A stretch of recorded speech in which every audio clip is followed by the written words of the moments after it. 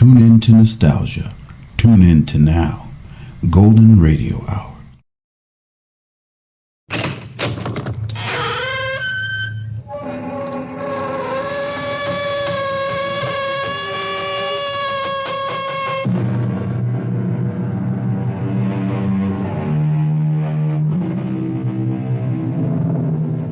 Come in.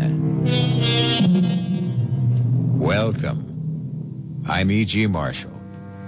Welcome to the world of terrifying imagination. The fear you can hear. This is the story of a natural-born loser. Within the quietest and most retiring of the genus Homo sapiens, there lurks a tiger, as indeed it lurks in all of us. It takes only the right combination of intolerable pressures, unfulfilled dreams, and the opportunity to escape the first and realize the second to make even the worm turn, which is just what happened to Henry Green. I do a lot of dreaming. When you're married to someone like Florence, you got to do something. But I never figured any of those dreams to come true. Revenge dreams, you know, like, it is the decision of this court that you, Florence Green, be removed to a suitable place and hanged by the neck until you are dead. Maybe it's hung. I never remember, or like, it's all right, Dr. Willoughby. I know you did your best to pull her through, but it's God's will that prevails in the end. Florence is gone forever. Someone yaks at you like Florence and steps on your toes everything you want to do and has to be on you every moment and won't let you out of the house alone. I'm telling you, it's simply murder. So I dream a lot about my wife just not being. But I never thought of actually causing her not to be. I never really meant to end up a murderer.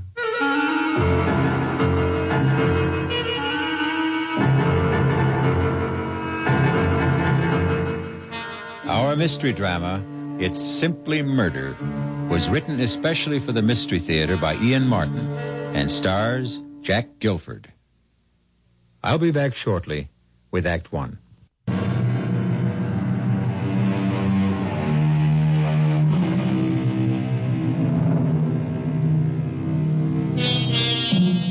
One of the simplest and most fiendish devices to drive men mad is the Chinese water torture.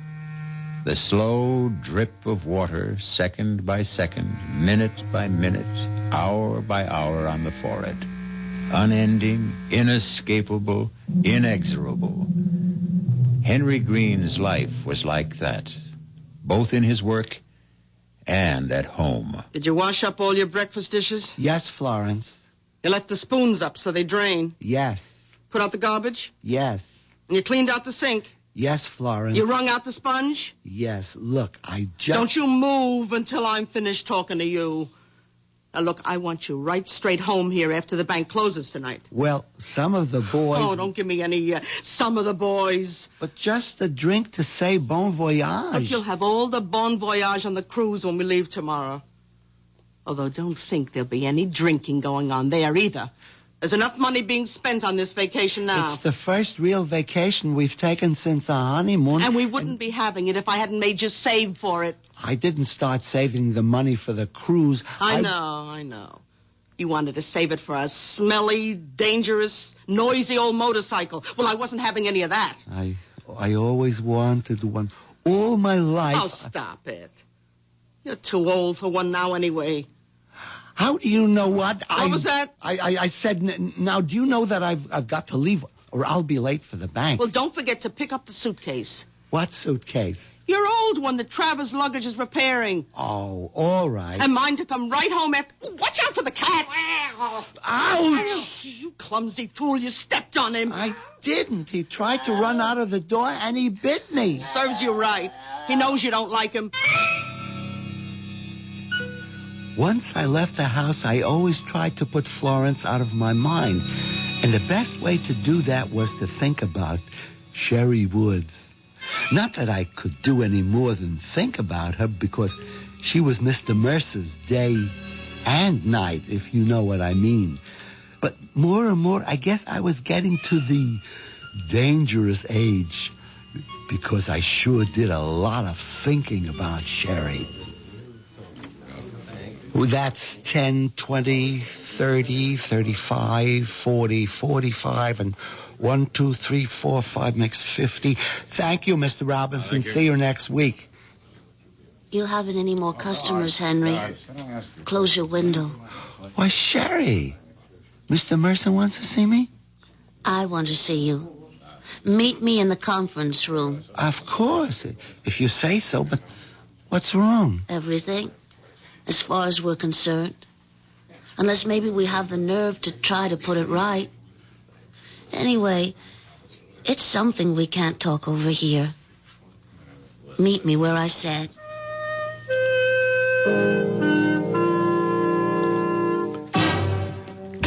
What kept you so long? Mr. Mercer, he stopped me. You still think I'm attractive? Well, Sherry, knowing how I felt for you all this time, you have to ask? Yeah, I want to be quite sure. Come here, Henry. Where? Here. Right close against me.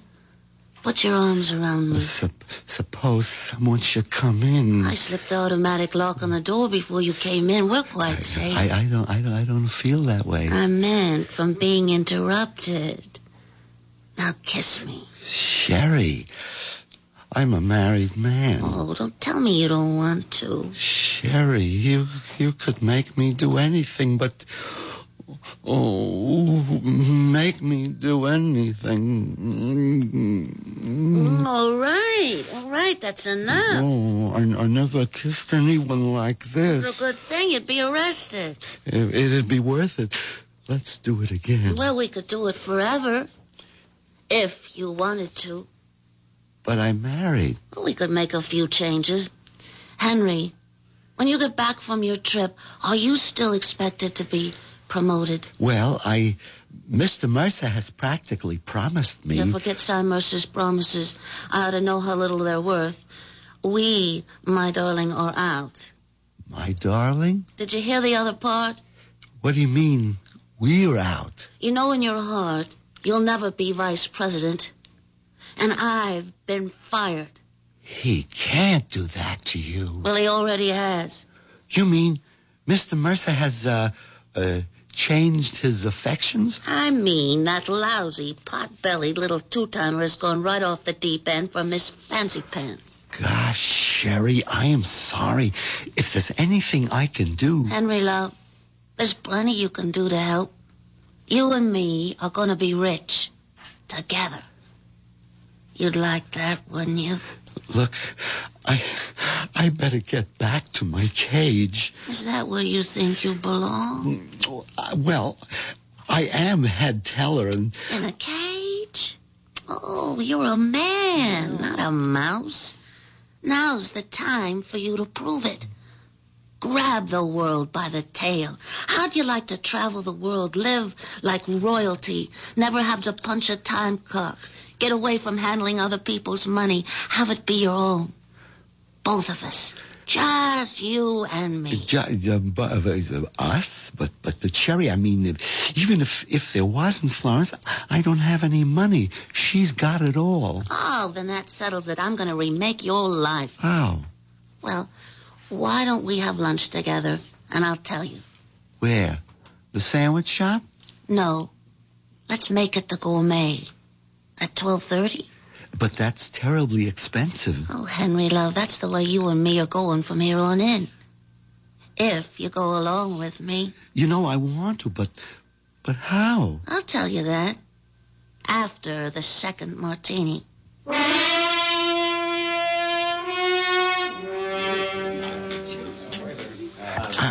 I don't think I've ever had 2 martinis in a row.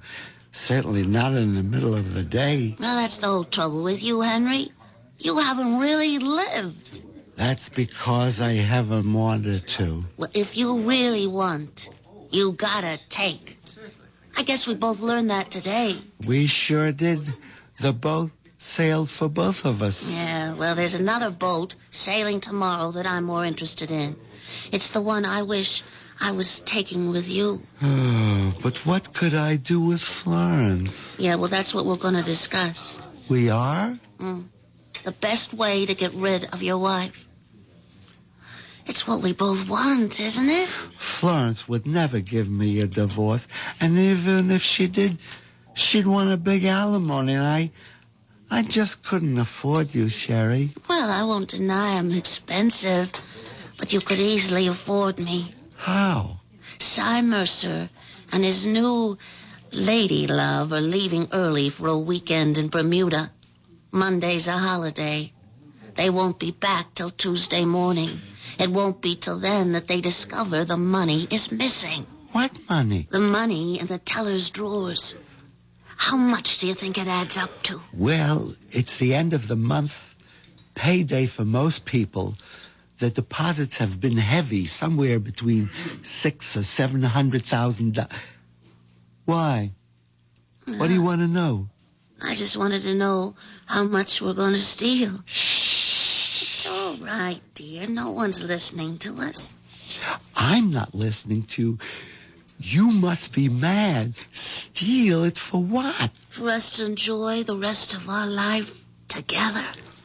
Together? What about Florence? Yeah. What about Florence? I just can't wish her dead, you know. Well, I don't see why not. You mean kill her?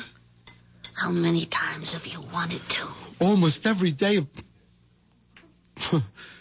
But that's different. I would never do anything about it. Not even for me? It isn't that. I wouldn't know how. Anyway, it's all impossible. Why? But it takes 2 keys to close and open the teller's vault. Mine and Mr. Mercer's. Oh, you mean this one? How did you... Well, I told you he was leaving early. He gave me his key to close the vault tonight with Mr. Schaefer. But Schaefer doesn't have the other key.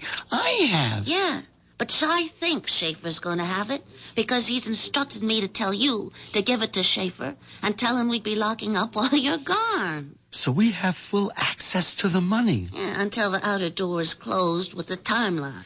And then the vault can't be opened until Tuesday.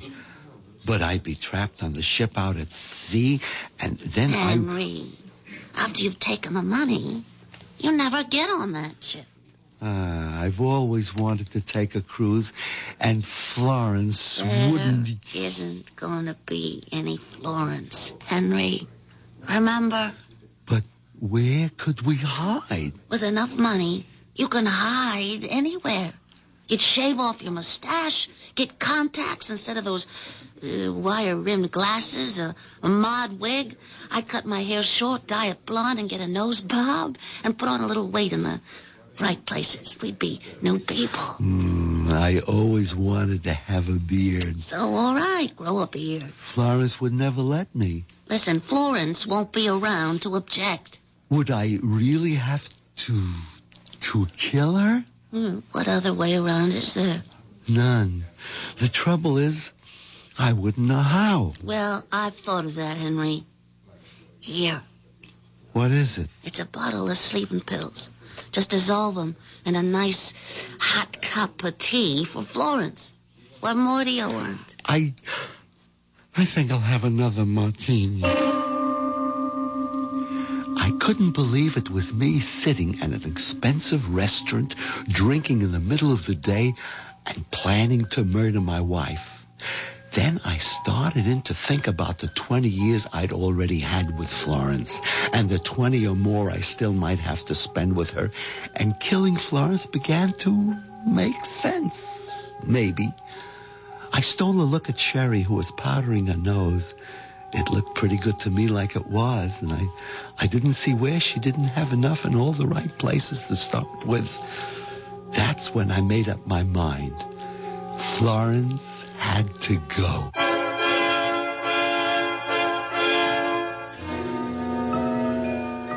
Henry Green, 5'9", 148 pounds, mouse-haired, mild, 45 years old, and safely mounted on a treadmill, running day by day to stand in the same place. A man in a cage, both at work and at home, but now in the grip of the mating urge, a tiger. I'll be back shortly with Act 2.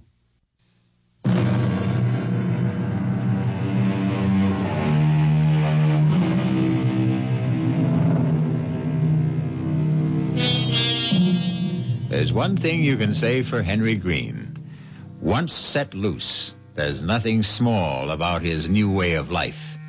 Within one day, he is all set to break 3 of the major commandments, the 6th, 7th, and 8th, although not necessarily in that order. Murder and adultery will have to wait their turn. At the moment, he is occupied with the 8th, and grand larceny at that. All right, Sherry. That was the last teller. Is she gone? Yeah. All right. Let's open up. There. That's mine. Now yours. That does it. Now get the suitcase from behind the desk while I open the vault. Here it is, Henry. Put it flat on the floor and open it.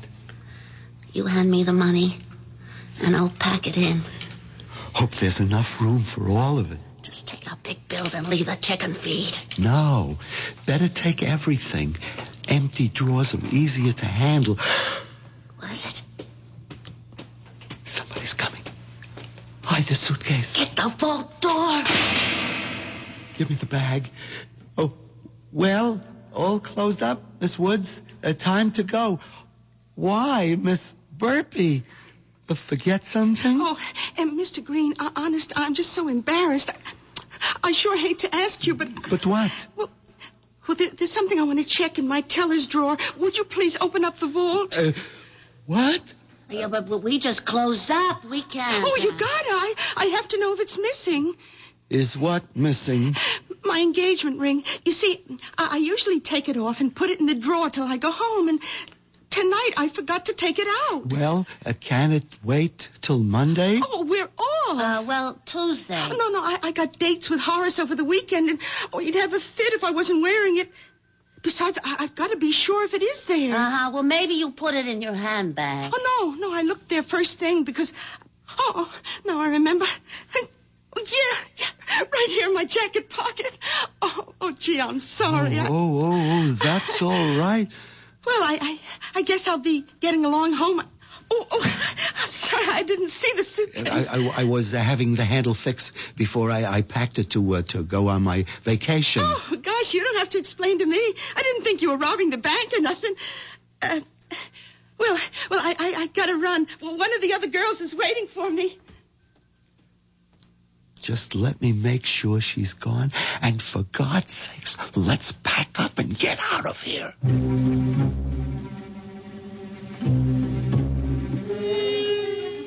We were both shaking like we had a fever after that run-in with Bird Brain Burpee, but somehow we managed to pack the money in the bag and close the outside door with a time lock.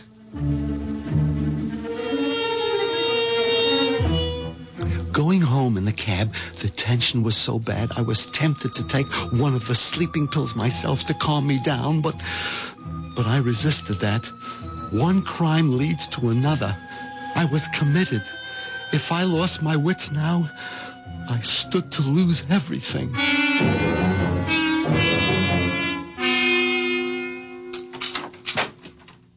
Well, it's about time you got home. I had to close up the bank. At least I see you remember to bring the suitcase. I'll take that. No, I mean, I'll do my own packing. You can't even fold a bath towel. Well, this time I'll show you. I want you to get a little rest, dear. I'll take care of myself. No, I'm not going to argue. Go ahead. Throw everything in, higgledy-piggledy. You've been drinking. Well, just a sort of party because... I hope you didn't get too giddy so you can't manage to take your dinner out of the oven. Where are you going? Over to Mama's to leave Pussy. She's going to take care of him until we get back. Oh, okay. Will you be long? I don't know. Why? I'm all packed. I have no problems.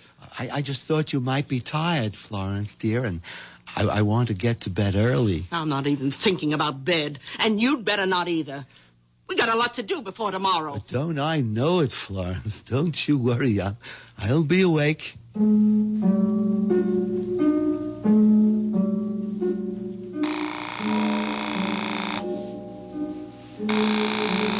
Hello? Sherry? Yeah? What's happened? Oh, nothing yet. I just had dinner. You mean to tell me you haven't got rid of Florence? Oh, yes. How? Well, she just took the cat over to leave at her mother's. Oh, you know that isn't what I meant. I know. It's just I'm Sherry. I don't know. Henry Green, you listen to me.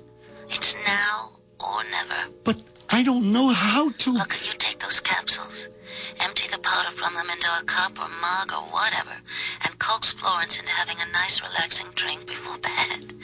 What does she like? A chocolate, but... No buts, Henry. You can do it. Just put your mind to it and I'm finish just sorry I ever started it. Oh, Henry, when you know you're going to end up with me. Oh, okay, Sherry. You can trust me.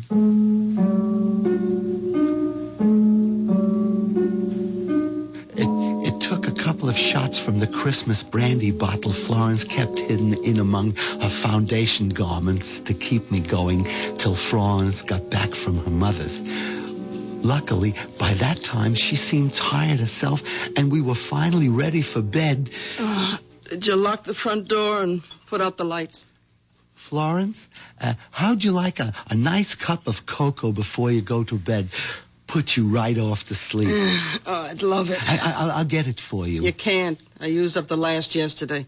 But you got it. I mean, wouldn't you like something to drink? Oh, well, I did get a little bit of a chill coming home. I'll take some hot tea. Oh, yes.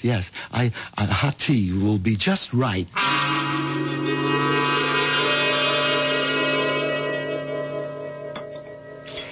Here's your tea, Florence. Now drink it up. In a minute, when I have my hair up. Meanwhile, I have a list of things for you to do. Me? Yes.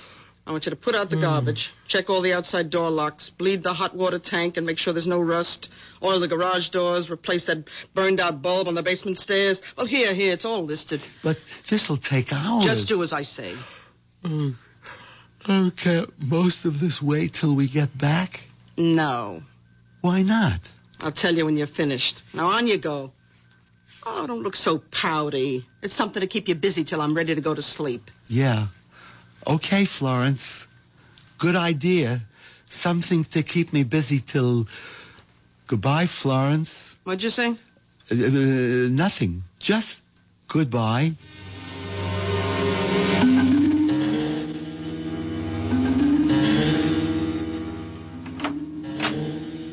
Florence? What is it? Oh, my God. What is it, Henry? Nothing. I just thought you were asleep. No, I just can't relax somehow. Too many things on my mind. What was it you were going to tell me? Oh, that can wait. Oh, I wish I could sleep. Wasn't the tea any help? Oh, that. I poured it out. You forgot the sugar. Poured it out? I yelled and yelled for you, but you didn't answer. I must have been outside. Anyway, it tasted terrible and it was cold, so I just poured it down the sink. Well, how'd you like to bring me another, but with sugar? It's too late. Why? It's only just after 10 o'clock. Yes, I guess I'm so tired. Okay, Florence, I'll get you another cup.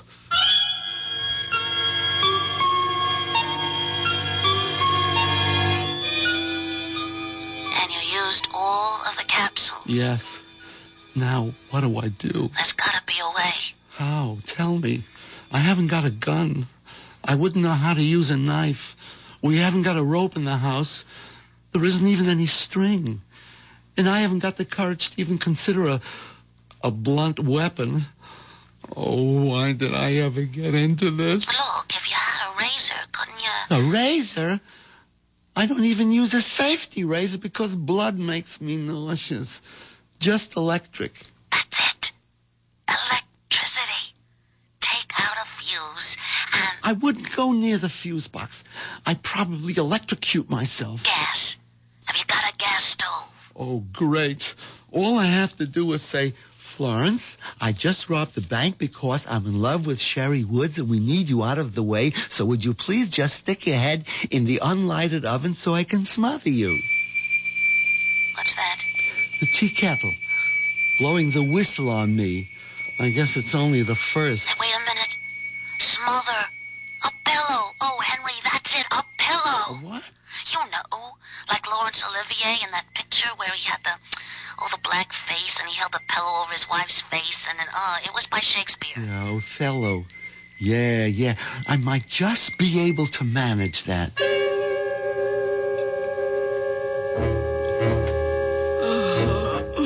The tea was too weak, but at least it had sugar.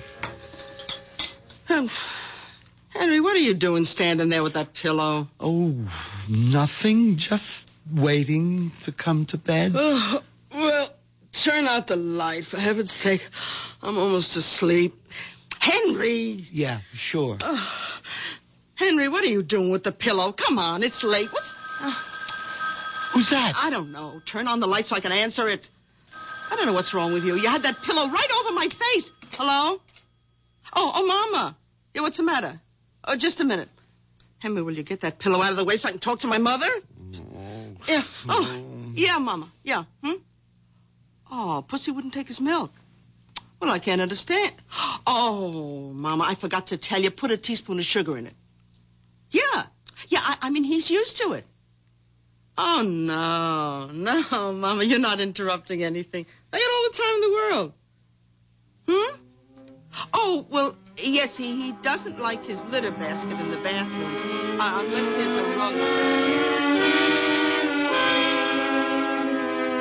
I lay there listening to the voice droning on and on, the pillow in my hands, waiting for the moment that never came. 3 martinis, 2 brandies caught up with me, and the next thing I knew...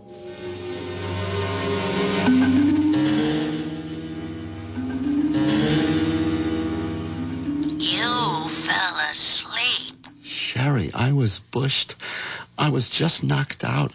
And when Florence starts talking to her mother, you just don't know. Oh, never mind that now, Henry. What are we gonna do? I don't know. Is Florence still in bed? No, she got up before me. She's in the bathroom. Oh, I tell you, Henry, I don't know what to say. I've been up all night, half out of my mind, waiting to hear. Hold it. Henry, where are you? What is it? It's Florence. She's yelling for me. I'll have to call you back. Henry! Okay, Florence. I'm coming. Henry, I declare I could shout my lungs out and be dying and I couldn't get you to help. I'm here, Florence. What is it? Open the door and come in. Oh, come right over here to the end of the bathtub. What's wrong? I have this terrible cramp in my foot. Oh, it's killing me. Massage it quick, please. Like that? Not the left when you pull the right. That's it. Oh, grab it and rub. Oh, be careful, idiot. Don't pull it towards you. You almost had my head underwater. You want to drown me? Suddenly, after all the trial and error, the hedging and the fudging, there it was. All I had to do was grab both feet, pull and lift up, and Florence was helpless and gone. Murder could never be made more simple.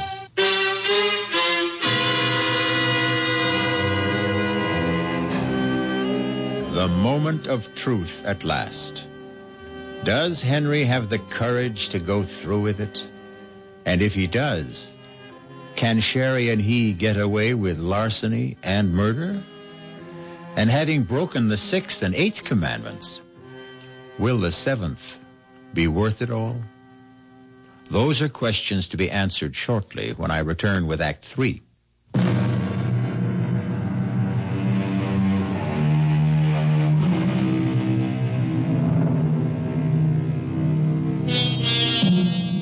I don't suppose you'd ever want to try it. But in case you do, if your bathtub has an open end, coax any obliging friend to lie in it. Seize him or her by the ankles. Repeat Henry's actions, and they are helpless, even if they are not obliging, and no matter how strong they are. If there's water in the tub, of course, they would drown. That would be surely up to you, as it is this moment up to Henry. How long I stood there frozen, unable to move, scarcely able to breathe. After I took the action, I'll never know. I suppose Florence must have thrashed and twisted. There must have been a sound of choking and bubbling as her head stayed beneath the water. I'll never know. I don't remember. All I do remember is what brought me out of my trance. Who's that? Doorbell. Who? Must be Sherry. Yeah, Sherry, you gotta answer.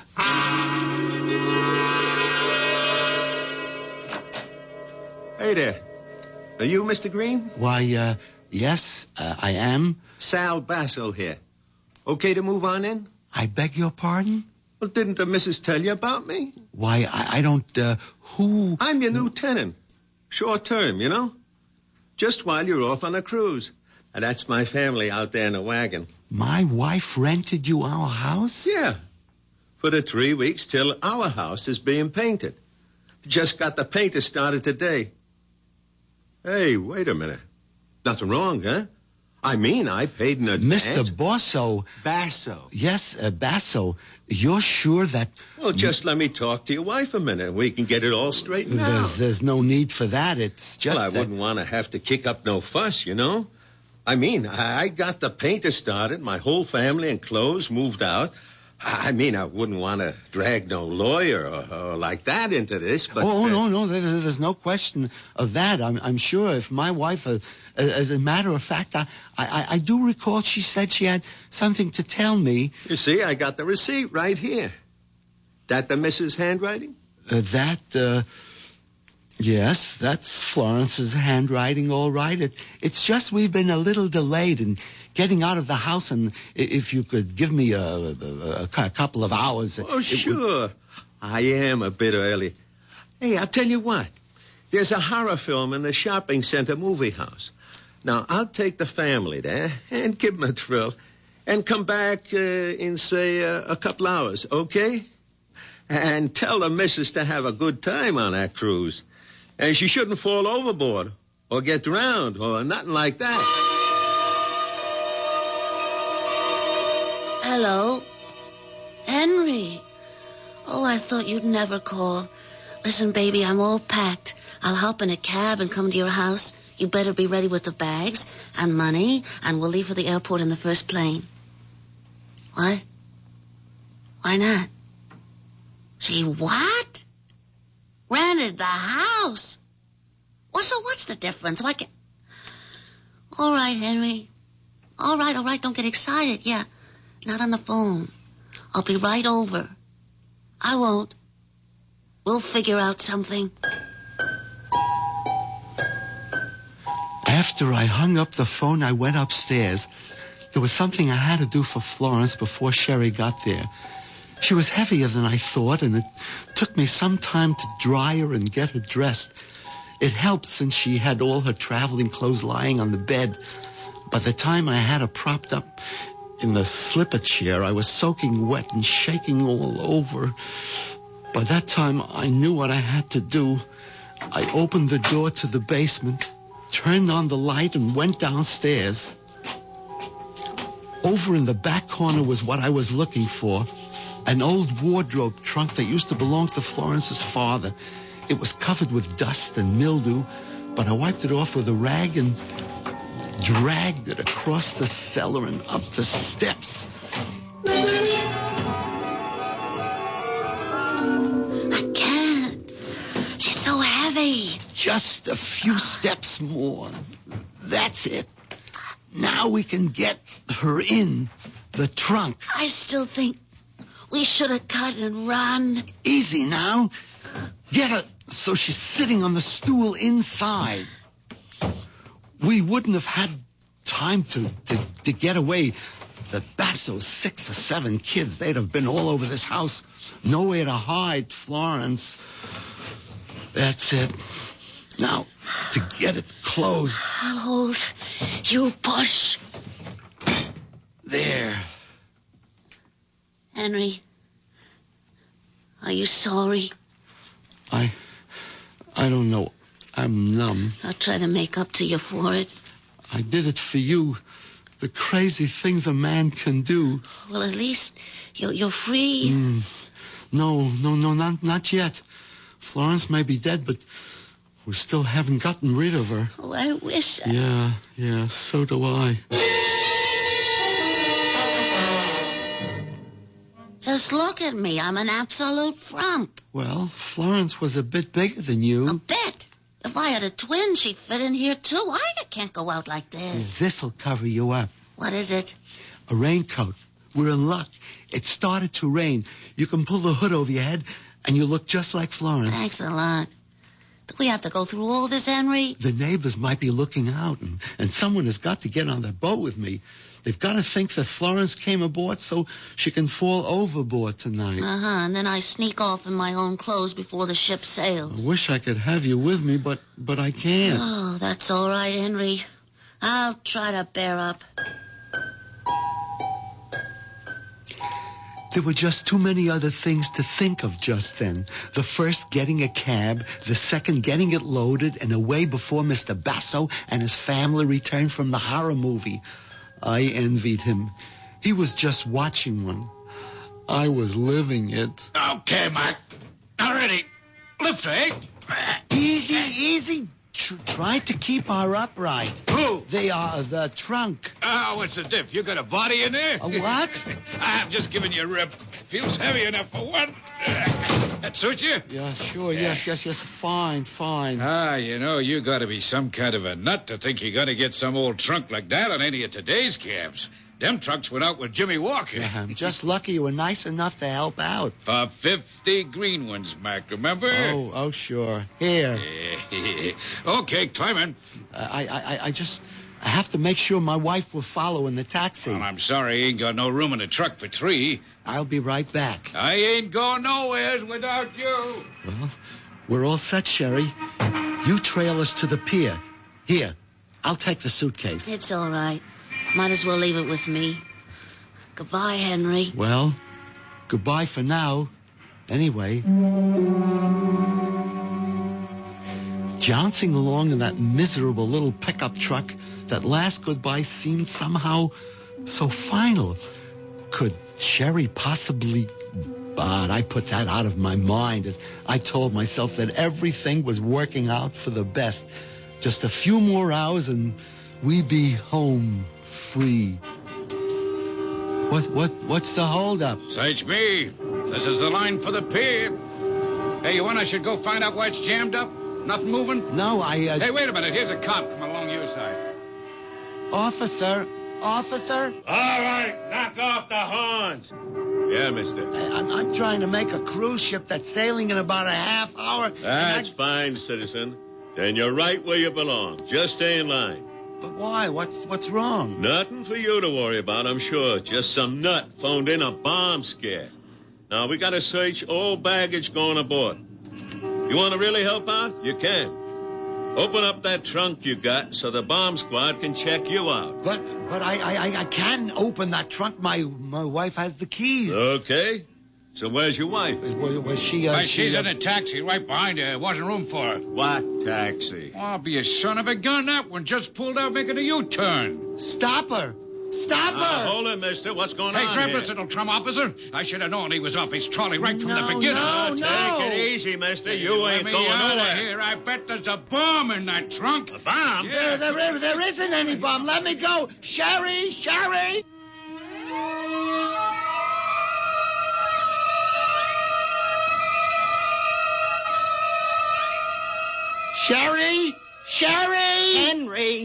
Henry, wake up. What? Where? Florence, where am I? Oh, I'm not surprised you don't know. Stumbling in drunk last night and waking up the first day of your vacation still calling for a drink. A drink? Well, you're not getting any. I hope you have a hangover big enough to make yourself properly ashamed of. Now, you get up out of bed and pull yourself together. Oh, yes, Florence. Oh, my head. Ooh, ouch. Ooh, what's that? Your suitcase.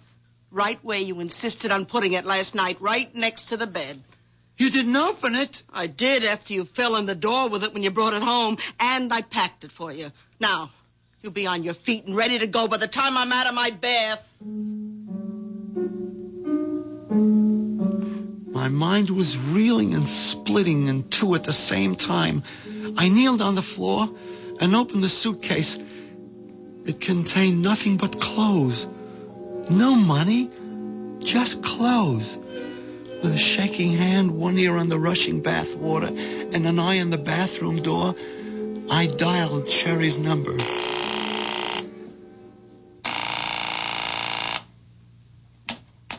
Yes? Sherry? Who's this? Henry. Henry who? Henry Green. Oh, hello, Mr. Green. I was going to call you a little later. I should think so.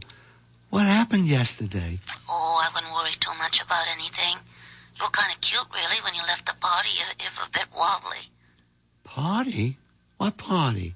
Well, the party that Mr. Mercer gave when you were named vice president. I was named vice president? You don't remember much, do you? You even went all for the vault key you were supposed to give to Mr. Schaefer.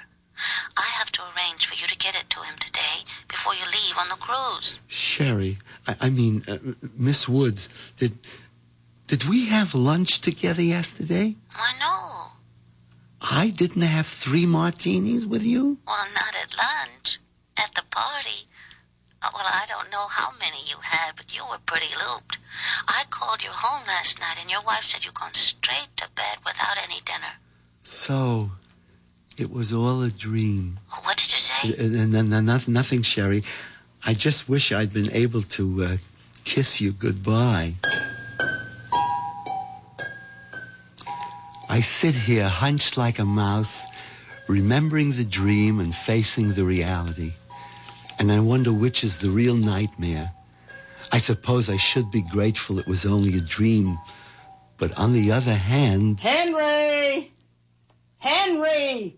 Come in here right away! I have a cramp in my foot! I need you!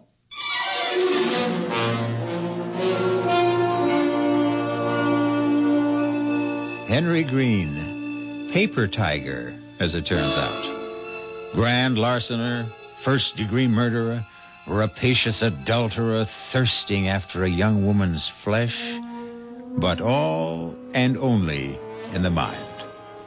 And surely to have to go on living with someone like Florence is punishment enough to fit the crime. I'll be back shortly.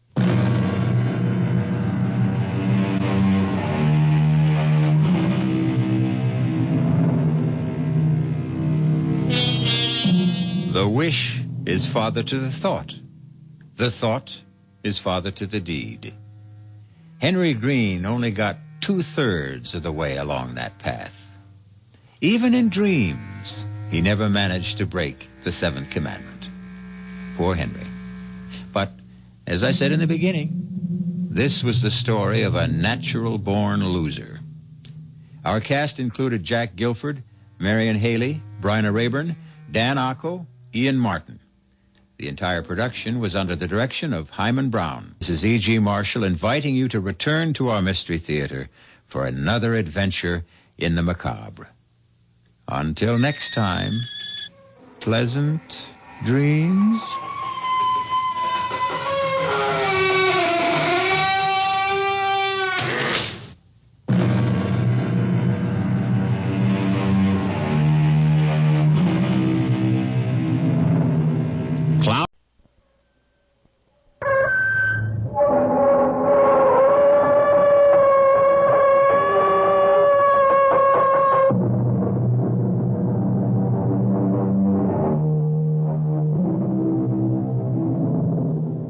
Come in. Welcome. I'm E.G. Marshall. All peoples have their separate legends, their superstitions, and their fears. Julius Caesar once said that all Gaul is divided into 3 parts. But whatever their political alignments, the Gallic people shared their legends in common, and none more persistent and accepted than the belief in the second sight. Usually called a gift, but one wonders if perhaps it is far more the reverse of that.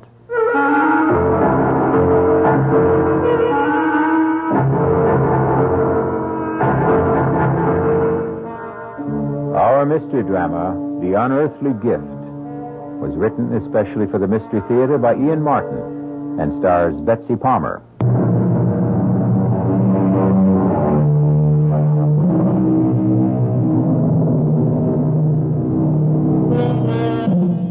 Let's begin with 2 definitions of second sight. The unearthly capacity to see things impossible for ordinary people to see, or the ability to foretell events in the future from the shadows they cast before them. A talent bequeathed to a large, raw-boned, and rather plain girl called Ruth Ann Mitchell. She and her grandmother, Bridget Carney, are the only women at a lumber camp high in the Bitterfoot Range, which sprawls across Idaho, Washington, and half of British Columbia. Ruth and Granny cook and keep house for the lumberjacks. And what can I say, Mamselle? And Granny, we feel very bad, especially Big Red. He was up there with Jason. I told him 100 times to use a double rig, but he never wanted to listen. Where is Jason? He is in the wagon, Miss Ruth. We'll have to take him down the mountain to Rock Fall and the main office. I want to see him. No, I think that is not a good thing. He fell 500-600 feet into that ravine. I want to see him. Let her, if she wants. Now, you'll hurry back. Just as soon as I'm sure Jason gets a burial befitting him. You've got room to take me, Frenchie. Mais oui. If you are sure you must. It's what I owe him. Not enough, but all I can do. Oh, Granny, if I knew, why couldn't I have stopped it? How can you hold back the hand of God, child?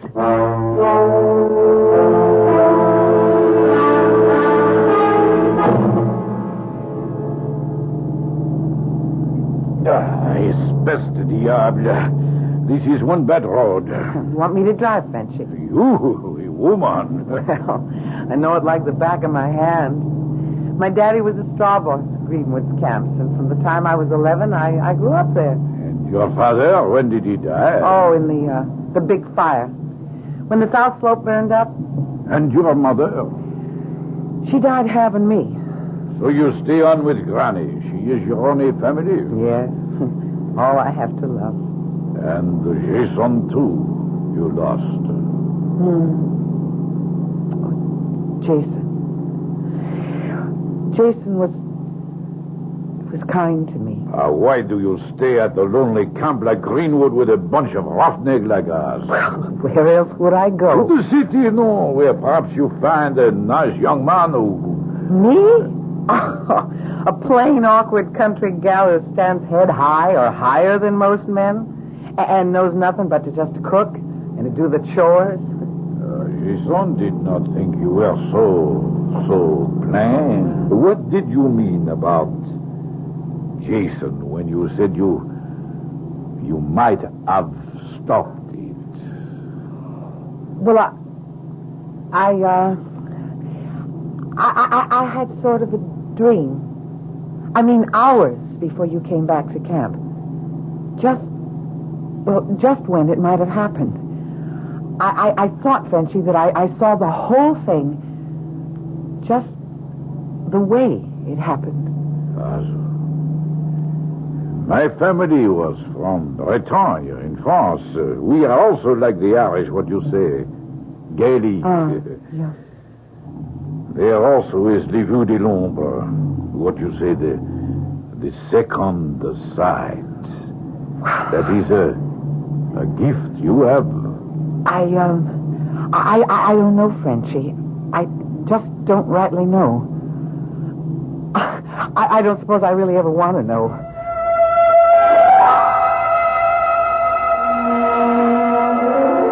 Pardon me, ma'am. You Miss Mitchell? Yes, I am. I'm Tim Farrell, new jack for Greenwoods. Told me down at the office I'd be riding up the mountain with you. Well, that's right, Mr. Farrell. They're just gassing up the old Jeep. Have you got your gear ready? Most of it. What you see on me? My duffel bag and axe are right there by the pumps. Well, then, I guess we're ready to go. Except first, I guess I should say howdy. Ain't used to shaking hands with a lady, but put it there. How about making it Tim? I ain't used to Mr. Oh, yeah, well, my name's Ruth Ann. All right, Ruth Ann. Do we travel? Best we do. It's a rough trail, and I really prefer going it while it's still light.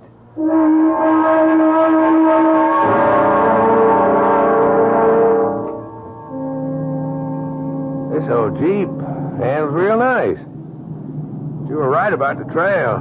Maybe I should have let you drive. Well, I knew you figured I shouldn't.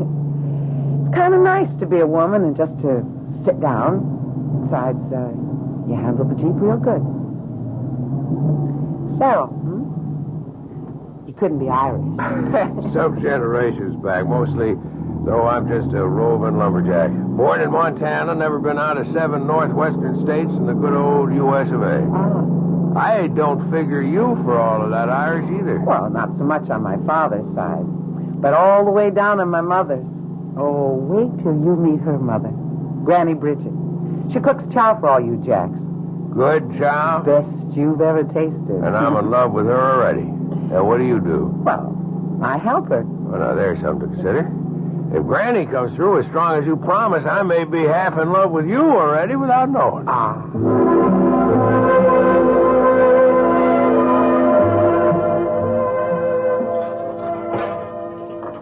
Now, that Tim Farrell you brought back here 3 weeks ago. He's a charmer, Yeah, I think so, too. But what, dear? Well, I don't know how to talk about it, Granny. You see something in his future? I don't want to talk about it yet. Yet? It just doesn't come clear. It's a full moon tonight. I reckon I'm just going to walk myself some more before I go to bed. Is it Tim you're going to meet? It's no one at all but my own thoughts. Or maybe just to be alone and remember Jason. Don't wait up for me, Granny. I'll not close an eye till I know you're back home safe and sound.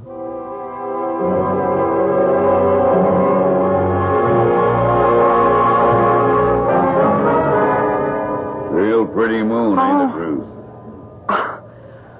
I suppose, Big Red.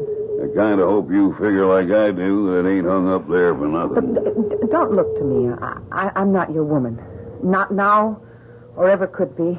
You'd still shuck me off even with Jason gone? Or with Jason here. You and me have nothing for each other. And don't you make no move to me, even with Jason not here to stand between us. Big as you are, you think you could hold me off if I really had a mind to? Look, I hope I don't have to try. I don't guess you'll have to, Ruth Ann, as long as there are 3 of us. Who asked you here, tenderfoot? Put out. If I'm not wanted. Ruth Ann? Let's just not make no fuss, all right? I'm on my way back to bed anyways. Good night. Why don't you mind your own business, Pharoah? I was about to ask you the same question. I'm warning you. You're new on this crew. Don't ask for any trouble. I don't. Just the same, don't push any on me, brother. And lay off of Ruth Ann. She don't like you no more than I do.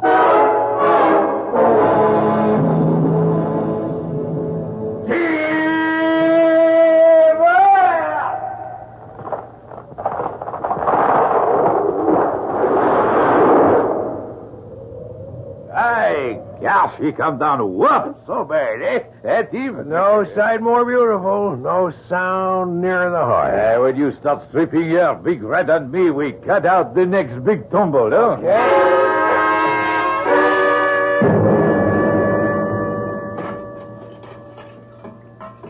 Hand me the big kettle. There's a love, Ruth. Ruth? Oh, I'm sorry, Granny. I was thinking of Tim Farrell. Oh, I thought maybe that walk under the moon last night might not be all by yourself. Did you meet him then? Yeah. Good I did, too. Big Red was pestering me again, just like before Jason died. You tell him he as much as lays a finger on you, and I'll put broken glass in his grits. Now, don't you let that blowhard bother you. Well, it's not him that I'm worried about, Granny. It's Tim. Why? I'm trying to fight it. But I see it. There's death. The shadow of death over Tim's shoulder. And I'm somehow in the shadow, too. Oh, Granny, why do I have to see it? And then still know that I can't stop it? Oh, now, Mavournin. Don't wreck your heart with what can't be changed. I told you before, Granny. I won't sit by if... What is it, Colleen? What are you staring at? I see him now. They've topped a tree. And Tim's stripping it. He's all alone in a... No! I've got to stop it. I've got to stop it. Dear Mary in heaven, watch over my lamb. Whatever the Lord has marked her for.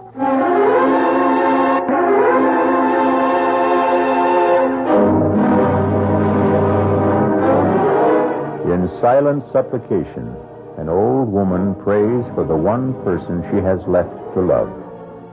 A tortured girl with a terrible and unasked gift.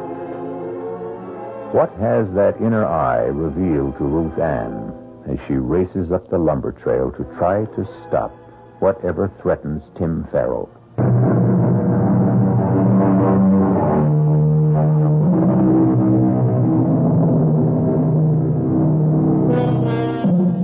At the stand of trees, the lumberjack crew is thinning out. Frenchie and Chuck Turkle are on the big crosscut, finishing the high cut, while Big Red, having finished the notch, is now driving the wedges. Down the mountain, Tim is methodically stripping the branches from the topped tree, his back towards them.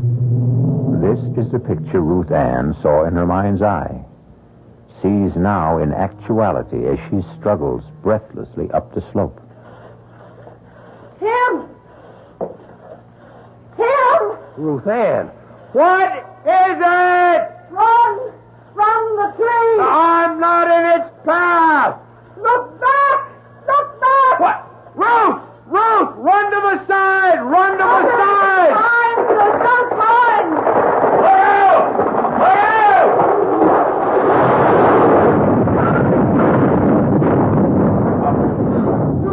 Oh, I sure would never want one closer than that. You are right, Ruth Ann. You covered me with your body. Well, you risked your life to try to save me.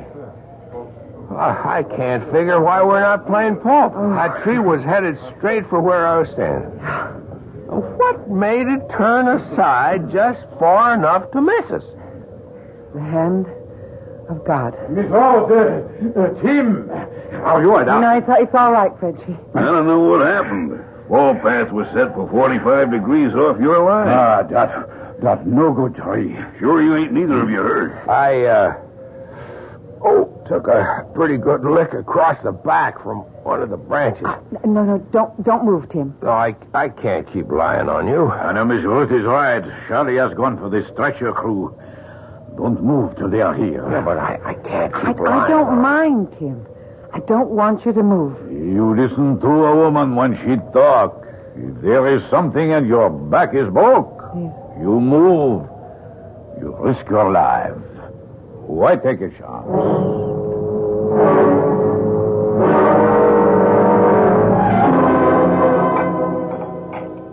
Well, that was a powerful good bowl of soup, Ruth Ann. I'm glad you liked it. Here, let me take the tray. How's your back today? Oh, starvable. Now I know that there ain't nothing broke. I feel I better be getting back on my feet. No, sir. You just stay right where you are till the doctor says that you can rise. Ruth-Ann, tell me something. I can.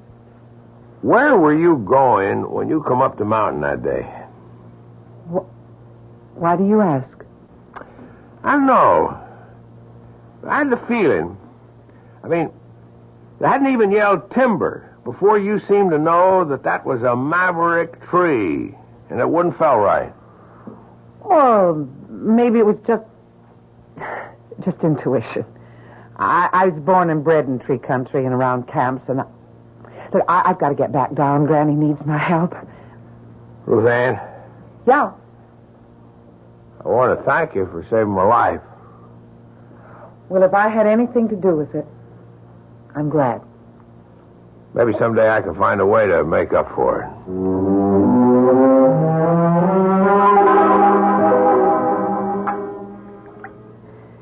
So it's taken you are with our boy upstairs.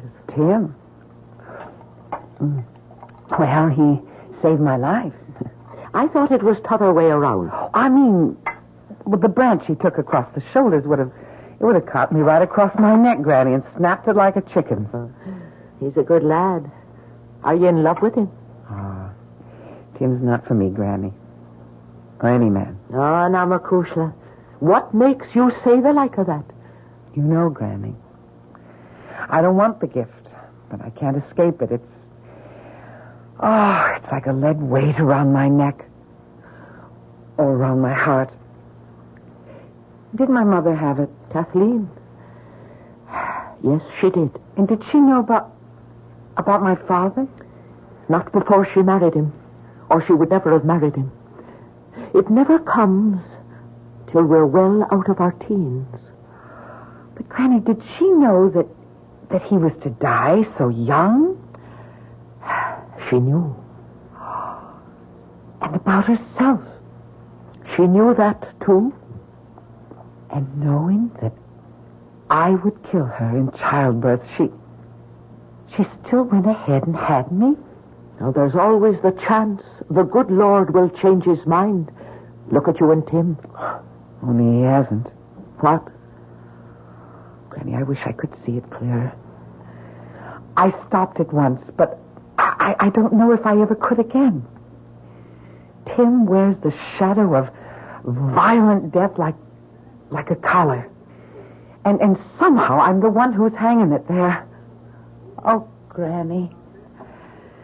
Granny, I don't know what to do.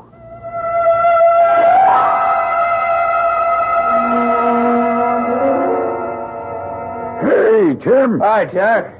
How's it going? Well, I reckon I'm about ready to come back and pull my weight. I'm getting tired of just chopping firewood. Yeah, it's putting you back in shape, though. I hope. You sure are one lucky tree, Jack. When that big old tree kicked around and started to fall out of line, you was dead at its tracks. And then we seen Ruth-Ann throw up her hands, and by Dad, if we both couldn't swear on a stack of Bibles, that old tree didn't just veer off to the left, so she just missed you. I guess the wind caught her. It must have been. Though I don't rightly remember any wind that day. Chuck, I want to ask you if you remember something else about that day. Well, sure, ask away. You and Frenchie were making the saw cut. But Big Red cut the notch, and he was setting the wedges. Right? Oh, yeah? And that tree was lined up to fall due south? Yes, sir, Tim. That was the line. And you know I was working away on the east. 45 degrees pretty near out of the fall line. Oh, yes, you were for sure, Tim. Then how come she turned so out of line? Well, now, sometimes you'll get a tree that has a real tough core or twister on you. You or Frenchie ever had that happen to you before? Well, no. Not as you'd say, but I've heard tell. How about Big Red? Well, you'd have to ask him. Doesn't he go around bragging he can fell a tree on a dime and he ain't never missed? Well, I have heard him say that, but... Yeah, well, maybe I just will go ask him. Look here, Tim. You better watch your step. You get him riled up. Big Red is bad medicine.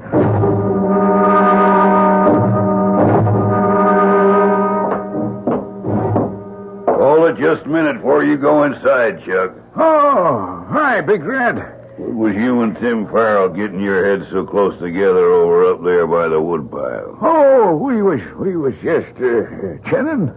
I seen he was asking you a powerful lot of questions. I'd like to know them questions. And your answers. Oh, Big Red, you're like to break my arm. I might just do that if you don't loosen up. Well, I don't want to make no trouble. Any trouble I'll handle. You talk. Don't leave nothing out. I want every word.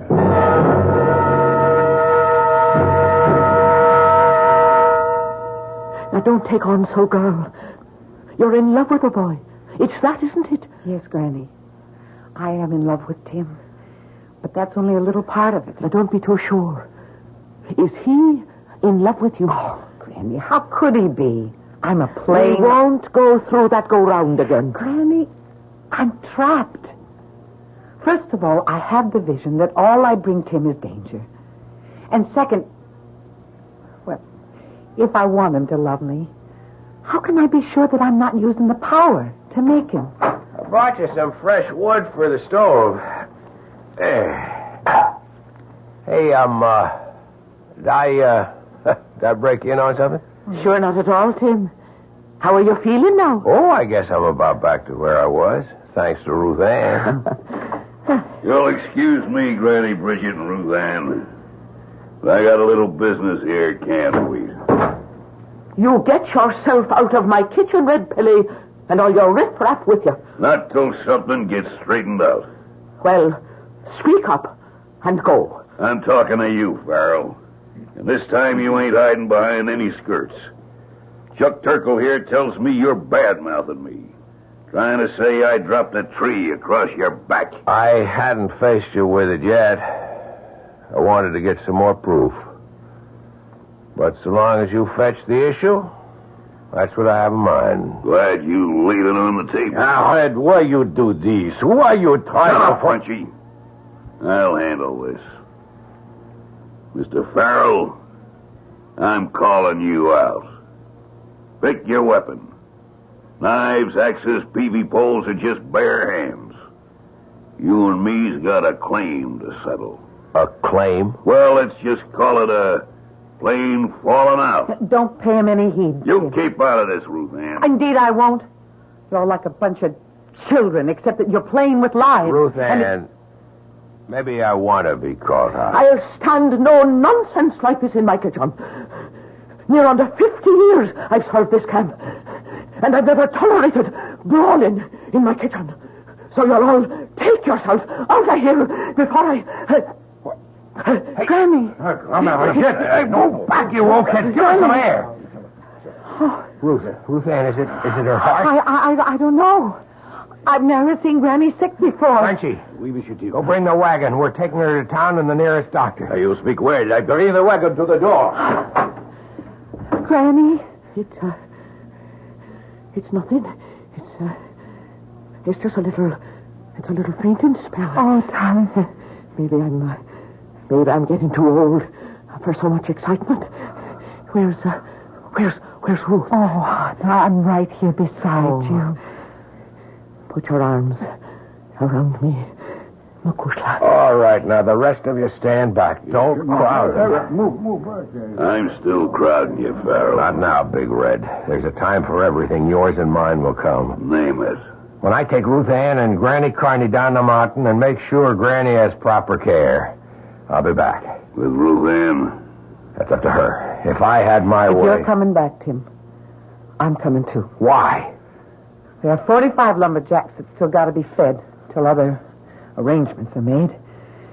Granny will insist on that, and then... Then what? Whatever's got to be unwound among us, it's going to take the three of us to do it.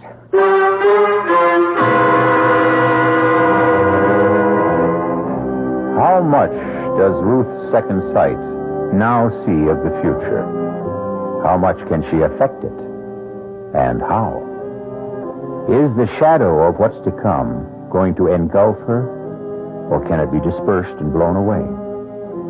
Is the unearthly gift something that can prevail against earthly circumstance?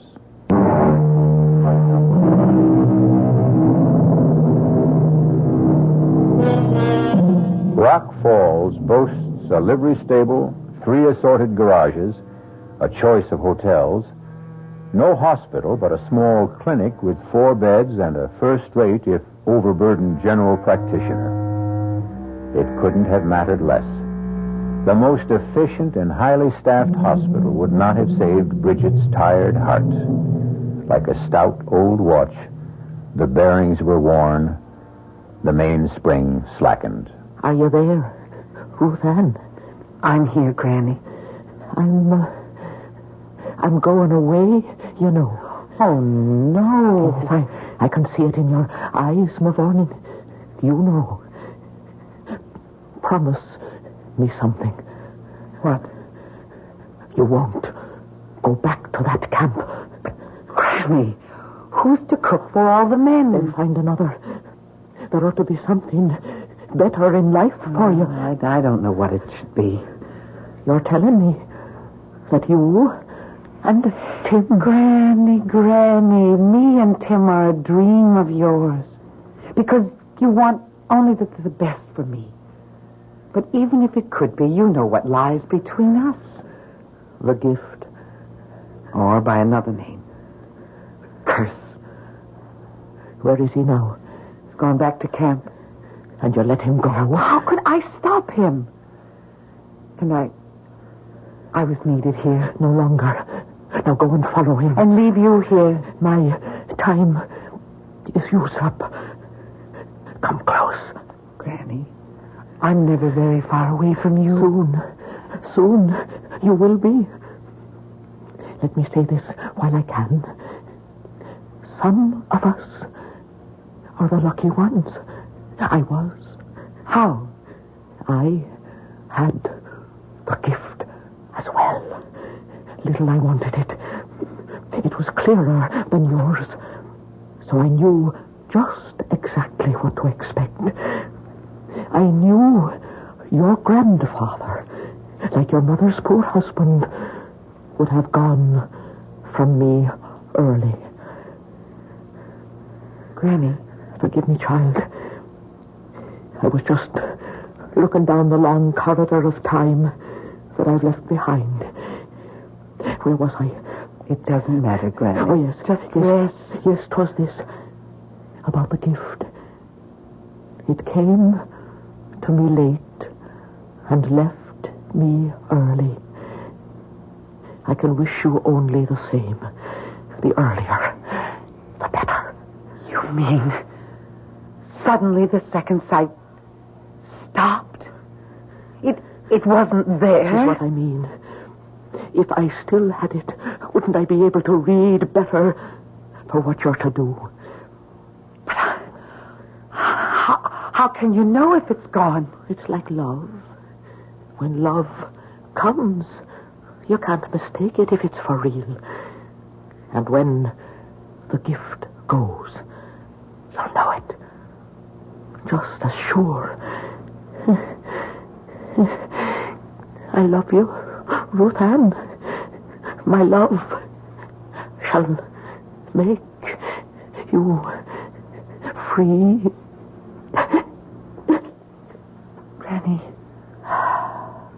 Granny? Oh, Granny. What will I ever do without you?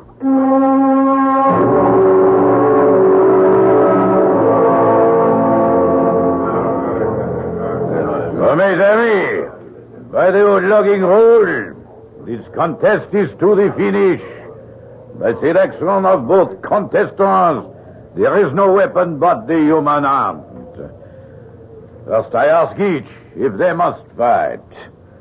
Big Red. No man's gonna make the kind of charges Tim Farrell's been making about me behind my back. And Tim. Red Pelly rules this camp and all of you by fear. It's time someone challenged him. I'm doing that. So you will commence at the bell. Are you both ready? Let's get on with it. Tim. You heard the man. Let's get it over with.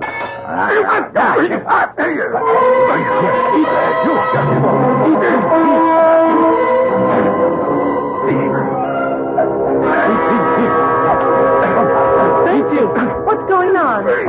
Miss Rose, where you come from? The doctor drove me back.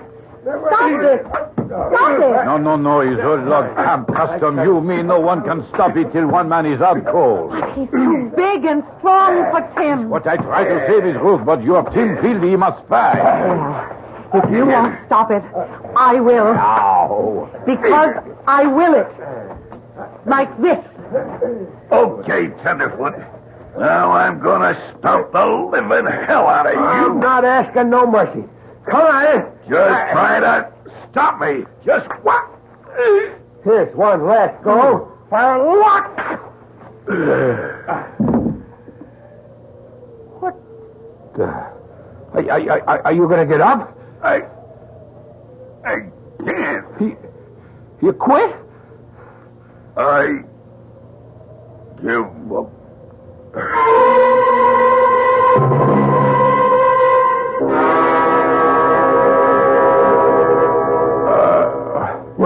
Just take it easy.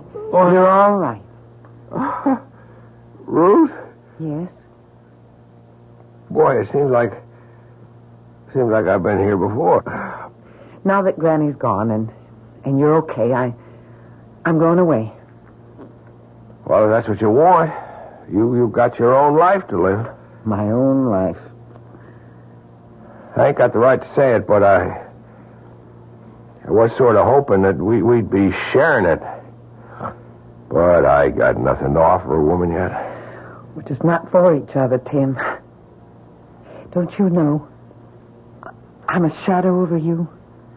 That it's through me that you're risking your life. Appears to me it's through you it keeps getting saved. Twice. The legend is the third time round fate has to take its course. There's another crook here now, and I'm not needed. Forget me, Tim. Please, just forget me. Oh, sorry, Excuse me, Miss Rose.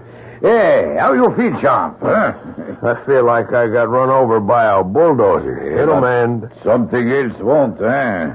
In the inside. Why did you make Miss Ruth cry? It's kind of the other way around, Frenchie. I guess I took a wrong notion. I wanted to marry that girl. But she does not want to marry you? That's right. Did she say why? I don't know. She got some kind of crazy notion. She's a hex for me. If she say that, then it is one big shame. She must be bad medicine for you. She knows. How? She has le don, the gift. She can read the future. Oh, come on. It is true. How do you think that big tree missed you that day? And now you make Big Red cry, Uncle. The heck with superstition, that's no real problem. What is a problem is that a man needs money to marry. And what do I have to offer? What? Big Red. I was just dragging what was left of me in here to say you whipped me fair and square and the best man won. You say you're leaving? I'll be on my way by tonight. Frenchie, what was that I heard him saying about he wanted to get hold of some money? The poor devil. He wanted to get married, but he has no stake yet. So he wants money real bad, huh?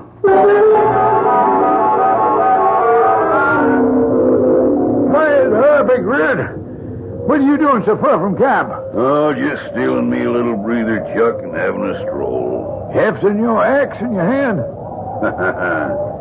This here axe ain't mine. Belongs to Tim Pharoah. What you doing with it? I got a use for him. I wouldn't figure him to lend you anything of his. He didn't. He might get sore and take a notion to whoop up on you again when he finds out. He's too busy packing up to leave camp. Leave? Yeah. Him and Ruth Ann. As soon as you get back with the Jeep. Reckon they think they're going to get spliced. How about that? Give me a lift back to camp. Oh, sure. Hop in. Got pay money? Yes, right behind us in the sack. All done up in them neat little envelopes, huh? Just like usual. It'd be a lot of money to steal. And to Sure wouldn't be much doubt if a fella got caught quick enough just where it came from. Huh? What you talking about? Just keep on driving, Chuck. Only you take the road to the flume at the fork. I got some plans for you.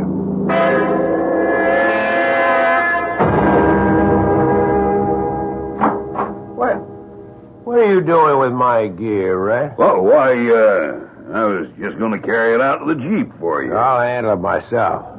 What's the Jeep doing outside there? Where's Chuck? I reckon he took the payroll over to the straw wash. You drawing yours? No. And we'll ride over there and pick it up before I drive you and Ruth Ann down to town. She's coming with us? As if you didn't know.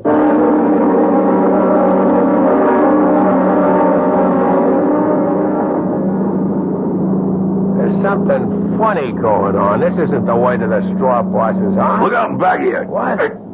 Oh! Sure ain't, Mr. Loverboy. The road you're going this time, I'm sure you ain't coming back. I wonder why Chuck's so late getting back. I'd like to get down the mountain before dark. He should have been here at least 1 hour ago. I suppose Tim is going to leave with us. We have not much transport, Miss Ruth. Why don't you take a chance and stay with him? You don't understand, Frenchy. I do, but sometimes le bon Dieu is kind. And I think that Grand-Mère Brigitte would have wanted... Wait a minute, Frenchy. What is it? Oh, I see it now. I see it. Red. He has the payroll in Tim's duffel. He has Tim knocked out and tied up by the fork on the way down the mountain. And Chuck is trussed up just below the big flume where it spills into the catch basin. He'll drive Tim unconscious into the ravine and send Chuck to die, ground up in the logs in the catch basin. It'll look as if Tim killed him for the payroll. Sacre bleu, he must hurry. Frenchy, go get the rest of the jacks and save Tim, Frenchy. I'll go get Chuck free.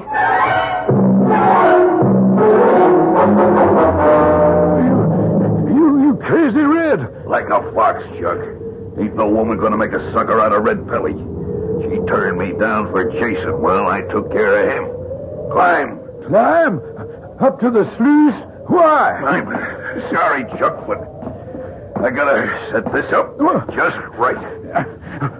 What are you going to do with Tim's axe? I'm gonna bury it right in your skull, Chuck, so nobody has any doubts as to who... Oh, no, you're not, Red. Ruth Ann, how'd you get up here? Many's the time as a kid when the logs weren't running, I've shooted down the flume.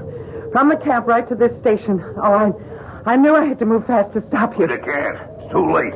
I've burned all my bridges behind me. Now, worst of all, it's got to be you, too. Oh, but you can't touch me, Red. I have the gift. The gift? I turned the tree aside to save Tim, and I held you back from stomping him. All with the help of God, and now I'm going to stop you again. Run, Chuck. Run. But you... No, he can't touch me. I'm sorry it has to be this way, Ruth Ann. From the beginning, when you first come, you was all I wanted. But you turned me down. What are you doing? I'm going to open a sluice gate. There's 600,000 board feet of logs already on the way down. And we're going with the first that comes.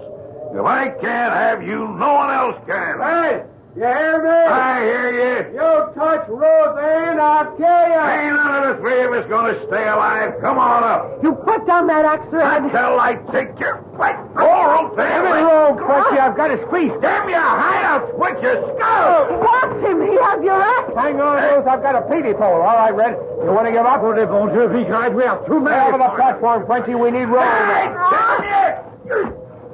Oh, you spite me! Let go of the peavy pole. He'll drag you with him.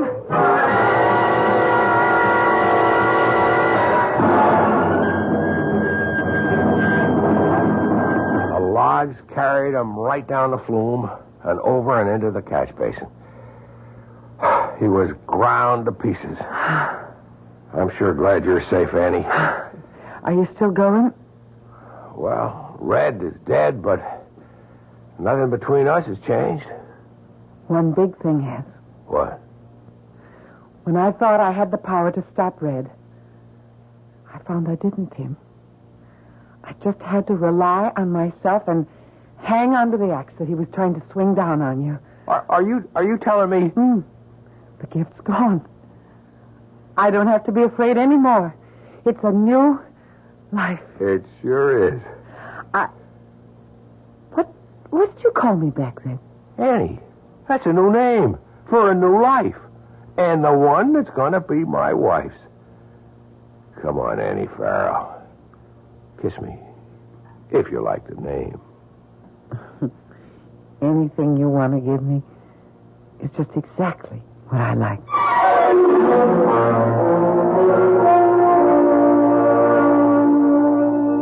Think of all the gifts you personally may have lost in your time, and how much you mourned them. Then think of the dread, oppressive gift that Ruth Ann lost, and celebrate it with her. Sometimes I do have stories to tell you that end with that fond, childish phrase, and so they lived happily ever after. This is E.G. Marshall inviting you to return to our Mystery Theater for another adventure in the macabre. Until next time, pleasant dreams.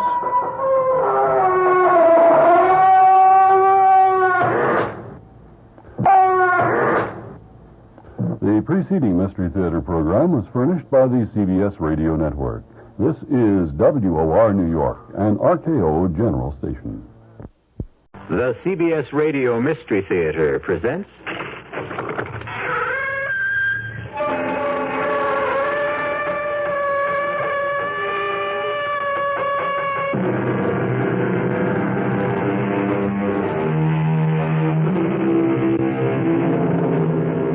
Come in. Welcome. I'm E.G. Marshall. I don't know if you've ever stopped to think about it, but of all the creatures in the animal kingdom, only man, and man alone, will murder his mate simply because she no longer pleases him. True, certain of our friends in fur, fin, or feather will indulge in desertion or even divorce, but murder? For that, you must have the highest degree of culture and civilization. For that, you have to be human. I must know what I can do, Doctor, to keep myself from killing my wife. Why do you want to kill her? I don't want to kill her. Well, then, what makes you think you're going to? I've been told I'm going to do it. By whom? I've been told unmistakably and in no uncertain terms. And that's what scares me. But who told you? Pluto. Who's Pluto? A cat. A cat told you? Yes. My wife's cat.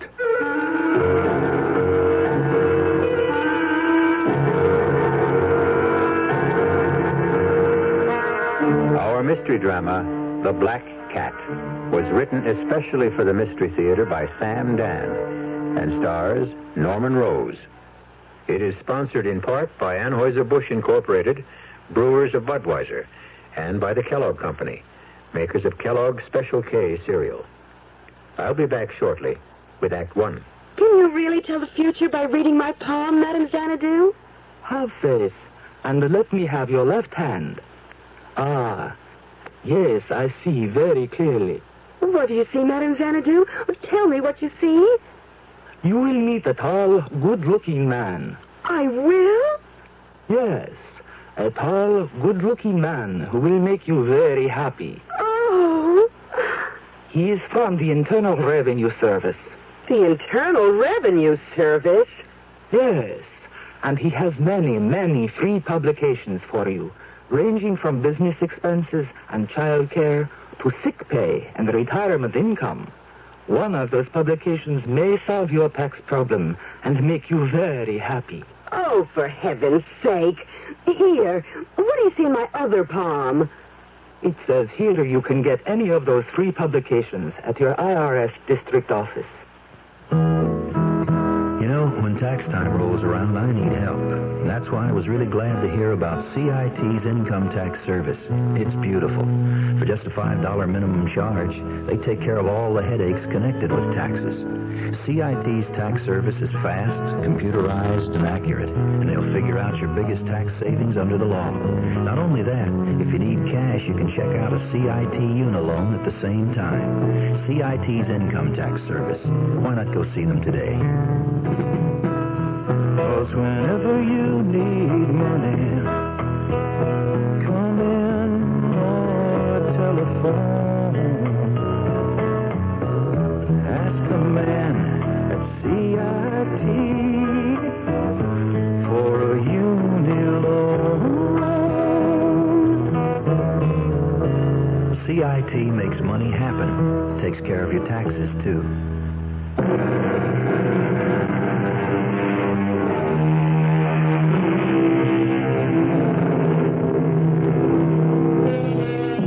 Consider the act of murder. Popular opinion has it the majority of killers are ruthless, cold-blooded, devoid of pity. But the facts tell a different tale. Statistics reveal most murderers are neither brutal nor savage. The record shows you don't have to be a devil or a demon or even a criminal. Experience teaches a killer could be any one of us. Given the time, the place, the provocation, it could be you. It could be I. And it could even be Philip Sterling.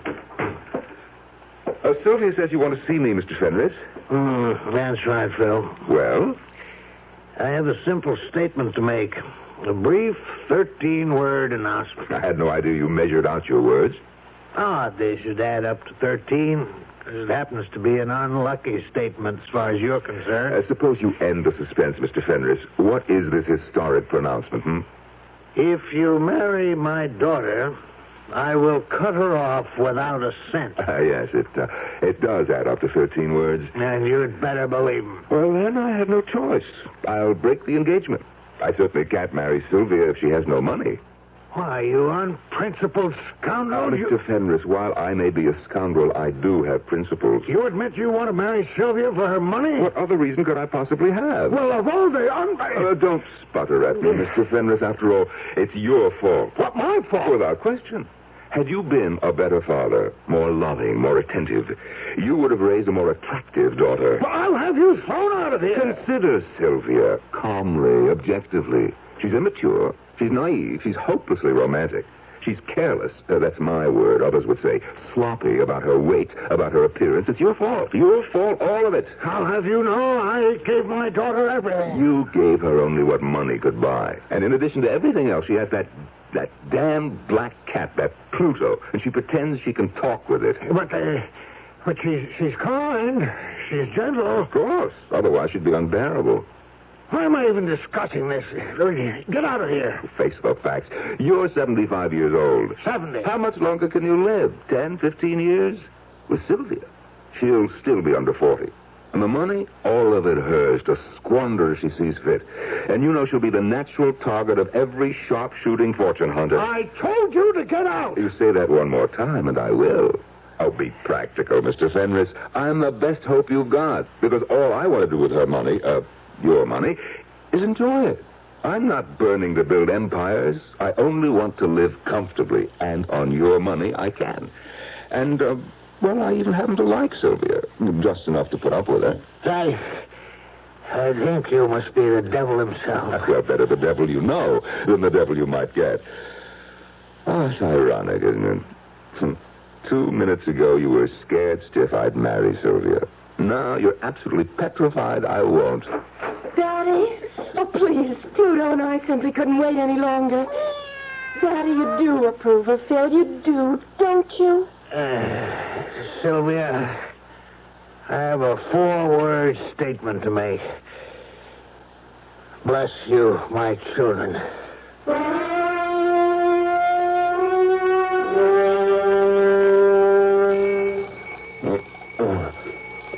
Oh, hey.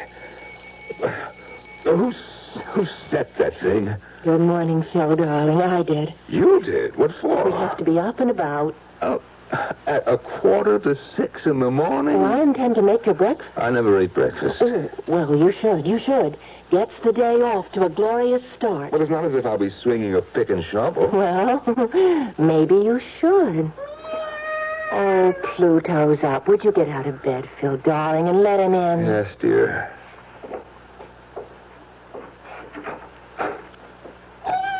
Oh, isn't he just the sweetest thing in the world? Yes, he sure is. Now, what were we talking about? Picks and shovels and hearty breakfasts. A combination guaranteed to make me ill. Phil, you don't know a thing about the construction business. I never claimed I did. I was honest with your father. But then why did you accept a job with a plush office and a secretary? Because I honestly intend to learn the business. Then that's why you should walk into Daddy's office and say, Sir, the only way to learn this business is from the ground up. Well, Well, you know I'm right. And besides, Pluto thinks it's a splendid idea. Pluto thinks? Oh, of course he does, don't you, Pluto? Matter of fact, Pluto and I discussed it last night. Sylvia. Why can't you believe Pluto and I talk together? Because to talk means to exchange words, and Pluto cannot. No, dear. To talk together means to exchange thoughts. And that's what we do, Pluto and I. How? Well, you look Pluto in the eye, and then you beam your thoughts at him, and he just beams his thoughts back at you. That's talking, that's communicating, isn't it? Well... I looked into Pluto's eyes, and he looked into mine, and he just beamed that idea about the way you could learn Dad's business right into my head. So, don't you see? You have Pluto to thank for it. Yeah. Thanks, Pluto.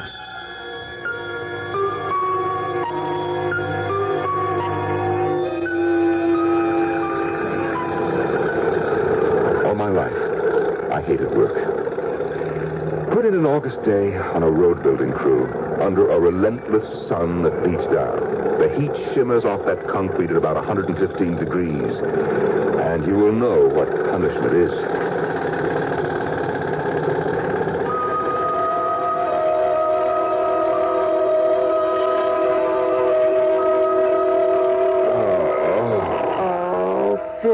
Darling, where does it hurt? Everywhere. Well, a little gentle massage will ease those aches. No, nothing. Nothing will ever relieve these pains. Pluto says you'll get used to it. Yeah, well, you just tell Pluto for me that I will never get used to it. You will. Let Pluto tell you himself. Will you tell him, Pluto, dear? Oh, come on, Sylvia. You say that you won't get used to that kind of work. You just beam that thought into Pluto's eyes. Sylvia, my back hurts. I'm in no mood for... I will give you inspiration and courage. You just look into Pluto's eyes. Come on, Pluto. Yep, up on the bed, jump. That's it. Now, look into Phil's eyes. Don't you feel Pluto's thoughts coming into your mind?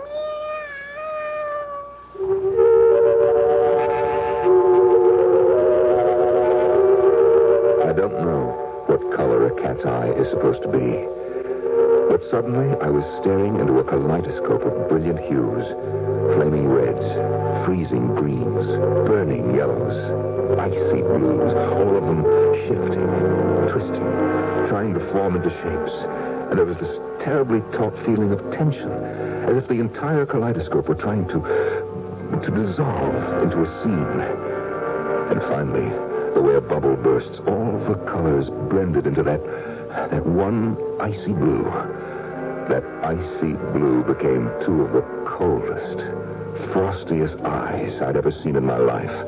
The eyes of a sharp-faced man in a black robe, and he was talking to me. Philip Frederick Sterling, have you anything to say before the sentence of this court is passed upon you? I didn't do it. I swear I didn't. I couldn't kill anyone. I'm not made that way. You must believe me. I'm not a killer. You shall be in prison at the state penitentiary. No, you can't do it. I'm innocent. Until the 3rd day of April. No, at no, shall be.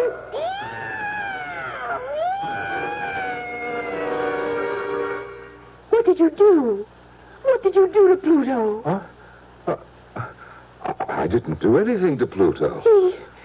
He saw something in your eyes. Oh, what could he have seen? The future. The future? Yes. He saw the future, and it frightened him. Oh, he's terrified.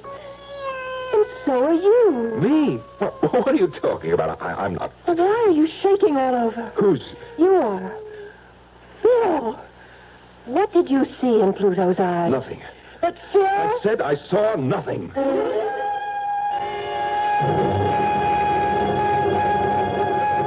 I could say that to her, Doctor, but not to myself, because I had seen something. A courtroom, a judge, a jury, a defendant, and of course that defendant was me. Go on, Mr. Sterling. I wasn't imagining this, Doctor. I looked into the eyes of that cat, and I saw...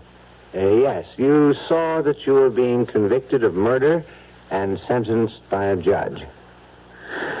You don't think I'm crazy? Crazy has many connotations. Whether or not you're crazy, as you put it, is irrelevant here. But why should I see such a scene? I think you know why. Oh, I don't. I say you do. Please, Doctor, tell me why. It's because you want to kill your wife. That's ridiculous. No, it's true. Well, why would I want to kill my wife? Why did you marry her? For her money. So far, you haven't been able to spend 1 cent of her money. Oh, I'm willing to wait. And work on a road gang? What do you suggest? If I were you, I would leave her. Why? You made a bad bargain. You thought you'd fall in soft. It isn't happening. You're beginning to resent her. Already the thought of murder is rattling around in your subconscious. Now, look, the old man is worth millions. She gets all of it. Oh, no, I can't walk out on that. Well, then reconcile yourself to the road gang. I have to, I will.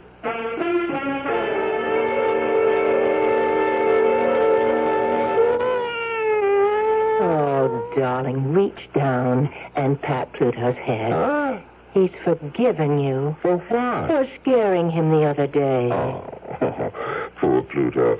Come here, boy. Now you see how he likes you? Well, I like him, too. We're pals, aren't we, Pluto? Well, do you think you could talk to each other again? Well, sure. How are things, Pluto, baby? No, I mean really talk. Look into his eyes. Oh, that. Look into them, Phil. Maybe Pluto has something to tell you. Well, okay.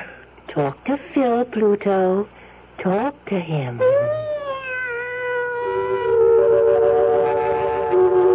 Once again, I looked into Pluto's eyes. Deep into his eyes. Once again, the colors surged and swirled. Reds, greens, blues, yellows, boiling, burning. And suddenly,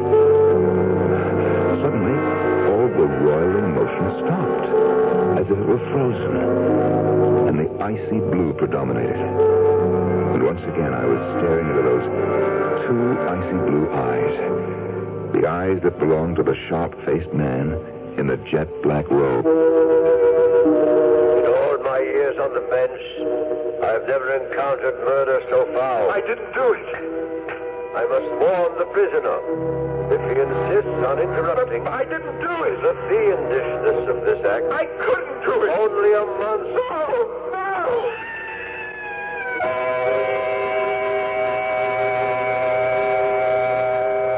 As the poet said, I am the master of my fate. I am the captain of my soul. He might have added, I am the ruler of my mind. It's an interesting project Phil Sterling has set up for himself. Talk out the bad, talk in the good. Drive murder out of his brain and coax love into his heart. If such a thing can be done, it will happen when I return shortly with Act 2.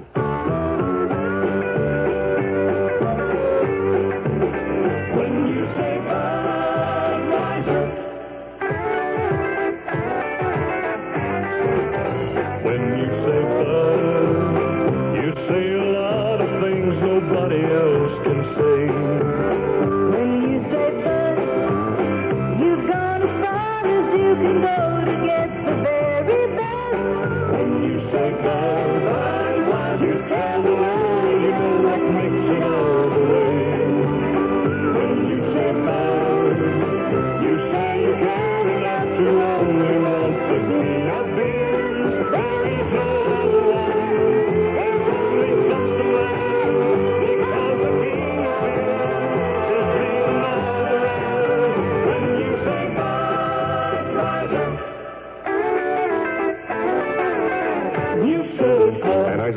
St. Louis.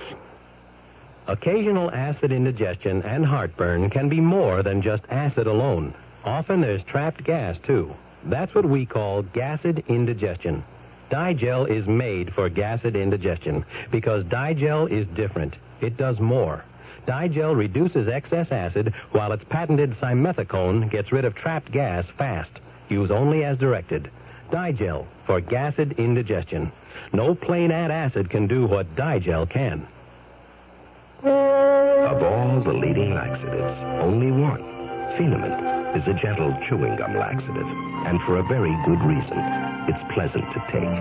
Phenamint goes into your system gradually, little by little, and after Phenamint has entered your system, it begins to work gently, predictably, to relieve occasional irregularity. Phenamint, the gentle chewing gum laxative. Like all medicines, take only as directed.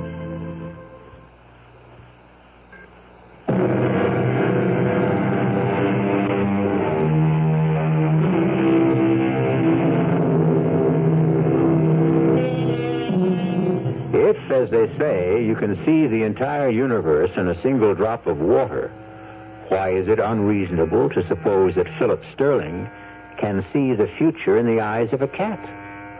Phil is not only convinced he can see his future, he is also certain he can change it. For the better, naturally. Sylvia, call Pluto in here. Oh, darling, he's very frightened. Call him in. Well, I'm not sure that I should. I need him. You what? Sylvia, you're the one who insisted on having the word obey in the marriage ceremony. Call Pluto in here. Pluto. Pluto. It's all right, baby. Yes. Here, Pluto. Up on Phil's lap. That's it. Yes. I want to look into his eyes. Oh, I don't think it's wise. Well, I have my reasons. All right.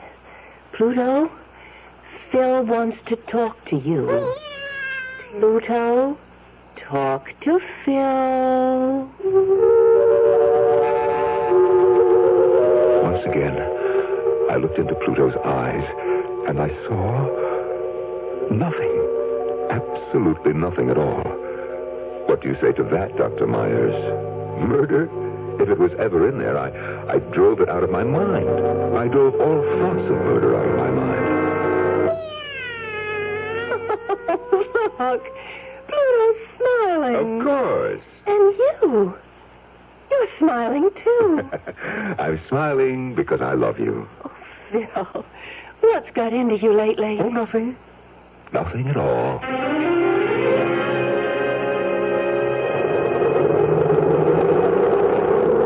Keep to your left. Keep to your left. Keep to your left. Come on. There's plenty of room.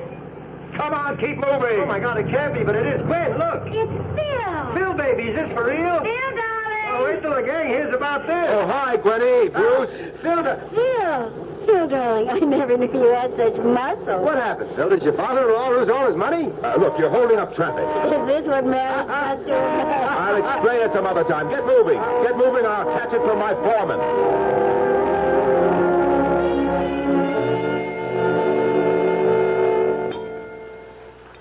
Everything go all right today? Oh, sure. You haven't said a word all during dinner. Well, I'm just tired.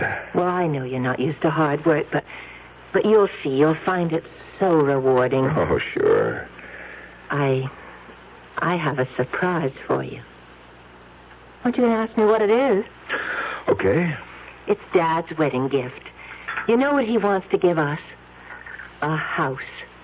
A house? A house of our very own. He wants to give us the house on Rogers Cove. The big one? Yep, the big one with the boat landing, the tennis court. Ah, well, that is a gift.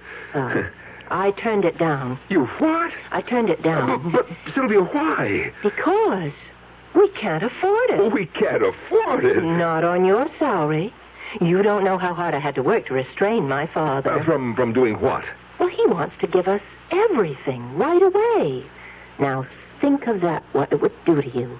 It would absolutely rob you of your initiative. Sylvia, we shouldn't insult your father by, All in good time, darling. Our first home should be a modest ranch house, or would you prefer a split level?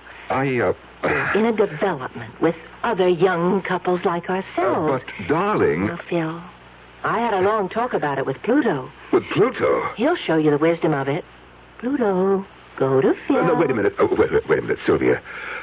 Sylvia, I must tell you, I love you. Of course you do. I love you. My only desire is to protect you, to keep you from harm. Now, Pluto. Phil wants to talk with you.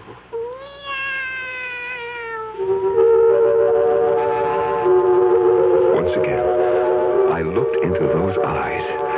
Once again, the whirl of almost blinding colors. But this time, something was different. In the struggle among the blues, the yellows, the greens, and the reds, the bright crimson reds, they were winning out. Everything was red. Flowing red. Blood red. Red blood on a pale white face. Blood on Sylvia's face. Phil, please. Don't hit me. Oh, Phil, please. I told you. I warned you. Phil, no. You ruined my life. All my friends laugh at me. I love you, Phil. Oh, please don't hit me again. Get up. I'm not through. Oh. Get up. Sylvia.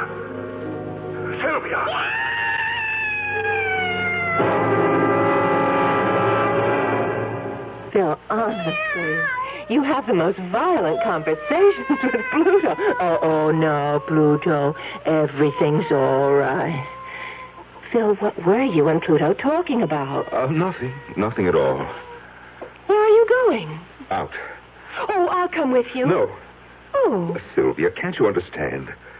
Sometimes a man just wants to be by himself, that's all. Of course, darling, I understand. We understand, don't we, Pluto? Yes.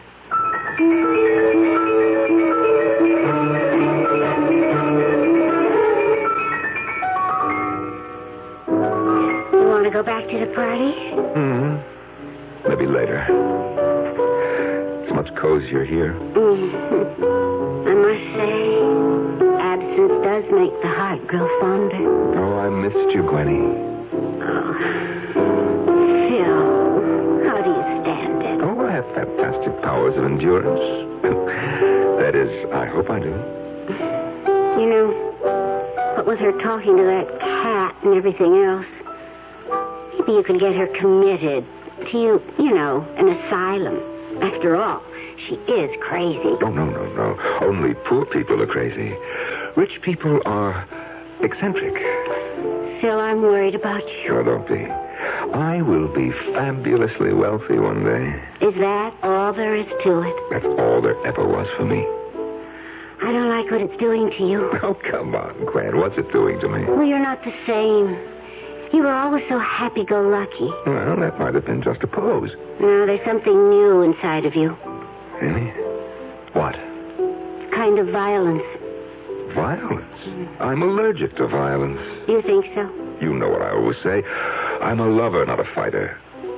Violence? Why, I can't even... Don't protest so much, Phil. It shows. How? When we ran into you on the road, Bruce and I, we started to kid you. You turned livid. I don't remember. You were trembling with rage. That's your imagination. You tried to hide it. Well, maybe you're right. There are times when I could just... When you could just what? Kill her. You know, it scares me. I never felt that way before. About anybody. If I stay with her, I know that I'll kill her. And then... Then, what good is the money?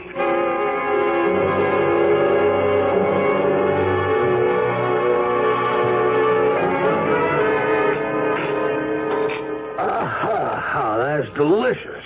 Have another helping, Dad. You know, Phil, she used to break the heart of every chef I'd hire. These fellas all had international reputations, but she'd just walk into the kitchen and whip up a little dish and put them all to shame. Daddy, the preparation of food is a personal, intimate thing.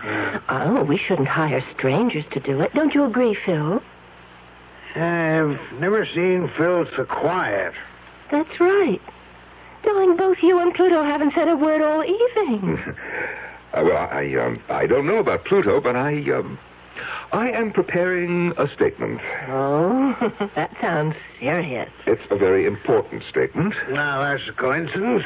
I, too, have a statement. May I? Of course. Phil, you've absolutely exceeded all my expectations. You've been an excellent husband to Sylvia.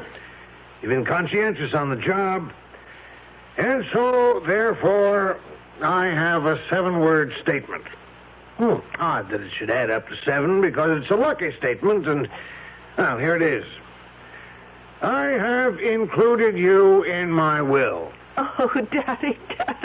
Oh, that's wonderful. Isn't it wonderful, Pluto? I know now, Phil, that you'll succeed in the business. One day, they'll all be yours. Oh, Phil, did you hear that? Oh, yes. Yes, I heard it. Well, now that Daddy has made his statement, what was yours? What was mine? I was ready to say 4 simple words. I want a divorce.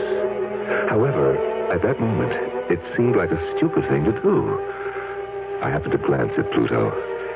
He was looking up at me. His eyes were wide, and I could see the colors swirling again. But this time, the yellows, the bright flaming yellows, overwhelmed the others. And then, the yellow turned softer and began to gleam like gold. Solid gold. Oh, what a fool I would be to throw away a chance to own one of the largest construction companies in America. I looked at Sylvia. I would simply have to love her. That's all. Love her so earnestly, so devotedly that I wouldn't have the inclination to kill her. Huh. The problem was solved. Aren't you going to make your statement, Phil? Well, as it turns out, I really don't have one.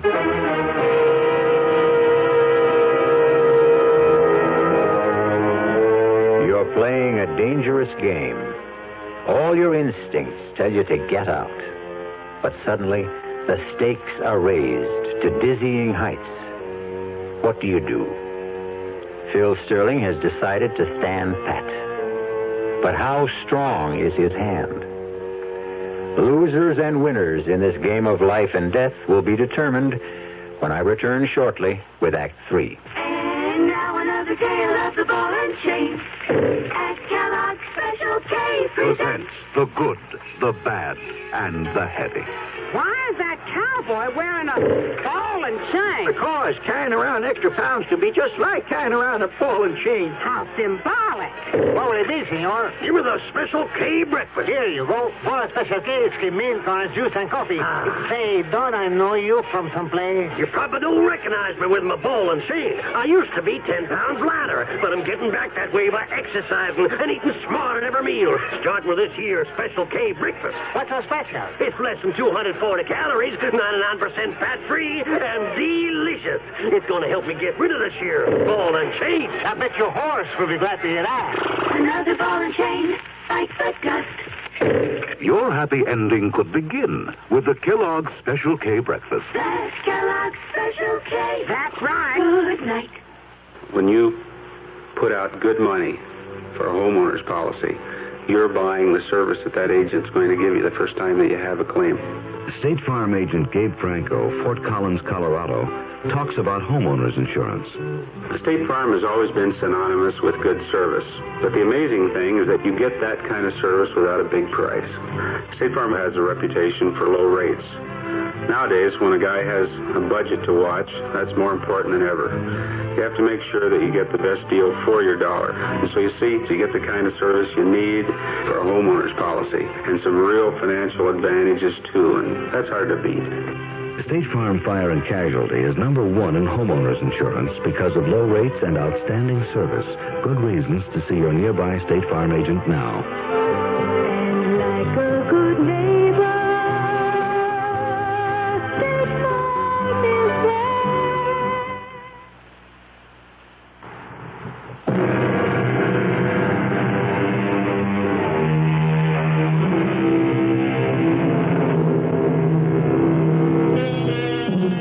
Why should love be a random, subjective thing, completely beyond our conscious control? Why can't we say, she is the logical person for me to love? Phil Sterling is determined to love his wife, because if he can't, he knows he will have to kill her. Oh, darling, let's quit for the night. Well, I can mix a batch of cement and start on the wall if you want me to. You work hard all day. Then you come home at night, and I make you work in the basement. Oh, well, I don't mind. Come on upstairs, wash up. No, I just as soon keep working and finish this. Oh, but not tonight, Phil. I asked the Conways over for coffee. The Conways? Well, they really are such lovely people. Well, he's a bore. Phil? And she's such an idiot. Phil, you have to be friendly with your neighbors. Why? Oh, darling, don't lose touch with ordinary people.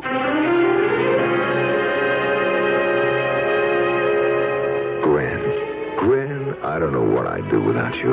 Well, that's what friends are for. I just have nobody else to talk to. On the job, at home, the neighbors. I think I'm about ready to flip. Well, Phil, you could always leave. I can't. You know, you hear people say, I wouldn't do this or that for $1 million. But it's academic. Nobody ever offered them the million. With me. Gwen, with me, the money is there. It's not quite there. It's mine. I just have to wait it out. I am in the will. I am in it for 50%. Gwen, you know how much that is? Mm-hmm. Besides, he's very old. How much longer can he live? Oh, Phil, you always were a genius when it came to figuring things. I wish I knew how to figure this. Well, you know you can't stay, and you don't have the nerve to leave. That isn't true. Been getting any readings from Pluto lately? Cut it out, Gwen. I bet you're afraid to look.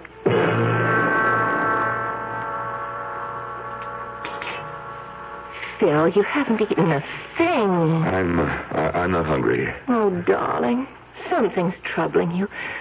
Talk to Pluto. You'll feel better. I don't want to talk to Pluto. Oh, he's such a comfort. Talk to Phil, Pluto. Yeah.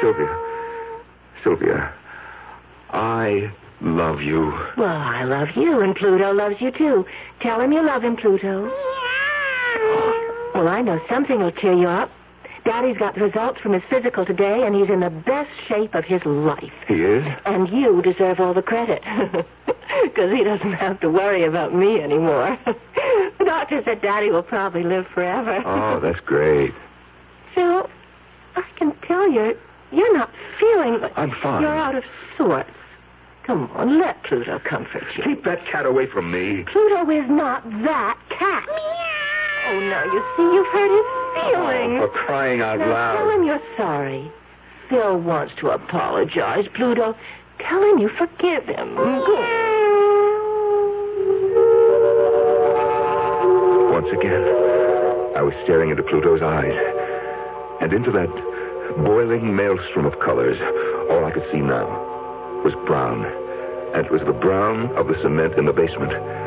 And on this brown cement was a sharp and pointed mason's trowel. And suddenly, the trowel was in my hand. You killed Pluto! That's right. Get out of my way! Oh, no! He's driving me crazy. I have to kill him.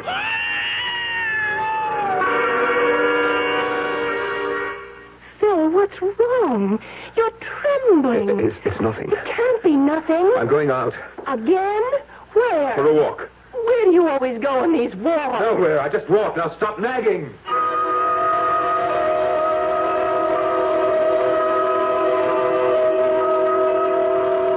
don't know what I would do without you, Gwen. Good old Gwen.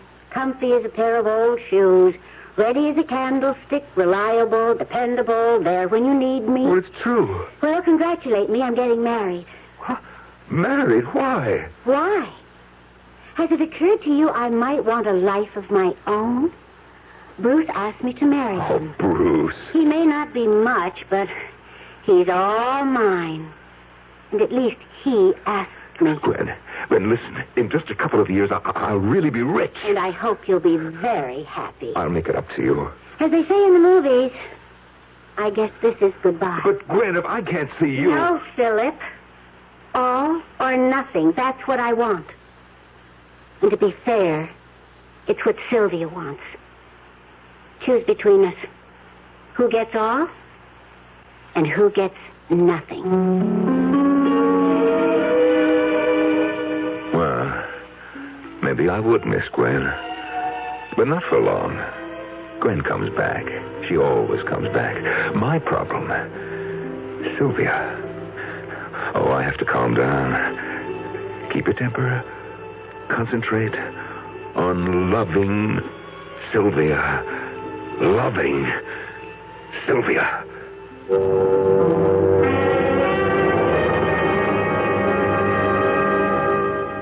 Phil. Yes, dear. Pluto and I have a question to ask you. Oh, what is it? Who is Gwen? What did you say? I think you heard me. He heard me, didn't he, Pluto? Meow. Who is Gwen? Well, Gwen is a girl I used to know. When did you last see her? Now, look, what is I'd this? like an answer. Sylvia, who told you about Gwen? Who do you think? Pluto. What does Pluto know? Everything. You're in love with her, aren't you? No. Don't lie to me. I am telling you the truth. You can lie to me, but you can't lie to Pluto.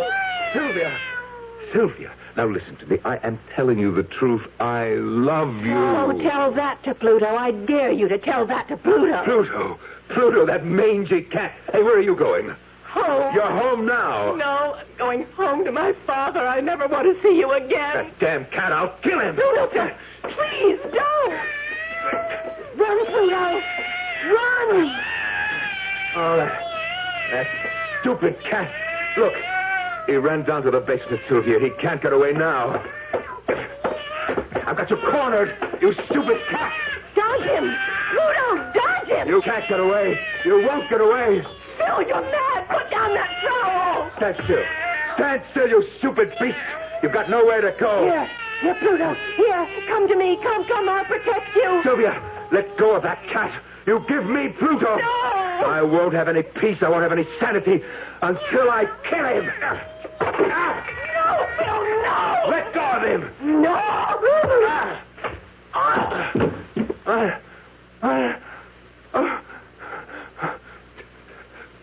Sylvia. No. Sylvia!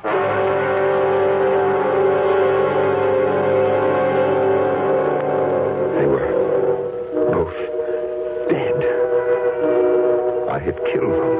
Both. My temper had gotten the best of me. Yes. I had to think fast. Think. First, I built a wall of cinder blocks and cement. I had everything there to do it. And then I placed her and Pluto behind it. And finally, I painted the wall and the entire basement. So there were no signs of fresh construction. I washed away every blood stain from the floor and from my hands, from my clothes. The place was absolutely spotless. And then I assumed a new role, and I played it to perfection. The worried husband.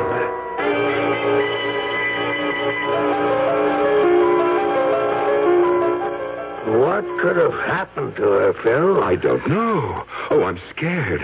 How could she just disappear? You two weren't quarreling, were you? What, Sylvia and I? Yeah, I know.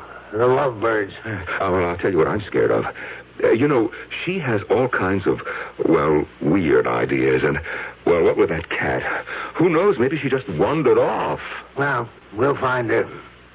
You have to be brave, son. Oh, I just couldn't get along without her, Dad. My only worry was the will, but I was still in it. So that worry was unnecessary. And actually, I was in it bigger and better than before. Maybe I should have killed her sooner.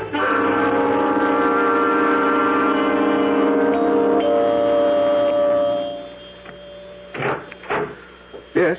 Mr. Sterling? I'm Mr. Sterling. We're police officers. Oh? May we come in? I'm Lieutenant Haley. Sergeant Miller. Yes. Detective Krause. Well, what can I do for you, gentlemen? Your wife has been reported missing. Yes, that's right. I'd like to ask you a few questions. My father-in-law and I wrote out a deposition. He's Frank J. Fenris, a very influential man. So I've heard. Your wife disappeared last Tuesday night. Oh, yes. Mr. and Mrs. Conway, your next-door neighbors, report they heard sounds of arguing. Did they? Mrs. Conway characterized it as a fight. Mrs. Conway is a fool. But did you have a fight with your wife? Certainly. Don't you ever fight with your wife, Lieutenant? Do you have any idea where your wife might be now? Lieutenant, do you suspect me of doing away with Sylvia? No, sir. I don't like the tone of your voice. And I don't like the look on your face either. I'm sorry. Yes, it's that cynical, know-it-all cop look. Yes. You figure that I killed her. Mr. Sterling, I'm sorry if we seem to irritate you, but our job requires that we ask questions. So what did I do, Lieutenant? Kill her and hide her body? Nobody said that, sir. Then why are you here? To search the house. Now, I know my rights. For that, you need a warrant. We have a warrant. Oh. Well, go ahead. Jim, Otto, look around. Well, Lieutenant, any corpses in the closets? Will you show us to the basement? The basement? Yes. You have one? Well, of course we do. Just follow me.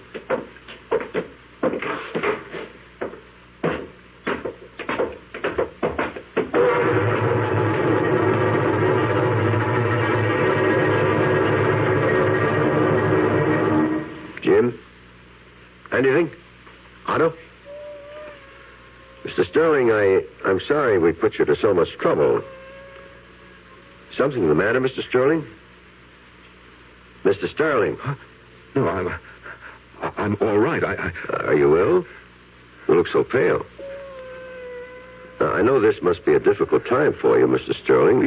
Yes, it is. Well, we're through here. Are you sure you're all right? Oh, yes. I'm just fine. Well, goodbye, sir. Goodbye.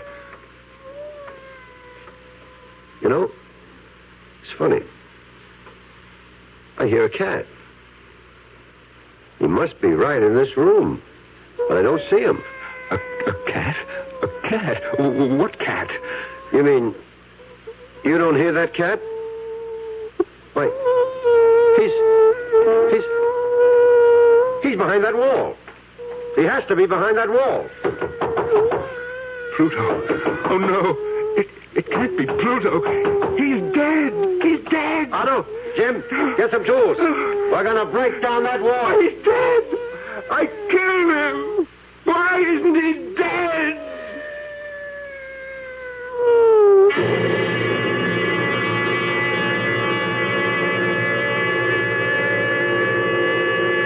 Why?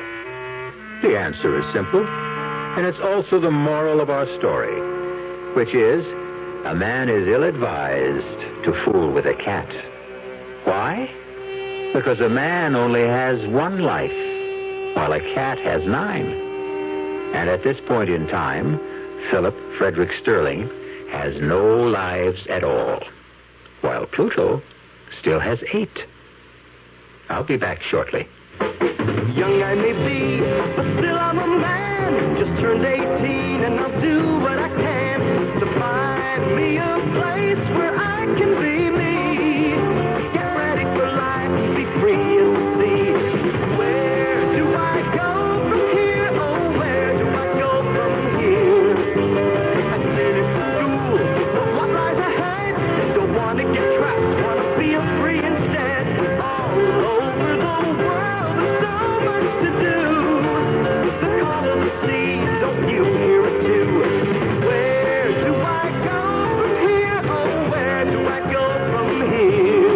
the new Navy. You'll get your chance at success, learn an exciting job, and see the world. Call toll-free 800-841-8000. That's 800-841-8000. Or see your Navy recruiter. Be someone special in the new Navy. I know where I'm going from here.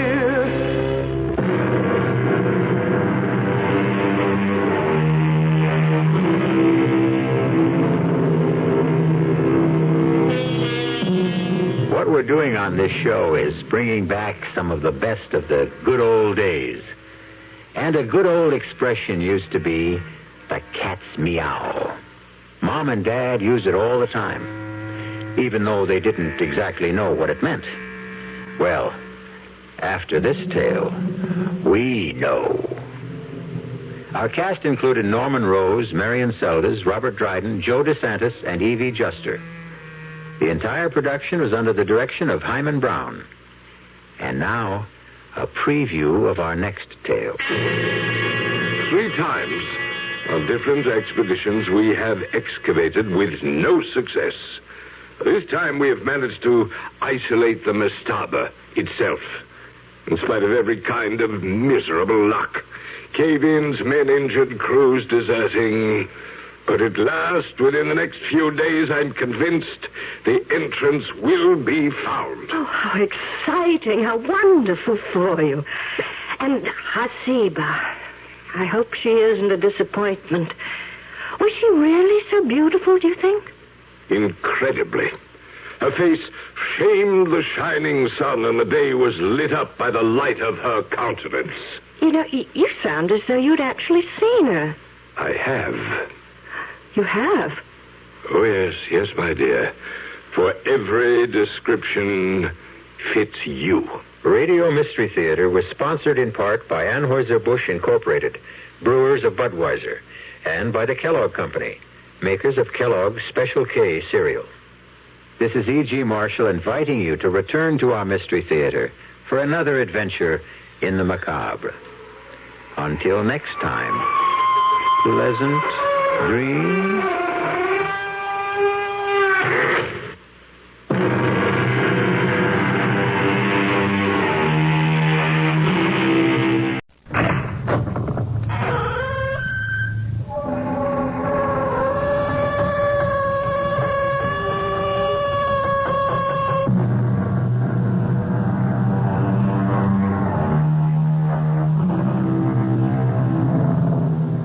Come in. Welcome. I'm E.G. Marshall. Welcome to the world of terrifying imagination, to the fear you can hear. For the 4 centuries before Christ, a remarkable combination of priests and monarchs established one of the most astonishing cultures in the world.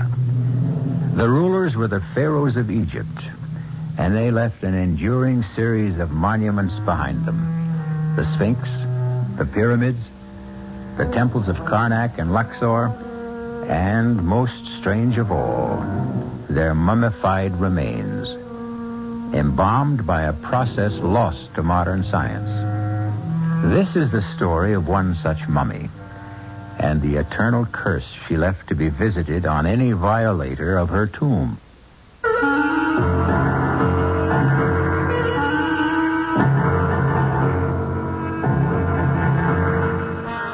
Our mystery drama, The Pharaoh's Curse, was written especially for the Mystery Theater by Ian Martin and stars Kim Hunter.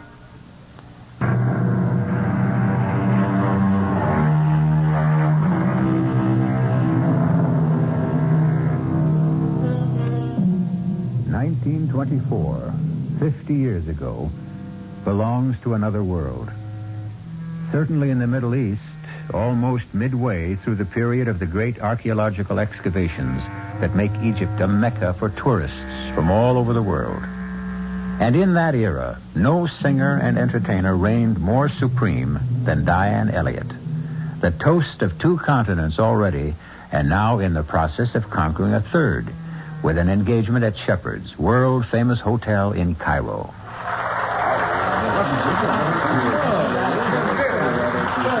You will sing again, Miss Elliot? No, really. 5 encores is enough.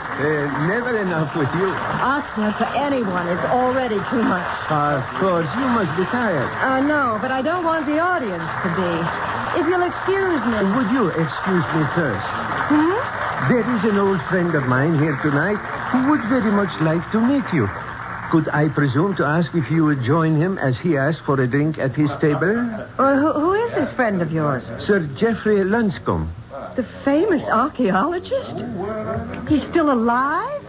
I mean, well, he must He's quite old, but most active. Would you ask him to give me 10 minutes and then come back to my dressing room?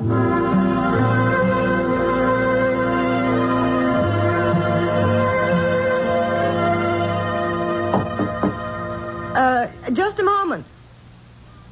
Come in. Miss Elliot. Sir Geoffrey?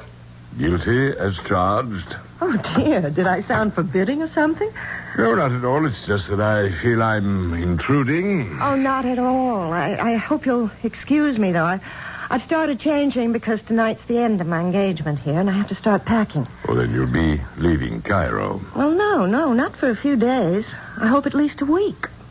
I've wangled a little gap between engagements because I want to do some sightseeing. Good, excellent. That makes it so much easier for me to ask what I want to ask. It's amazing. What? You, my dear. With your robe pulled tightly around you and your hair swept back so severely from your face. Yes. Absolutely amazing. Let me tell you why I'm here. Have you ever heard of the Princess Hasiba? No. Well, it's not too surprising. She was, you understand, a little before your time. Approximately 4,000 years. Hasiba, the gazelle-footed trailer of perfumed musk. Hasiba, the doe-eyed, radiant perfection of the 3 worlds. I thought you were an archaeologist, not a poet. Well, not I, my dear. That's Thotmes V, her husband, the Pharaoh. And he was right. She was, until then at least, the most exquisite woman who ever lived. And when she died, at 19, the Pharaoh was so crazed with grief that he stripped himself of all his wealth and turned it into jewels with which he filled her burial casket to the brim. She was buried with all the honors of a Pharaoh, and the door to her mastaba sealed forever with an undying curse. The mastaba? The burial chamber. And the curse? This chamber holds the jewels of my kingdom. Jewels beyond number and one beyond all price. Who breaks this seal forever seals his doom. He will walk no more among the living nor find his way among the dead. You almost make me believe that. And I almost believe it myself. Perhaps it's why I've taken the liberty of coming to you. I don't understand. Oh, why should you? Let me explain. 15 years ago, I discovered the small pyramid that covers the burial chamber. 3 times, on different expeditions, we have excavated with no success.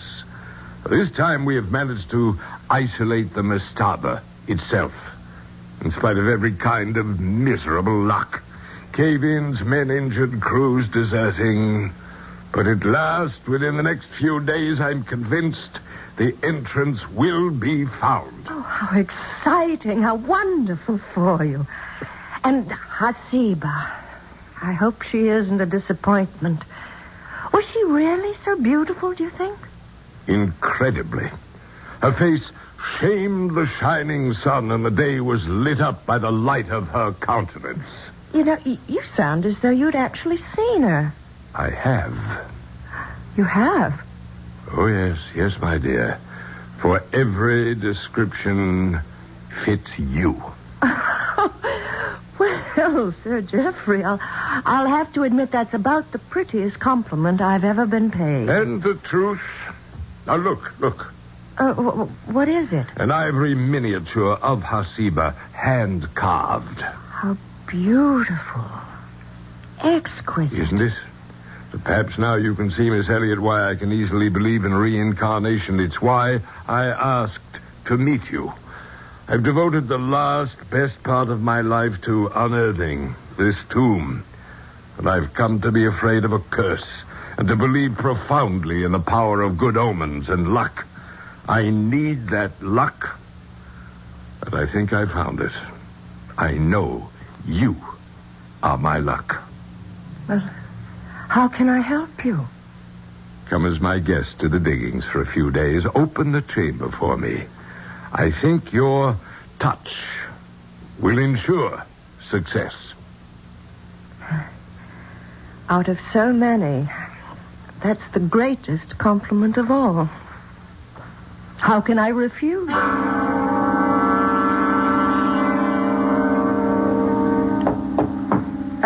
Just a moment. Oh, driver, good. Come in.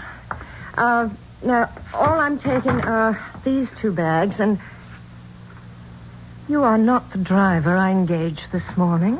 No, Miss Elliot. Then why? Allow me my credentials. Inspector Hasid of the Cairo Police. Police? If you doubt me, call Ahmed. He will vouch for me. Now, may I ask a few questions? Well, of course. You had never met Sir Geoffrey Lonscombe before the night before last. Oh, that's correct. But you are planning to visit the diggings? Yes. Why? Well, because he invited me to. Just as a guest? Of course. For a few days, correct? Well, now, let's not make anything out of that, Inspector.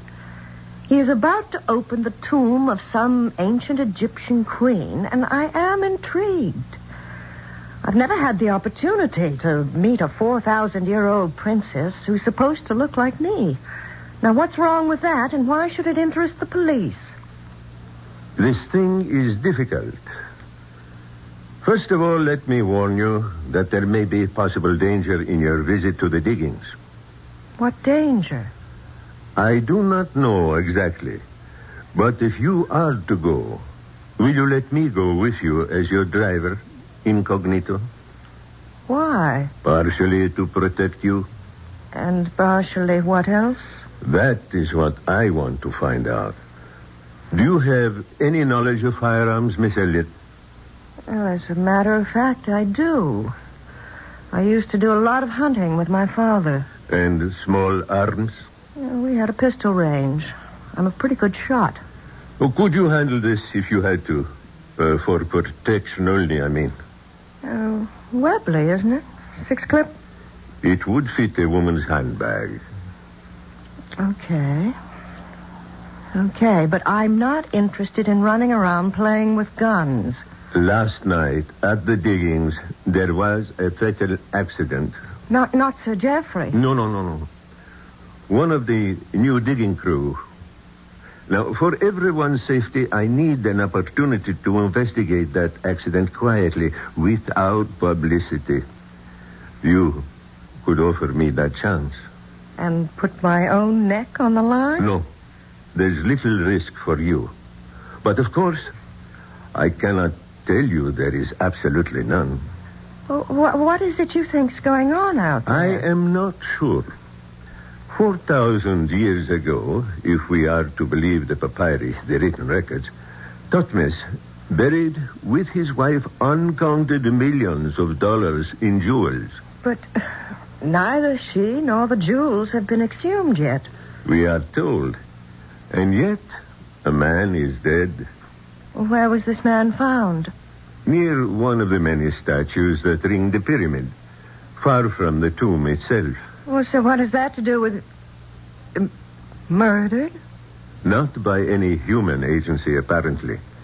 The man was crushed, as if broken in the arms of something beyond the natural power of things. However, the police are less interested in the man himself Then what was clutched in his hand? What? I have been selected to investigate this matter quietly and anonymously. Will you let me go with you? You're kind of daring me, aren't you? Pardon? You don't want me to refuse. I don't think you are in any real danger, Miss Elliot. And I need a cover. Okay. Let's go adventure. Just tell me one thing first. What is there for the police to investigate? What was it the man had clutched in his hand? A diamond of great beauty and great price. What kind of diamond? Now, there's just the whole point, Miss Elliot. A very special kind. For no diamond has been cut like this in the last 4,000 years.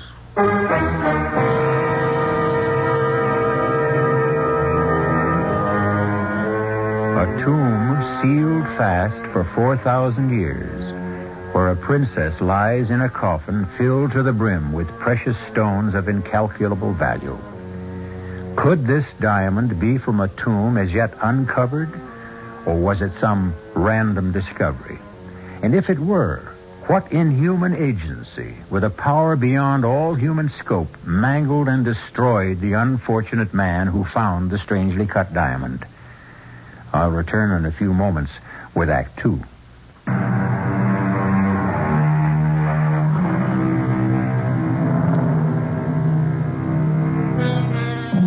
Southwest from Cairo, riding across the hot white desert sands in the jeep driven by Inspector Hasid, a tulle scarf bound across her mouth and nose against the stinging sand, Diana Elliott wonders what whim drove her to this strange adventure.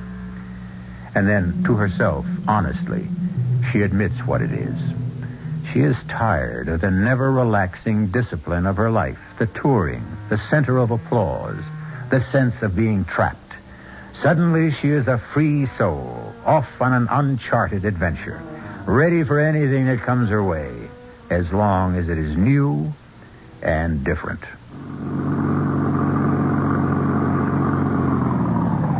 Miss Elliott. Oh, you know me? Yes, and you more than live up to what I've heard. Can I give you a hand down? Oh, thank you. That's more than a hand. Both. Brother, the old boy was right. About what? You. And our 4,000-year-old lady. Perhaps. But I'm not 4,000 years old yet. And I can stand by myself, Mr. Irving, John Irving. I'm Sir Jeff's assistant. He asked me to look out for you. Great. Could we start by having you let go of my waist so I can breathe? I'm sorry. Where's Sir Geoffrey? He had to go into Cairo with the English mail and in connection with an accident we had here. Oh, yes, I know about that. You do? Yes, I read about it in the Cairo newspaper. Oh, well, let's get your bags and get you settled. Do not worry, Sahib. I will take care of them. Oh, fine, driver. Miss Elliott's go into the big tent with the canopy. You can bunk down with the crew over there. Any one of the 3 tents near the diggings. Very good, Sahib. You want to go freshen up, Miss Elliott? Oh, no. Everything is too new and strange and exciting. I want to explore. Okay. You want to walk over and have a closer look at the pyramid? I'd love it. If I'm not keeping you... No, you're not. I've been designated as the official reception committee for the afternoon. Tell me, have you found the tomb yet? Not quite, but we're close. We started to uncover what appears to be the entrance to the outer chamber this morning. The diggers are working on clearing that now. It's hard to believe. And we're almost there. 15 years ago, this entire pyramid was buried in sand. Sir Jeff uncovered it on the 2 former expeditions. What a tremendous job. What are these statues that stand along the bottom row of stones? Those are various Egyptian gods. Now, let's see. Starting at that end, Thoth, the recorder, Horus, god of truth, Mot, goddess of justice, and Osiris, the king father himself. 2, 3, 4, 5. Hey, you missed one. This one in the middle. Oh, I'm sorry, so I did. I can't blame you. He's so ugly. That brutal, snarling face. What does he represent? That's Anubis, the jackal-faced god. Officially supposed, coincidentally enough, to be the greeter of the dead. I don't think I'd care to be greeted by that, dead or alive. What do you mean, coincidentally? Well, this is where an accident happened. You mean where the man was killed? You heard about that? Who told you, Sir Jeff? No, it was, my driver. Oh. Bad news travels fast in this country. In any country. Ooh, what a cruel, bestial face he has. What does greeter of the dead mean? He weighed the hearts of the dead before welcoming them to the great halls of Osiris, the judge and the sentencer. Oh, he's not quite as bad as he looks. Do tell. I think I'll have that hand down now. Oh, here you are. Watch it! Quick! Behind the statue. Let me shield you.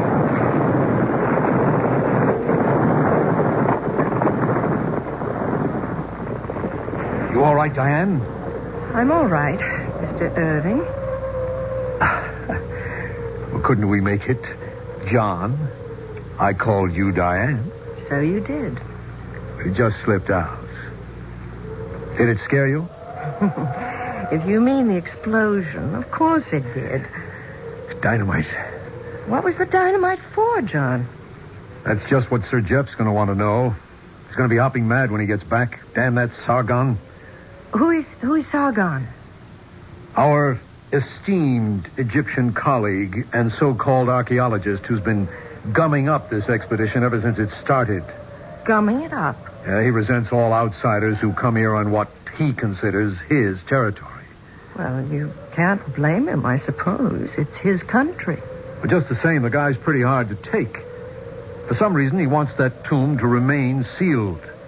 With that dynamite he set off, maybe he's just gotten his wish. Now, come on. I'll see you back to your tent so I can go find out just what damage has been done.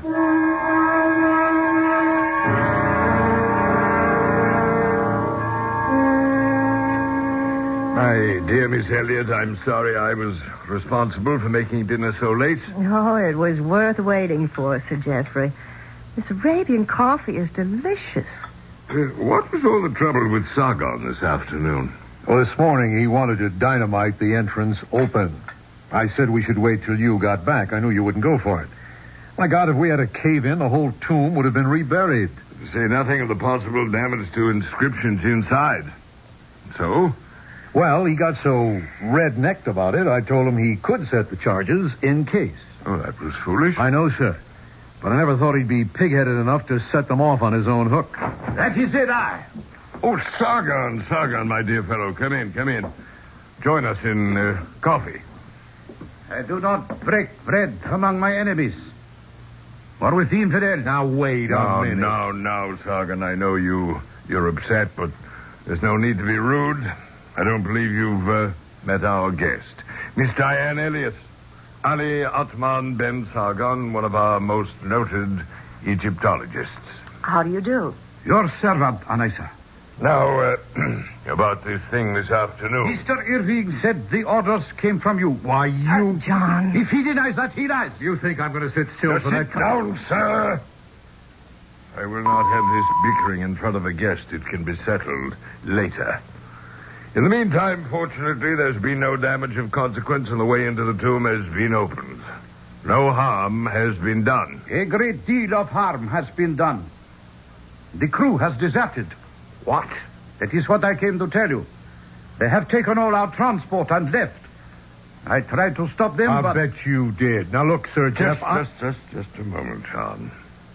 Oh, why, Sargon? Perhaps they are wiser than we. A small hole was blown through to the inside, and out of it, they say, comes swirling a fearsome Efreet that grew 10 times taller than a man, and belched a cold, freezing breath from his mouth that carried death in the air. They ran in terror from the ancient curse. They knew the stench of evil in the air. Well, that's preposterous. As an archaeologist, you know the fetid odor of death is always present when a tomb is opened. Bunch of simple-minded nitwits. Perhaps. Except that as a simple-minded Egyptian, I agree with them. Oh, you intend to leave On the contrary, I intend to stay. I was referring to the stench of evil, and not from the graves of my ancestors, which I shall remain to protect. Why, that son of a... You're going to let him get away with that? John, I'm sure it was a misunderstanding. Bear with me, please. Tomorrow may be the end of a long, long dream. And let me go and pacify poor Sargon. You intend to open the tomb tomorrow? Well, the main breach has been made. I'm hopeful it can be managed. Well, then we must have the press here. I'll go into Cairo tonight. The men have taken the trucks. Well, there's still Diane's Jeep. If I may borrow it? Well, it's not really mine. It's my driver's. Well, whatever you decide tomorrow will be an exciting day. I shall hope, Miss Elliot, to introduce you at last to your long-dead image. This must come to pass, for I still believe in you as my good luck. John, you'll see Miss Elliot to her tent? Of course, sir. Till tomorrow, then. Good night, sir. I'd still like to have it out myself with that surly... Look, let Sir Jeff handle it, John. I want to drink in this strange night. The atmosphere? Or the general excitement? Both. Everything. The air, the place, the time.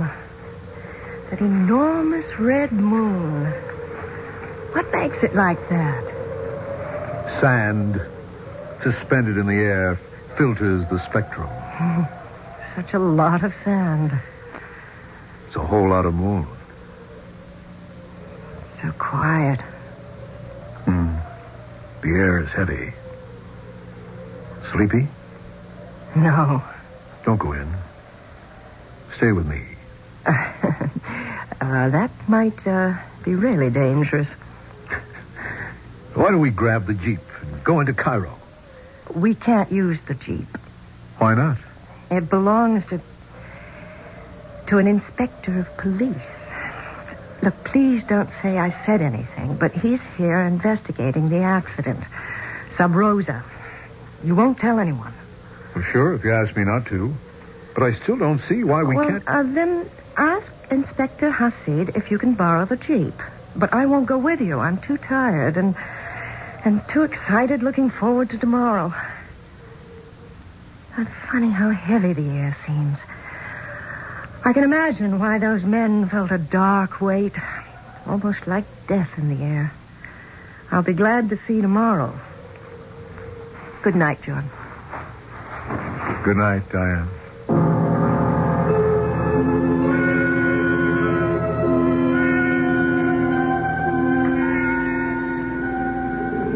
Diane? Diane? What is it? Are you dressed? Can I come into your tent? Yes. I was just starting to go to bed. What is it? Look, I don't want to alarm you, but the men were right. There is death in the air tonight. Well, what now? Oh, it's nothing to do with the legend. Totally atmospheric. A simoom is on its way. We must race it back to Cairo. But the tomb... The tomb can wait, as it has waited for centuries. Oh, but there won't be room in the Jeep for all of us. Only you and I are going. And the others? Sir Jeff and Sargon won't leave the tomb. Inspector Hasid won't leave Sargon and remains to protect Sir Jeff. What does that mean? Sargon is not to be trusted. Sir Jeff and the inspector know that. But if we have to run for safety, what about them? Well, they'll be safe in the excavation. It's like a tornado cellar. That's just what this blow will be like anyways. So why can't we hole up with them? We could, if you think you can spare the time. What's that mean? A simoom. It could blow itself out in 6 or 7 hours or 6 or 7 days. Now, can you spare the time? Oh, of course not. I'm due in Paris in 3 days. Give me 5 minutes and I'll get my suitcases ready and we'll be on our way.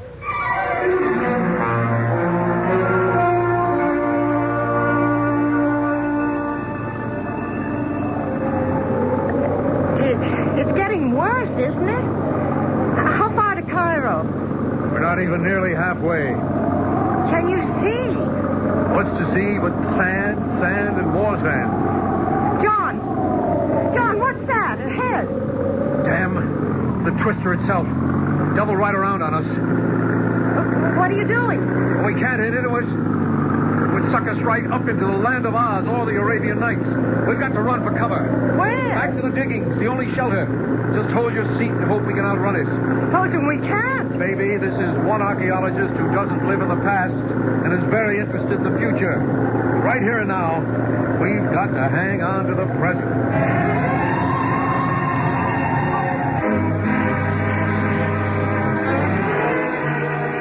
Whatever the effectiveness of the ancient curse, it seems the fates conspire to bring Diane Elliott and John Irving back within its range. And if the 4,000-year sleep of the delectable Hasiba is to be disturbed at last, on whom will the curse fall for disturbing it? On the men who planned and made it possible? Or on another woman who dared to challenge her beauty? I'll return shortly with Act 3.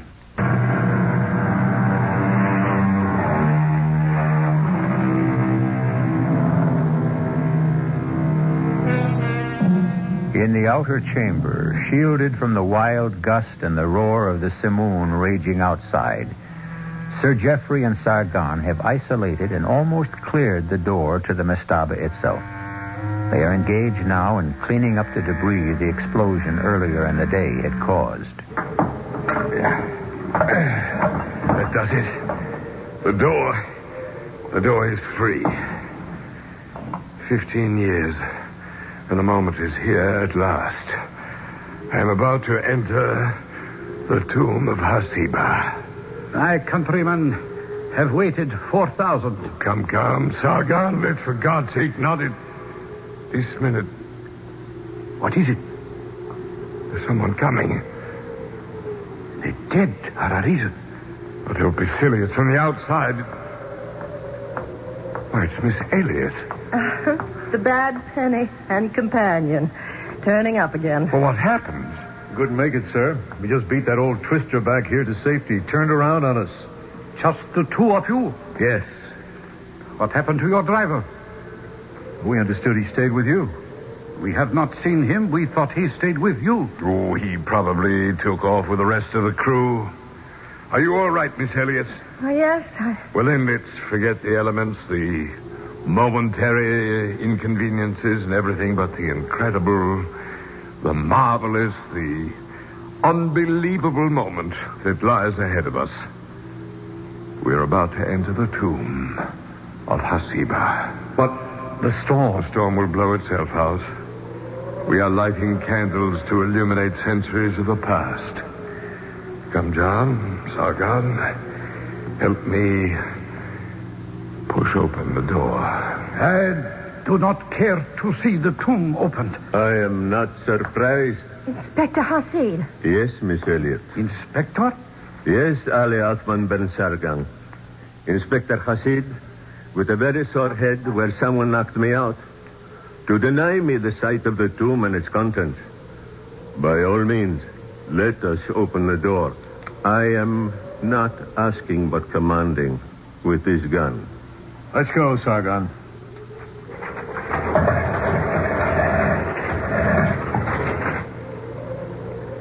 There it is. Beyond that black aperture lies Hasiba, wrapped in her blanket of jewels. Who shall be first to enter? The right is mine. The right is Sir Geoffrey's. Don't make me use my gun. This is a moment I dread as much as I desire. Who knows what lies in that dark cave? The tomb may have been rifled centuries ago. Its artifacts destroyed the very catafalque itself. Vandalized. The curse was never idle. And then suddenly I am too old and afraid to enter. Diane? I brought you here as my luck. Will you risk it and enter first? If you wish me to. I wish it with all my heart. John, take the torch and light her in. Yes, sir. Careful, Diane. Easy. What is there to fear? Who knows? The dead resent intruders. Well, I only hope that... Oh! What is it? A stone beneath my feet. Look out, What happened, John? The door to the tomb swung shut. Well, can we open it? No. The counterweights locked it somehow. Hold up the torch. Why? There's an inscription inside the door. What does it say? But it would take time to decipher it. Don't worry, I can guess. He who breaks this seal forever seals his doom. He will walk no more among the living or find his way among the dead.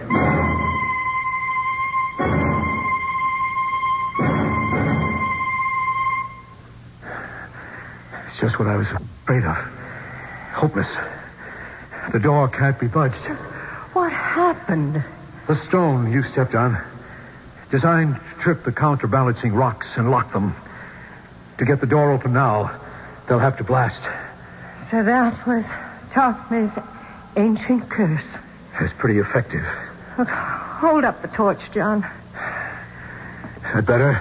Yes. It's not a very large chamber. No. In the center there, is that... Yeah. That's the catafalque. Hasiba. Can we look? Why not?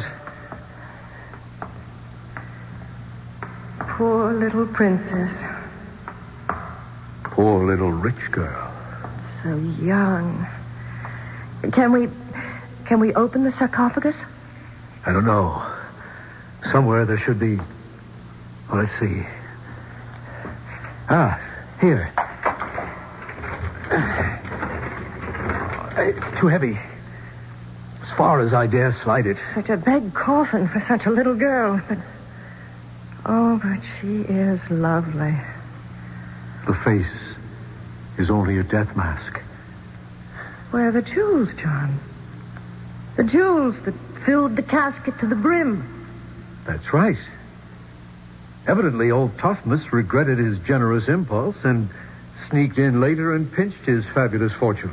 How? I don't know. What's the matter with the torch? I'm afraid it's going out. Well, can't we light it again? No. Lack of oxygen. We've got to get out of here. Haven't you any idea how? The catafalque itself. Let's have a look. But how? Where? It's just a simple box. Except here, at the foot of it. Carved in bas-relief. Oh, wait. Let me hold the torch close. Yeah, that's better. What is it? That face. The god you showed me outside the pyramid. With the jackal face. What's his name? Anubis. Greeter of the dead. But he has another name. The opener of the ways. Diane, maybe this is it. Press it. Try it. Yes. The opener of the ways. Oh. Smell that, Diane. Fresh air. Look at the torch light up. And there are steps beneath. We're free. I wonder, John. I wonder.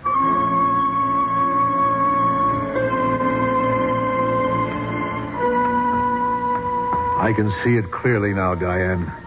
Sargon, he's been plundering the tomb. That was the reason for all the delays he caused. He had to have time to get rid of the jewels.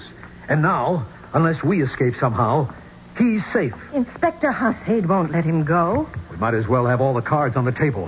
When I stumbled into you entering the chamber, it was because Sargon pushed the inspector against me and grabbed the gun. You can be sure Sir Geoffrey and Hasid are both dead by now. And Sargon is on his way to freedom with the jewels. Well, then it's up to us to stop him. How? What's the matter? The blank wall. This looks like the end of the road.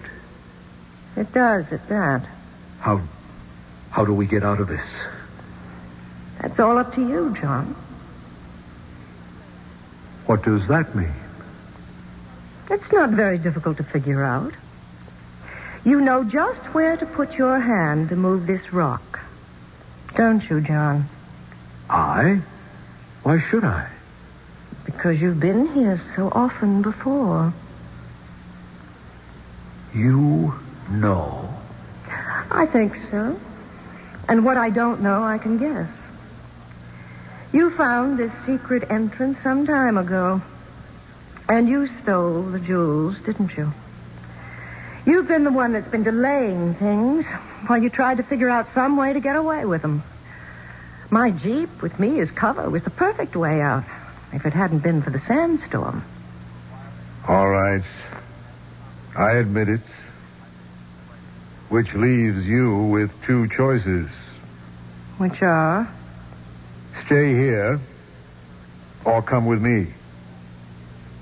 Diane, I am more than a little in love with you, and I promise you there's a fortune packed in your Jeep that could make us able to live like Thutmose and his queen Hasiba. In your luggage, it could easily be smuggled out of the country. Half of it, all of it's yours, if you share it with me. And if I don't? I'll have to take my chances alone, which includes, unfortunately, leaving you shut in here where you can't blow the whistle on me. Two choices, What else? This. What? Gun? Where did you get that? From the inspector. And don't think I don't know how to use it. Are you ready to open the door now? Suppose I just refused. The torch is beginning to burn low again. That means we're running out of oxygen, doesn't it? Okay. You win. Here, catch it.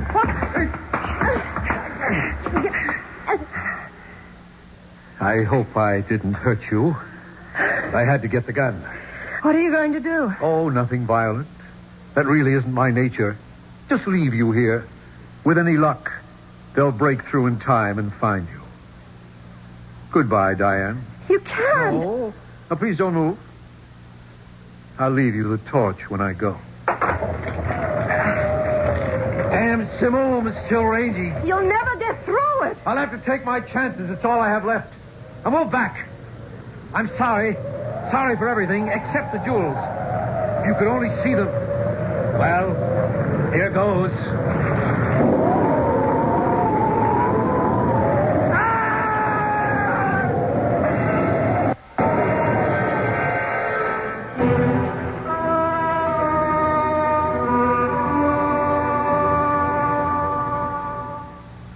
No. I'm all right. You must rest, my dear. There's time later. No, I want to finish telling you. He was leaving, and he had started the door or the statue base that closed the secret entrance, and then suddenly the wind was too strong, and he fell back and got caught in all those tons of stone, just like the other man. I would spare little pity on him, Miss Elliot. The other man was my brother. Sahib Irving thought he had killed me just as successfully. But I don't understand. Why did he start to come back? His return was involuntary. What do you mean, Mr. Sargon? He underestimated the enduring power of an ancient curse. He was returned to his fate. So the curse was a real one, after all. He will walk no more among the living, nor find his way among the dead. But, thanks to you, Miss Elliot, the ancient gods are satisfied, and the lady of whom you are a reincarnation will also be reborn.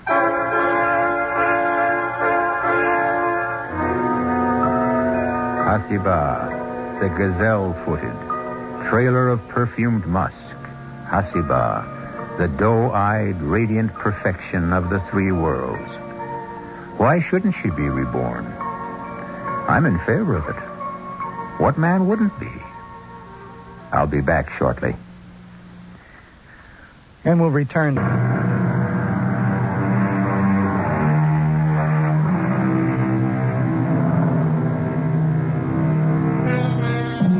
It was Nathaniel Hawthorne, one of our American greats, who said it. A grave, wherever found, preaches a short and pithy sermon to the soul. Let my comment on this tale be as brief. Let the dead past bury its past, nor pause too much to think on today. The future is what leads us on.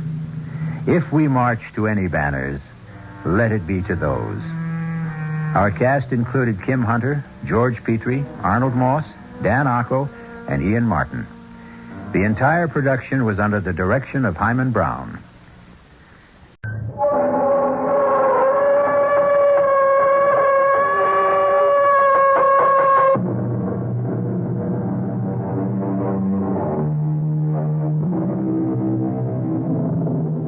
Come in.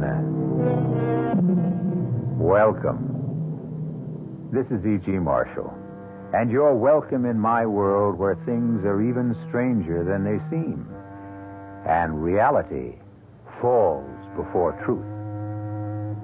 We've all heard that one picture is worth 1,000 words. But is this really true? A quick example.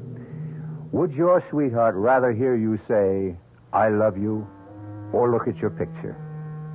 But pictures have their place, as millions of camera fans all over the world will tell you. Listen as we hear about a strange and dangerous camera which brought tragedy to those who owned it. No, please don't hit me again. I told you I don't know it. Oh, don't. There's no sense in you hitting me and hitting me. I don't know the combination. Please. I don't care about the camera. I really don't. I would tell you if I could, but Johnny changed the combination on the safe because he knows how I felt about it.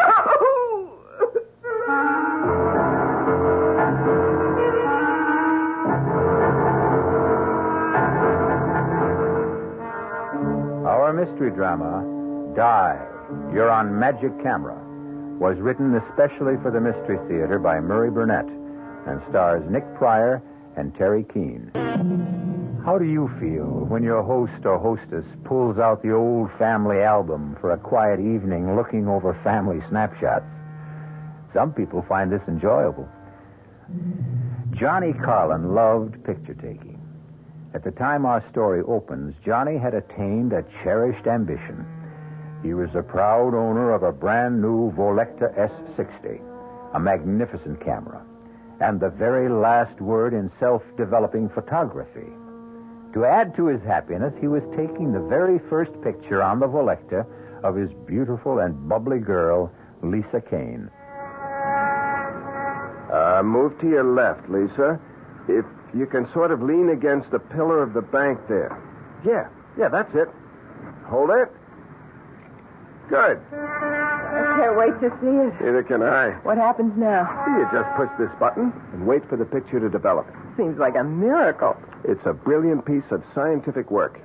Someday I'll explain how it works.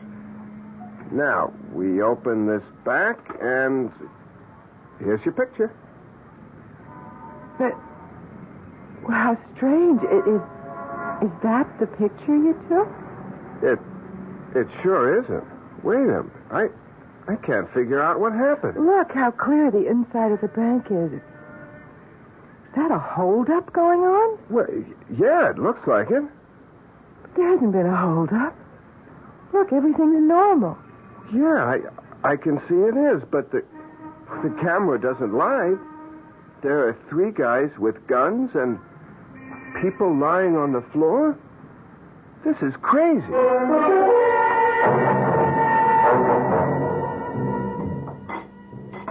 I don't know what I did about breakfast before I met you, Lisa. You had coffee and Danish and some greasy spoon. Remind me to chalk up another reason for us to get married. It'll be more convenient for me to have you in my kitchen than for me to come over to your place every morning. I'll remind you. Hey, Lisa, look at this. Intercoastal Trust held up by 3 bandits who escaped with $30,000 in cash and negotiable securities. Johnny, isn't that the... That's the bank where we stood when I took that picture. What does it mean? Hand me my camera. Here. beats me that this is a perfectly ordinary Volecta. Well, could it have been just a freak thing, some kind of a crazy mix-up? You tell me how this camera could take a picture of a holdup in a bank that hadn't happened yet. Can you explain that? No. Why don't we just forget about it? Because there's a reward for information leading to the capture of the robbers. You think the picture we have shows the actual robbers? Well, it's worth a try.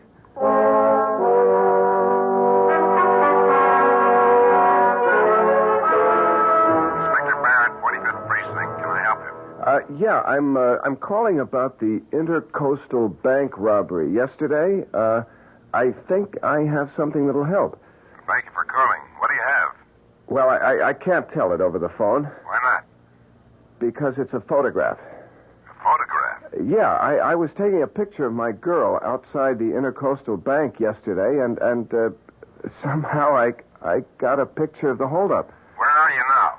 My office is 1 Central Park South. I'll be there in an hour. The name is Carlin Communications. I'm John Carlin. See you in an hour, Mr. Carlin, and thanks. You didn't say anything about the reward. There's time for that when I get him in the office. You expect anyone? No. You'll forgive me, but the door was open. What, that's impossible. I always double lock that door. We're all forgetful at times. You're John Carlin. Who are you? My card. Volecta Camera Corporation, Nicholas Scarlett, sales representative. Yes, Mr. Scarlett? I'll come straight to the point, Mr. Carlin. Our records show that you purchased a Volecta S60 on the 27th of this month, correct? That's right. Well, it was our mistake. No question about it. A very grave error. That model was sold to you by some stupid clerk. It is an experimental camera that should not be on the market. So, since it was our error, we are going to give you your choice of any 2 Volecta cameras you wish, including our motion picture line, when you return the experimental model.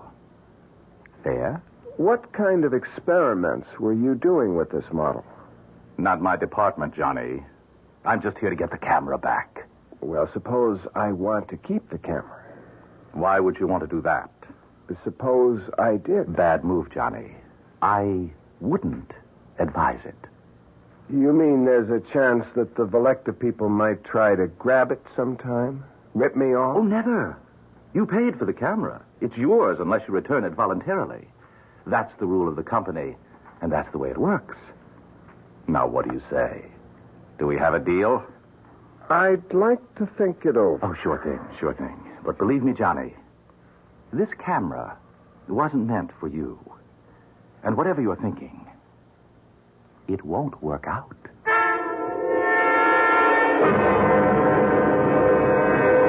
When did you take this shot, Mr. Carlin? Well, I don't remember the exact time, Inspector, but it must have been during the robbery. When else could it have been? I don't know. But maybe you can explain how it is that the faces of the holdup men are so sharp and clear. Well, the Volecta S60 is a marvelous camera. Yeah, it must be, since the bank camera shows that the men were wearing stocking masks.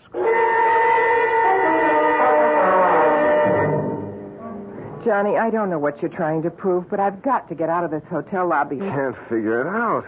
It just doesn't make sense.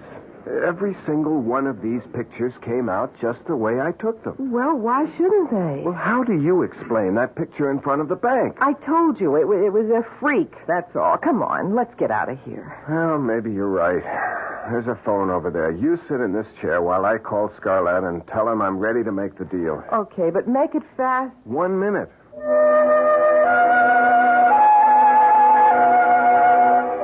Volecta, good afternoon. Mr. Scarlett, please. Who? Mr. Nicholas Scarlett, sales representative. Oh, I'm sorry, we have no Mr. Scarlett here. No, you must have. I have his card right here. It says Nicholas Scarlett. I'm sorry, sir. There's no Mr. Scarlett working for us. Is it all set? Can we go now? Volecta never heard of Nicholas Scarlett. He doesn't work for them. What? Well, that's impossible. He offered you... He's a phony. He just wants the camera. I've got to figure this thing out from every angle. Johnny, I'm tired and I'm hungry. I just want to get out of this hotel. Okay. On our way out, I just want to take one more shot.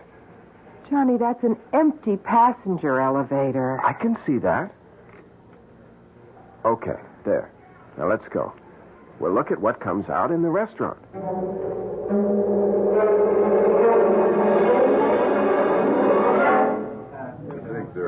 Oh, I never would have believed a bacon, lettuce, and tomato sandwich could taste this good. Look, Lisa, look at this shot. What, the empty elevator? It isn't empty on this picture. Look. Johnny.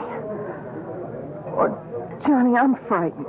Lisa, you've got to help me find the girl in the picture. Johnny, I want you to throw that camera in the river. And just forget about what's going to happen to that girl in the picture with the knife at her throat? How do we know it hasn't happened already?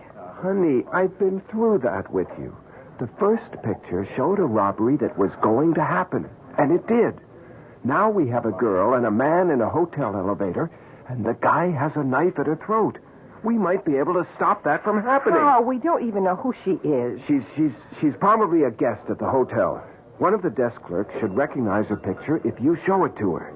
This picture? I can't show them that. No, of course not. But I can crop it so that the man with the knife Johnny, is out. it's no use. I don't want to go around asking about a girl I don't know. I don't want anything to do with that camera. I just want you to get rid of it. Lisa, do you want to throw away $1 million? Johnny, you sound like a stranger. I don't even know you. Why do you talk about $1 million? What's this picture got to do with... Don't you see the possibilities that exist with this camera? I can predict when a crime will occur. I can also show the face of the criminal. Now, will you think of what a private detective agency could do with something like that? But how would you explain it? I don't have to explain anything. I don't know. I just have a bad feeling about the whole thing. She's right, John. Listen to what she's saying. Mr. Scarlett, where did you come from? Well, I have here the 2 cameras that the Velecta Company promised you in return for the experimental model. You don't work for Velecta. I checked. They never heard of you. That's of no importance. No? Well, what is? That you return the camera to me. The way I figure it is, you just want that camera for yourself. I don't buy that story about the camera being an experimental model. Oh, really? No? Then what do you think it is? Well, yes? Well, what difference does it make? It's mine. Unfortunately. Look, I've had about enough of you, Mr. Scarlett. Now, we have work to do, and if you'll excuse me... You'll find what you're interested in this newspaper on page 3. Unknown assailant stabs girl in hotel elevator. Johnny, that's tomorrow's paper. Oh, just an early edition. It will be on the streets in 2 hours. At any rate, you're too late to help Miss Stearns. But to ease your conscience, she wasn't seriously injured and should be out of the hospital in a day or 2. What hospital? It doesn't say here. And how do you know so much? Oh, you know, it's always embarrassing when we're forced into this position, especially in this atomic computer age, but I see there's no help for it. Now, through an error, a piece of equipment used by my organization has come into your possession. I don't think it's necessary to explain that this shouldn't be in the hands of any mortal. Hold it. Hold it right there. You said mortal. Are you trying to tell me that you're not a human being? Johnny, be careful. Come off it, Lisa.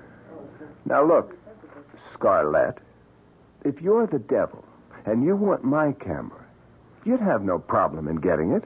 You wouldn't be here asking for a swap, practically begging me to give it to you. Ordinarily, you'd be right. But there are unalterable rules which govern my organization, and one of them is that when a mortal makes a legitimate purchase from us, we're bound to a bargain. We can only ask that he return his purchase of his own free will. Now that I've revealed this much to you, I suggest that you take the... No deal, Nick. Or whatever your name is. You made a bargain, and you're stuck. May I make one correction? It is not I, Johnny, who is stuck. but you, who are doomed.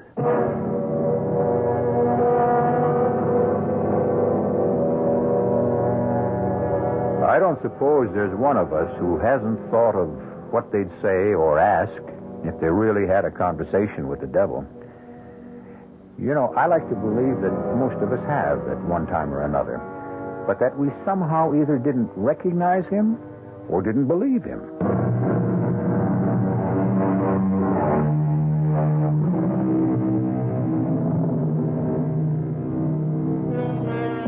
When a man looks back on his life, it's easy for him to pick out the mistakes he made, where, if he had done things differently, his life would have been better. However, man is always the victim of his desires, and in today's world, the desire for wealth can blind. Johnny Carlin had become the owner of a strange camera, a camera which seemed to be able to take pictures of the future. And Johnny Carlin had visions of untold wealth. He had also been warned, but greed has its own way of muffling warnings. I hate all of this. I wish you'd give it up, Johnny. I can't stand all this lying and maneuvering with people who are calling for help. Who's lying? We can deliver. Lisa, all we have to do is tell them that we have to take a picture. That's all. But there have been dozens of calls from people who've been ripped off or mugged and want us to find the criminal. Simple. We tell them we can't help them. This is the Carlin Crime Prevention Agency. We can forestall a crime. We can't solve it. You don't have to do anything except tell them the truth. All right? Now, what have we got today? You must be kidding. Here, look. Here's just a few of the latest messages. Uh-huh. Banks? Hey, these are good. Banks will be regular customers when we get set up properly. Nothing. Hey, Andrea Scudder. What do you know? You know her? Well, the same way you do. Heiress to the Scudder millions, beauty, playgirl, athlete, and all-around hellraiser. She said she wanted to talk to you about a personal problem. Uh-huh. Andrea Scudder. That's money. Call her and make the appointment. Mr. Carlin, I'm being blackmailed. I don't know by whom. Can you find out? Well, I can try, Miss Scudder. If I don't succeed, there'll be no fee. And if you do, there'll be no publicity. I don't want my name spread all over the front pages. You have my word. Fine. The job is worth $50,000. Is that satisfactory? Yeah, that's okay. I'd like a little more information. Such as? Well, what happens when and if I deliver the name of the blackmailer to you?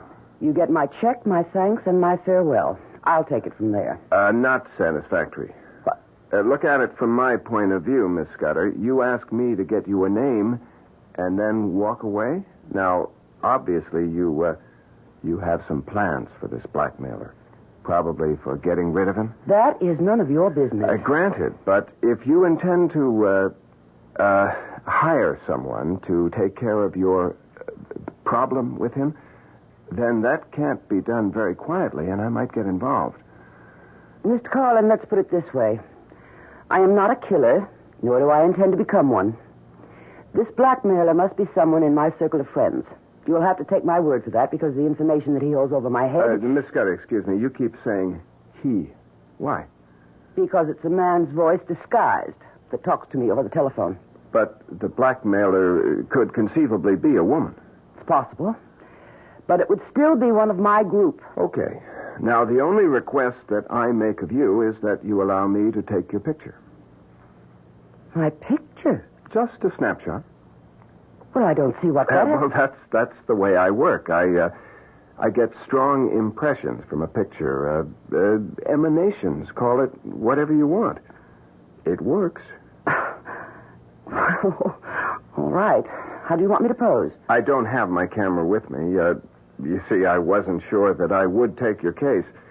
Could you come to my office tomorrow at your convenience?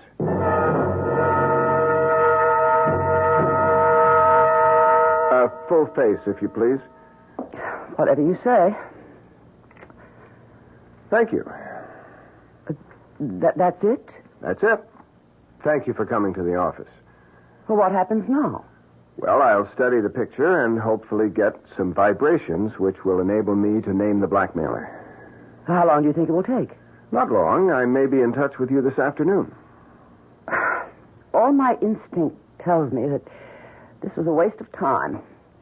But if it doesn't work, it'll cost me nothing. Exactly, Miss Scudder. See you later. I hope. You will, Miss Scudder. You certainly will. Lisa? Yes? She's gone. Come on. Let's see what the picture looks like. I don't know what you expect to come out of this.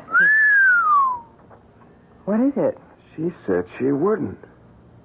She said she wasn't a killer. Who's the man? I've never seen him before. But from the looks of this picture, she's pumping a few bullets into the blackmailer.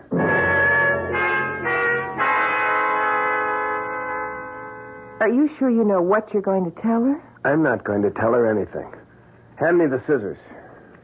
Here. All right. There. Now, all we have is a picture of the blackmailer. I'll take this up to her and say, here's the man who's been blackmailing you. Give me a check for $50,000, please. Johnny, she looked a lot older in this picture. Well, he isn't too young either. I want you to promise me something. When and if you get the $1 million, you'll forget about the camera and throw it away. Lisa... Johnny, please. Promise. Okay. If that will make you happy, okay.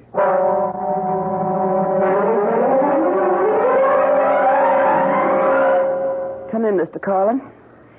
I must say you work fast. The picture did the trick. Yes? And you have the name? No. But I have his picture. His picture? Here it is. You can probably put a name to it.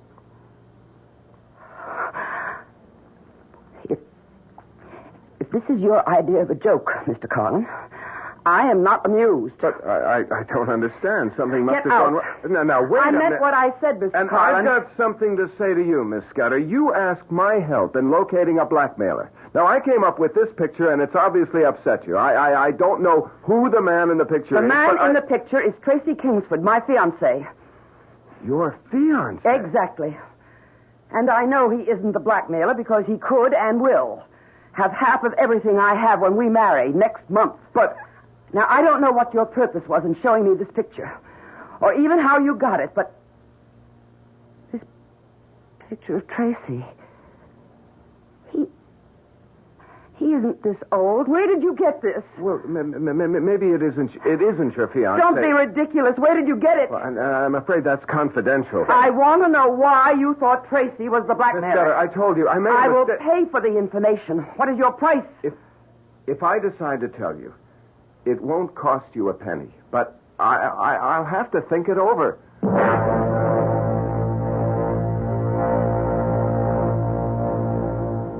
What are you going to do, Johnny? I honestly don't know. I've learned one thing, though, about this camera. Yes, so have I. It's best to use it with places or institutions like banks or jewelry stores rather than with people. It's wrong for you to have it and even worse for you to try to use it. Now, Lisa, it can't do me any harm. If I learn to use it properly, I won't get into anything like the Scudder situation. You still haven't decided what to do about that. Yeah, I have. I'm just going to forget it. Forget it? How do you forget something like that? A very good question, Miss Kane. You're after the camera again, aren't you, Scarlett? Of course. I should think by this time you'd be convinced that it isn't for mortals. Ah, right. You have to say that, huh? Well, that doesn't make it a lie. But it makes it suspect. I can take whatever you say with a grain of salt. Well, let's get back to Miss Scudder. You know that she's going to kill her husband, and you're going to let her. Can you live with that knowledge? Well, can I stop her? You can try. Okay. Tell me how. You can tell her the truth. Ah, that would be interesting. Tell me, Miss Kane. Suppose someone came in here and told you that you were going to kill Johnny after you're married. Would you believe him? What? Would you? No. Johnny, you could put the picture back together and show her the picture. Show her shooting him. Yeah, but she'll ask me how I got the picture. You're getting to be good at lying. You'll tell her you have this gift of... Prophecy? Yes.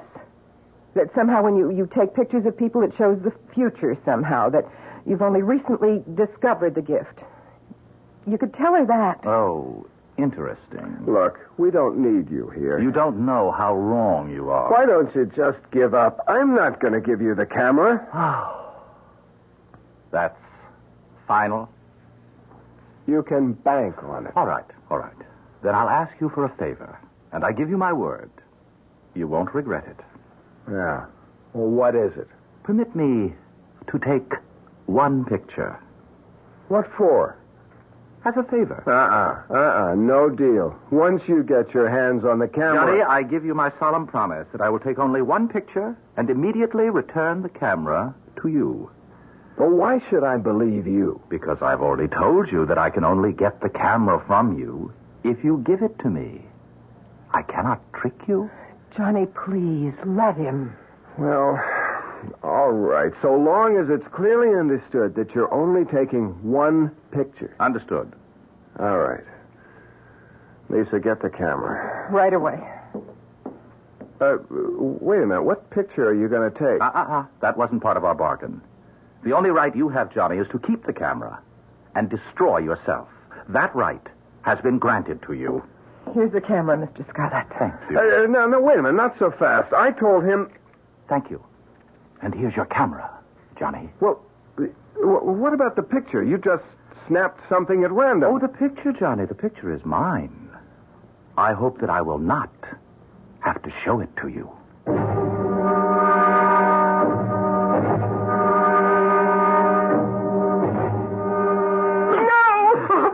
Please, I told you I don't know.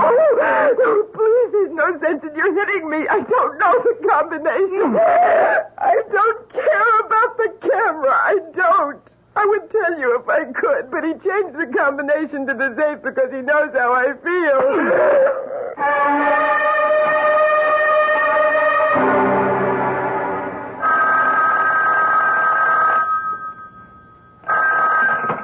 Hello? John Carlin? Speaking. Inspector Barrett. Remember me? Oh, yeah, Inspector. You know a girl named Lisa Kane? Well, of course. She's my fiancée, and she also works with me. Well, forgive me, but I've been through this before. I've got the kind of news that can't be broken gently. What is it? Something happened to Lisa? She was beaten up. Badly. She's in the emergency clinic at City Hospital, and she's asking for you.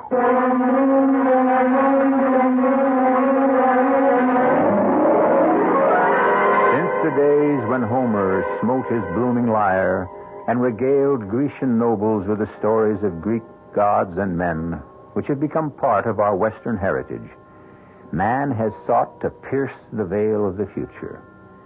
And ever since those days, from Cassandra on, man has consistently ignored the words of prophecy, no matter from where they came.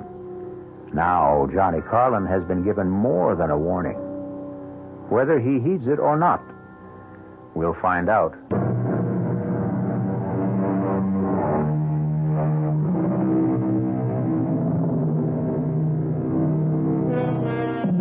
Black magic from a black box. A seemingly ordinary camera purchased by Johnny Carlin has turned out to be anything but ordinary. In fact, it has the capability of depicting future crimes which will be committed by or against the people photographed. The camera has brought Johnny a lot of money, a lot of notoriety, and a lot of trouble.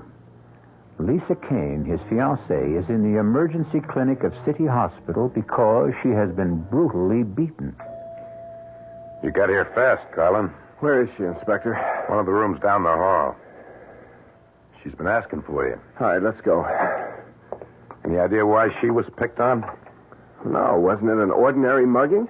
Hardly. She was attacked in your office, and nothing was taken from her purse. Johnny. Johnny, I want Johnny. I'm here, Lisa. I'm right here. Oh, Johnny.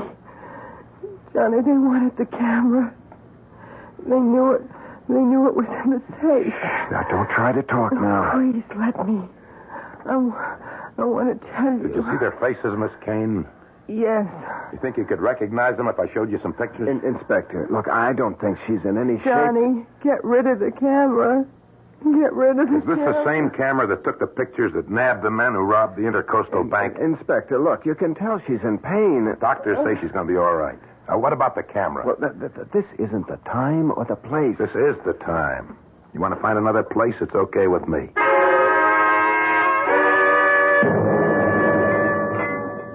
Oh, it's good coffee. Another cup, Inspector? We got the coffee. Give me some facts. Look, I told you everything I could. The camera. Now, what's with the camera? It's one of the new Volectas. You've seen them. Sure, they all take pictures of masked stick-up guys and show their faces, right? Look, Inspector, I can't explain how that happened. I'm going to level with you, Carlin, and then you better level with me. Look, Inspector, are you threatening me? I didn't press you about it before because you did me a favor. I got a lot of brownie points for bringing in those bank robbers.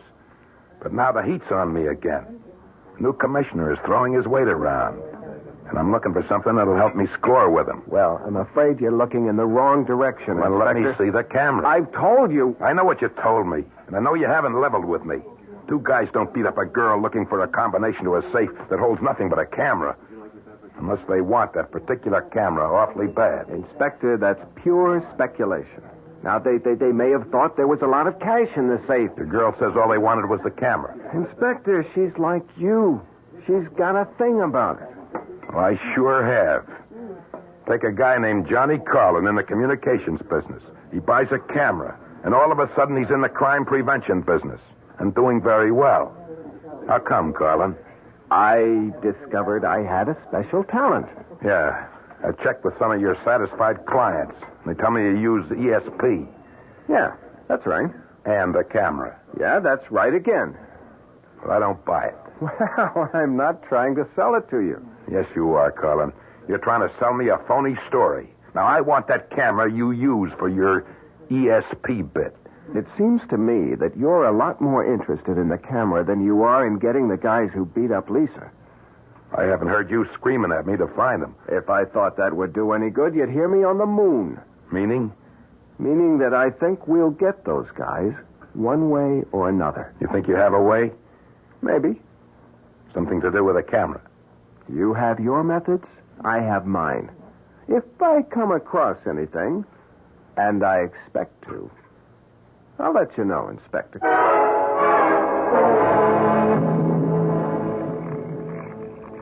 7 left, 3 right, And all the way past 0 to the right, to 4, and then 11 to the left. Scarlett, you stole it. Oh, Johnny, when are you going to start believing me? I told you, it's against the rules. What are you doing here? I came to help. Well, I don't want your help. You're not interested in finding the man who beat up Lisa? Well, I don't need you. Of course.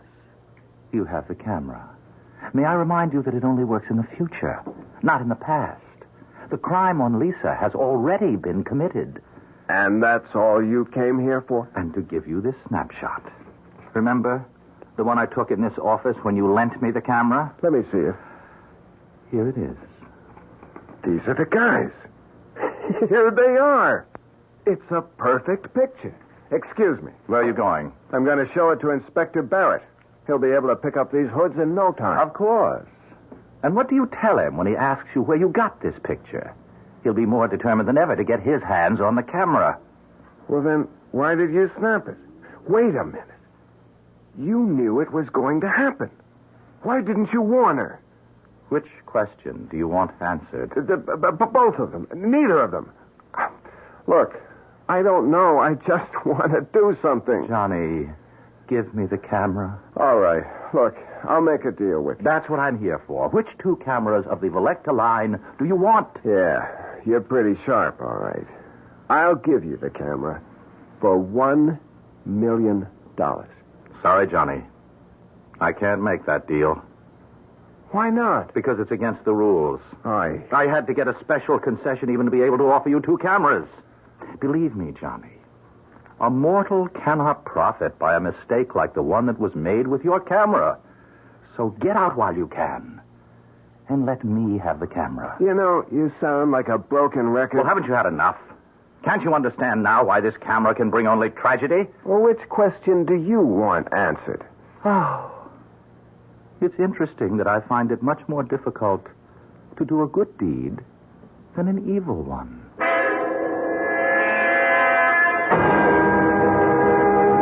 I'd like to know what makes you think you can pick out these mugs, Carlin. You've never even seen them. Yeah? Well, what have you got to lose, Inspector? Time. I could be showing these mugshots to your girl. She's the one who saw them. You looking for someone you know? I'm just looking for a couple of faces. I think... Wait a minute. Yep. Here you are. Here are your men. Joe Horn and Spence Vogel. Are you sure? I'm positive. How do you know? What happened since I saw you at the hospital? Will you stop asking questions and pick these guys up? What if you're wrong? I look like some kind of... I'm not wrong.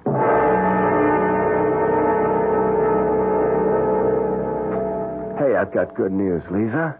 The doctor says you'll be able to go home in a couple of days. That's nice. Well, honey, you don't seem very happy. Johnny, what have you done about the camera? Isn't it great? They've caught the 2 guys who hurt you. So you've still got the camera. Look, Lisa... Hello. It's for you, Inspector Barrett. Barrett? How did he know I was here? Thank you. Hello? Carlin, I want you to meet me in your office as soon as possible. Well, why? What's up? I'll tell you when you get there. Be there. What did he want? Well, he wants me to meet him in my office as soon as possible. Johnny, please don't go. Oh, Lisa, why not? You just got here. Look, if I go now, I can finish with Barrett and get back and spend an hour or so with you before I get thrown out. Inspector, I never really thanked you for getting those 2 guys. That's what I came about. What, to get thanked? In a way. I want that camera. Inspector, look, you must be losing your marbles. I told you... Now, listen to me, Carlin, and listen good. I put 16 years of my life into the police force, and they've just transferred me to Staten Island. Me, Inspector Barrett, sent to... Well, you get the idea. Now, I'm not sitting still for this transfer. I gotta have your little camera. Inspector, what good do you think the camera's gonna do you? Oh, come off it, Carlin. I'm a cop. I've done every kind of police work from pounding a beat to undercover surveillance. And never have I heard of a guy who could predict crimes and name the criminals. And you can't either, Carlin. Oh, well, wait a minute. I never said I could. You can't. But you got some kind of newfangled device on that trick camera of yours, and I want it. It's going to make a big difference to my career. Look, Inspector, I'm sorry about the transfer, but it's upset you. Now, you're dreaming. You don't believe for a minute that I've got a gadget on a camera that can look into the future? That's just what I believe. It's the only thing that makes sense. All right. Now, suppose I prove it to you. How? I'll show you the camera.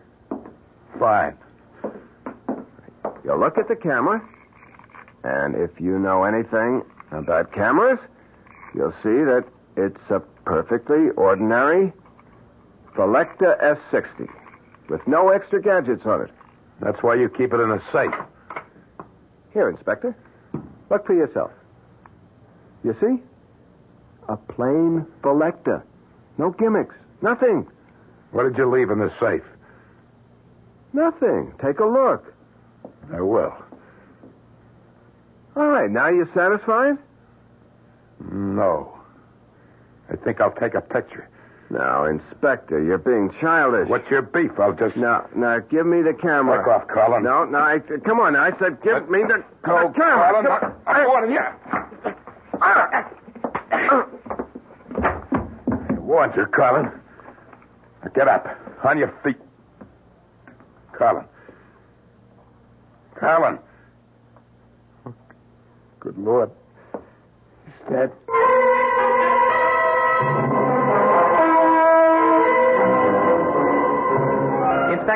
Inspector Barrett. Hold up a second. Who are you? Nick Scarlett. I'm a friend of Johnny's. Oh? He asked me to pick up his camera. I see you're carrying it. I'll check with him. Oh, really? That won't be necessary. Look, I've never seen you before in my life. I know that this camera means a lot to Johnny.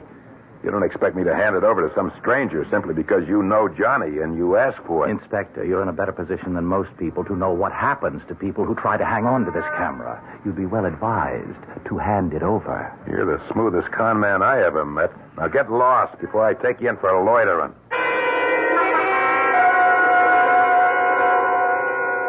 Now, come in. Sit down. Make it fast, Barrett. What do you got? Commissioner, this camera is the greatest crime prevention device that's ever been invented. What? Oh, Barrett. Please, Commissioner, listen. You must know that I came up with the guys who stuck up the Intercoastal Bank and those mugs who beat up that girl in the office of the Carlin Detective Agency. I know that. I did it with this camera. And look, I'll prove it to you, Commissioner. I'm going to pull a picture out right now. Here. I'm going to pull it out and lay it on your desk. That's not going to prove anything. Here, you just look at it. And then tell me what you think of this camera. Well, you convinced? Yeah. You've convinced me, Barrett. Francie, you and Sergeant White come on in here. I want to put Inspector Barrett under arrest. Arrest? What's the charge? Murder 1. According to this picture, you've killed this man in his office. What? Well, take a look. Picture's clear as a bell. That's you standing over what looks like a very dead man. I don't know how you got past my secretary. My card, Commissioner. Nick Scarlett. Interpol? Yes, that's right.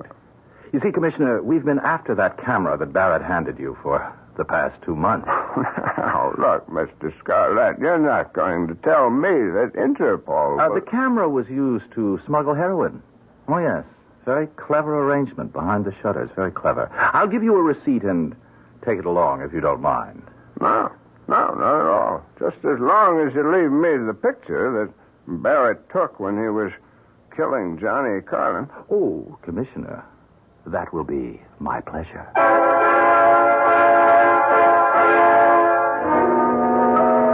I often wonder where that camera is today.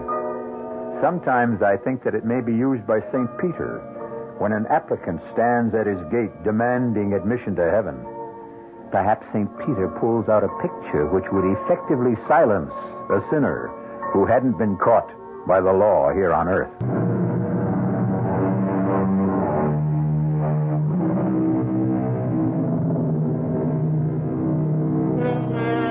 How about it? Would you love to know the future? To be able to see exactly what's going to happen to you tomorrow, next week, next year? I hear a chorus of no's. It would be unbearable to know the exact date you're going to die or be mugged or be involved in a fatal accident. I agree. But I leave you with this. Why do so many people consult fortune tellers? Our cast included Nick Pryor, Terry Keane, Joan Lovejoy, Joseph Julian, and William Redfield. The entire production was under the direction of Hyman Brown. This is E.G. Marshall inviting you to return to our Mystery Theater for another adventure in the macabre. Until next time, pleasant dreams.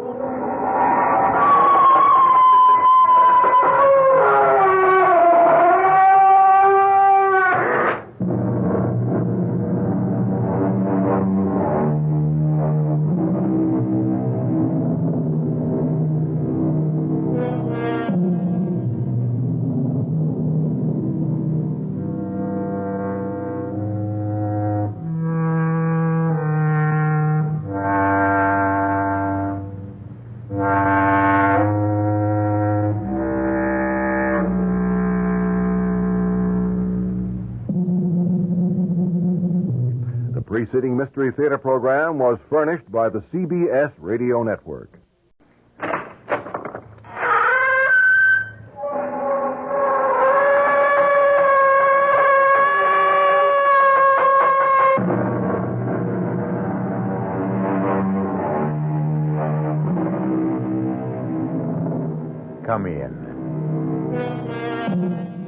Welcome. I'm E.G. Marshall. I'm afraid the chairs aren't very comfortable, but that doesn't matter because in just a moment, you'll be sitting on the edge of them. For we'll be bringing you the tale of the thing inside.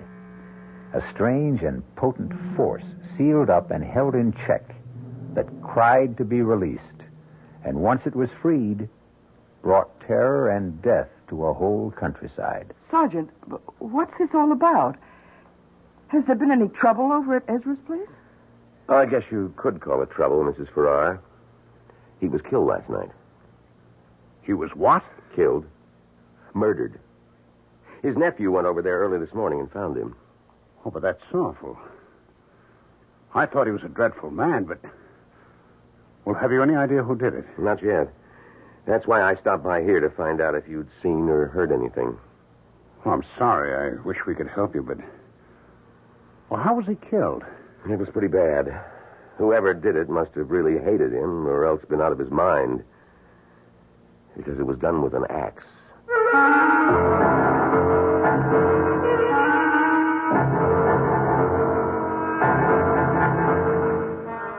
Our mystery drama, The Thing Inside, was written especially for the Mystery Theater by Robert Newman and stars Ralph Bell and Bryna Rayburn.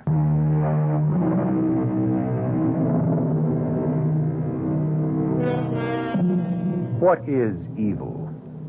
Is it abstract or concrete? Does it seek us out or do we seek it? Either way, there is something in all of us that senses its presence. And when we do, most of us draw back from it in fear. But occasionally, for reasons we do not always understand, we are attracted to it and come under its spell, thus freeing it to work its destruction on an unsuspecting world. Our story begins as John and Sarah Farrar get out of their car and walk towards a rather shabby and run-down antique shop in a small New England village. It's not much of a place. No. Still, you never know. Paul's picked up some pretty nice things in places like this. That tavern sign, for instance. That's true. Good afternoon. Oh, good afternoon. Do you mind if we look around? Nope, not at all. You looking for anything in particular? Oh, no, not really. Possibly some dishes. Do you have any white ironstone? Nope, I'm afraid not. It doesn't matter. That's a rather nice painting there. A schooner? Yes, it is. Oh, well, do you know anything about it? Nope, except that it's American. Early 19th century. John, look at this. What? Oh, yes. Did you say early 19th century? Yeah. I don't think so. I'd say it wasn't more than 20 years old. A copy of something earlier. Why do you say that? Because of the condition of the canvas and the varnish. You a dealer? No, I'm a painter. Oh, well, you may be right. I'm sure I am. Oh, hello. Oh, have you found something? Yes. Can you tell us anything about this? Oh, a glass paperweight? Oh, is that what it is? Yep. At least I think so. What do you think of it, Sarah? No, it's interesting. Yes, it is. Especially when you hold it up to the light. When you turn the ball, it moves. I've never seen anything quite like it. Neither have I. Paul would probably know what it is. Never mind. How much do you want for it? $5. What do you say, Sarah? Shall we buy it? Oh, I don't know, John. It just looks like a glass ball to me. Well, I like it. I like looking at it. Yes, but $5 for something that may be nothing at all. Well, why do you say it's nothing when I say I like it? Well, because $5 is a lot of money. For us, anyway. You don't have to rub it in. Oh, I'm sorry, darling. I just meant I know what you meant. If you really want it, you can have it for $3. I do want it. I'll take it. John. I said I'll take it.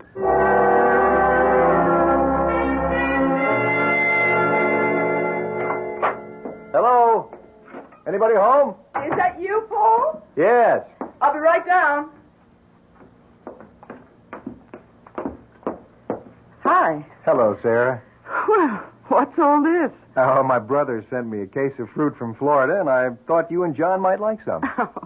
That's awfully nice of you, Paul. No, not really. I'd never finish it all by myself. Well, I still think it's very nice of you. Thank you. Well, you're very welcome. Where's John? In the studio. Oh, how is he? Oh, about the same. Not very good. Still not working, huh? No. He's trying. He goes in there every day. Well, it's happened to almost every painter at some time or another. You hit a bad period, just can't seem to do anything. Oh, Paul. I thought I heard your voice. How are you? Fine, John. And you? Okay. Where'd all this fruit come from? Paul brought it over. My brother sent me a whole case of it, and I thought you might like some. Oh, it's very nice of you. I was hoping you'd stop by. There's something I wanted to show you, ask you about. Oh, what's that? This glass ball. Oh, where'd you get it? In a crummy little antique shop in Preston. Oh, yes, I know the place. The guy said it was a paperweight. Well, it can't be. It doesn't have a base. It isn't even flat on one side. Well, that's what I thought. What do you think it is, then? Hey, I have no idea. The only thing I've ever seen that's even vaguely like this are witch balls. Witch balls? Yeah, you sometimes find them down in Pennsylvania. They're like hex signs, supposed to keep witches away. Oh, yes. It's a very interesting thing. Beautiful piece of glass blowing. Yes, isn't it? Take it over the light and look at it more closely. There's something inside it. Kind of shadow. Oh? I don't see anything. Well, hold it up. Turn it. Oh, you mean that kind of a swirl? Mm-hmm. I think that's just an air bubble or maybe an imperfection in the glass. I don't. I think there's something inside it that the glass was blown around it. Here, give it to me. Oh, John. It slipped out of my hands. Well, it didn't break. Did it crack? No. Look at that. Dropped on the fireplace, and there's not a mark or a scratch on it. Well, that's impossible. Well, look at it. Oh, you're right. I've never seen anything like it. It can't be ordinary glass. I'll tell you what, John. I've got a friend who's an expert, collects paperweights. If you like, I'll take it and show it to you. No. It's not leaving this house. John. Well, I just thought that... I say it's not leaving this house. All right, John. I'm going back inside. I'll see you, Paul. Yes, John. Well, he really has a thing about it, hasn't he? Yes. When did he get it? Oh, just yesterday. I don't like it. Why not? I don't know. I just have a funny feeling about it. I have had from the first time I saw it.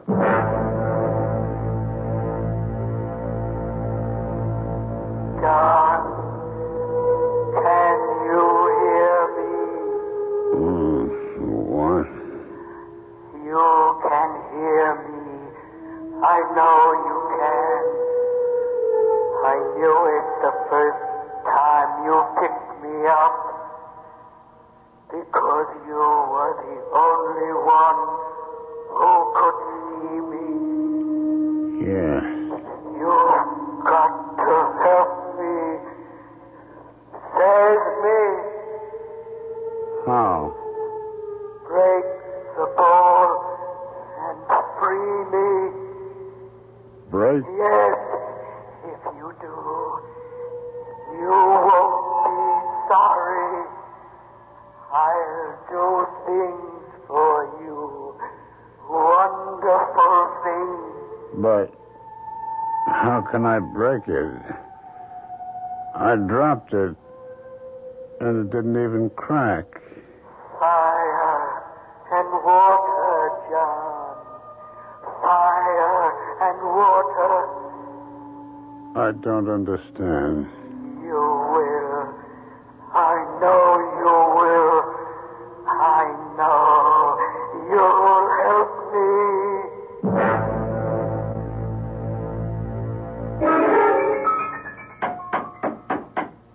Just a second. Oh, hello, Paul. Sarah, can I come in for a few minutes? Oh, yes, of course. Well, how are you? A little down at the moment. Why? I just got some rather upsetting news. That's why I came over. Oh, I'm sorry, Paul. What's the news? Well, it'll affect you and John more than it does anyone else. Hmm? You know those rumors that Ezra Tate was going to sell that 200-acre parcel of his to a developer? Well, apparently they're true. Oh, no. But how do you know? Well, I was just at the bank and Peterson told me. Well, that's certainly not good, that Ezra is going to sell. But that doesn't mean that they can go ahead and build there. Well, they'd have to get the approval of the zoning board. Have you forgotten that Harry Walker, the board chairman, is his nephew? Yeah, but he wouldn't dare. You mean you think it really may go through? I'm afraid so. Oh, but that's awful. You know, we bought this place, put every cent we have into it, mostly because of the location and the view, and if the deal does go through, that will be the end of it. I know. And that's not all. But I wouldn't want to go on living here with a development right under our noses. And I don't think anyone else would want to either. Well, I'm afraid you'd take a bad licking if you tried to sell the place. Well, don't say anything about it to John until we really do know what's going to happen. He hates Ezra Tate as it is, and when he hears about this... That's right. He has had a bit of trouble with him, hasn't he? Oh, from the day we moved in here. First about the boundary line, and then about... Sarah, Oh. Oh. Hello. I didn't know you were here. I was just passing by, and I thought I'd drop in. Well, I'm glad you did. As a matter of fact, I was going to call you. Oh, about what? You know that glass ball I showed you yesterday? Yes, of course. If you wanted to break it, really break it, how'd you go about it? Well, why on earth would you want to break it? It's a beautiful thing. Oh, yes, it is. But suppose I did want to break it. I really don't know, John. Can you think of any way it can be done with fire and water? Fire and water? Yes.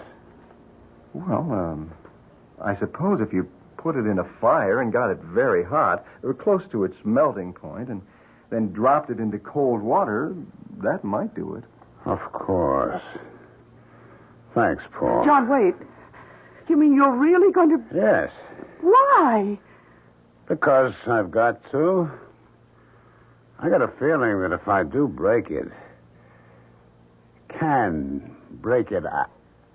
What? Never mind. I'll see you, Paul. Don't look that way, Sarah. I know it doesn't make sense, but after all, there's no harm in it. I'm not so sure about that. Why do you say that? I told you, I had a funny feeling about the thing from the first time I saw it.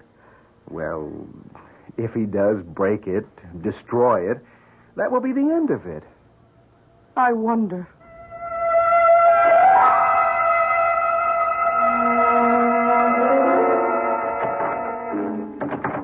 John? Yes. Why have you got the door locked?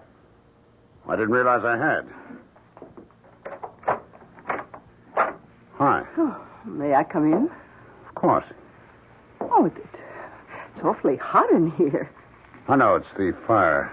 Oh, yes. Then you're really going to do it? Yes. I've had the ball on the fire for about a half hour now.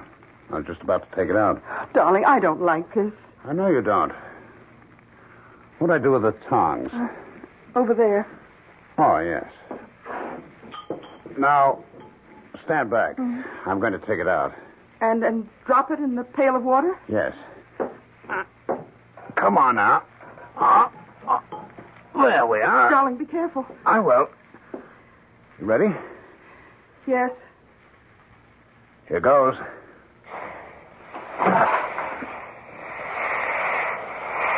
Wow. I really think I did it. What happened to the ball? Well, see for yourself. It practically exploded into 100 pieces. Oh, yes. Well, are you satisfied now? Yes. Now, wait a minute. Look at this. This is what was inside it. Its center. Another ball. A small black one. Yes, but it wasn't black before. Oh, the heat must have turned it black. Well, what are you going to do with it? Keep it. Why? Just so. Now, stop looking so upset, Sarah. Things are going to be different now. What do you mean? Well, you'll see. Everything's going to be fine. Better than they've ever been before.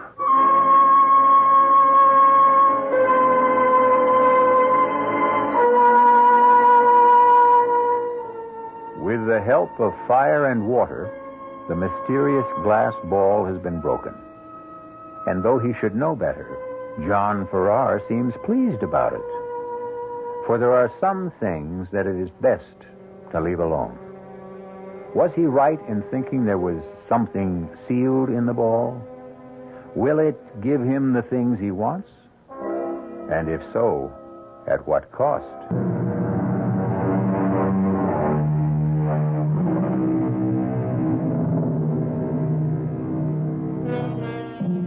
Dusk is a time of uncertainty. And though she could not have said why, Sarah Farrar was not just uncertain, but anxious as she stood beside her husband and saw the glass ball shatter. But now she's beginning to feel that perhaps she was mistaken. For when John woke this morning, he was in better spirits than he has been for months. He went into his studio early and has been in there all day. It's evening now, almost supper time, and he still has not come out. Yes? Darling, it's almost 6 o'clock, and I wondered if...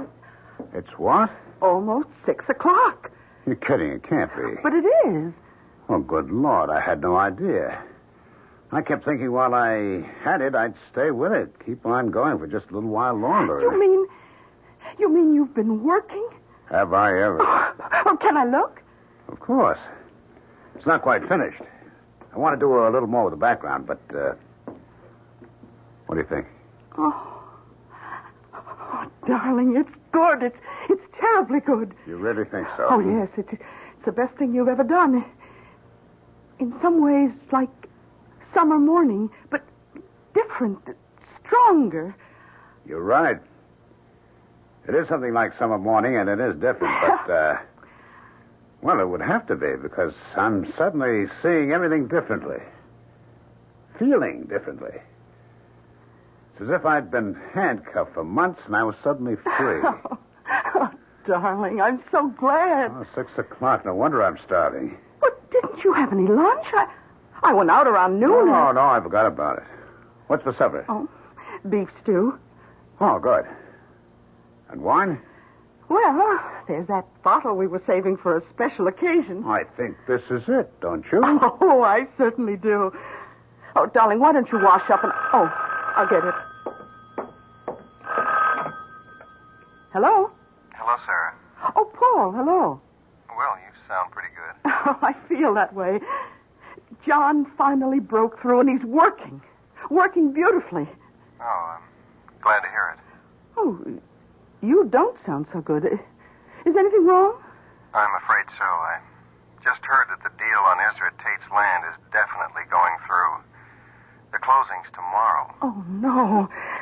And there's no way of stopping it? None that I know of. Oh, then I guess I'll have to tell John. Tell me what? Are you going to do it now? Yes. I'm sorry, Sarah. So am I, but it can't be helped. Goodbye, Paul. What was that all about? Oh, some rather bad news. Darling, you know that talk that Ezra Tate was going to sell the 200 acres across the road to a developer? Yes? Well, apparently it's true. What? It can't be. I'm afraid it is, John. The closing's tomorrow. But he can't do anything like that. It'd ruin the town. And not just the town. We couldn't go on living here with a couple of hundred ticky-tacky houses right across the road. I know. But I'm afraid nothing can be done about it. No? Well, we'll see about that. John, where are you going? To talk to him. No, John, wait! Don't! Wait!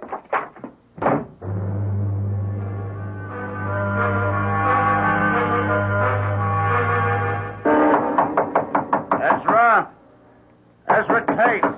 Who's there? Who's there? John Pharoah. What do you want? I want to talk to you. Well, you can't right now. I'm eating supper. Oh, damn it all, Ezra. It's important.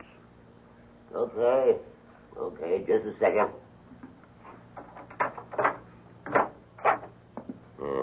Now, what is all this? Is what I heard true? That you're selling the land across the road from us to a developer? It sure is. But you can't do that. Says who? It's my land. I can sell it to anyone I want. Haven't you any feeling at all for anyone else? Don't you realize what it'll do, not just to me, my place, but the whole town? It can't take another couple of hundred people. The deal's set, and that's that. But can't you see? Okay, how much are they offering you for it? Why do you want to know? Because I'll buy it from you. I'll give you a couple of thousand over their price. What? That's really funny. What's funny about it? Yeah, it just is. You haven't got a dime. You owe everyone in town money, and you want to buy... Never mind about that. I'll get it somewhere. Yeah? Where? From your friend Paul Chandler? What's it to you where I get it? I'd like to know, that's all. Just because he's got a thing about your wife, comes around with fruit and groceries for you, I imagine... You keep away from me, Pharoah! You think I'd let you in here without precautions? This gun's loaded. Come any closer and I'll let you have a load of birdshot. For 2 cents... 2 cents is just about what you can afford. Now, you get out of here. Okay. But this isn't the end of it, Ezra.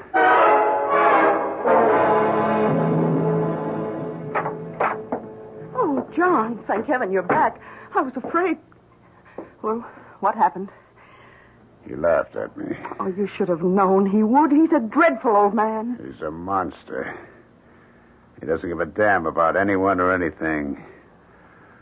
I'd like to see him drop dead. John! Well, I would. Well, just dropping dead would be too good for him. I'd like to have something really terrible happen to him.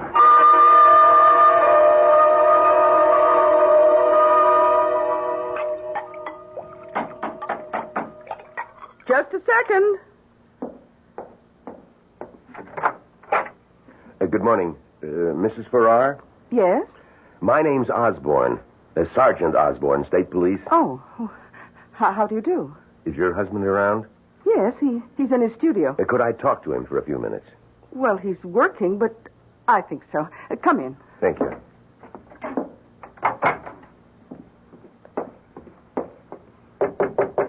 Yes? John, could you come out here for a minute? Okay. What's up? Oh, darling, this is Sergeant Osborne of the State Police. Oh. Good morning, Sergeant. Good morning, Mr. Farrar. I'm sorry to disturb you, but I wondered if you could help us. With what, Sergeant? Were you home last night? Yes, we were. We're here most nights. What time did you get to bed? Fairly early. About 10. Yes, that's right. And did you get up for any reason, or did you sleep right through the night? Well, we slept straight through. At least I did. What? I was hoping that maybe you'd gotten up.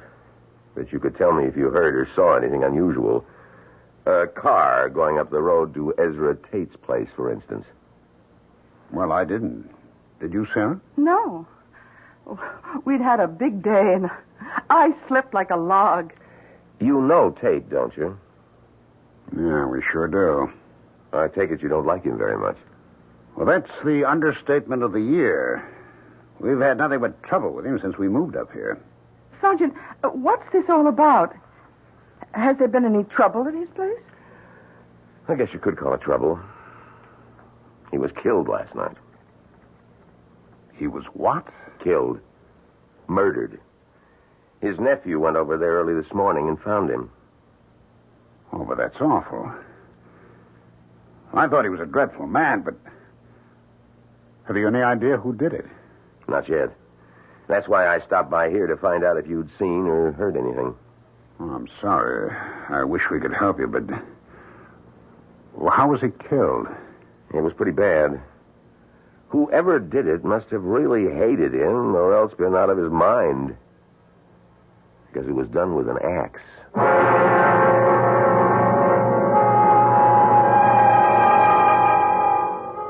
No, that's not a nice way to kill someone, not at all. And whoever or whatever did it didn't waste very much time. For it was only last night that John Farrar said, "I'd like to see something really terrible happen to him." And what did happen was horrible enough to shock even him. The question is, was it a coincidence, or is there more to it than that? Could it have something to do with the shattering of the glass ball?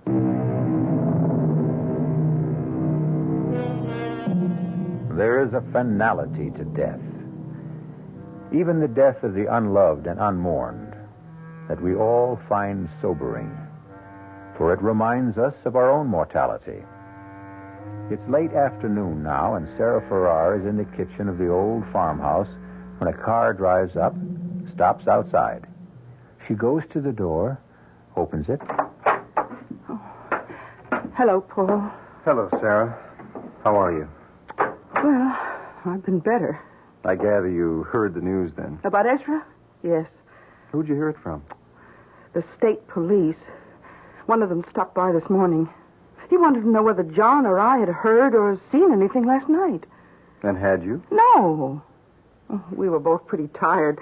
John had been working like a maniac all day, and we slept right through. I see. How's John? Well, of course he's upset. It's a scary thing when something like that happens so close by, and you don't know who did it or why. But he'll get over it. I hope so. I've been worried about him. Why? Well, he certainly wasn't in very good shape the other day. That whole involvement of his with that glass ball. Oh, that. I was pretty worried about that myself, but, well, once he broke it and snapped his painting block, it started working. Well, he really feels there was some connection there. Apparently. Well, as long as he's working. I take it he still is. Oh, yes. He finished one painting. He's already started on another. Oh, good. The reason I stopped by was because I wanted to find out if the two of you were free Friday night. Oh, yes, we are. Then would you come over for dinner? Benson of the Benson Gallery is coming up from New York. And if John is working again, I thought he ought to meet him. Oh, poor. You really are a very good friend. Oh, come on, Sarah. Now, you know how I feel about you. Both of you. You've had a pretty rough time since you moved up here, and if I've done anything to help... Oh, Paul, hello. Hi. I didn't hear your car. You been here long? No, just a few minutes. Oh, Paul stopped by to invite us over for dinner Friday night. Benson of the Benson Gallery is going to be there. Oh, that's nice. What do you think of our big local news? Ezra Tate's death? That's pretty shocking. Yes, it is. On the other hand, it did take care of a pretty serious problem for us. Oh, what do you mean? Well, now that he's gone, that's the end of that housing development. I'm afraid it isn't, John. Well, why not? His nephew is his only living relative. He'll inherit everything Ezra had, including his land, and he's already telling people he intends to go through with the deal. What? Well, he can't do that. He's head of the town zoning board. Yes, he is, but he was willing to push the thing through when it meant money in his uncle's pocket. Don't you think he'll be even more anxious to do it when it means money in his own? But that's even worse. Well, a little more direct and obvious, but no worse. And nothing can be done about it? I'm afraid not. The zoning board is his baby. Does just what he says. Wow. It would serve him right if the same thing happened to him that happened to Ezra. John, that's a terrible thing to say. Is it? I don't like violence any more than you do, Sarah, but when a man is willing to destroy a whole community out of sheer greed, I say the world's better off without him.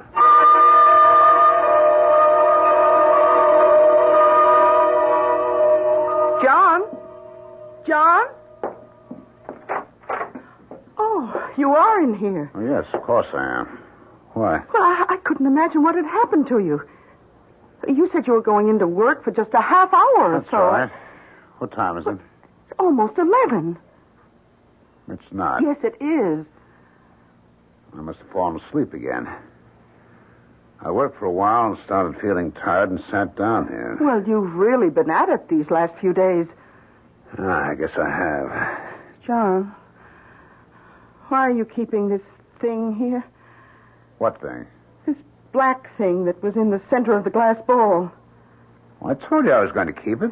But why? Because I like it. I like looking at it. What? Was that what you were doing before you fell asleep? Yes. Oh, I wish you wouldn't. I wish you'd get rid of it. Oh, don't be silly, Sarah. The day I found the ball, or rather the day I broke it open, was one of the most important days of my life. Hasn't everything been different since then? Well, if you mean you've been working well, yes, but I... But what? Oh, never mind. Are you coming up to bed now? I guess so. Just let me clean my brushes and put them away. Oh, who on earth is that? I have no idea. I'll get it.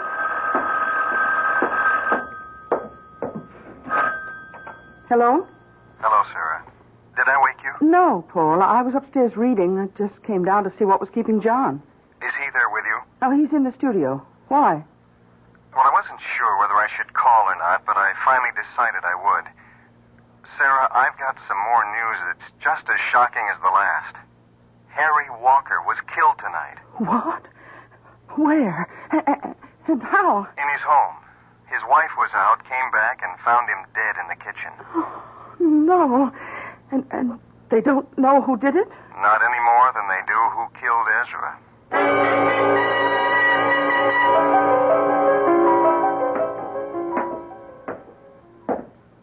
Hi. Oh, good morning, darling. I couldn't decide whether to wake you or let you sleep. Oh, I haven't been asleep for some time. I'm just lying there thinking. I know, but I thought you might doze off. You didn't sleep much last night. No. Well, how about some breakfast? I don't want any. John, you should eat something. I can't.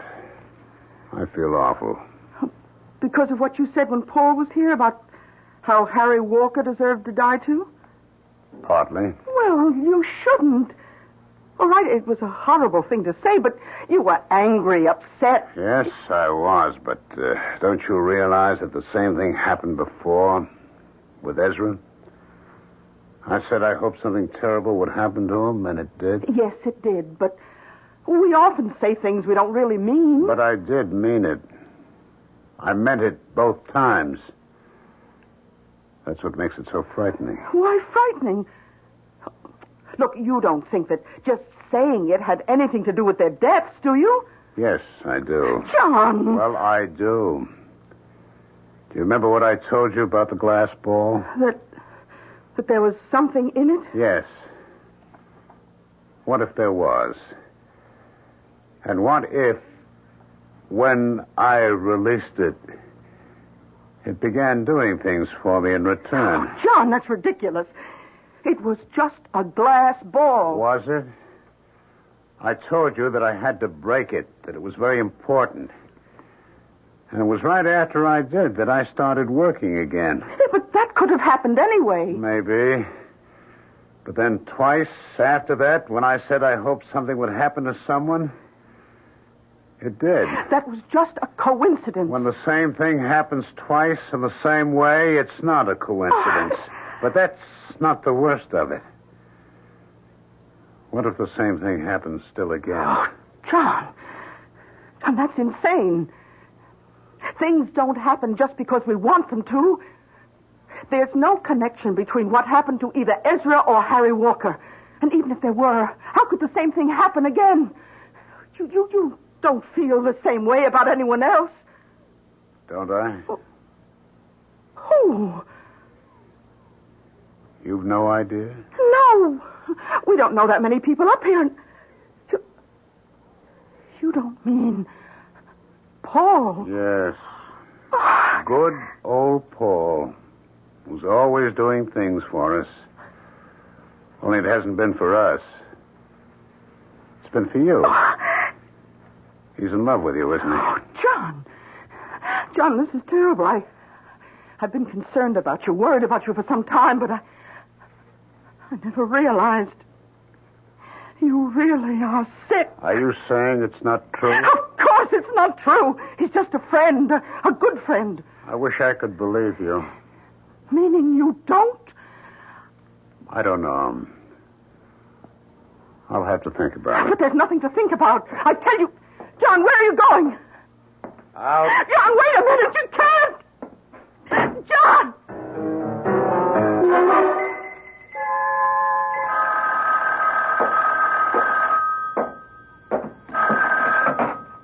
Hello? Oh, Paul, it's me again. Any sign of him? No, Sarah. But it's been over 2 hours. Well, you said he didn't take the car. If he walked, it would take him some time to get over here. Not this long, Paul. I'm scared. I told you what he said. I know, but I don't think there's anything to be concerned about. The longer he has to think about, the more chance there is that he'll realize it's ridiculous. But suppose it's just the opposite. Suppose Now, don't do that, Sarah. I'm not worried. I hope he does come here. I told you there's something I want to tell him. What? I don't want to go into it now, but I think it may make a difference. Help him. All right. But if he does come to your place, will you call me? Let me know. Of course, Sarah. Thank you, Paul.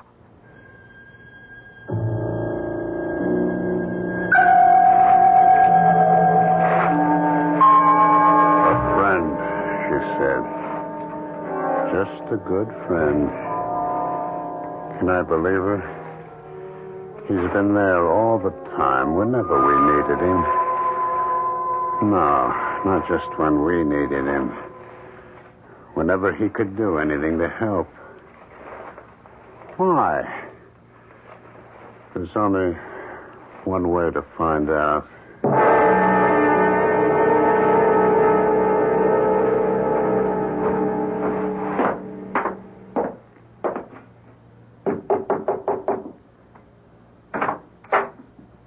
Hello, John. I've been expecting you. Have you? Yes, Sarah called.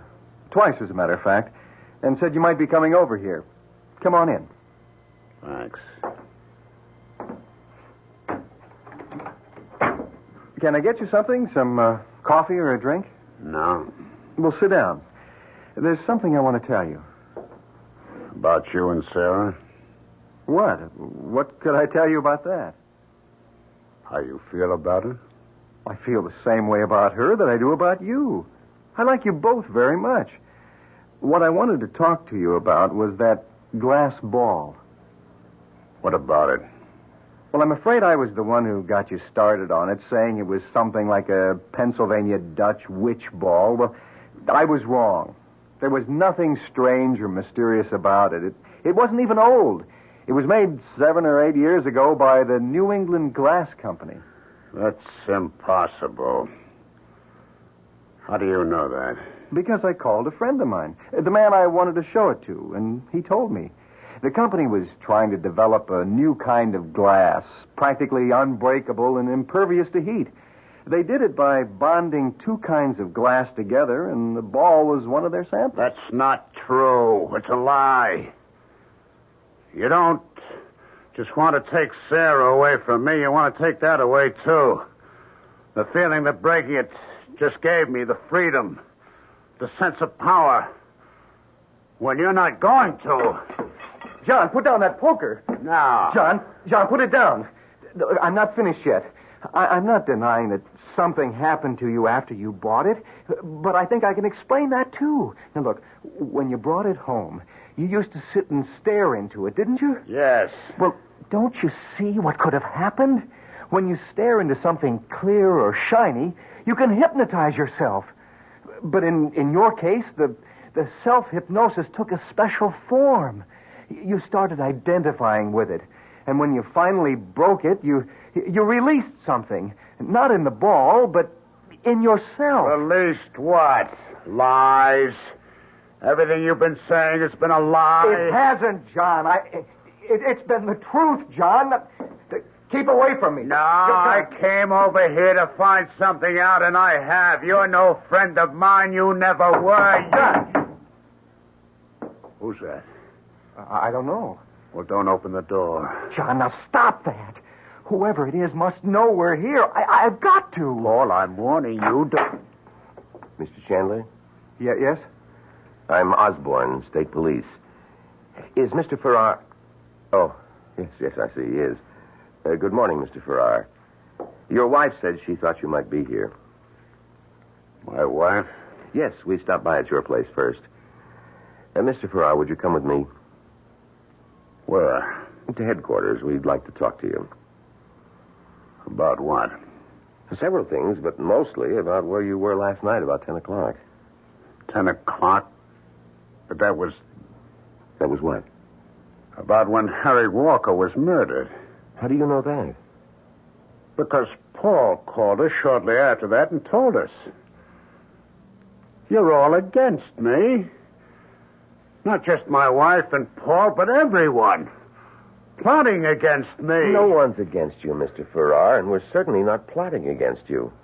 We just want to talk to you and... No! Farrar, stop! Come back here, Farrar! Aren't you going after him? Oh, we'll catch up to him. I have another car and 2 more men out on the road there, just around the curve. Why did you want to talk to him? Well, someone saw him leaving Harry Walker's house last night, shortly before Mrs. Walker came home. Oh. We just got a general description. Weren't sure who it was at first, but... Farrar, look out! That truck! John!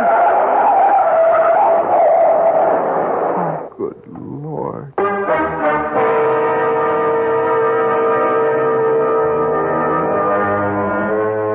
Seek, and you shall find.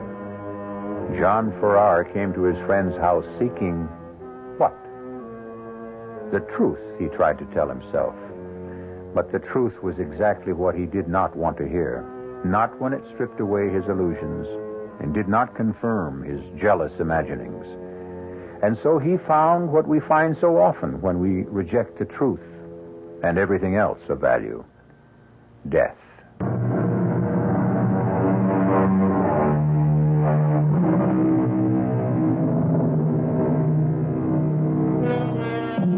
Now we see through a glass darkly, says the Bible. That was what John Farrar was doing, seeing something in the strange glass ball that wasn't there. But he wasn't completely wrong. At least it wasn't all imaginary. For as his friend Paul said, there was a thing inside.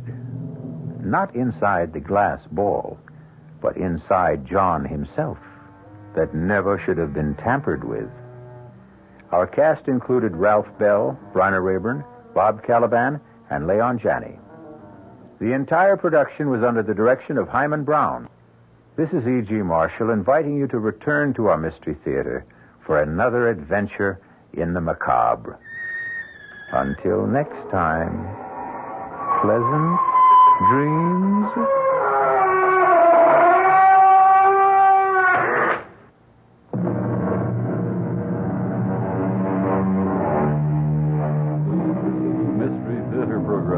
Furnished by the CBS Radio Network.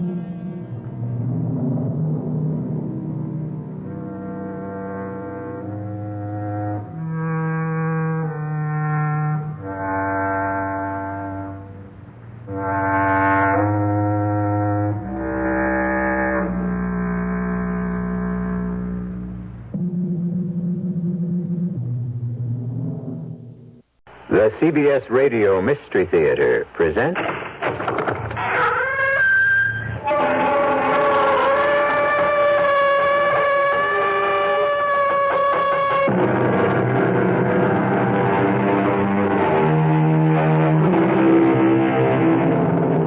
Come in. Welcome. I'm E.G. Marshall, bidding you welcome to the sound of suspense. Welcome to the fear you can hear. Welcome to the world of mystery. This is a tale of young love. The love of a charming young man for a charming young girl. It is also the story of a mother's love for her child. As you can see, this story is positively dripping with love. But don't be dismayed, because love, like a door, has two sides. And when the other side is hatred, it can drip with venom and gore. You're a liar, Mr. Snowden. Don't you think I know what you are? You're wrong, Mrs. Daniels. I love your daughter. Why? Because I do, that's all. You can't explain something like that. Listen to me, young man. Even her own father couldn't bear to look at Bonnie's face.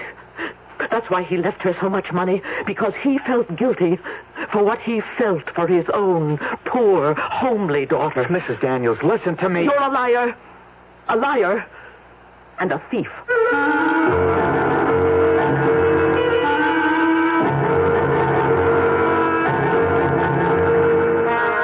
Our mystery drama, The Locked Room, was written especially for the Mystery Theater by Henry Slessor and stars Jack Grimes and Corinne Orr.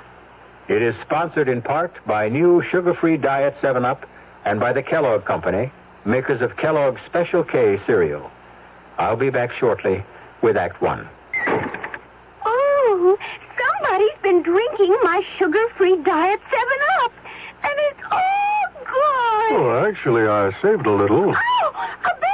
Hiya, Goldie. What's brewing? That's Miss Goldilocks to you. Oh, come on, kid. You mean you don't remember me? The cottage, the 3 chairs, the porridge? Baby bear! In the fur. Been a long time, Goldie. But baby bear... Just call me BB. You drank all the sugar-free Diet 7-Up, and I have to conduct another diet drink taste test today. Well, yeah, I saw the sign on the door, a professional taste tester, huh? But how can I conduct my taste test now? Why bother? I tried those other diet drinks, too. You'll notice there's still plenty of them around. Why not ask me? Well, okay, BB. Tell me, why did you drink all the sugar-free Diet 7-Up? I like the taste. Light, fresh, natural. Sugar-free Diet 7-Up is definitely unbearably delicious. Mm-hmm. I don't know, but it's always something, isn't it? You just about get over paying for the holidays, and April 15th is staring you in the face again. Well, Don was griping about doing her taxes. What else is new? And I remembered hearing that CIT has an income tax service. So I said, look, honey, unless you enjoy torturing yourself, why don't you let CIT do our taxes? Well, I guess I caught him at a weak moment, because that's just what he did. You know, he came home all smiles, said they were fast, computerized, had a $5 minimum charge, and saved him a lot of time and aggravation. And if he needed extra cash, he could have applied for a unilone right there at CIT. Don said the CIT man was so nice, it was almost a pleasure doing the taxes. Almost. CIT makes money happen. We really do. And they make doing taxes almost a pleasure.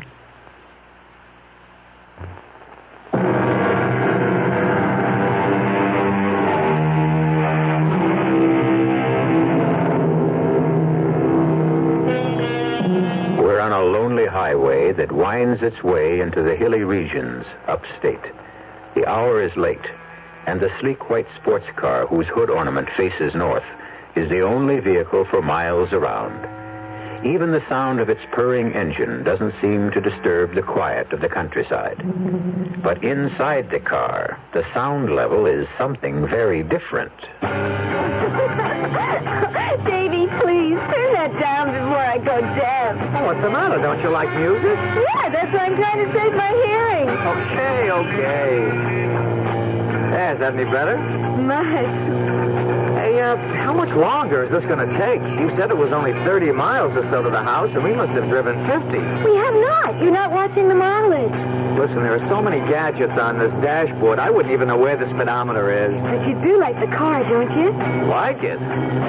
Hey, Bonnie, do you know what I've been used to driving all my life? Second-hand pickup trucks. That's about all our folks could afford. I hated this car at first when Mother gave it to me. I mean, she must have thought it was what every young girl wanted on her 17th birthday. But the truth is, I was scared stiff of it. Well, why should you be? I don't know. Just was. It always felt like it was running away with me. Ah, but now you're running away with it. And me. Oh, don't put it that way. I don't feel we're running away, Davy. Oh, of course not, kid. That it was just a figure of speech. Davy, look! We're almost there. Oh, there's the old that barn I told you about. Hey, great. Do I make a right here? Yeah, sharp right. And then straight up the hill until you come to the sign. Is it still there? When was the last time you were here, anyway? About 10 years? No kidding. Yeah, that's right. I was only 8 when we left. Oh. Davy, there it is. You can see the chimneys. Oh, wow. Yeah, how many chimneys does the house have? It seemed like hundreds. There was a fireplace in every room except the bathroom. Wait till you see it, Davy. Oh, just wait.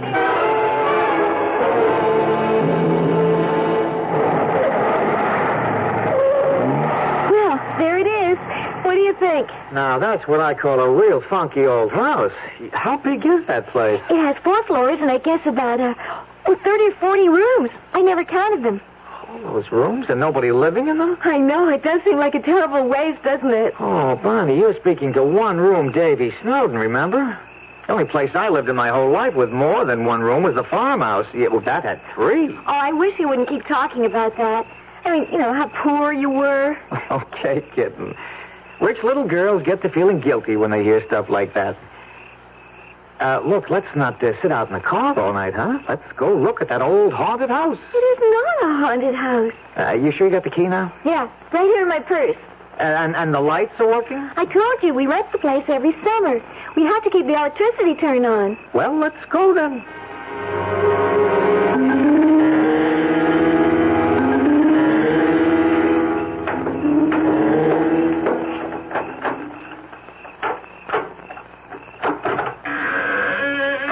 There's a light switch right near the door. Yeah, here it is. There. Look at the size of this place. I know, it's a terrible old barn of a place. That's what my father called it. When he died, well, Mother just thought it was foolish, the 2 of us living here all by ourselves. Looks kind of run down. I'm afraid it is. But the foundation is still solid. Plenty of furniture. Hey, come on, show me the rest of the house, huh? What would you like to see first? Well, upstairs. That's where the bedrooms are, right? Yes. Well, that's the first thing we have to do. Decide which bedroom we want. Oh, Davy. Do you love me, Bonnie? Oh, you know I do. Say it. I love you. Say, I love you, Davy. I love you, Davy. Well, in that case, let's pick out the bedroom. How many choices do we have? At least 10. Oh, it might take us all night. Come on.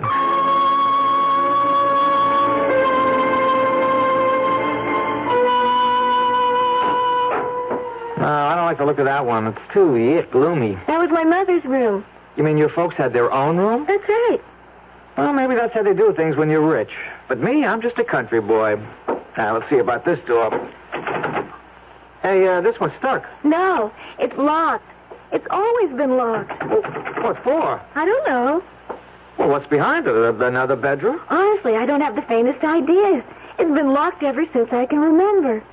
Daddy once told me never to go near this room. Once I remember my mother talking about it, sort of nervously. Oh, that sounds very mysterious. What do you say we break it in, huh? Oh, Davy, no, we can't do that. Well, gee, aren't you curious? Maybe it's full of hanging women, like in Bluebeard's castle. Or maybe that's where the family jewels are hidden. Oh, let's leave it alone, Davy. I was always scared of that door. Yeah, but what's it locked for?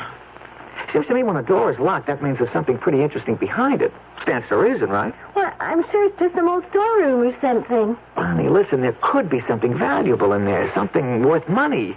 And since the house is yours, I mean, this is your house, isn't it? Your father left it to you, didn't he? Yes. Well, if there's anything valuable in there, it belongs to you. Oh, Davy, all those promises not to talk about money. I'm not talking about your mother's money. I'm talking about what's yours, rightfully yours. But the house isn't really mine. Not yet. Not until I'm 21, and that's almost 4 years from now. Now, don't be technical. Oh, Davy. Okay, if that's how you feel about it. We got plenty of time anyway.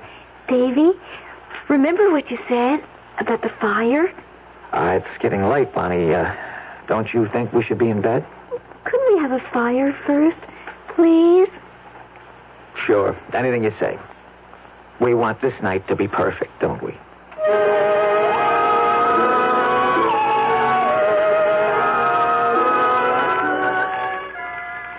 Yeah, I guess I am a little like that. Boastful about my poor childhood. As if it's a badge of honor or something. We didn't light fires because they were cozy and romantic, only because they made us warm. They're not very warm at that. Locked rooms. Yeah, that's really something, a locked room. The only room in our place that had a lock on it was the outhouse, and even that didn't work. Hey, you asleep? Hey, kitten, wake up. It's time to go to bed. Come on, Bonnie, wake up. Hey, what's that? For Pete's sake, there's a car outside. Hey, Bonnie, wake up. There's somebody coming up. What? We got company. Oh, no. Well, who is it? Oh, Davy, it can't be. Yes.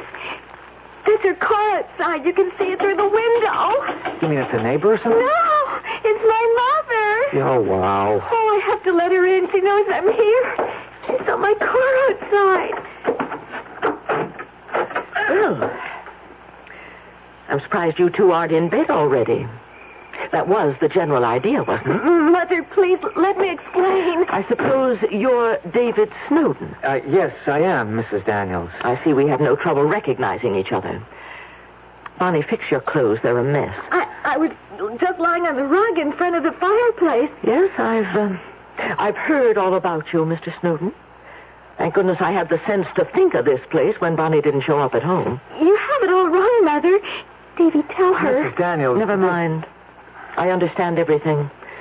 I was afraid something like this might happen as soon as Bonnie started mentioning you in her letters from school. Bonnie, get your things. We're going home. Mrs. Daniels, listen to me. Sorry to break up your party, young man. We're married, Mrs. Daniels. What did you say? Bonnie and I were married this afternoon. I've got the license right here. It's true, Mother. We were married in Elkton. That can't be. You're underage. Not in Elkton, Mother. 18 is old enough. Davy and I are married, so you can't tell us what to do. For the love of heaven. I think I have to sit down. Oh, well, here, Mrs. Daniels. I'll just get the sheet off this chair Mother, here. Please try to understand. I understand, Bonnie. I went through a dozen Davies when I was your age. Oh, Bonnie. Oh, my poor Bonnie. Well, now, you don't have to feel sorry for her, Mrs. Daniels. Don't I?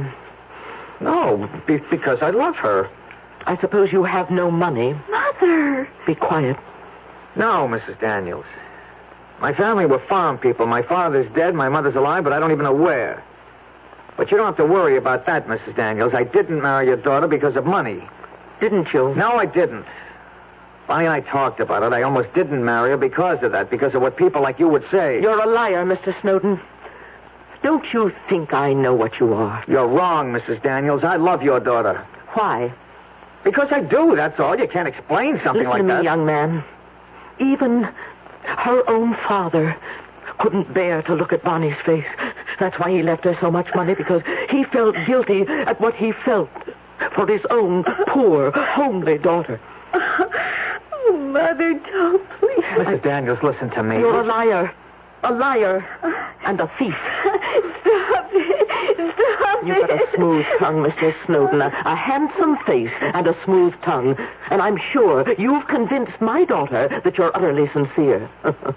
But it's only her heart you want to steal, not her fortune. I love Bonnie. That's all there is to it. We're married, and there's nothing you can do about it. You're quite wrong. There's everything in the world I can do about it. I intend to have this marriage annulled immediately. You can't do that. You have no idea how much money can do, young man. Bonnie, I'm going home now, and I want you to come with me. No, I Don't won't. make it any worse than it is now. I won't go with you. You see how it is, Mrs. Daniels? Yes. I see how it is. Very well, Bonnie. But you'll regret this. Mark my words. Mother, I can't live without Davy. If you make us separate, I'll never forgive you. You will, darling.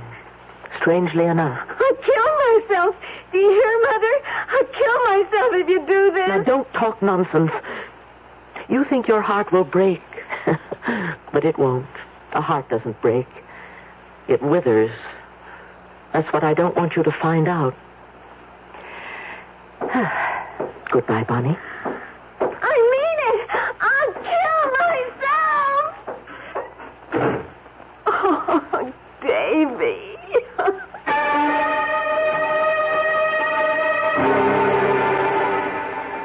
As Shakespeare informed us, the course of true love never did go smooth.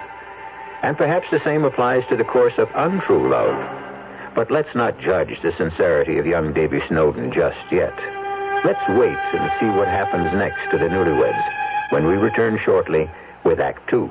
And now, another story of the ball and chain, as Kellogg's Special K presents The Library. Welcome to the public library. May I help you, sir? Yes, I'd like to check out Famous Laundromats of the World by Audrey Schnorbart. Sir, excuse me, but isn't that ball and chain you're wearing just like the ones they use in the Kellogg's Special K commercial? This ball and chain? Yes, that one. How are you going to get rid of it? Well, lots of good exercises, and by eating smart at every meal, starting with the Special K breakfast. Don't you have to watch your calories? Yes, and the Special K breakfast is less than 240 calories. Less than 240 calories? Right. A 1-ounce bowl of high-protein Special K, 4 ounces of skim milk, tomato juice, and coffee. It's really tasty, and it's going to help me get rid of this ball and chain. I'd say it's long overdue, get it? Your happy ending could begin with the Special K breakfast from Kellogg's. You're probably well aware of the advantages of a well-tuned car in helping you obtain better gas mileage. A well-tuned car can run more efficiently, more economically. If all cars were properly tuned and operating efficiently, we could save millions of gallons of gas.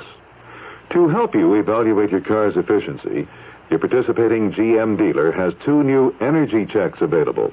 One is an economy checkup that includes an engine diagnosis along with several other inspections to see if your car is up to specs. The other is an economy tune-up to help give you a smooth-running engine that performs efficiently. Making the most out of the gasoline around is one of our country's basic challenges. It's important to you and to us at General Motors. That's why we're inviting everyone to come in now for a GM energy check at a Chevrolet, Pontiac, Oldsmobile, Buick, or Cadillac dealer. Get together with him and get more of a run for your money.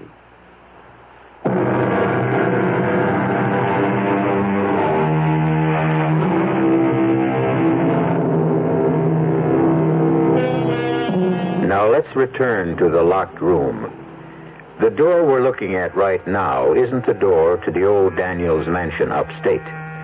This door is reached by walking up several long flights of stairs before you can read the faded numerals 4G.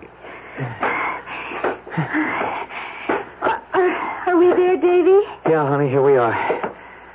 Hey, you're wounded pretty bad. No, I'm all right. I warned you that I'm not very strong. And I warned you that a 4th-floor walk-up is no fun. We don't have anywhere else to go, Davy. Yeah, I know that, all right. Well, brace yourself. Here's the Snowden residence. I suppose I should carry you over the threshold. Well, come on in. Don't just stare at it. It's, not all bad, Davy. Really. No, you don't have to say that. Don't say anything except, I love you. That's always nice to hear. You know that I love you, Davy. Then close the door and show me. Oh, Davy.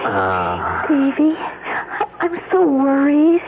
Yeah, I knew that my room would affect you that way. I don't care about the room. Anywhere is all right if I'm with you. We'll get along. And then I'll have the money my father left me. Yeah, and 3 years, if you survive that long. I'm sure my mother will change her mind about us. I'm sure of it. As soon as she gets to know you. Oh, Bonnie, couldn't you tell? It was hate at first sight. She took one look at me, and it was hate kill. Davy, do you think she can really do what she said? Get our marriage annulled? I don't know. It was a legal marriage. I mean, you didn't need parental consent in that state. But she's so smart about such things. She's run my father's company since he died. She has all these lawyers on her payroll. Stop worrying about it, Bonnie. But what if she could do it? I couldn't stand that, Davy. Stop worrying, I said. You got one thing going for you, kitten, and that makes all the difference in the world. Your mother loves you. She wouldn't hurt you for anything. Davy, tell me the truth. Do you think I'm homely? I think you're beautiful. Oh, I know that isn't true, but I'm not really repulsive, am I? Are you kidding? Come here. Oh, Davy. It's true about my father. I know that. He was so disappointed that I wasn't pretty. He must have needed glasses. Who's that? Nobody even knows I'm here. Hello? Is this Mr. David Snowden? Yeah, that's right. Who's this? My name is Hedinger, Mr. Snowden. I'm an attorney, Hedinger and Doles. We're on Vanderbilt Street. Yeah, so? One of my clients is Mrs. Harriet Daniels. I'm sure the name is familiar to you. Yes, I've heard of her. I was wondering if we couldn't get together to discuss a certain matter regarding her daughter, Bonnie. You mean my wife, Bonnie? Who is it, Davy? Yes, that's right. I wonder if it would be convenient for you to come to my office sometime this afternoon. Yeah, well, I'm sorry, Mr. Hedinger, but Mrs. Snowden and myself are a little busy at the moment. Well, what about tomorrow, then? Would that be possible? Is it my mother's lawyer? Yeah, one of them anyway. I beg your pardon? All right, Mr. Hedinger. I'll come to your office tomorrow. Say about 10 o'clock? That would be just fine. The address is 50 Vanderbilt. We're on the 21st floor. I'll be there. Well, it looks like the fun is starting. Oh, Davy.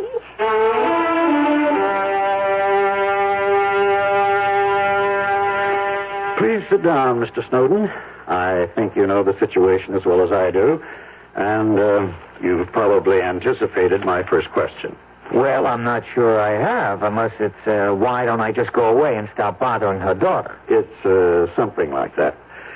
But it would be hardly sensible to expect you to do such a thing without incentive. Oh, now, wait a minute. Don't tell me I'm about to get an offer, a money offer. Nobody's talking about a bribe, I assure you. There's a practical reason for such an offer.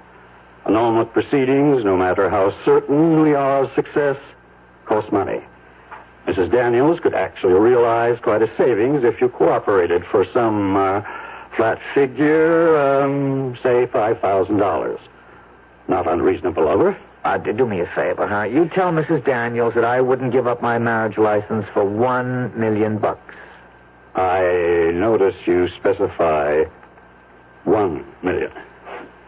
So long, Mr. Hedinger. Please sit down. Huh? That wasn't all I had to tell you. Okay. What else is there? We can sue for annulment on a few other bases. Such as what? Falsification of your marriage certificate, for instance. Falsification? What the heck are you talking about? Your age, for instance. You're not 24, Mr. Snowden. You happen to be 30. Well, what's so important about that, for Pete's sake? You gave your age as 24. Well, so what? Everybody knocks a few years off their age at some time or other. It's just business. Let's see. Your business is freight forwarding, isn't it? You work in a three-man company at a salary of $145 a week. Surely you didn't think it was necessary to dye your hair or anything like that for the sake of executive advancement. Look, Mr. Hedinger, first of all, I'm 29, not 30. I'm a few days premature, I suppose. You'll be 30 next week, won't you? Happy birthday, in case I don't see you. I just didn't want Bonnie to think I was too old for her. Don't make everything so difficult, Mr. Snowden, because you know how it's going to end. Mrs. Daniels is the most determined woman you've ever met in your life. She scares the pants off me, I can tell you. Oh, well, that's your problem. If she has to spend $1 million to get Bonnie out of your clutches, she'll do it. I'll guarantee you $10,000 if you'll sign an agreement. I'm sorry, Mr. Hedinger. No can do. You're a stupid boy. Do you know that?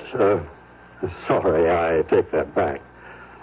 A stupid man. So long, Mr. Hedinger. Give my best to Bonnie's mother. And tell her we're both very happy.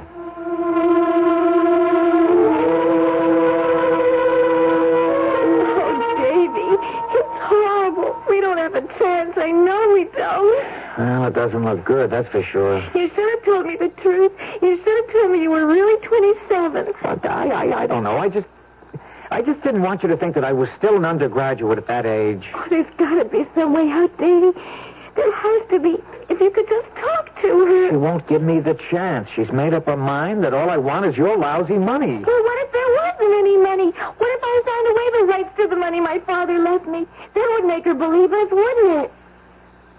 Well, that's pretty drastic, kitten. I mean, that money is yours. When you come of age, you're entitled to it. But I don't care about money, Davy. Well, you don't now, maybe, but later, I couldn't have you making that kind of sacrifice for me, Bonnie. You probably hate me for it later. Oh, I could never hate you. I love you so much. I think I'll love you after I'm dead. Davy? Davy, what are you thinking? Nothing. Davy? You don't care about the money, do you? Please talk to me. Bonnie, I have an idea. I have a very crazy, very good idea. About what? Well, I wouldn't blame you for not going through with it. I'd understand. But what is it? You remember what you said, what you told what you told your mother up at the house about your killing yourself? Yeah, I remember. Well, she didn't believe you, of course. What if your mother really thought you were serious about killing yourself? Wouldn't that make her change her mind in a hurry? Well, yeah, I suppose it would, but we could never fool her about such a thing. No. If we were smart, we could. No, she's smarter than both of us put together. I know her, Davy. There's just no fooling her. Wait a minute. Wait. Don't throw it away so fast. Let's talk about it. Let's think for a minute. But it just wouldn't work. Yeah, but if you really did try, Bonnie, only you didn't try too hard, only enough to make it look good. Well, how can I do that? There's a couple of ways. Gas, for instance. We could fix up a phony gas suicide. Bonnie, don't look like that. I'm sorry. All right, forget it. Forget I ever said it. No, go on. It could be something like, sleeping pills. You've got sleeping pills, haven't you? Yeah, I have. What, you wouldn't have to take more than 2? I mean, maybe 3. Now, that won't hurt at all, and we'd make her think you took the whole bottle. Now, don't you see how easy that'd be? Yes, I suppose so. Oh, Davy, hold me, please. Oh, kitten, you could write your mother a letter. You could tell her what you were planning to do, but that I don't know about it, see? You could say you were going to swallow the whole bottle of pills. But you'll actually take just a few. Then when your mother shows up here... I'm so scared, Davy. I promise you nothing will happen except that your mother will know that you meant it, Bonnie. About loving me so much. You do love me, don't you? Yes, Davy. I do.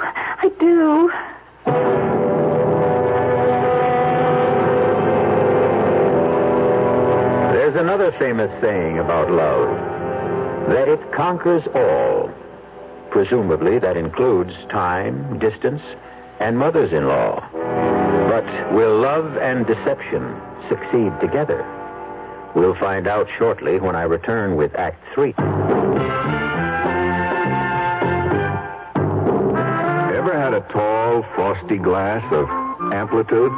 Well, if your beer is Budweiser, you've had it often. Amplitude is a fancy word for the entire taste phenomenon, the total experience of flavor.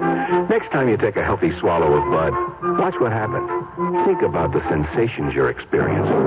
Notice how the flavor of Bud comes on nice and easy.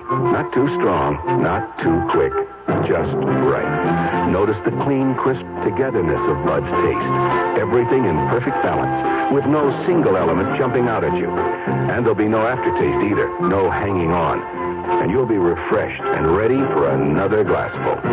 Actually, Bud drinkers have been experiencing Amplitude for years, but they never phrase it that way. They just say Budweiser, and that says it all. Anheuser-Busch, St. Louis. It So good to see the green grass grow again. After years of being careless, now the folks seem to know it's time to pitch in. Time to pitch in. We can breathe a fresher air. There's more beauty everywhere. 'Cause more people seem to care. They're all pitching in. We've got to pitch in to clean up America. We've got to pitch in to clean up America. And if everybody keeps pitching in, we can call our America America the Beautiful once again. Oh, yeah. How can you pitch in? Write United States Brewers Association, P.O. Box 2570, Washington, D.C.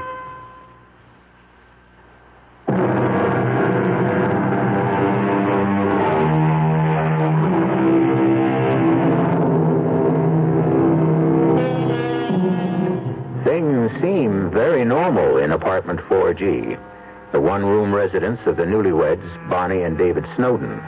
Music is playing on their transistor radio, a frozen dinner is thawing slowly, and Bonnie and David are hunched over the kitchen table, composing a letter. The only thing that makes this domestic scene a bit bizarre is that they are collaborating on a suicide note. Dear Mother, I warned you what I would do if you tried to get our marriage annulled. Tonight, I'm going to take a whole bottle. Davy, do we have to have that music? Okay. I didn't know it was bothering you. I'm nervous enough as it is. Okay, I said. Dear Mother, I warned you what I would do if you tried to get our marriage annulled. Tonight, I'm going to take a whole bottle of sleeping pills. Oh, Davy, it just doesn't sound right. It's not so bad, Bonnie. Look, maybe you better put in something about me not knowing about it. I think that's important, that your mother realizes that I had no idea you were going to try to take your life. Well, maybe you better write it, Davy. I'm just no good at this sort of thing. Yeah, I guess you don't have much experience writing suicide notes. Well, I just can't help feeling it's wrong. Wrong? What? How? Well, you know. No, I don't. The only thing that could be wrong about it is if it didn't work, but... Okay, if you've got cold feet, okay, we'll let your mother go through with it. We'll let that lawyer Hedinger get our marriage annulled. Is that what you want? Well, you know it isn't. And have you got a better idea than this? Have you? No. And tell me what you want to do, Bonnie. You name it. Well, just tell me what to write in the letter. Well, the first line is okay. Only after that, I think you should say, Davy doesn't know I'm doing this. I didn't want anyone to know so that nobody would stop me. Wait a minute, not so fast. Right, well, you don't have to put it down exactly the way I said it. Make it sound like yourself, you know. Yeah, I'll try. And, what else? Say something about, I'm doing this because I love Davy, because I can't live without him. Yes. That'll make her understand. You see, she'll realize that you might try to kill yourself again if she broke us up. And if she loves you, she won't want that to happen, Bonnie. You see? Yes. Hey, come on. You're getting tears all over the letter. Oh, Davy. Go on, Bonnie. Now, sign it. That's right. That's just perfect. Now, you got the envelope? Here. Okay, if I get it into the mail now, she'll have it tomorrow morning. Now, she's sure to phone here as soon as she receives it. Davy, she might even call the police. Oh, it doesn't matter who she calls. Police, a doctor, it'll be okay. I mean, you'll really be asleep, Bonnie. You'll take just enough pills to put you into a nice, deep sleep. Understand? Yes, I understand.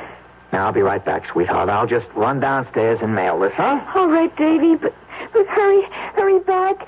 I don't want to be alone.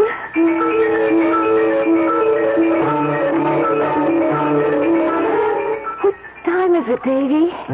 9:15. Do you think Mother got the letter this morning? Well, you never know with the post office these days. Well, it could happen. Even if the letter gets there, she might not be home. She might have left the house early. Doesn't matter, Bonnie. Sooner or later, she'll see it. Well, I just don't think it's going to work, Davy. There. That must be her.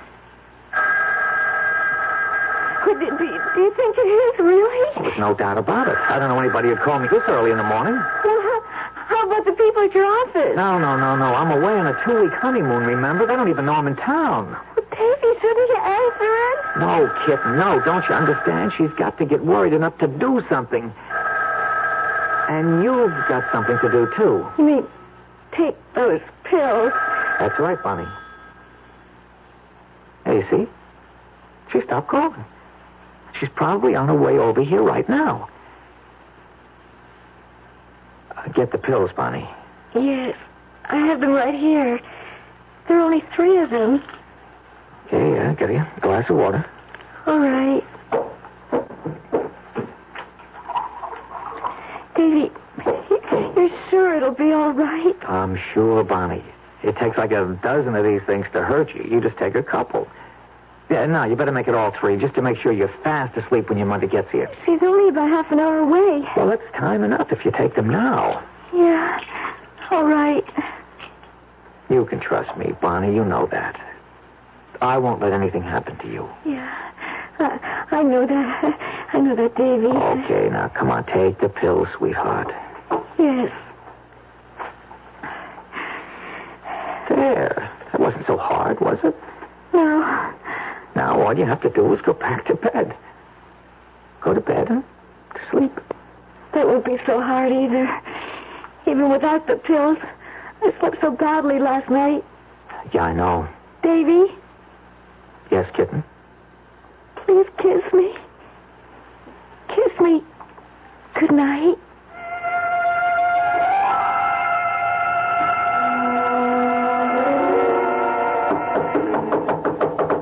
1 second. Oh, Mrs. Daniels. Where is she? Where's Bonnie? Well, not to take it easy. She's sleeping. Is she all right? Well, what are you talking about? Of course she's all right. She's just asleep. She likes to sleep a little late in the morning, that's all. Bonnie? Bonnie? Hey, now, what do you think you're doing, Mrs. Daniels? Let her sleep, would you? She's had a bad night. Look at her color. Look at her. Can't you see this isn't normal? Well, she's always a little pale. So what? Bonnie, can you hear me? It's Mother. Oh, dear God. Hey, what's the matter with you? You idiot. Where were you? I phoned here about an hour ago. The phone just rang and rang. I was out. I went out to get the paper. I just got back a couple of minutes ago. Bonnie, darling, wake up. Wake up. Oh, why didn't I call somebody? Why didn't I call a doctor? A doctor? What for? Here. Read this. Well, what is it? Where's your telephone? Where is it? Good Lord, this letter is... We need a doctor, you idiot. Bonnie, maybe... Oh, no. Mrs. Daniels. She's dead. She's dead. Oh, she can't be. She's just sleeping, Mrs. Daniels. She took the pills. All those pills. There weren't that many in that bottle. Maybe she'll be okay. I'll get the doctor. It's too late. It's too late. Dad, I tell you. Bonnie, wake up, kitten. Wake up. It's all right. Everything is all right. Bonnie, for Pete's sake, it's all over now. You've got to wake up. Oh, she's so cold. Bonnie, wake up. Leave her alone. Can't you leave that poor girl alone, even now? Mrs. Daniels, I swear there weren't many pills in that bottle. It wouldn't have taken many. Not with Bonnie's heart. It wouldn't take us... Well, it wouldn't take many. What are you talking about? Bonnie had rheumatic fever when she was 12. Her heart's been weak ever since. Oh. No. Bonnie, please. Please. You've got to wake up.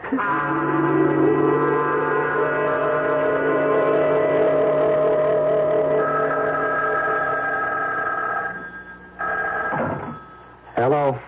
Mr. Snowden? Yes. Walter had a Yes, I remember you. Sorry to disturb you. I realize that you're still in mourning, of course. What do you want? I was wondering if you might be able to attend a meeting at our offices at 10:30 tomorrow. A meeting? What for? It concerns your wife's estate. What are you talking about? I've got nothing to do with my wife's estate, and you know it. Bonnie wasn't dead 2 weeks, and I got a letter from you telling me so. Well, there is still something that Mrs. Daniels wishes to discuss with you. Something beyond the, shall I say, legality of the situation. Look, if Mrs. Daniels thinks she can make some kind of trouble for me... No. It's nothing of the kind. Don't try to kid me. She still blames me for Bonnie's death. She'd do anything she could to hurt me. I assure you, Mr. Snowden, it's to your advantage to attend the meeting tomorrow. My advantage? That's correct. Because I can promise you one thing. Mrs. Daniels wants to do the right thing.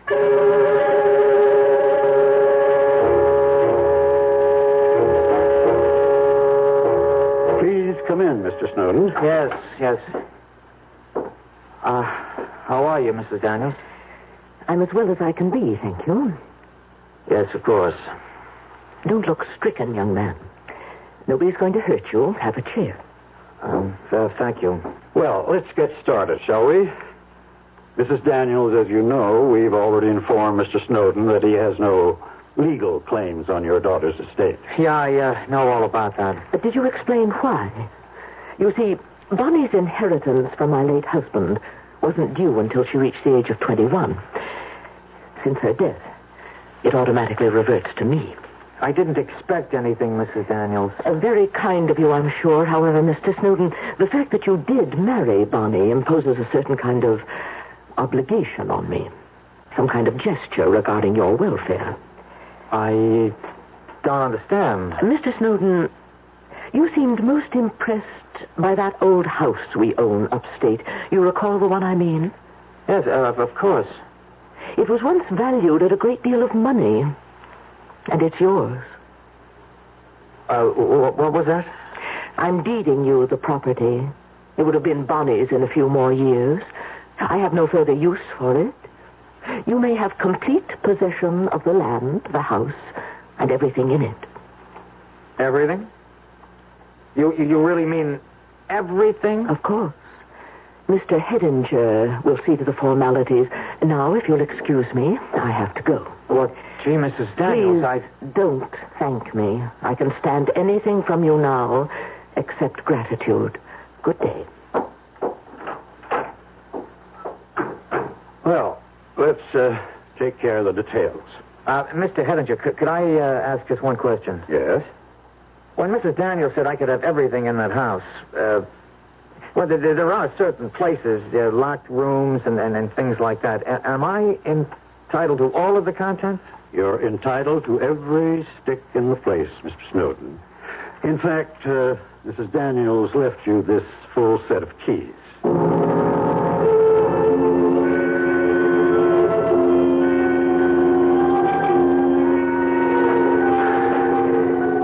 Oh, look at it.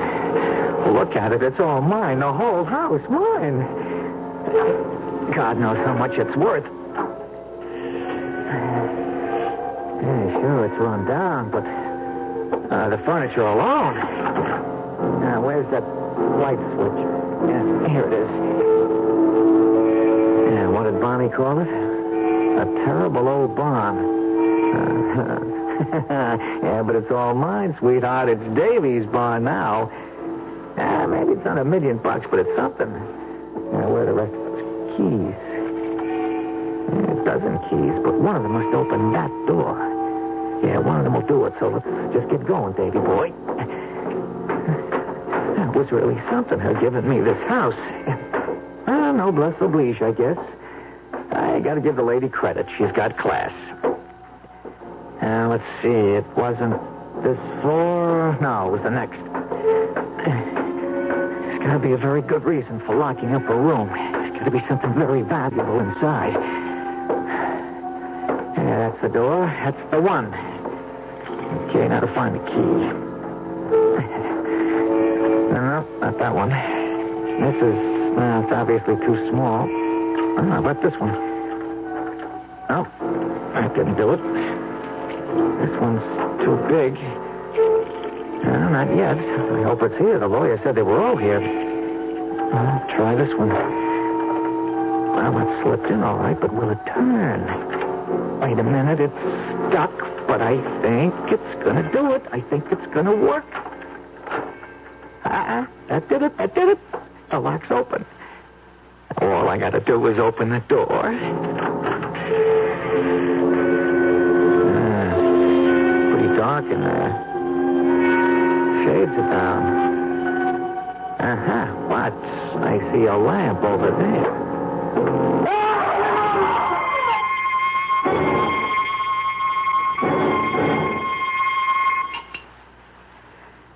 Some more sherry, Walter? No, thank you, Mrs. Daniels. Stop looking so grim, Walter. Sit back and relax. Mrs. Daniels, I can't help but worry about what happened. Worry? About that scoundrel? You know what I mean.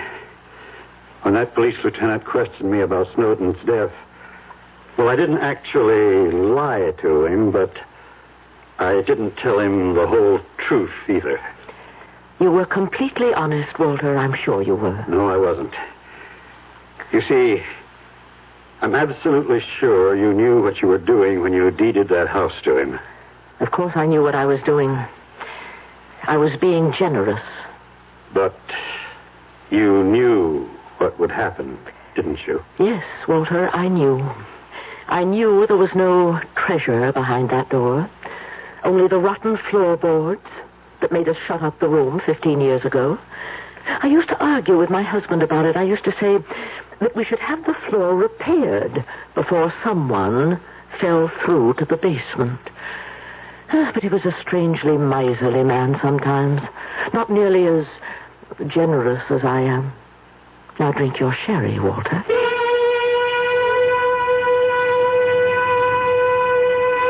Well, what can you say about an 18-year-old girl who dies? Or her 30-year-old lover, for that matter? Regretfully, this love story has ended with both the lovers gone, which ought to make it twice as popular as the movie. I'll be back shortly.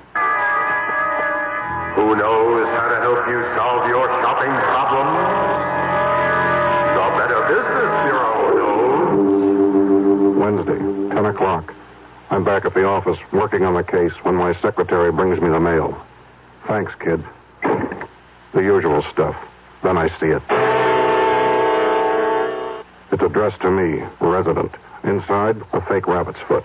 The pitch, a $2 donation or send back the rabbit's foot. My problem, what to do about it.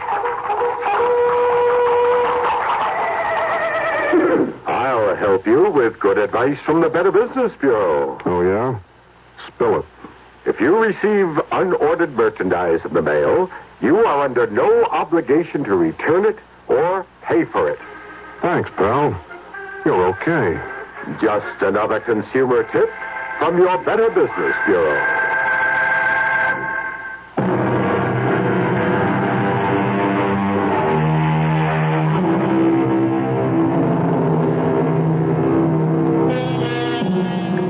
Snowden isn't the last victim you'll hear about on our Radio Mystery Theater. We intend to bring you the final dying screams of many, many more. That's a specialty of radio, of course, which explains why we give all our actors scream tests. Our cast included Carmen Matthews, Corinne Orr, Jack Grimes, and Sidney Smith. The entire production was under the direction of Hyman Brown. And now, a preview of our next tale. I know I'm no sort of expert, but can't you talk about your work with me? There's a reason for it, Lisa. There's a reason. Well, what? I told you, my nightmares, they're all visions in black and gray and slashes of red. Well, then if you won't talk about your paintings, why not tell me about your nightmares? You wouldn't enjoy hearing about them. Or rather, about it. It? I have only one nightmare. Just one. I have it virtually every night. Sometimes it follows me into the daylight. I can close my eyes, and there it is. For years, I've tried to destroy it by painting it. Not its details, just its colors. But the therapy hasn't worked. Radio Mystery Theater was sponsored in part by Anheuser-Busch Incorporated, brewers of Budweiser. This is E.G. Marshall inviting you to return to our Mystery Theater for another adventure in the macabre. Until next time, pleasant dreams.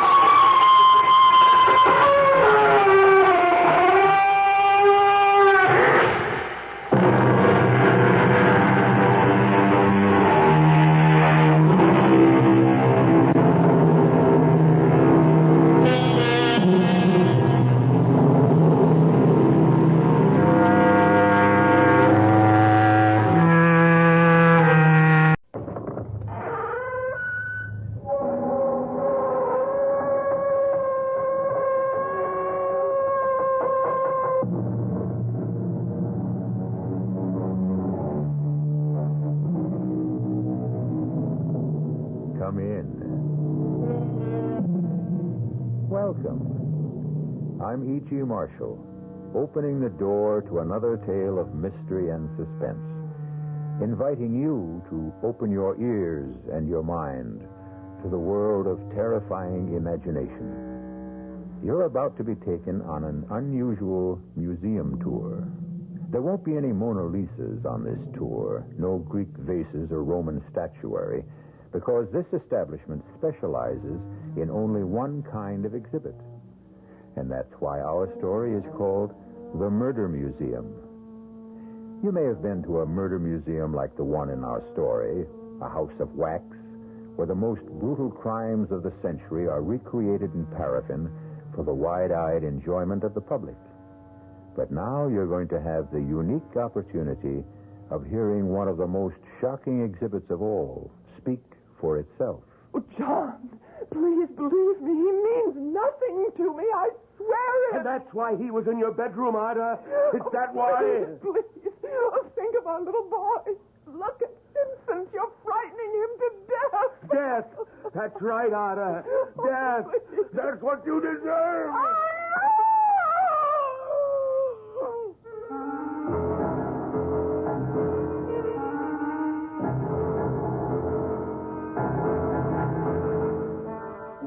Our mystery drama, The Murder Museum, was written especially for the Mystery Theater by Henry Slessor and stars Michael Wager.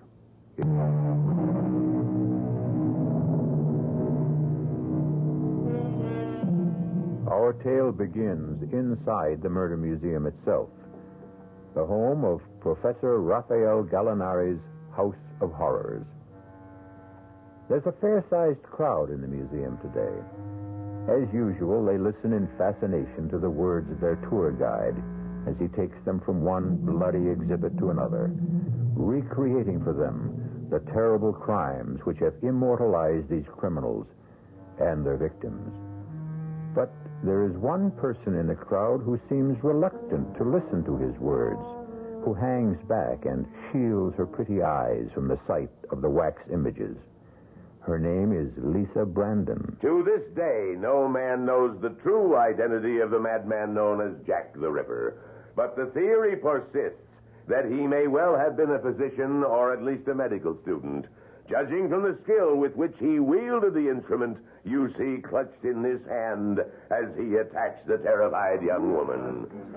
And that, ladies and gentlemen, concludes the tour of Professor Gallinari's Murder Museum. Thank you for your patronage, and please tell your friends about us. Sir, excuse me. Yes, miss? Could I ask you a question? Well, yes, of course. I was curious about the Raymond exhibit, but I see that you haven't opened it to the public. No, miss. The Raymond exhibit is still closed for repairs. Well, the truth is, it's the only reason I came to the Murder Museum. I wanted to see the Raymond. Oh, well, I'm sorry. The exhibit won't be open for another week at least. Now, if you'll excuse me, I'm going out for some coffee. But even if it isn't completely ready, I wonder if you'd mind showing it to me.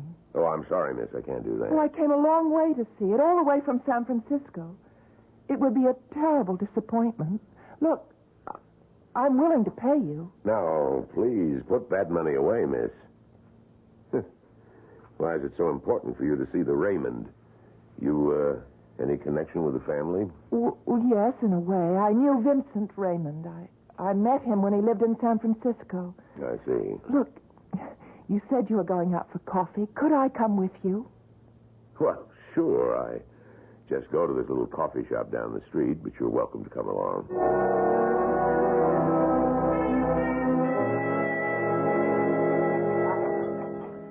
So you knew Vincent Raymond. You an artist, too? No, not really. But my brother owned a small art gallery on Green Street. And sold Raymond's paintings? Well, actually, no. He didn't really care for Vincent's work. It was so dark and gloomy. Frightening, really. But he felt sorry for him, and he loaned him some money, and sometimes he let him help out in the gallery. And that's how you met him? Yes, that's right. I came home from college, and I met Vincent. I didn't know anything about him. Meaning, about his parents? It took Vincent a long time before he was willing to talk to me about them.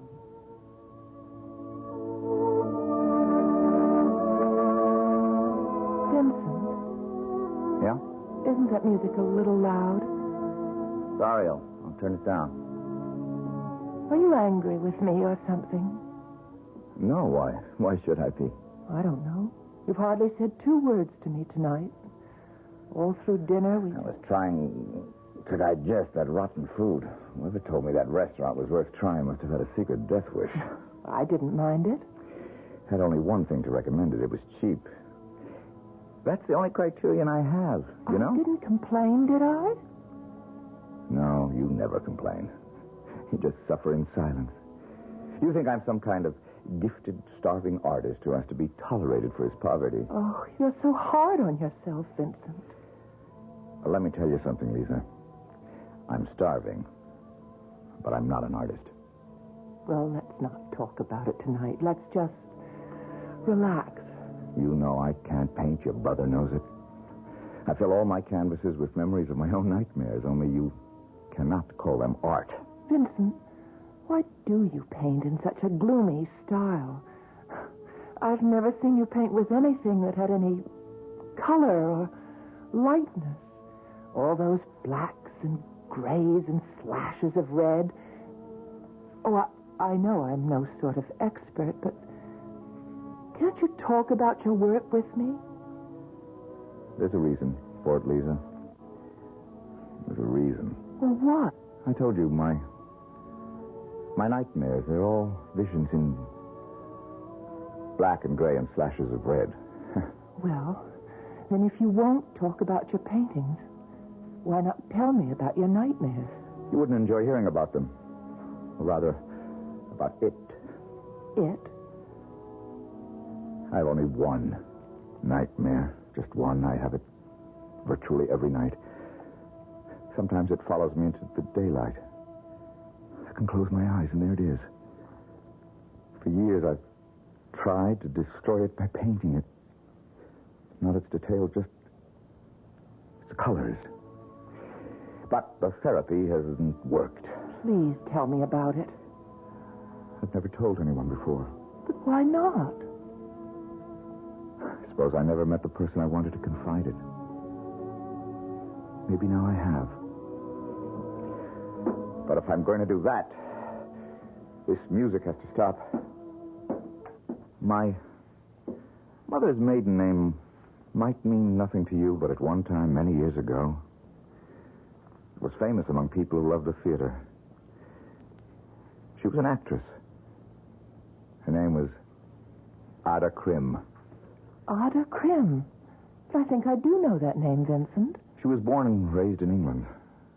She was known as the beautiful Ada. She didn't have a very long acting career because she capped her success on the stage with an even more successful marriage. She became the bride of John Lloyd Raymond. Your father? Yes. My father. He was a wealthy man. My grandfather had left him heir to one of the largest glass manufacturing companies in the West. Mirrored glass was his specialty. seemed very appropriate to have our house full of mirrors. Maybe that's how it all started, that problem. What problem? Well, you know the way mirrors are, Lisa. After a few years go by, they stop being kind. And when that happened to my mother, she had to do something about it. Something to prove that she was still the beautiful Ada. No matter what the mirrors were beginning to say. And what did she do, Vincent? She took lovers. Lovers are the best kind of mirrors for a bored rich woman. Were you the only child? Yeah. I was her only child. At first, I was a pampered little boy, one of her favorite playthings. Then she became bored with me, too. She stopped noticing that I was around. Maybe that's why she never made any attempts to hide her actions from me. She simply didn't know I was there. Vincent, you saw these men? I think I've said enough.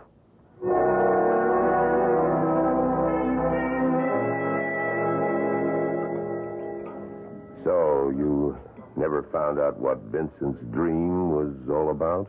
Not then, I didn't know. But you could have guessed, I suppose, if you knew the history of Ada Krim and John Raymond. Well, yes, I became curious enough to learn the history.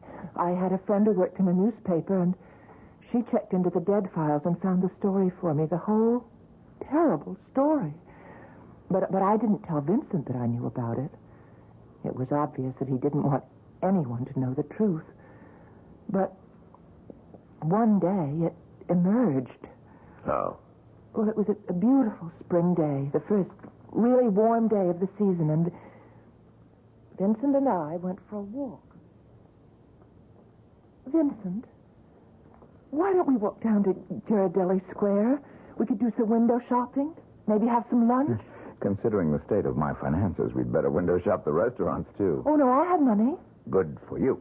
Are you going to be stubborn again? I'm going to teach you a lesson. I'll tell you what, Vincent. I'll buy myself some lunch if you want to split a hamburger Wait a with me. minute, Then don't you fool can... around with me. Look at those two. Hands off me. You need a lesson. Hey, you get away from her. It's about time somebody... Get away from her. Help me, Hey, you take your hands off her. Away from her. Please, Vincent. My wife. I don't give a... Stop it, Vincent, for God's sake. Vincent! Vincent!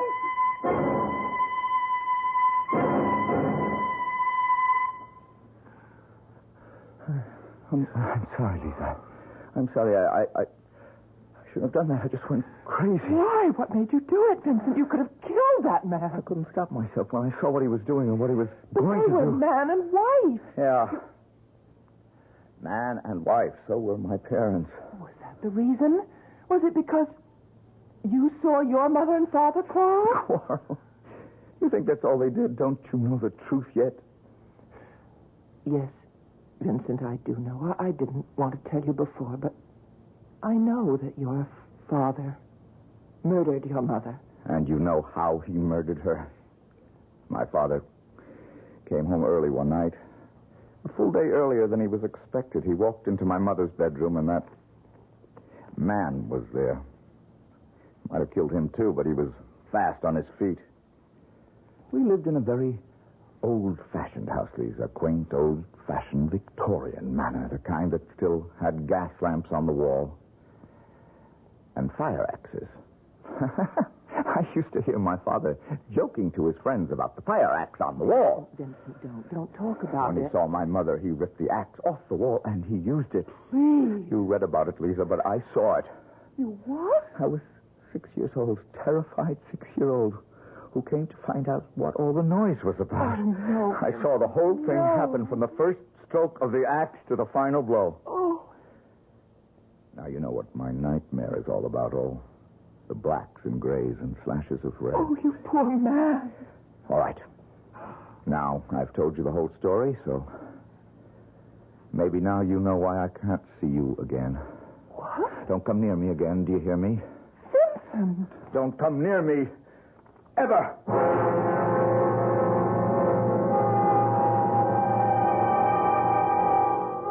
It's been said that the mind is like a haunted house, where the ghosts of the past rattle their chains and cry out their suffering.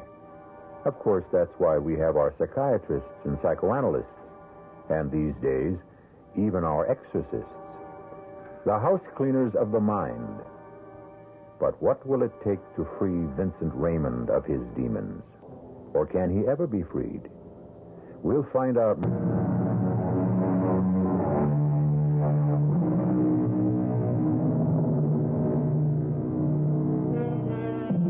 And now, Act 2 of the Murder Museum. Lisa Brandon has come all the way from San Francisco to see the Raymond exhibit. But she seems to be having a hard time talking the museum guide into allowing her a private showing. However, she hasn't given up. Yes. I was in love with Vincent Raymond, and I was terribly unhappy when he walked out of my life. You mean you never saw him again? Oh, yes, I saw him again, but things weren't the same between us. He was tormented by the memory of what he had seen, and it changed his life. The dreams began in the orphanage. They began there and they never stopped. I woke up screaming in horror every time the dream came to me. I became an outcast, without friends, without sympathy. Oh, Vincent, I'm so sorry. That's when I realized that my only hope for any sort of life was keeping my secret. But you're not a child now. No, I'm older, Lisa, but nothing's changed for me. Oh, yeah. There's one thing that's changed. Well, what's that? I'm giving up my so-called art. I'm going to look for a job.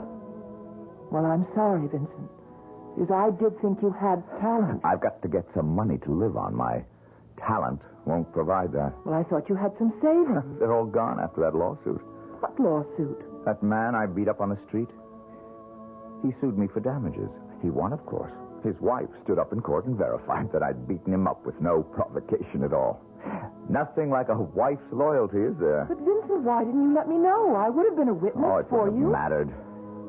Well, how are you living now? Well, on the welfare rolls, of course. But don't worry about me. Look, if I can lend you any money, it won't... No. I have borrowed enough from you and your brother. I don't want any more money or sympathy. Just leave me alone, Lisa. Can't you get that through your head? Leave me alone. He did find a job eventually, waiting on tables down at Fisherman's Wharf. He seemed to sink lower and lower every day. My brother and I tried to help him all we could, but he refused to take any more charity. I tried to sell his paintings by putting them in the window of our little gallery. But there was only one person who seemed interested in Vincent's gloomy efforts. Hello? May I help you? Yes. I have been looking at the paintings in your window, trying to make out the artist's name. Oh, his name is Raymond. Raymond? Would that be Vincent Raymond, by any chance? Oh, yes, it is. Did you like the work? It's interesting. I'm an artist myself. But that sort of thing, all those dark colors, it doesn't really appeal to me. Oh, I see. However, I am interested in the artist. I wonder if you could tell me how to reach him. Is he a local resident? Yes. He lives in San Francisco. Oh, would you mind telling me your name? Oh, yes, of course. Here is my card. Raphael Gallinari. You might say that I am a portrait artist. Oh, and is that why you want to meet Vincent? To paint his portrait? Something like that. Now, will you help me? All right. I'll tell you where you can reach him.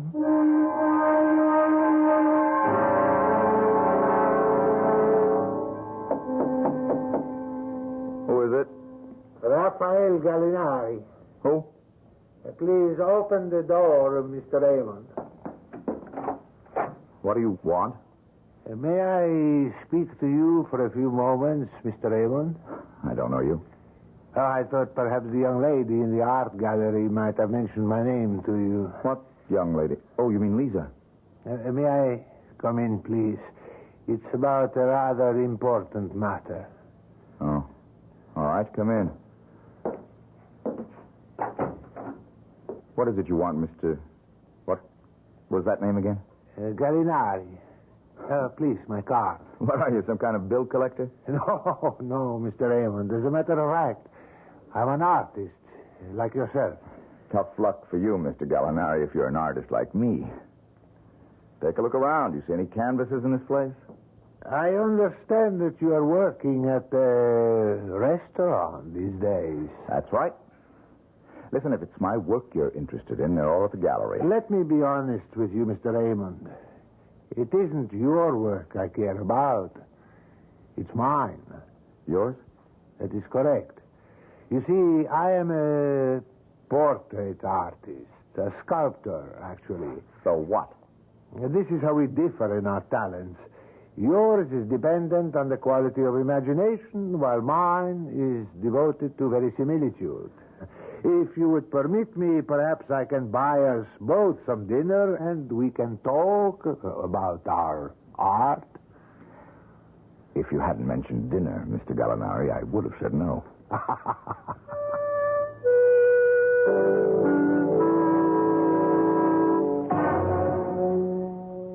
You know how it is with an artist. You know how we become obsessed sometimes, obsessed with a certain idea, a certain passion for a subject. No, Mr. Gallinari. I wouldn't know. I lost all my passion for art a long time ago. But if you had the inspiration, if there was one thing you wanted to paint more than anything else in the world, believe me, the passion would come flooding back like the tide. And do you have such a subject in mind? Yes, I do. A subject which has haunted me for years, more years than I wish to count. And this has something to do with me? Everything to do with you. Will you have another glass of wine? Sure, since you're buying. You see, Mr. Raymond, I am contemplating a certain work, a sculptural project, and one which would be impossible without you. How could that be? In order to answer that question, I have to bring up a subject which may be painful to you. A lot of subjects are painful to me, Mr. Gallinari. This one, I think, has left the deepest wound. Wait a minute. Yes, Mr. Raymond. I mean your parents. How do you know who I am? Did Lisa tell you? Oh, no. No, I assure you, the young woman at the gallery said nothing at all to me about you. And how did you know? Damn it! Because I've made it my business to find you. Believe me, it's taken a very long time. The last address I had for you was in the Midwest. Then I ran across one of your paintings in a traveling exhibit, the Moorland exhibit. Yeah, that was the only show I've been in, and nothing sold. I found out that you were in San Francisco from the proprietors of the exhibit. Finally, I saw your work in a little gallery on Green Street. Your style is unmistakable. Rotten, but unmistakable. Mr. Raymond, I remember the beautiful Ada. Go on. I'm quite a few years older than you. I have a very clear memory of how your mother looked on the stage before her retirement. I thought then that she was the most beautiful woman I had ever seen. Beauty is very fleeting, Mr. Gallinari.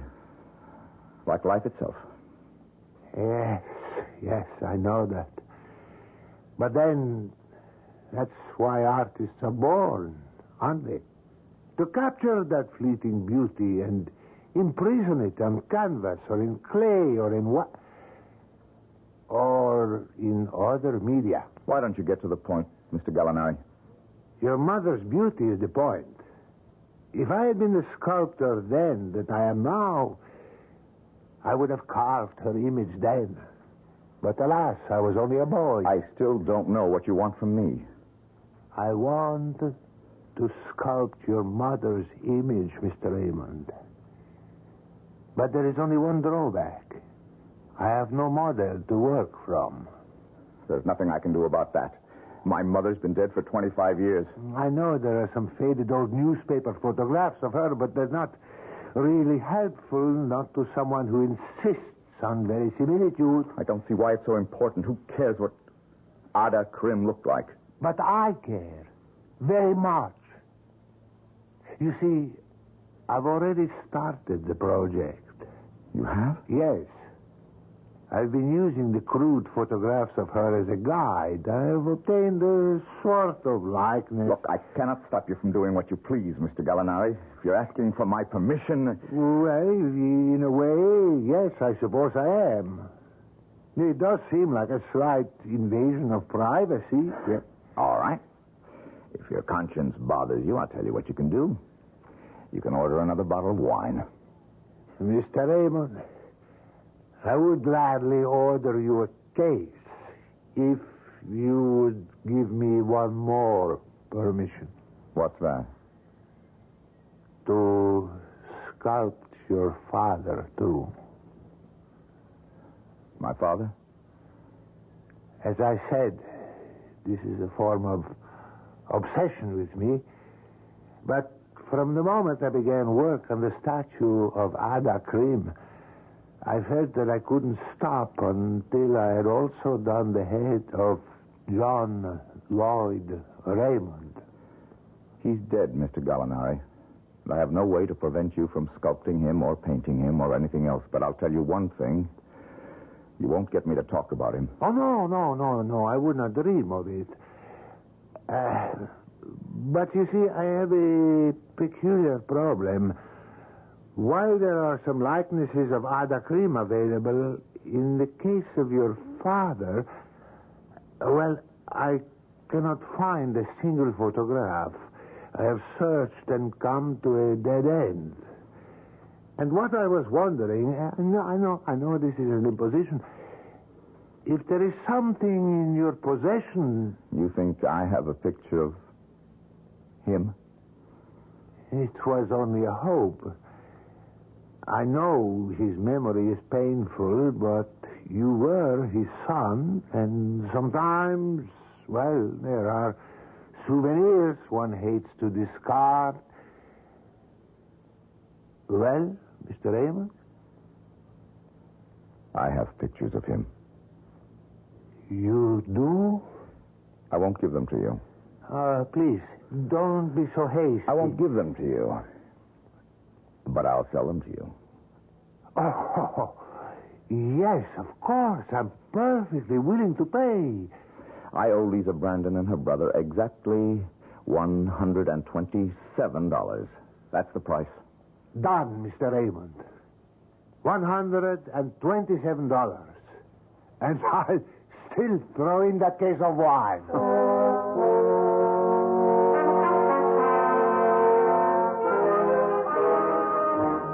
Vincent told me about Mr. Gallinari's visit when he paid me back the money that we'd loaned him.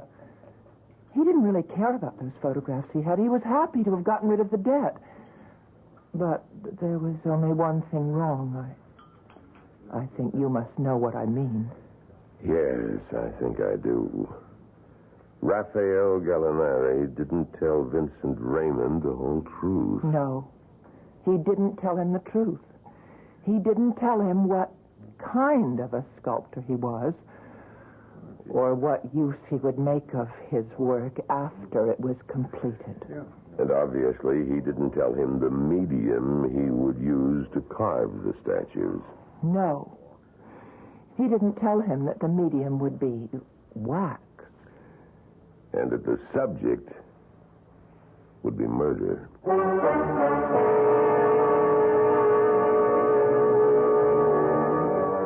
And what happened when Vincent Raymond learned of the duplicity of Raphael Gallinari? Or was it really duplicity? Gallinari said he was a sculptor.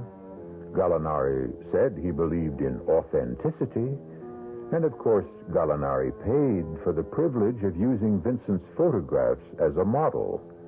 But has Gallinari paid enough?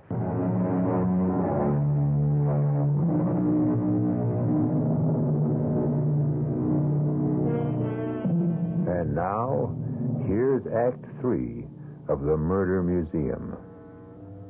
For Vincent Raymond, all nights are the same. A dark passage into yesterday. A grim return trip to the past. But men must sleep, and sleepers must dream. So there's no escape for him. Ada! John, please believe me. Ada! He means nothing to me, I swear it. And that's why he was in your bedroom, Ada? Please. Is that why? Please, think of our little boy. Ada! Look at Vincent. You're frightening him to death. Death. That's right, Ada. Death. That's what you deserve. Oh! Ada, No! that's what you deserve.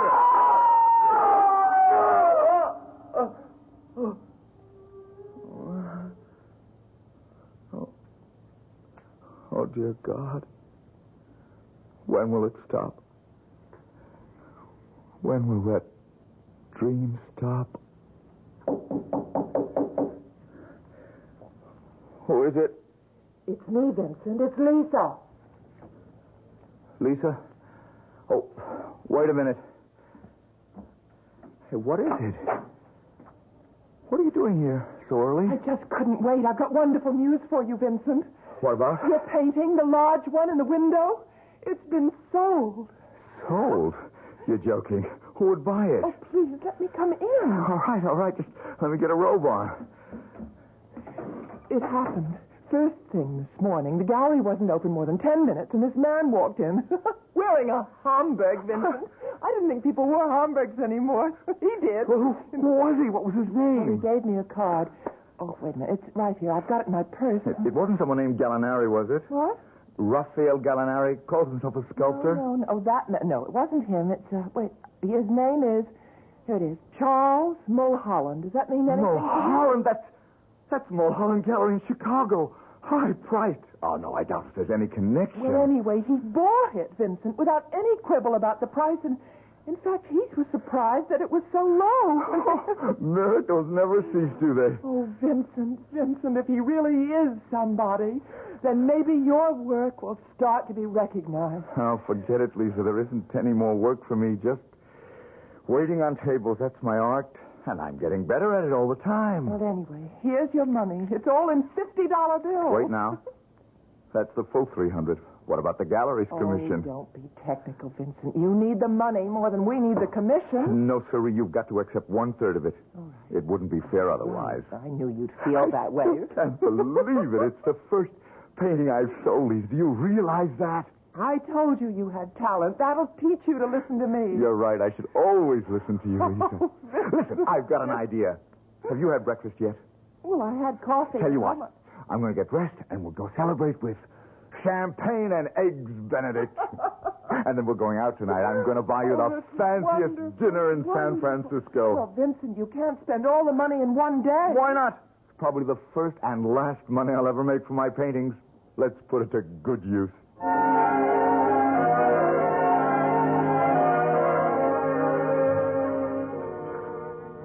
Well, it seems that Vincent had more talent than anyone realized. Those dark and gloomy paintings seemed to have the qualities of genius. At least that's what Mr. Mulholland said in his letter. Lisa, listen to this. Just listen to this. Go on, I'm He says, listening. the Mulholland Gallery would be most interested in arranging an exhibition of your work. Oh. Listen, they're willing to pay all the cost of carding and insuring the paintings. They'll even pay my fare and expenses to Chicago so I can attend the opening. Lisa, can you believe it? Oh, Vincent, it's the most wonderful thing I ever heard. Well, it's not a one-man show, nothing that grand, but the Mulholland Gallery. That's one of the best, Lisa, one of the most prestigious. Do you know when you'll be leaving? As soon as I can get all the stuff crated and shipped. I guess the sooner the better. Lisa, why don't you come with me? Oh, I couldn't do that. I still have to be at the Your gallery. brother can take care of it for a week or so. That's all the time it'll take. Oh, I just couldn't do it, Vincent. But when you have that big one-man show, I promise to be there.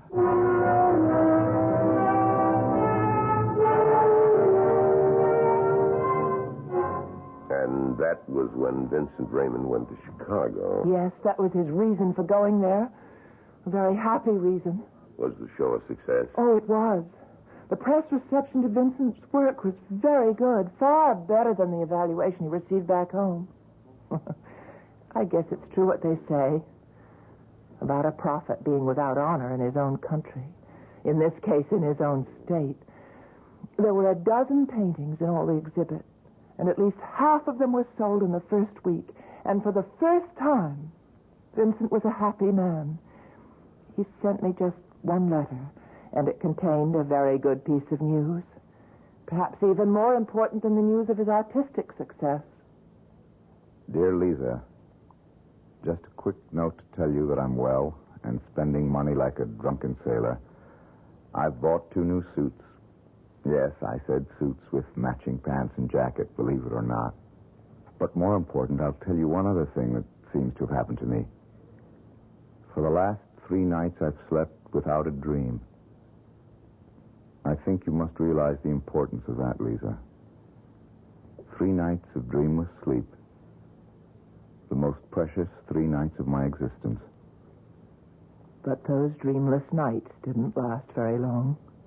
Because the very next morning at breakfast in his hotel room, Vincent opened the local paper and saw a strangely familiar name. Gallinari. Gallinari? What's that all about? Announcing the opening of Gallinari's Murder Museum. Oh, no. That can't be the same man. The Murder Museum, world's most terrifying house of wax, vivid recreation, scenes of crime, passion, and horror never before witnessed. Oh, it can't be the same man. It can't be. Where's that phone number? Oh.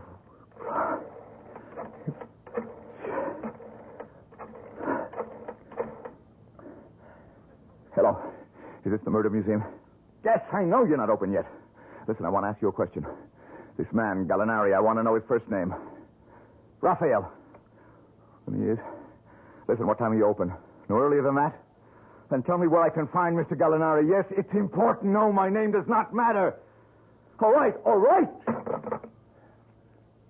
First show, 2:00. Oh, dear God, don't let it be true.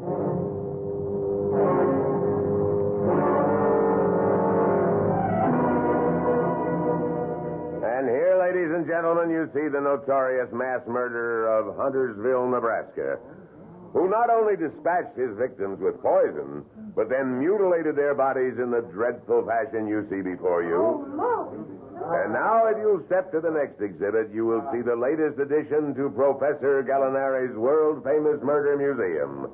For the first time in any house of wax, the horrifying axe murder of one of the most glamorous women ever to appear upon the American stage. It's true. They called her the beautiful Ada. And yes, Ada was beautiful as she was faithless. And one day, her wealthy manufacturer husband, John Lloyd Raymond, returned home from a business I've got to ask you something. Excuse me, sir, but I'm still not through with this. Where is he? Does he have an office at this museum? Well, now, please, look, sir. I've got to see him. Make him remove this abomination. Well, no, his office is in the rear. I don't know if he's... Out of my way! Now, just here. Come back here.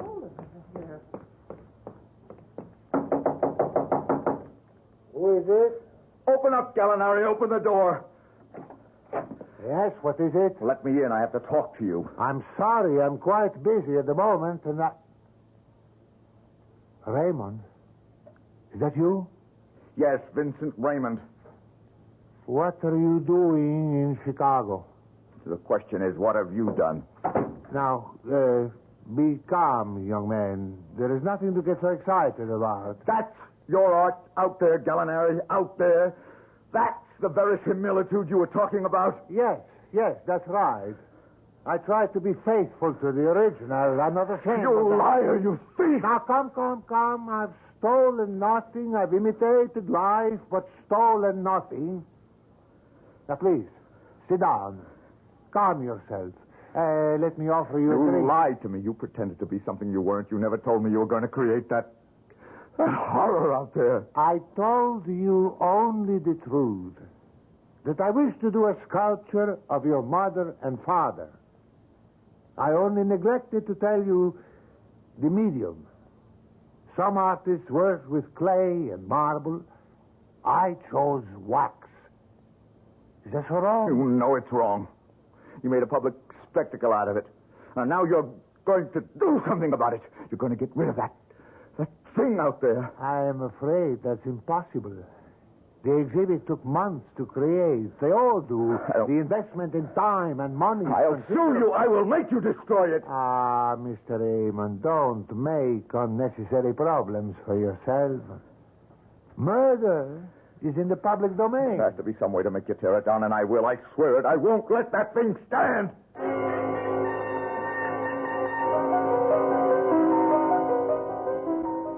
Of course, I know myself what happened next. Because I was there in the murder museum. The night that your friend Vincent Raymond returned. Oh, please. Can you tell me about it? I never did know the details. Well, from what I understand, he went to a lawyer the very next day to see if there was some legal means to get Gallinari to destroy the exhibit. He must have gotten some idea how difficult it would be to get an injunction against the museum, because that's when he decided that the only recourse was to destroy the sculpture itself. Yes, that would be like Vincent. What he did was very simple. He came back to the museum for the last show of the day.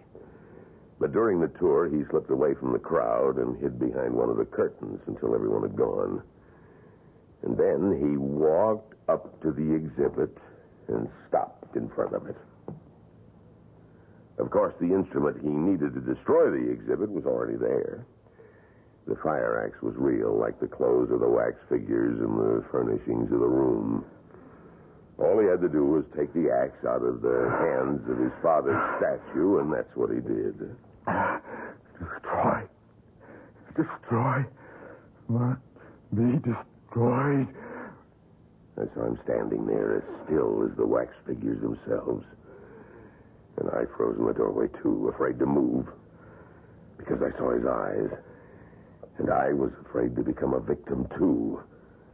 And then I heard him sobbing.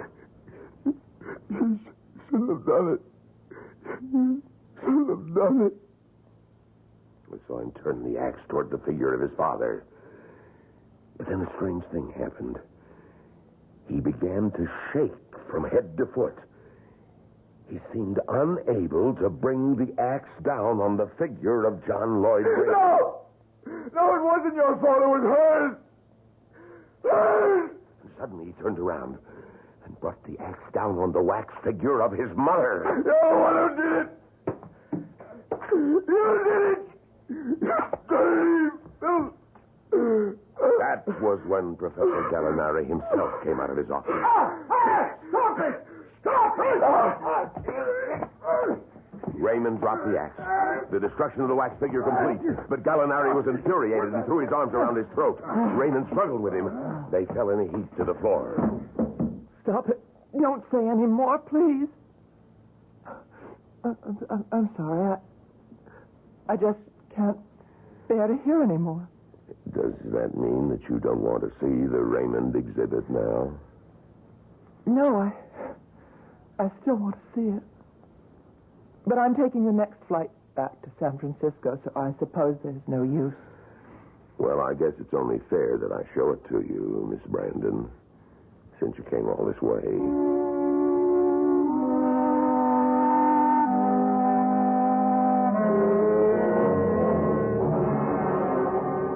We keep the curtain closed whenever we're fixing up an exhibit or preparing to show something new. This is really very kind of you. Oh, that's all right. I just hope that you don't find the exhibit too depressing. Is it a very good likeness? Yes, I think it's very good. But judge for yourself. As you can see, the figures are all ready, but the furnishings need some work still. Well, what do you think? It's horrible. Horrible. Oh, I'm sorry. I know I shouldn't say that. I did ask you to show it to me. Yes, I was afraid you'd feel that way, miss. Because the likeness is really very good. It was Gallinari's brother who did the statue of the professor. Naturally, he'd get that right. But that's Vincent, too. Yes. Just like him. It's a very good likeness of Vincent Raymond. That's just how he looked when he strangled the life out of Professor Gallinari. Right here in the Murder Museum.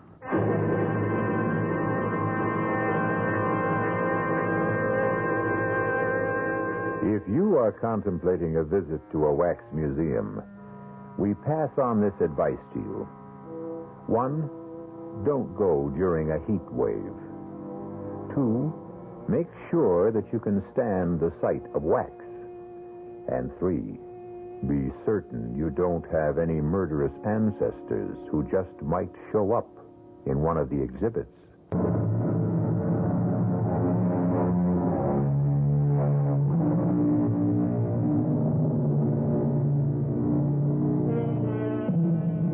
We hope you enjoyed tonight's tour through the Murder Museum. We hope that you'll always come back through the creaking door of the Radio Mystery Theater, because it's the one place you can enter where your imagination provides the real thrills. Tonight, we tried to aid that imagination with the voices of Michael Wager, Marion Seldes, Robert Dryden, and Leon Janney. The entire production was under the direction of Hyman Brown. This is E.G. Marshall inviting you to return to our Mystery Theater for another adventure in the macabre. Until next time, pleasant dreams.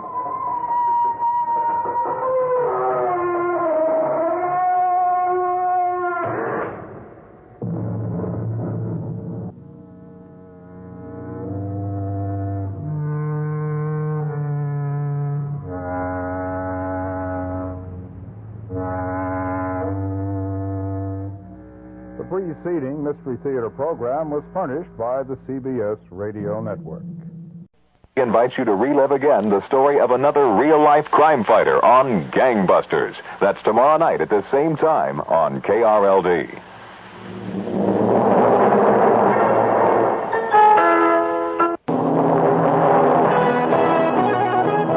The News Authority, KRLD, Dallas.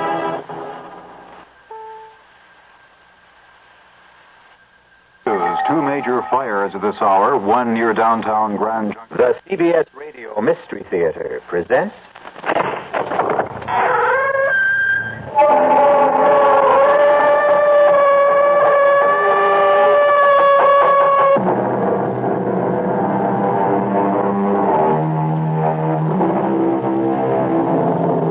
Come in. Welcome. I'm E.G. Marshall. Welcome to the fear you can hear. Welcome to the world of your own terrifying imagination. All of us daydream. It seems a harmless enough way of passing the time. But what might we do if some of the things that pass through our minds come true? Supposing the man or the woman we created in the mind's eye became reality. The phantom became flesh and blood. Our puzzling, nerve-tingling tale begins as it ends, with sudden, irrevocable death.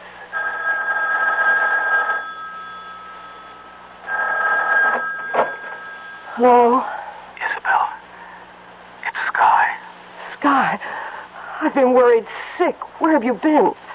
Where are you? At the apartment. I've been calling and calling. The phone must be out of order. I took it off the hook. Are you with her again? There isn't any her anymore. Deirdre's dead. Whoever she was. Whatever she was. What do you mean? She was a witch, Isabel. There was no other way. I had to kill her. You what? Oh, Scar. Honey, there's a letter on the desk. I've tried to explain. And there are letters for the kids. Forgive me. Goodbye. Sky! No, Sky! Sky, don't hang up!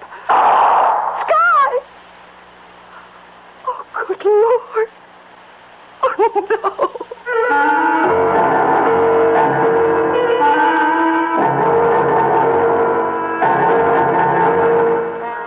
Our mystery drama, Out of Focus, was written especially for the Mystery Theater by Ian Martin and stars William Redfield. It is sponsored in part by new sugar-free Diet 7-Up and by the Kellogg Company, makers of Kellogg's Special K cereal. I'll be back shortly with Act 1.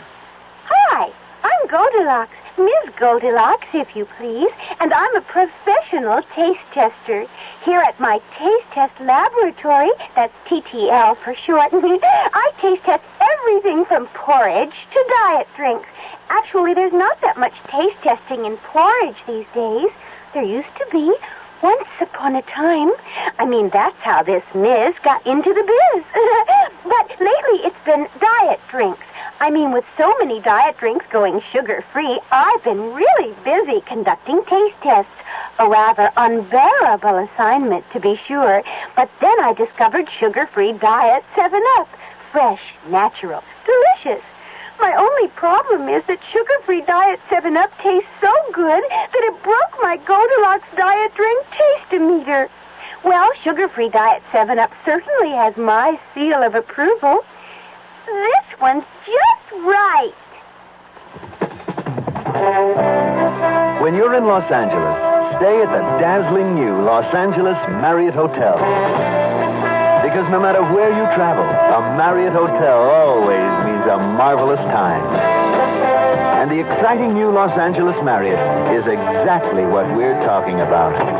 With 7 superb restaurants and lounges, a sensational swim-up bar in our big, beautiful pool.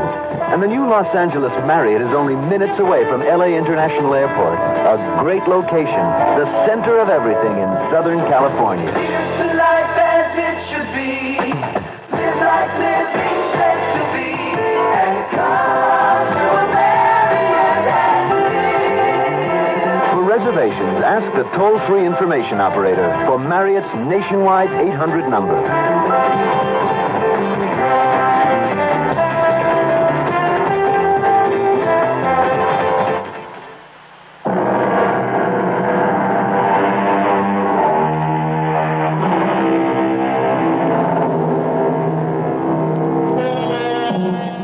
You are Schuyler Harris, Sky to your friends, a typical commuter, an account executive at Lorne, Peabody & Davis.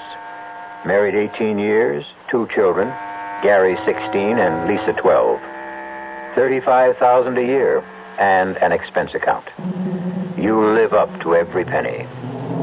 You are bored at home, driven at the office, given to fantasizing about women because you don't have the courage to take a mistress. But you are to find one, and such a one, who will quite literally be the death of you. What do you got here, Jake? It's a DOA, Sam. Cold turkey.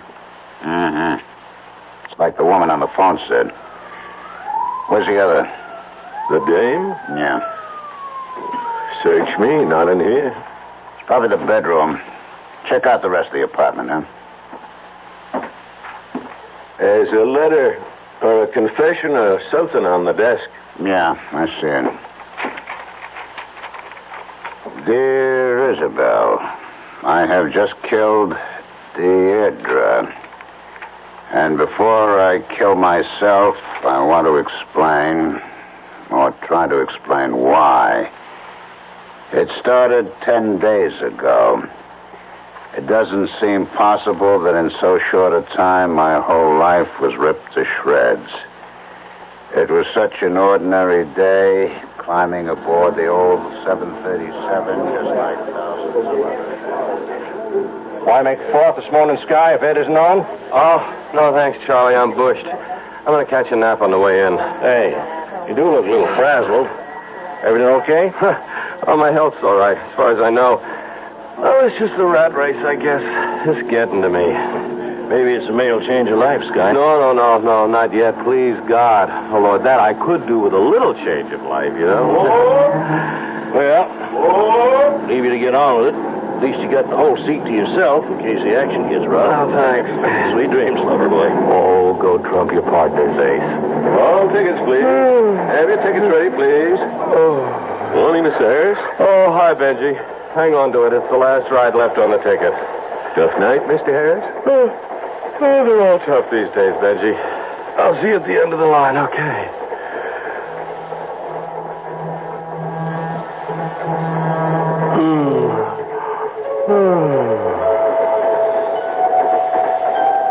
You don't mind my joining me? What? Oh, I beg your pardon. I'm sorry. I thought I was alone in the seat. You don't mind, do you? Mind? What man in his right mind would? I'm glad you find me pleasing. What? Don't look so surprised. I'm just what you've been waiting for. Am I not? Mr. Harris? Wake up, Mr. Harris. We're in the terminal. Huh? What is... Benji, what is it? Everyone out, sir. End of the line. But I was just... Wait a minute. I fell asleep? What happened to the girl that was sitting beside me? What girl, Mr. Harris? Oh, Benji, she was sort of a tall, dark-haired, deep violet black eyes like Elizabeth Taylor, long legs that... Well, I mean, if you saw her, you could never forget her. Sorry, sir. I passed you a couple of times, and the seat beside you was always empty. What? Oh, Benji, come on. You're sure there wasn't a girl? I didn't see her. Maybe you dreamed her. Maybe. Well, there's no doubt about it. She was a perfect dream.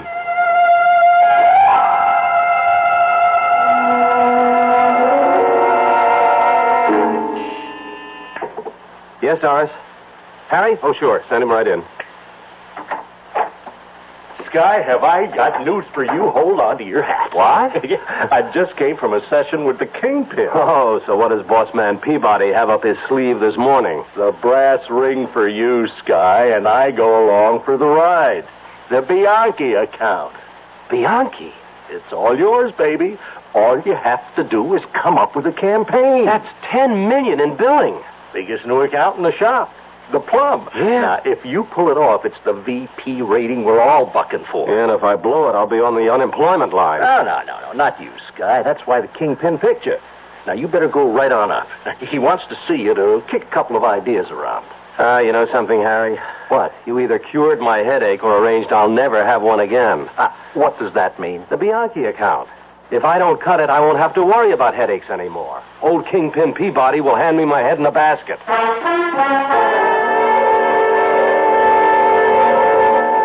Hey, Mario. Yes, Miss Alice. Once again, not too lightly for Mr. Lipscomb and me, okay? Right. You don't want to miss your train, Sky. Oh, you don't know how often I want to, but not tonight. What's the big deal tonight? You and Isabel socializing? No. For once, it's the train I'm interested in. Oh, well, that's a switch. Yeah. Oh, thanks, Mario.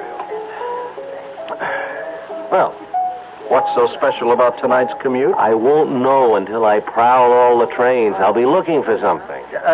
Do me a favor, Sky. Now, I'm only a poor working photo stiff, and you're the idea man. Look for an idea for Bianchi. But I already have it. Genius. What? Could you picture a girl like this? Great violet gentian eyes framed with black lashes, natural at least a half-inch long, cream white skin, full lips, deep carmine to match the cheek blush, a mass of blue-black hair to frame the face, a figure full but gorgeously shaped, long tapering legs with ankles that lead to high arched feet. Picture her in semi-décolletage, a hint of cleavage, and the promise of all sex. And underneath that caption, Bianchi. If you have it, you don't need anything else.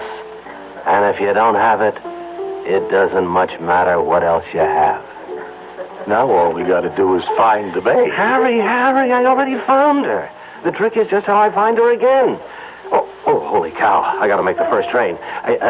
Put this tab on the national debt, Mario. Harry, you can pop for the tip, will you? I got a date with an angel. I hope.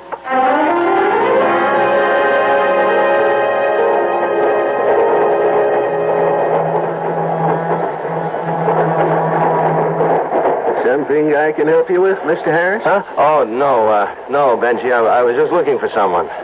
Yeah, I figured. You've been from one end of the train to the other. Anyone I know? No, just a girl. The one you asked me about on the way in this morning? Yes, I've got to find her. Well, if she's anything like you described, I wouldn't blame you. You know, Benji, you better find me a seat now. I'm still a little stoned. Well, take my spot, Mr. Harris. I'll put my work case up on the rack. Oh, thanks. Stretch out, make yourself comfortable. I'll wake you before you get to your stuff. Oh, you're a scholar, a gentleman, and a fine conductor, Benji.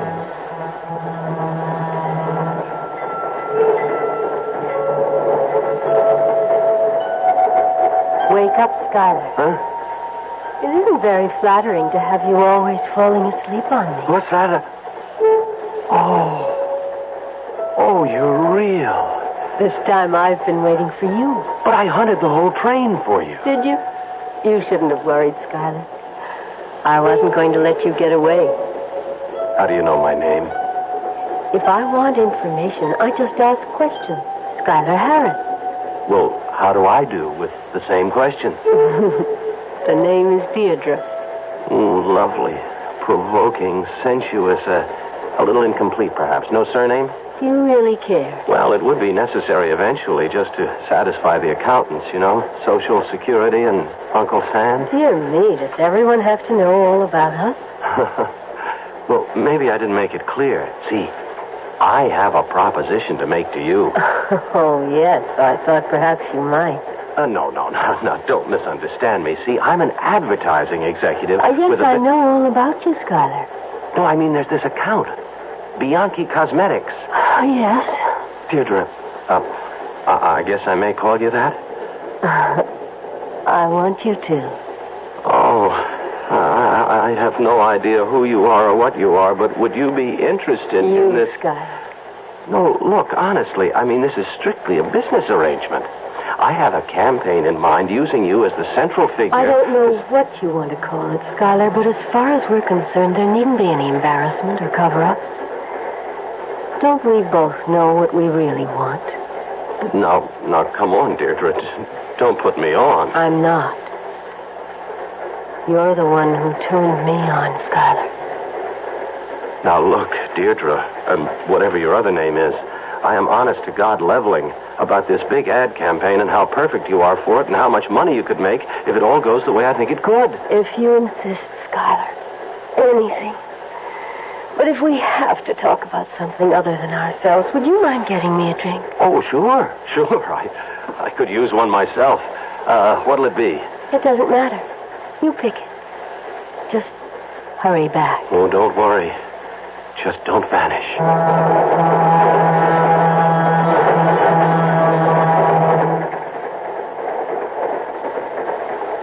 Westfield. Next stop, Westfield. Hey, Mr. Harris. Coming into Westfield. Oh, sure. Yeah, I'm with you, Benji. I'm with you. Thanks. Westfield is the next stop. Westfield. Benji? Yes, Mr. Harris. What happened to the girl? We back at that again? Oh, no. Now, come on, Benji. This time it's no dream. I've been talking to her all the way up the line. What do you want me to say, Mr. Harris? Well, I want to know where the girl went. Mr. Harris, we've been riding this line a long time together. You don't want to make no scene.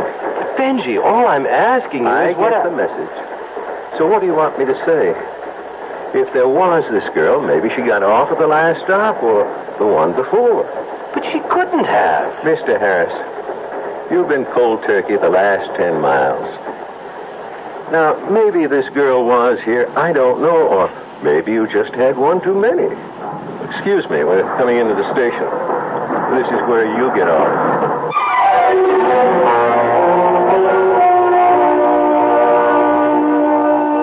A man who doesn't realize how near the end of his emotional rope he is. A girl named Deirdre who promises desire as sensually as a centerfold in today's magazines. A suburban family who awaits the return of the husband and father as routine. And the disaster we know is to happen. We'll start to fit the pieces of the jigsaw together when I return shortly with Act 2. Ever see a beer drinker pour his beer real easy down the side of the glass? Maybe you do it yourself. If so, the Budweiser brewmaster thinks you're missing something, especially if you're a Budweiser drinker. You see, Bud is brewed, so it will kick up a healthy head of foam. Exclusive beechwood aging and natural carbonation make it a lively brew. Well, anyway, pouring Bud plunk down the middle of the glass helps bring out the best in that clean white Budweiser foam and real beer aroma. It also helps you get the full benefit of a taste, smoothness, and drinkability you'll find in no other beer at any price. Remember, brewing beer right does make a difference. Next time, pour that Budweiser right down the middle and see for yourself. Anheuser-Busch, St. Louis. When occasional heartburn or acid indigestion is combined with a gassy, foolish feeling, that's what we call gassed indigestion. Digel is made for gassed indigestion because Digel is different. It does more than plain add acids. Digel reduces excess acid while its patented simethicone gets rid of trapped gas fast. Use only as directed. Digel for gassed indigestion. No plain add acid can do what Digel can. Of all the leading laxatives, only one, Phenamint, is a gentle chewing gum laxative. And for a very good reason. It's pleasant to take. Phenamint goes into your system gradually, little by little. And after Phenamint has entered your system, it begins to work gently, predictably, to relieve occasional irregularity. Phenamint, the gentle chewing gum laxative. Like all medicines, take only as directed.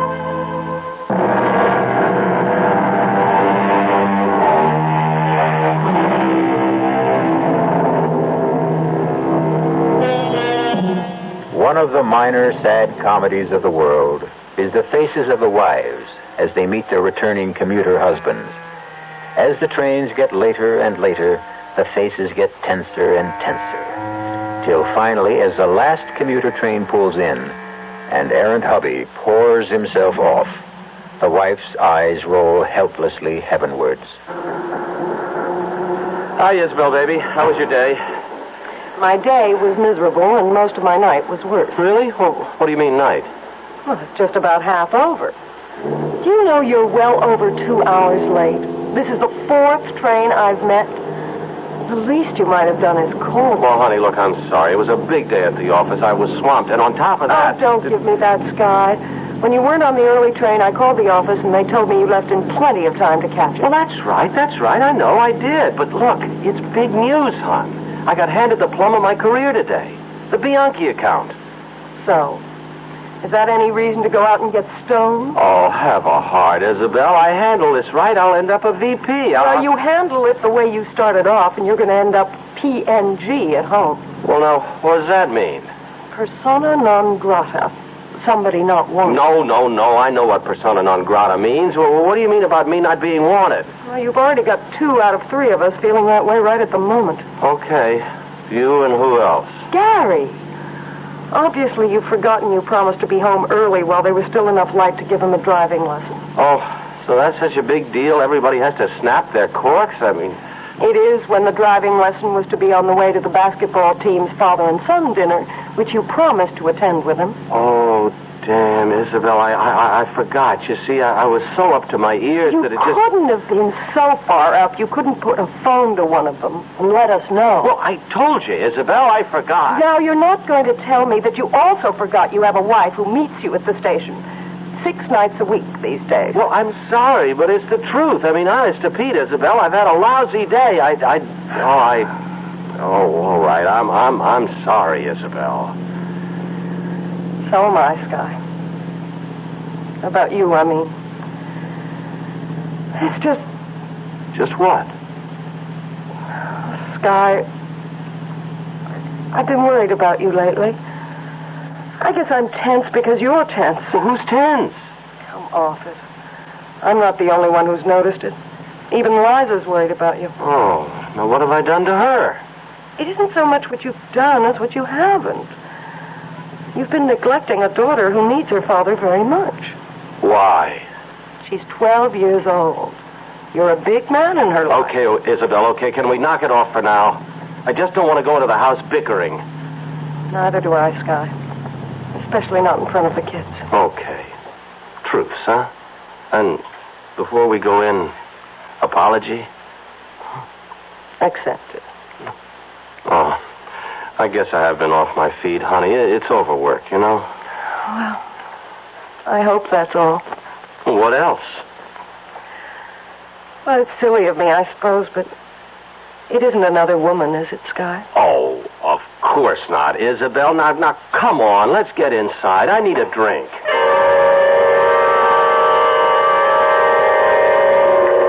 Chrysler Model Agency? Yeah, this is Skylar Harris here. Put me through to Irene. Yeah, that's all right. I'll hold. Doris, while I'm on one, call IFW and hold them on two. I want to talk to Ed Rashby, okay? Hello, Irene. It's Sky. Yeah, fine. Well, I'm looking for a girl. First name Deirdre. I don't know the second. She is a natural for the Bianchi account, and I've just got to find her.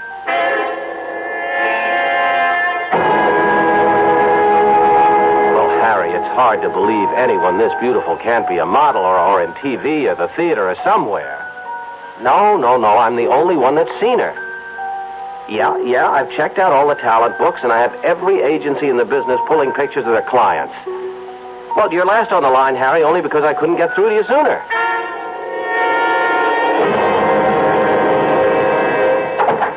Are those the Maurice Williams pics, Harry? Yeah, I just came by special messenger. No luck yet? Nope, not yet. Okay, let me see him. Here, now, just look at all these dames. And now, any one of them I can make something out of this world. Yeah. Now, why this special one? Because she is out of this world to start with. Well, then I gotta see. Now, what's she got that this little number hasn't got? Well, you'd have to see Deirdre to understand. Oh, it's a name for you. That's right, it suits her. Keep your fingers crossed. I'm almost through these. Well, suppose you don't find her. I've got to find her.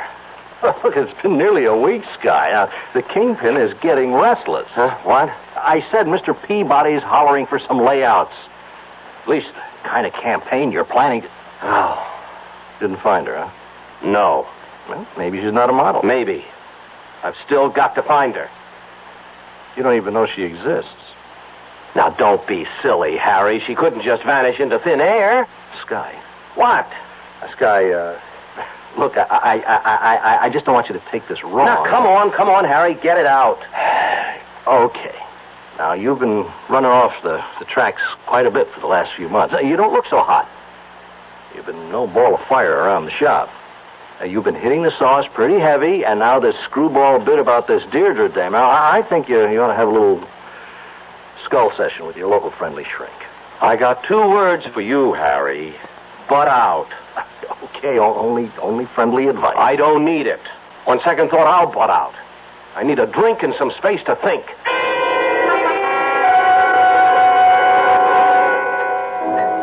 Hey, Mario.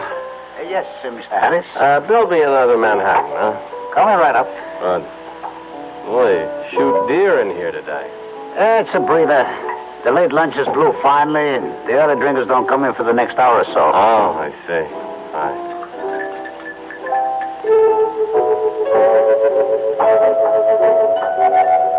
Sure you want to be alone, Sky? Deirdre. Mind if I sit on the stool next to you? Mine? Oh, I've been going out of my mind trying to find you. Where do you keep disappearing to? I'm a very private person, Sky. With me, 2 is more than enough company. I hate crowds. Well, this time, I'm not letting you go. How about a drink? Well, does it have to be here? No, name the place. How about yours? Mine? Oh, you mean the office? No, I don't like offices either.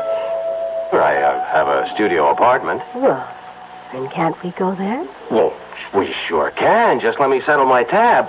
Mario. Now, where did he go? If you mean the bartender, I heard a phone ring. I think he went to answer it around the corner there. But don't you move now. We'll go right away. How far are we going, Sky? Oh, you mean the address. 825 East 50th. I'll be right back. Hey, Mario. I was just coming to get you. It's your office. Well, I can't talk to him now. Here. Well, they said it was urgent. Oh, damn. Now, look, Mario, there's a girl sitting on the stool next to where I was around the corner. Don't let her get out of here. Don't let her get away. I'll handle it, Mr. Harris. Thank you, Mario. Hello? Oh, hello, Doris. When? Well, I can't call now. What did my wife say was wrong? She didn't. Well, look, call her back and tell her she can reach me at the apartment. I should be there within 10 or 15 minutes. But, yeah, I got to rush now. Oh, what now? Well, Isabel will just have to... Mario. The girl. Why did you let her... Sorry, Mr. Harris. When I came around, there was no one here. Oh, no. No, she can't get away again.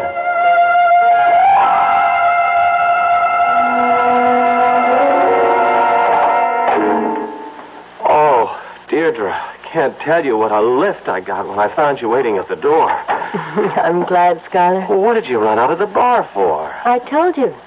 I don't like crowds. I almost had heart failure thinking I'd lost you again. Oh, you'll never lose me. Take my coat. Oh, sure. Get me a drink. What's your poison? Oh, heck. You get that. I'll mix my own poison.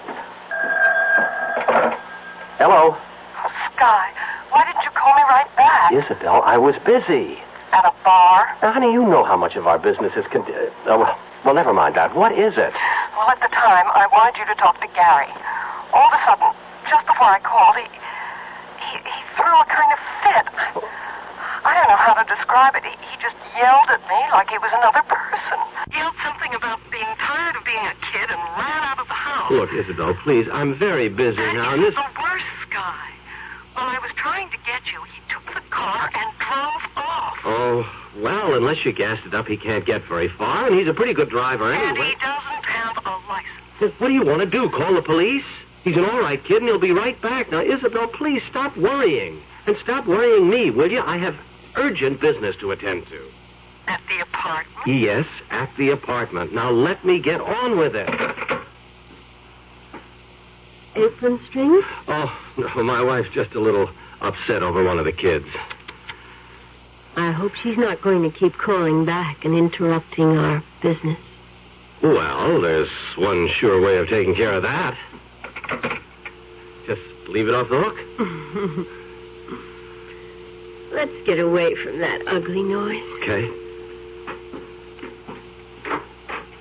What's in here? The bedroom. Oh. This is nice. And comfy. Skylar. What, Deirdre? Aren't you coming in? Well, it'd be a little easier for me to keep my mind on business out here. Besides, you never mixed that drink. I decided on headier wine. There. No. Isn't this what you really want from me?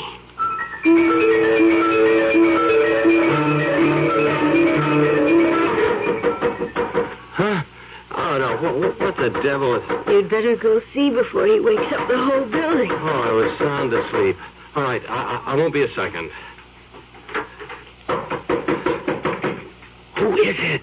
What is it? Open the door, Sky. It's Harry. Well, take the chain off and let me in. Harry, what do you want? Oh, that way, huh? Well, I should have figured. Well, you better ditch her fast and get on home. Isabella's frantic. She's been trying to reach you all evening, and she finally got in touch with me. What is it? Your boy, Gary. He's had an accident with the car. It's concussion. I don't know how bad. Now, I've got a cab waiting. If he only gets... No, Harry, look, I've got to get dressed. Thanks. For nothing. Now, you make sure you get rid of that chick and get home where you belong. Okay, Harry. Oh, Deirdre, I didn't know you were standing there. You heard? I know. Home. What about you? We haven't even talked about... Deirdre, I can't lose you again. I promised you wouldn't. I'll be waiting. It doesn't matter about tonight. Not anymore now. because you know there's always tomorrow. And tomorrow. And tomorrow.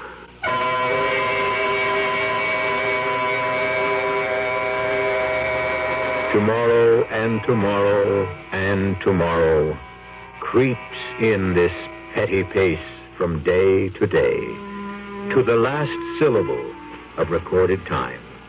And all our yesterdays have lighted fools the way to dusty death. So mourned Shakespeare's Macbeth for the death of his lady. How much will Our Lady called Deirdre mourn the death of her lover? We'll return shortly with Act 3. And now another story of the ball and chain as Kellogg's Special K presents Veronica and Jack. Oh, Jeffrey, isn't this romantic? Out in a quiet lake at night with you rowing the boat. Yes, Veronica, it's really neat. Jeffrey, what was that? Frogs. Frogs that go bong? They're pretty weird frogs. Oh, Jeffrey, you're such a card. You have a ball and chain, like the ones they use in those Special K commercials. Yes, Veronica, it symbolizes my few pounds of extra weight. But I'm going to get rid of it. How? By exercising. You know, like rowing this boat and eating smart at every meal, starting with a Special K breakfast. You mean a 1 ounce bowl of high-protein Special K, 4 ounces of skim milk, orange juice, and coffee? Precisely. It's less than 240 calories, and it tastes delicious. It'll help me get rid of this ball and chain. I'll help too, Jeff. After all, we're all in the same boat. You have a ball and chain, too. Your happy ending could begin with the Special K breakfast from Kellogg's. The Tab Paysetter account from Exchange Bank. An unusual name for an unusual checking account. TAB stands for Total Account Banking, and that means a complete package of 14 customer services. A Paysetter is a leader in its field, which means we have the only account of its kind in town. And here's what you get with your Tab Paysetter account. As many personalized checks as you need, and you get to write as many as you want. No minimum balance. $10,000 accidental death insurance, membership in Bank Club Association, installment loan discounts, all the money orders and traveler's checks you want, local and national discounts, a safety deposit box, and special deals on travel tours, a quarterly Bank Club newsletter, and financial counseling for the asking. You get all these services for only $3 a month. The Tab Paysetter account, an unusual name for an unusual checking account. From Exchange Bank, Harry Hines at Mockingbird, member FDIC.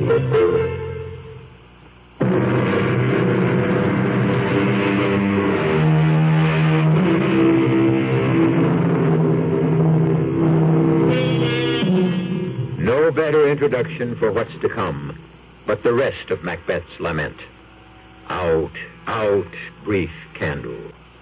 Life's but a walking shadow, a poor player that struts and frets his hour upon the stage, and then is heard no more. It is a tale told by an idiot, full of sound and fury, signifying nothing.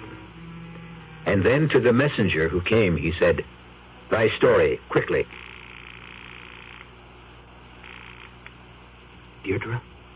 Skylar, Thank God you're still there.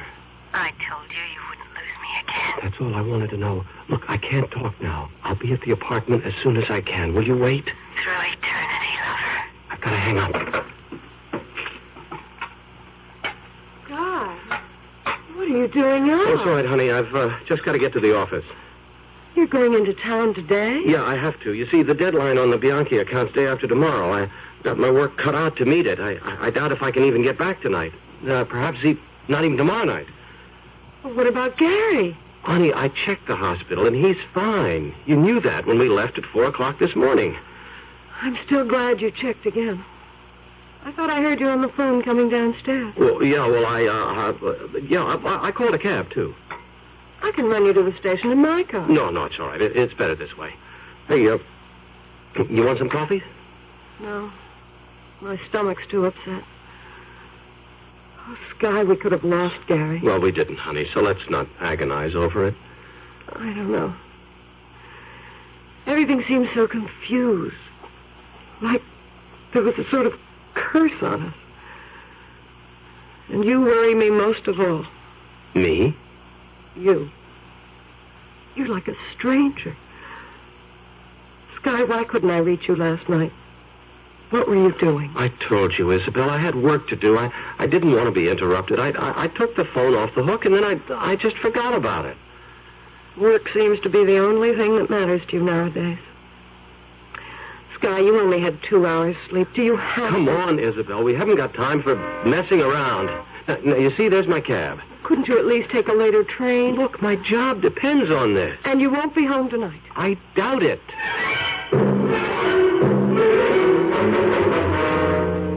And, brother, I kid you not, you are in big trouble, Sky.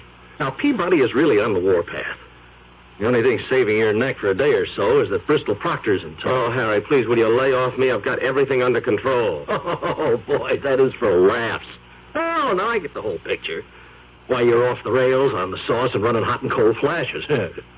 Well, if you think some chick is worth what you're heading for, come on, let me give you some advice. The only thing I want from you, Harry, is technical advice in your specialty. What? I want to take some pictures of a girl. Well, bring her into the studio here. No. That's just the trouble. She won't come here, and I'm only gambling that if she'll let anyone shoot her, it'll be me. What do you know from cameras? You're an idea man. Now, look, do me a favor. Will you let's set up the copy like you suggested and let me pick the girl. Harry, listen, I've got the girl. If only you can get me a camera that's reasonably foolproof, I can get good enough stuff for the sample layouts. Then we can take it from there. Well, the gal is that sensational. Take my word for it. Well, I can give you a Miclon 35, 85-millimeter lens, a micro-blitz strobe with high-speed Ektachrome film. That's okay. You name it. Just show me how to use it. Well, you don't have to worry too much about the strobe, even. The film will take natural light, and I'll push it in developing. Okay, get me the camera. I'll be back with the picture in an hour.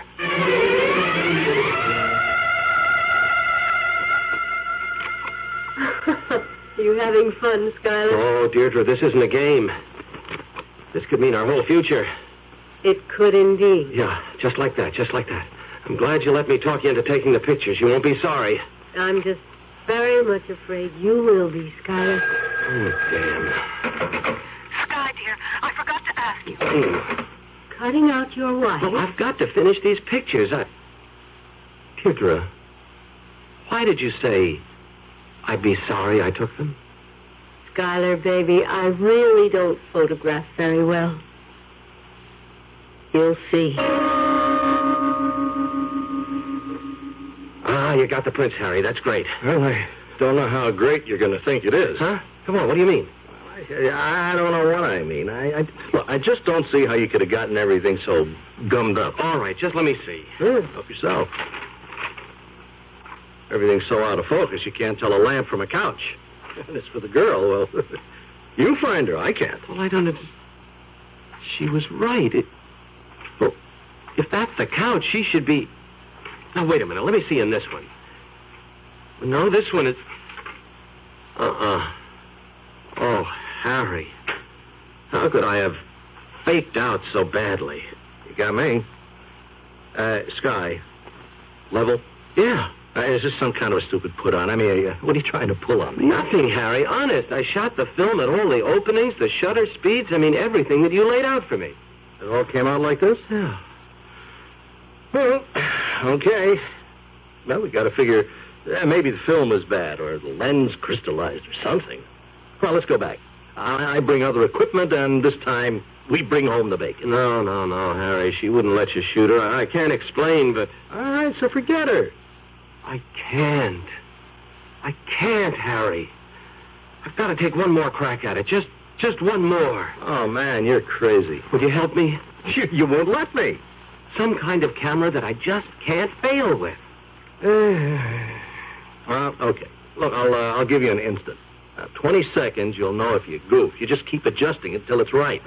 I'll go get the camera. Oh, you're an okay buddy. Thanks. Hello. Oh, thank God it's you, Sky. Isabel, what is it now? I'm just at the end of my rope. I could swear somebody's got a hex on him. What are you talking about? You've got to come home. Gary's back in coma. What? When did that happen? About 10 this morning. I tried to reach you. Isabel, listen. You've got to cope a little longer. Everything's falling apart for me here, too. I can't get home till at the earliest later tonight. What's the matter? She won't let you go? Ooh. Oh, don't try to kid me. There has to be another woman. You couldn't be like this if there weren't. Okay, Sky. If this is the way you want it, you can just Isabel. The only thing I wish you is a one-way ticket there yourself. Isabel. Oh. Okay, Sky. Here's your instant camera. Now, maybe this will get us all a clearer picture of where we're going.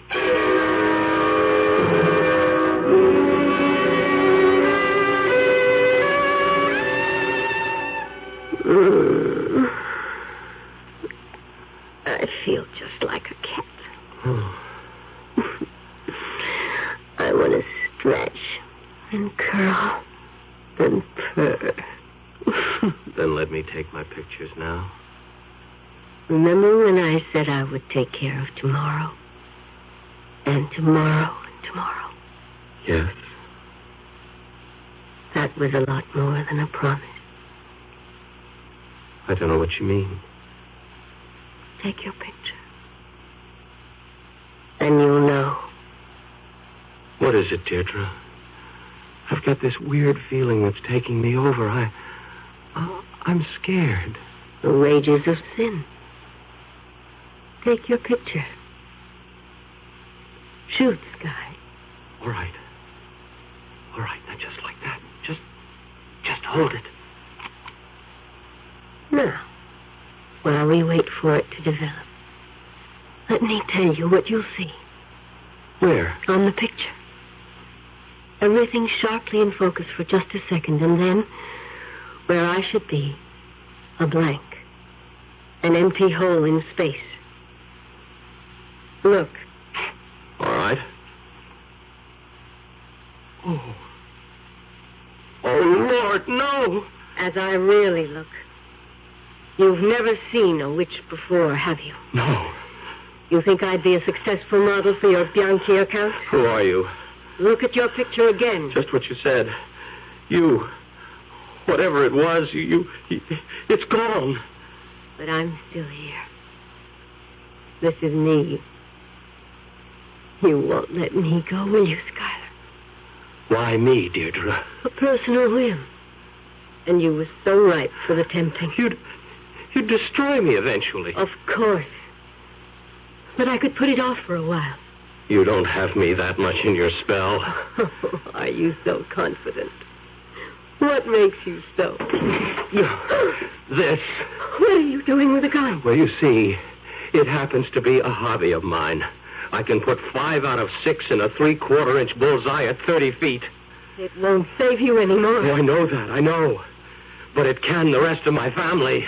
You wouldn't dare. I never thought you had a gun. Die, witch. Die.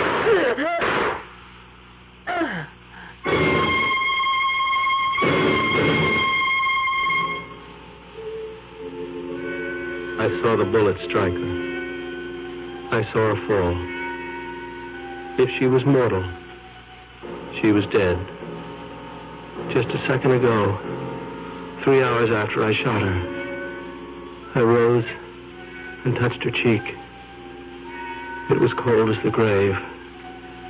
I go to meet her there now, or eternal damnation. I have no hope for myself. Only for you, Isabel, and for the children.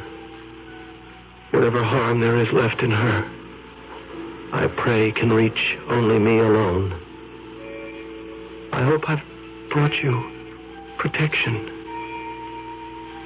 Goodbye forever. For I know whatever life after death there is, I can never, ever share it with any of you. I sold my soul to the devil, and the witch he sent to find me. How do you like that for a confession, Jake? What am I going to say, Sam? Them guys working in advertising, they're halfway around the bend. I guess you got to be a little bit screwy to get into that kind of business in the first place. Figures. Now, hold it. Yeah? Oh, hi, Lieutenant. This is Detective Sam Danks. Yeah. It's pretty much like the story the wife called in from Connecticut. Guy left a confession you got to read. Won't help much. I mean, it's far out. Huh? Oh, the subject. Yeah, there's not much doubt from pictures around the apartment. This is Skylar Harris, all right. Sure, DOA. Bullet through the head. We're just waiting for the ME now. Well, what do you mean, both? There's nobody else in the apartment but the guy. The dame? There's not a sign of her. Well, you'll get it when you read the confession. The way I figure it, she was one of them, what do you call it? Firmaments of the imagination. I don't think she ever existed.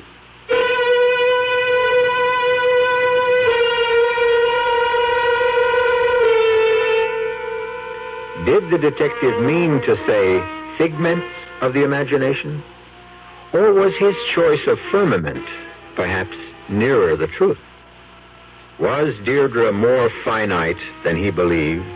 Was she somebody of incarnate evil, clothed in beauty, who still stalks the day and the night, looking for other prey? I'll be back shortly. John Jones, statistic, born with club feet and cleft palate. Shirley Smith, statistic, born blind. Tom Kelly, statistic, born with an open spine. Statistic, children born with birth defects.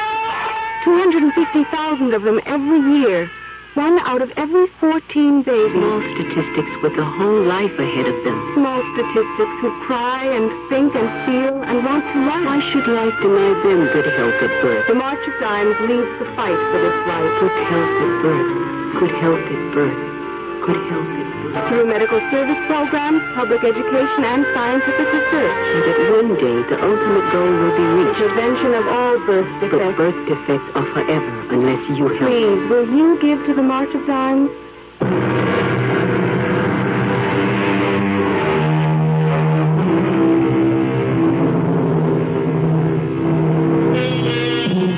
One parting word until we meet again.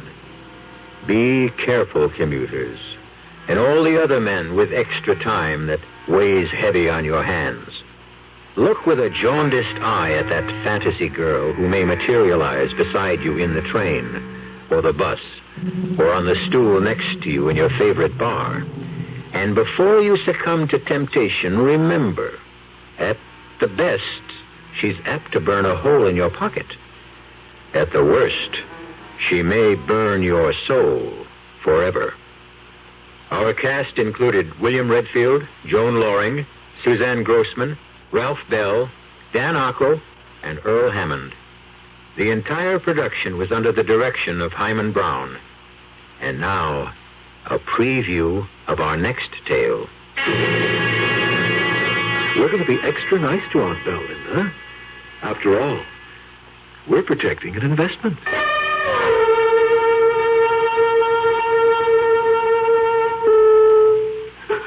You're back? I can't believe it. I've had just about enough of this. You people simply have to stop coming into my apartment. I'm going to tell Charles he has to do something about this. Oh. Hello? Oh, Charles. Hello, Aunt Belle. Will you get over here and get these people out? Who, Aunt Belle? That man who was here last week. And this time he has a friend. A lady friend, no less. Aunt Belle, you mean that guy is back? He certainly is, and with a strange woman. I'll be right over. Oh, please do. They're upsetting Julia terribly. I think she's afraid of them. Julia? Aunt Belle, Julia is dead. She can't be there. Radio Mystery Theater was sponsored in part by Anheuser-Busch Incorporated, brewers of Budweiser. This is E.G. Marshall inviting you to return to our Mystery Theater for another adventure in the macabre. Until next time, pleasant dreams.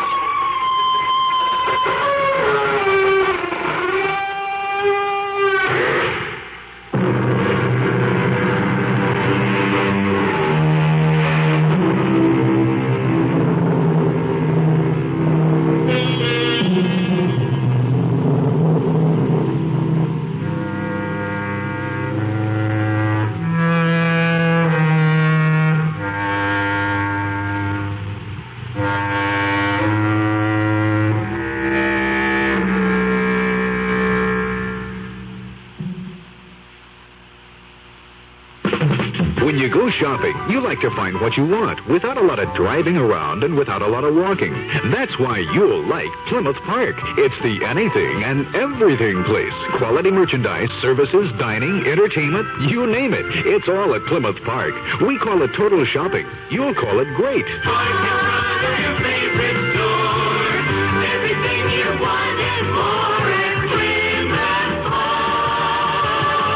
Just off Highway 183 on Story Road in Irving. The leader in sports coverage. KRLD. The CBS Radio Mystery Theater presents...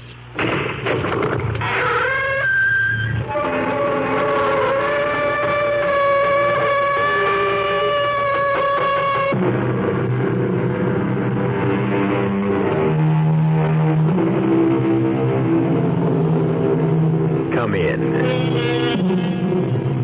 Welcome. I'm E.G. Marshall. Welcome to our world of mystery and the macabre, of unbearable suspense. Sit back and lend us your imagination for a while. We'll do some remarkable things with it. Imagine, for instance, an elderly woman, Belle Richwood, alone and forgotten, except for her nephew Charles, her only living relative, and the only human being she ever sees, until one lonely night. You're back. I can't believe it. Look, I've had just about enough of this. You people simply have to stop coming into my apartment. This just isn't right. I'm entitled to my privacy. Will you answer me when I speak to you? Now, get out of here and leave me alone. I won't have it. I'm going to tell Charles. He has to do something about this. Oh. Hello? Oh, Charles. Hello, Aunt Belle. Look, will you get over here and get these people out? Who, Aunt Belle? That man who was here last week. And this time he has a friend. A lady friend, no less. I'm frightened, Charles. You mean that guy is back? He certainly is. With this strange woman. Oh, hurry, Charles, please.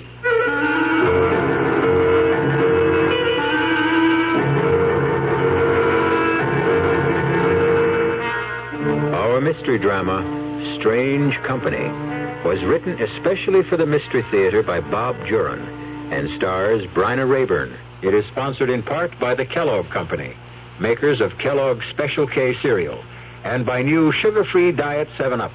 I'll be back shortly with Act One. Great taste in the morning, Kellogg's has that wholesome taste to get you up and grinning. This is Jerry Coffer for Kellogg's Special K.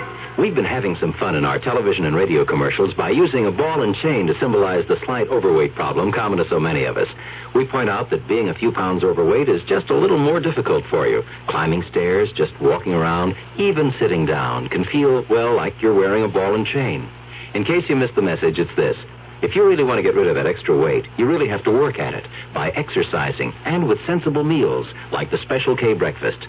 A 1-ounce bowl of Special K, America's favorite high-protein cereal, 4 ounces of skim milk, tomato juice, and coffee, less than 240 calories, nutritious, and, by the way, delicious.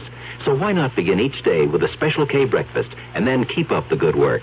Special K can't help you lose weight all by itself, but it really is a good start.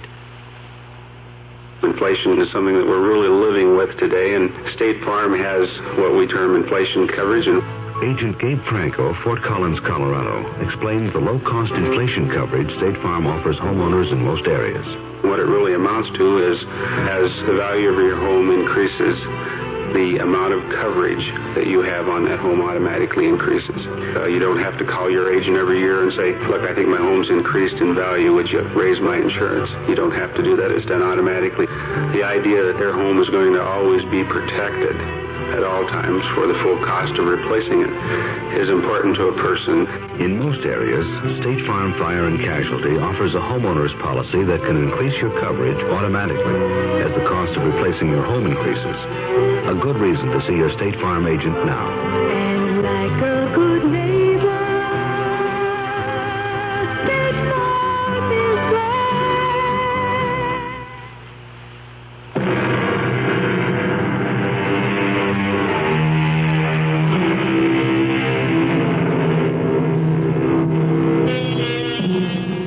we grow older, very often our fears darken, our anxieties deepen, and our thoughts indulge in some strange tricks. Belle Richwood and her sister Julia lived their whole lives together, almost recluses, until the neighborhood around them deteriorated to the point where their nephew Charles was forced to move them from the city to a peaceful apartment in the country. But for Belle and Julia, there was to be no peace. Hello? Oh, Charles, it's about time you answered. What's the matter now, Aunt Belle? Julia's fallen again. Can you get right over? All right, Aunt Belle. Cover her up. I'll be right there. Oh, for heaven's sake, hurry up. She's not moving this time. I think she's unconscious. Julia's fallen again. Third time this week. Charles, Julia simply has got to go to a nursing home.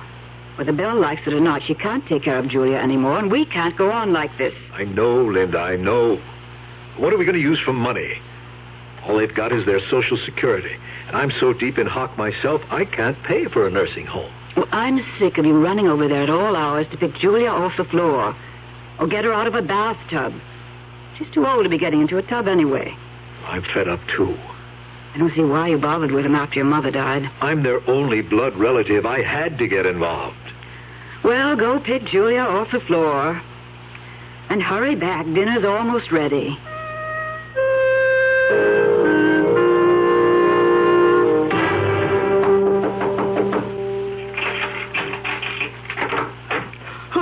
Oh, you took your time. Where is she? In the bedroom. Hurry. Okay. Can you get her up?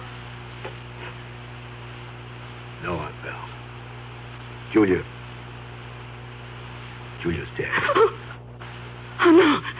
No, Charles. She's just unconscious. No, Aunt Belle, she's gone. No, I can't believe it. The fall was just too much for her. Not my Julie. She can't be. No, Julia, dear. Wake up. Wake up. Aunt Belle. Please. I'll have to make some phone calls first. I'll take you back to our place. No. I can't leave Julia. But they'll be taking her away in a little while. You'll be better off at home with Linda. It was all because we moved to this apartment. We should have stayed in the city. Aunt Belle, we've been through all this. I moved you out of the city because you were mugged twice in your own elevator. This place isn't any better. Julia always hated this apartment. I think it hates us. It's evil. Julia's gone. What am I going to do? No. You've got to think about yourself. Myself? I haven't thought about myself for 60 years. It's always been Julia. But you won't have to worry about her anymore. What do you mean, Charles? I'm more worried about her. More than ever.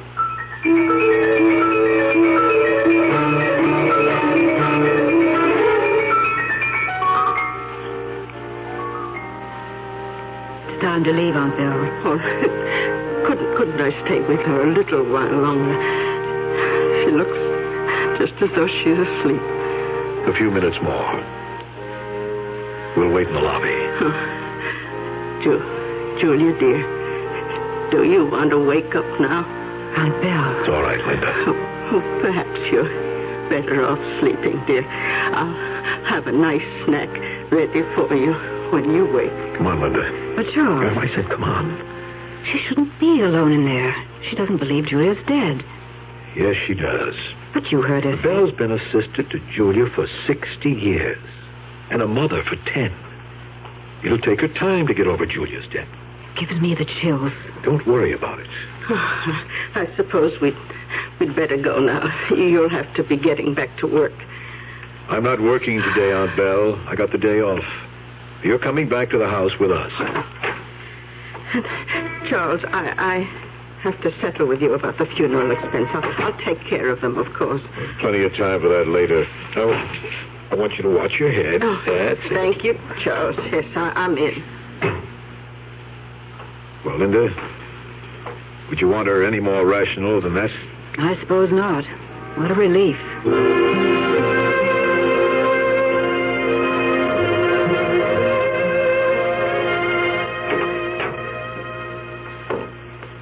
didn't have to see me in, Charles. I'll be all right. Don't be silly, Aunt Belle. And thanks for having me to dinner. You were right. I wouldn't have wanted to be alone today. I hate leaving you now, but... Oh, I'll be all right. I have to get used to it. I'll stop in tomorrow night after work. Yes, do. And I'll give you the money for the expenses. Do you know how much they are? Well, that can wait, Aunt Belle. In fact, I didn't think you'd be able to cover it. I was planning to take out a loan. Oh, nonsense. I have it, and I'll pay it. Well, it's $1,500. All right. I'll have it counted out for you tomorrow. You mean you have that much in cash here? I don't think that's a wise thing to do. No, nonsense. I've always had cash on hand. Well, that's up to you. You'll be all right tonight? Don't worry about me. Come by tomorrow. Lock the door behind me. I always do. Good night, Aunt Belle. Good night, Charles.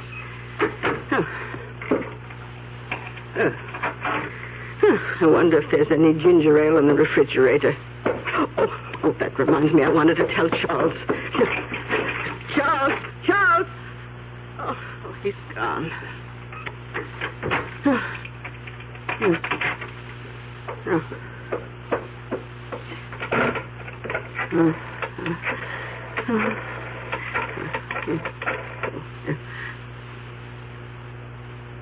Hello, Linda. Yes, I'm all right. Oh, Linda, Charles just left, and I wanted to tell him something. Would you please have him call when he gets in? Yes. Thank you. I may as well start. Oh, you. How did you get in here? Answer me. What do you want? I order you to leave my apartment. Why don't you say something? Stop sitting there smiling. How dare you just come in and sit on my furniture? Tell me what you want. If you don't, I'll get you out of here. I'm calling my nephew. Oh, dear, I remember he isn't home. Please, what do you want? Why won't you answer me? I'll give you whatever you want if you please leave. Please. Oh, thank God, Charles. I just got in and Linda said you wanted to see me. Oh, Charles, there's a strange man in my apartment. What? He's sitting on the sofa. He won't say anything and he won't leave. Did he threaten you? No, he isn't doing anything, but he won't go. I'll be right there. Now, don't do anything to antagonize him.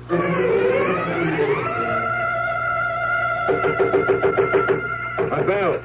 Oh, Charles, thank you for coming. Where is he? Oh, he's gone. Oh, thank God for that. I called the police.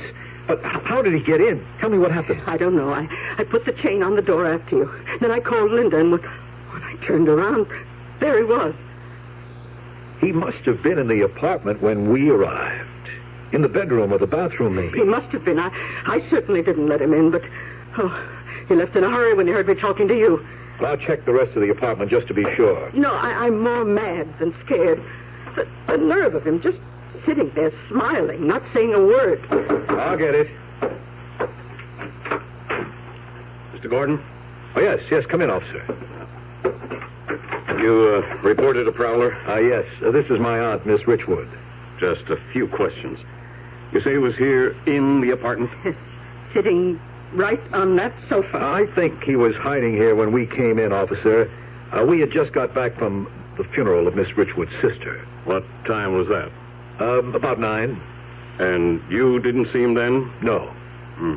Tell me, Miss Richwood, what did he do? Or say? Did he threaten you? No, he wouldn't say a word. He just sat there smiling.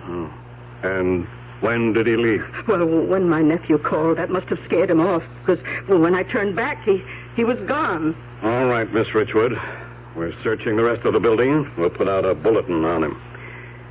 We'll call you if we find a suspect. We'll need an identification. Yes, of course. Good night now. Good night, officer, and thank you.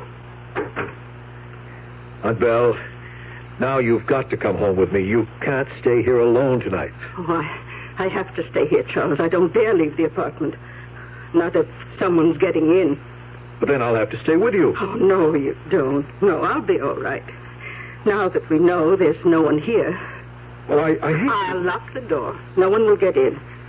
And with the police around, I feel doubly safe. Okay, Aunt Belle. But I'll call you when I get home, and I'll be in after work tomorrow. Oh, yes. Do come by, Charles. I'll have the money for you, for Julia's funeral. Aunt Belle, your money, could this guy have taken it? Oh, I don't know. He didn't seem to. Oh, dear. Where'd you have it? In the bedroom. I always thought this was the safest. Oh, thank heaven. Oh, it's here. You're sure? All of it? Well, the suitcase is here. He couldn't have known. Oh, yes. There's no money missing. Good grief. Oh, it's all there. Oh, I'm not worried, Charles. That man won't be back. But, Aunt Belle, all that money... Oh, don't worry, Charles. I'm going to hide my money in a different place, just in case.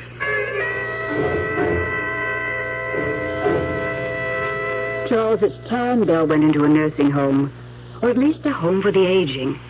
That man last week could have killed her. She shouldn't be living alone. She's doing all right. She's doing all right. And what about us? I'm sick of sharing you with them. Or her now. For 2 years, you've been nursemaid to Belle and Julia. Linda, it had to be that way. I'm sick of it. I'm sick of everything. And if you won't put her in a nursing home, I'll leave you, Charlie. No, you won't. You just see. Belle's not going to a nursing home, Linda. Those homes cost money. The state takes care of old people who don't have money. But Belle has money, Linda. Lots of it.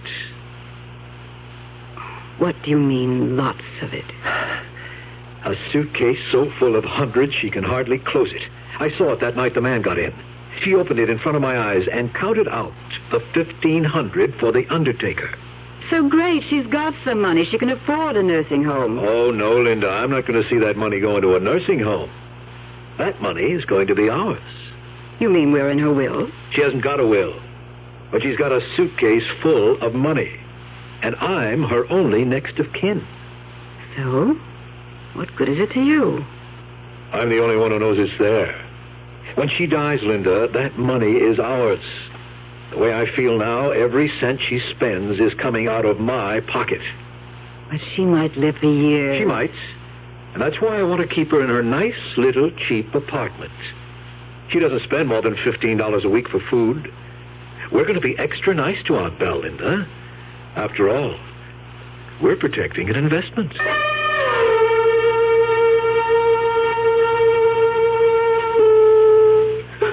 You're back. I can't believe it. I've had just about enough of this. You people simply have to stop coming into my apartment. Get out of here and leave us alone. Well, we won't have it. I'm going to tell Charles he has to do something about this. Oh. Hello? Oh, Charles. Hello, Aunt Belle. Will you get over here and get these people out? Who, Aunt Belle? That man who was here last week. And this time he has a friend. A lady friend, no less. Aunt Belle, you mean that guy is back? He certainly is, and with a strange woman. I'll be right over. Oh, please do. They're upsetting Julia terribly. I think she's afraid of them. Julia? Aunt Belle, Julia is dead. She can't be there.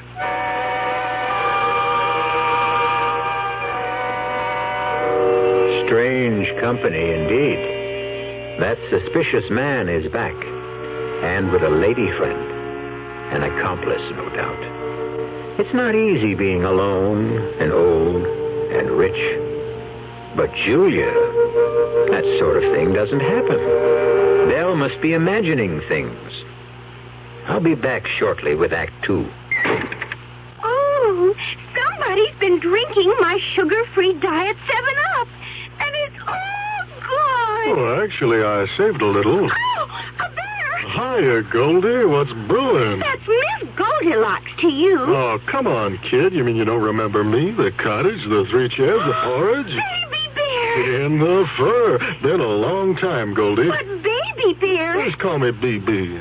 You drink all the sugar-free diet 7-Up, and I have to conduct another diet drink taste test today. Well, yeah, I saw the sign on the door, a professional taste tester, huh? But how can I conduct my taste test now? Why bother? I tried those other diet drinks, too. You'll notice there's still plenty of them around. Why not ask me? Well, okay, BP.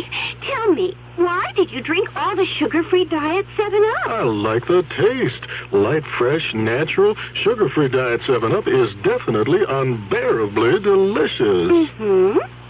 Orange or glad? Glad is what happens when you use Dial soap. Orange or glad? It starts right out with a clean, fresh scent that's like nothing else. Orange or glad? To get you going, clean and fresh. Orange or glad? Orange or glad? Orange or glad? Orange or glad? Orange or glad? Orange or glad? Orange or glad? Just to be. Orange or glad? Dial washes away the cause of odor on your skin. Orange or glad? You just can't buy a better deodorant soap than Dial. Orange or glad? And that's saying something. Orange or glad? Orange or glad? Do you Dial? Orange or glad? Do you Dial? Orange or glad? Orange or glad? Do you Dial? Orange or glad?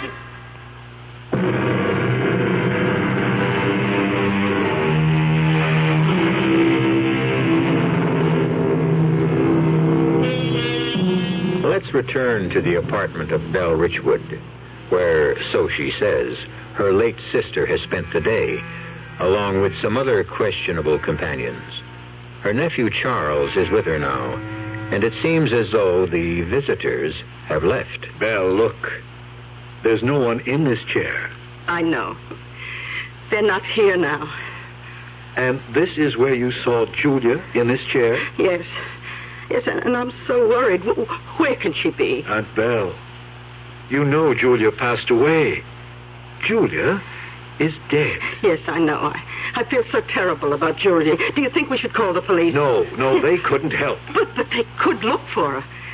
I remember one time in the city she wandered away. Aunt Belle, stop it.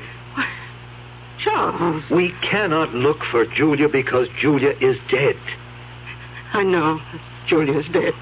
Then stop saying you saw her in the apartment. It's all right, Charles. I won't mention Julia again.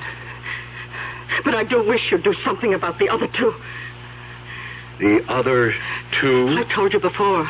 The man who comes in here, and now the woman. Oh, yes, those. I simply don't understand how they're getting in. Doesn't it stand to reason that you're imagining there's a man and woman here? Charles, I know real people when I see them. Have you ever touched them? Oh, heavens, no. But that might convince you. Oh, why should I have to touch them? I know they're here. But they never speak, isn't that right? Oh, yes, that's true. They don't talk. Aunt Belle, I don't know who or what they are, but there's nothing I can do about them. Well, I can. The next time they show up, I'm calling the police. No, I wouldn't do that, Aunt Belle. You couldn't tell them any more than you already have. Well, they can certainly put a stop to strange people in my apartment. And another thing, I'm going to find another place to hide my money. Well, that is a good idea. Charles, come closer. They might be listening. Now, I want you to know where my money is, just in case. I'm going to hide that suitcase. You know, the one you saw it. Yes. I'm going to hide that behind the refrigerator. Good idea. But where should I hide the other one?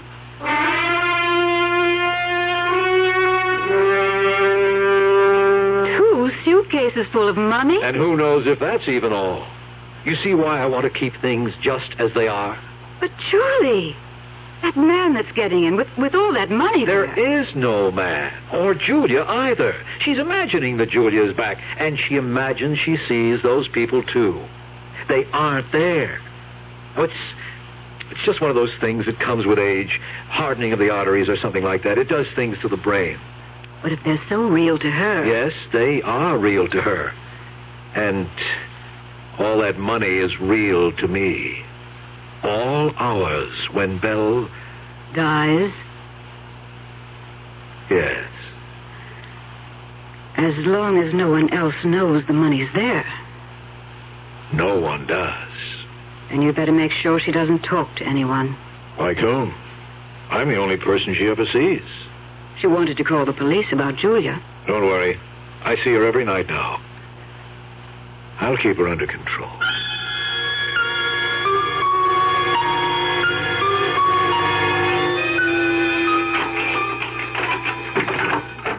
Hi, Aunt Belle. Oh, Charles, I'm so glad you came by tonight. I know how those people are getting in. You do? Yes, through here. They're coming right through this door. Aunt Belle, that's a closet. It's the clothes closet. Oh, that explains where they live, then. They always come through this door. In fact, that woman came in today, and nice as you please, she picked up my coat and put it on. I could have smacked her face. Maybe you should have, Aunt Belle. Well, I couldn't bring myself to do that. But you would have found out that woman doesn't exist. She's just in your imagination. Oh, yes? Well, I'm not imagining. Missing $100. What? I had the rent money all counted out. It was in an envelope on the kitchen table, and now it's gone. I reported it to the police. Aunt Belle, you didn't. Well, of course. Why shouldn't I? Because you probably misplaced the money and think it's gone. What do the police say? Well, that nice young officer who came the other time said they'd send out a search for that woman. She's the one. I know. Belle, I don't think you ought to keep so much money around. Well, I had thought of putting it in the bank. I was thinking maybe you ought to let me take care of it for you. I mean, with one case behind the refrigerator. Shh. They'll hear you. Don't let them know where it is. Oh. Yes, you're right, Aunt Belle. Is anybody watching? No. No. Oh, good. Oh, come on. We're going to move the suitcases. Now, you get the one behind the refrigerator, and I'll get the one under the sink. How did you ever get it back here? I can hardly... There it is. I'm simply going to put them in the bathroom and keep an eye on them. They say if you really want to hide something, keep it out in the open where no one would think of looking for it. Yes, I've heard of that. Well, come on. Bring that case in here to the bathroom. Right away, Aunt Belle. Oh, yeah. Yeah, she won't miss it. Charles, bring the case in here. Okay, Aunt Belle, I'm coming. There you are. Oh, put it there in the tub next to the other one. No one's going to look for my money there. Now, how about a nice glass of wine?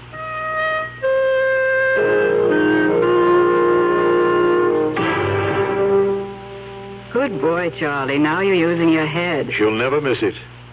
But if she does, we know who to blame it on. A bunch of people who don't even exist. The only thing that worries me... What?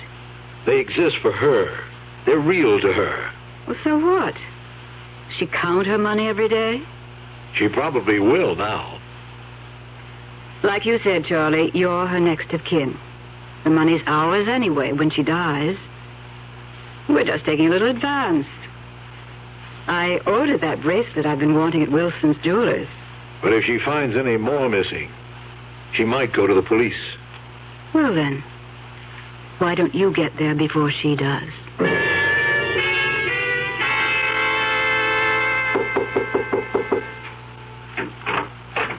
Oh, hello, Miss Richwood. Oh, Mr. Geller, I'm sorry to bother you. That's what superintendents are for, Miss Richwood. And you don't bother me a tenth as much as some of the other people in this building. Mr. Geller, I wonder if you'd mind coming upstairs and getting rid of those people. I can't seem to make them leave this time. People? What people? Why, all those people in my apartment. Oh, sure. I'll throw them out. Come on. I really hate to bother you, but my nephew's at work, and I'm afraid to call the police again. I don't want strange people in my building, much less in one of the apartments. Don't worry. I'll get them out.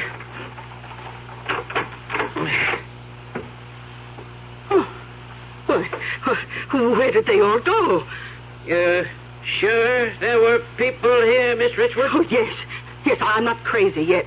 There was that man and woman who always come in, and and 2 little girls. Well, we didn't pass them on the stairs, and there's no floor above this. How can they get out? Oh, but now my sister's gone, too. Oh, do you think they took her with them? Oh, this is terrible. How am I going to find Julia?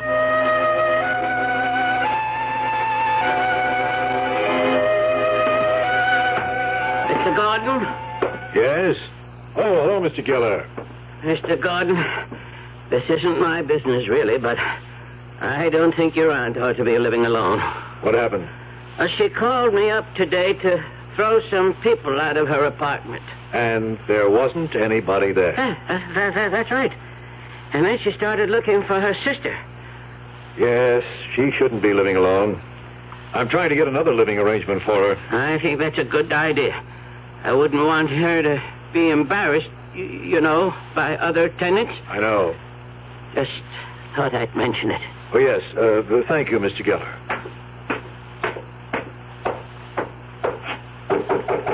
Aunt Belle, it's me. Oh, come in, Charles. Did I have a day? Belle, you shouldn't have gone to the superintendent's. Well, I had to get those people out. I suppose you did. Aunt Belle, how about a glass of wine? Oh, of course. I have some chilling in the refrigerator. I'll just wash up in the bathroom, if you don't mind. Go ahead. Do you want an ice cube in yours, Charles? Sure, fine. Now, let's see. Yeah. There they are. Yeah. Yeah. Oh, man. Charles, what are you doing? I'll be right there, just drying my hands. I didn't get a chance to wash up at the shop. Oh, well, sit down and have your wine. I've got something important to tell you. Yes? I've been robbed. What? $1,000 gone from one of my suitcases. No. Now, I had a feeling something was missing, and I counted all the money in that particular case. $1,000 gone. Are you sure? Maybe you didn't count it right. Oh, no, I counted it twice. In fact, I'm going to count it again with you here to make sure. We'll count it together, and you'll see.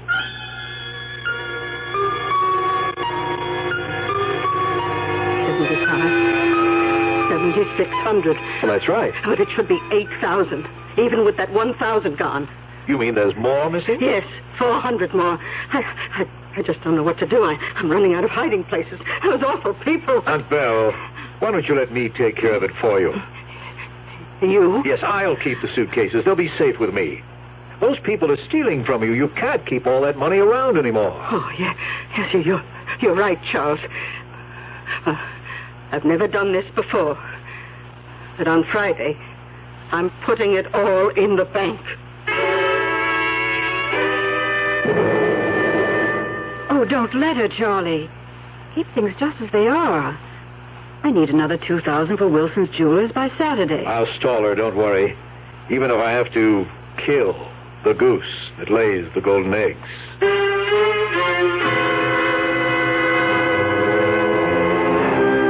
It's not safe to have cash lying around these days, particularly when you have unscrupulous relatives.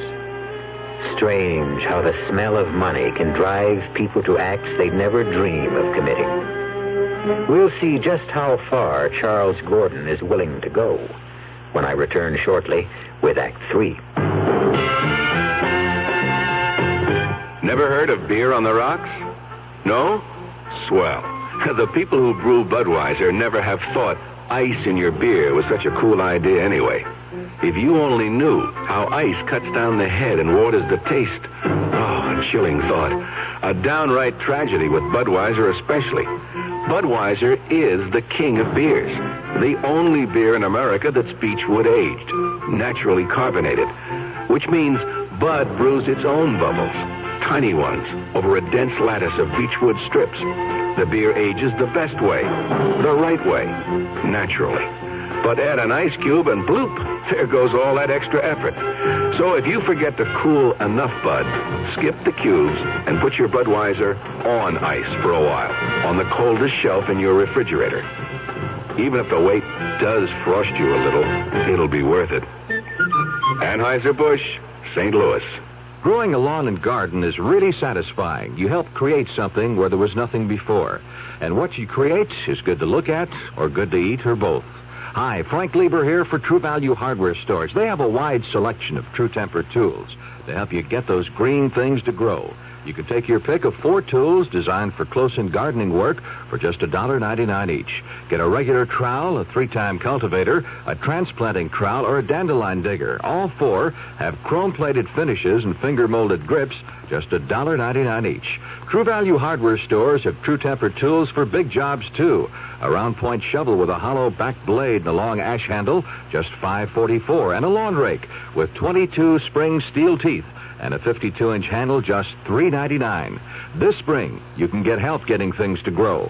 See the True Temper tools at your participating True Value Hardware store. Check the yellow pages.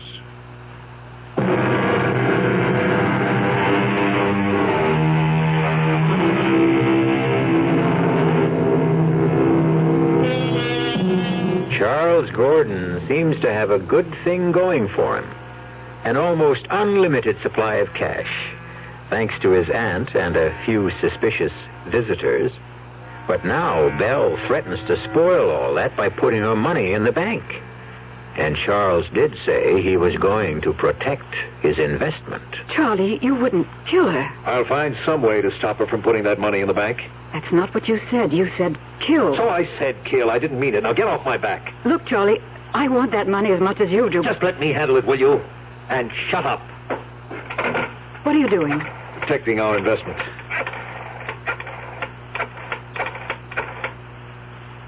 Hello, Mr. Geller. This is Mr. Gordon.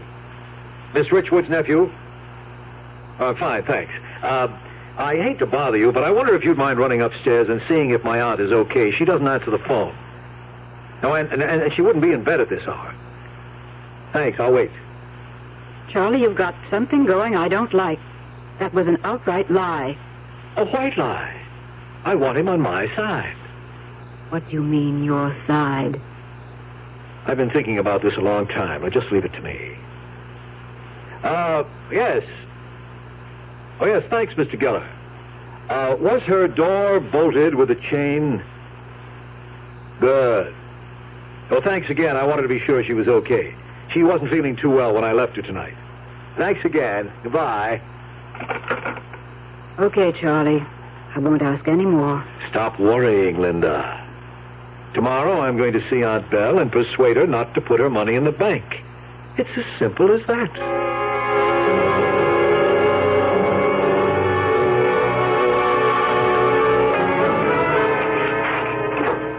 Oh, I thought you weren't coming by tonight. I just wanted to drop in and talk. Well, Charles, what are you up to? What do you mean? Why did you have the superintendent come up and check on me last night? I just wanted to make sure you were all right. I was all right, and you knew it. Charles, I know you took the money. The money you said they must have taken. Aunt Belle, I didn't take your money. Why do you think I did? They told me. The little man who wasn't there and his girlfriend? They saw you take it, and they told me. Aunt Belle, I can't reason with you. I can't argue with hallucinations. You just think what you want. Well, I'm getting all the money into the bank, where it will be safe from you. Charles, I'll give you a chance to give it back before I go to the police. The police? Well, of course. You stole from me, and I have witnesses. Such as they are. Anyway, you'll have your money safe in the bank soon, won't you? You bet I will. Yes, well, I have to be getting home. You want me to drive you to the bank on Friday? I'll get a cab, thank you. I'm sorry you feel this way, Aunt Belle. You should have thought of that before you took the money. Aunt Belle, you'll be sure to lock the door behind me. I always do. And particularly the chain bolt. That's very important. I know that. I'll call you tomorrow. All right. I'll be waiting for you to return the money. I'll be sure and put the chain bolt on. I will. Good night, Charles.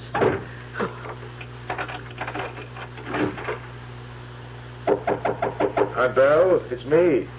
I forgot something. What? Open the door, but keep the chain on. I just want to tell you something. Don't take the chain off.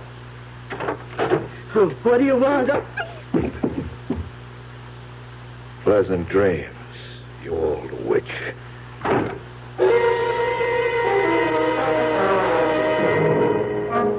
Well, did you persuade her? She won't be putting her money in the bank. She changed her mind. How come? Well, I made her see there wasn't anything to worry about. I finally convinced her the people she was seeing were in her imagination. Ren, you didn't Didn't what? hurt her. Linda, what do you think I am? Would I hurt a frightened old woman, much less my own aunt? I just can't help thinking what you said about the goose that lays the golden eggs. Oh, come on, Linda. Belle's all right. You want me to prove it to you? Call her? No, Charlie, I'll take your word. Oh, I want to prove it to you. You think I've turned into an ogre or something? Just over a few lousy bucks? I didn't mean that, Charlie. Well, I'll show you. Hello, Aunt Belle. Everything all right? Well, Linda and I were just talking about you, and we wanted to be sure everything was okay. Good. Good to see you tomorrow night, Aunt Belle. She's fine.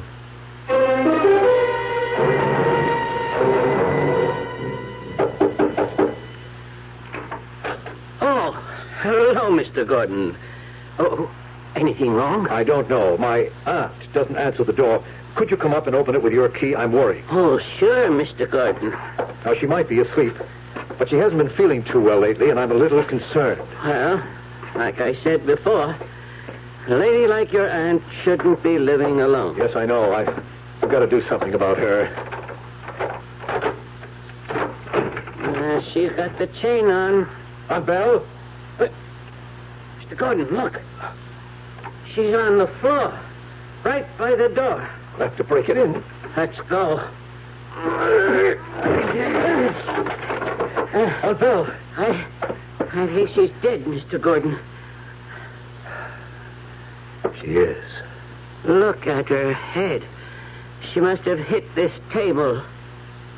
I never should have left her alone last night. She was feeling weak. I'd better call the police. Yes, please. I'll go downstairs and call them. I'm sure sorry, Mr. Gordon. Yes, hurry, please.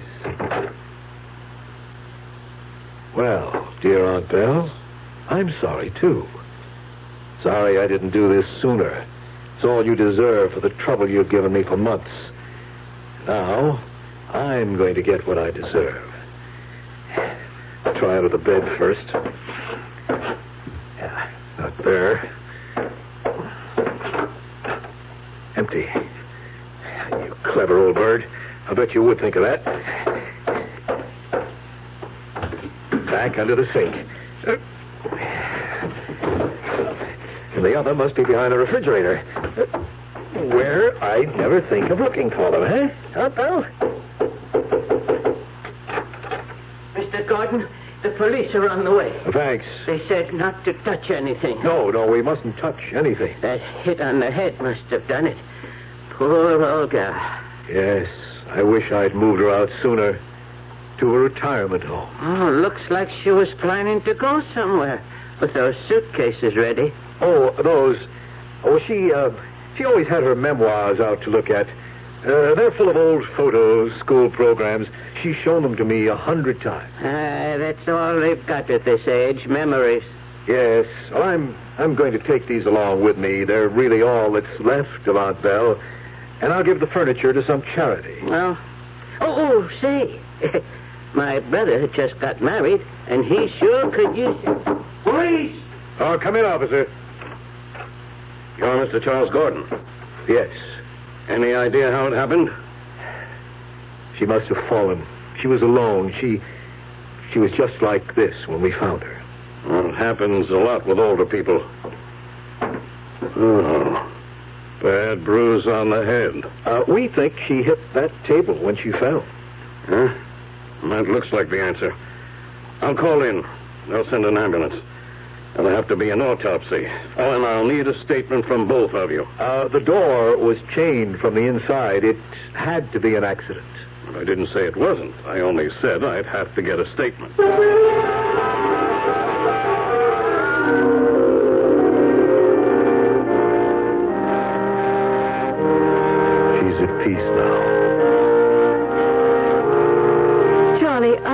nervous about all that money back at the house. Why? No one knows it's there. No one knew she had anything. And little by little, I'm going to bank it, invest it, slowly, so nobody gets suspicious. I'm still nervous about $90,000 in the fireplace chimney. Oh, come on, Linda. I'll take you home. I'm going to Belle's apartment and pack up her personal things. Okay. But don't be all afternoon. I don't like being alone with all that money.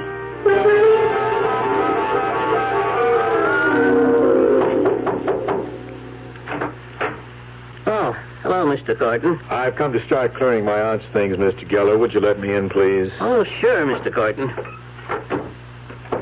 I'm sure sorry about your aunt. When's the funeral? We had it this morning. There wasn't anyone but my wife and me. Too bad old people have to live alone. If you need any help, I'll be glad to do it. Thank you. I'm just going to pack her personal things. Well, all right. Call if you need anything. Thank you. Now, let's see. I'll start with the bedroom. No use saving any of this stuff. Get it to the cartons and out to the dump. Oh, Linda might want these blankets, though. Ah, poor Aunt Belle. 2 torn slips in an empty drawer. I'll have to... What was that? Someone there? Is that you, Mr. Geller? No, that must have been the people upstairs. Completely empty. I never realized Aunt Belle was... There is someone out there. There's no one here. I'm letting my imagination get me. It is kind of spooky in here, all alone. Oh, that poor old thing, what she must have gone through, alone all the time. No wonder she started seeing things. I'll get all the stuff from the bedroom and... That was something. Who's there? Answer me, who's there? I heard you. I know there's someone here. I heard you. Now, where are you? Why don't you answer me, damn it?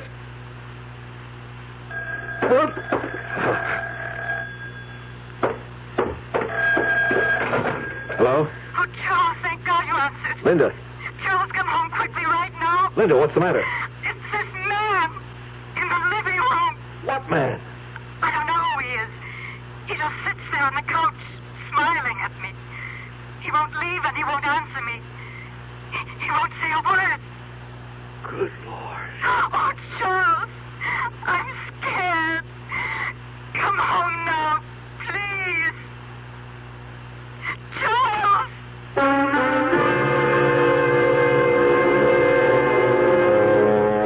Funny how word gets around when there's money hidden somewhere.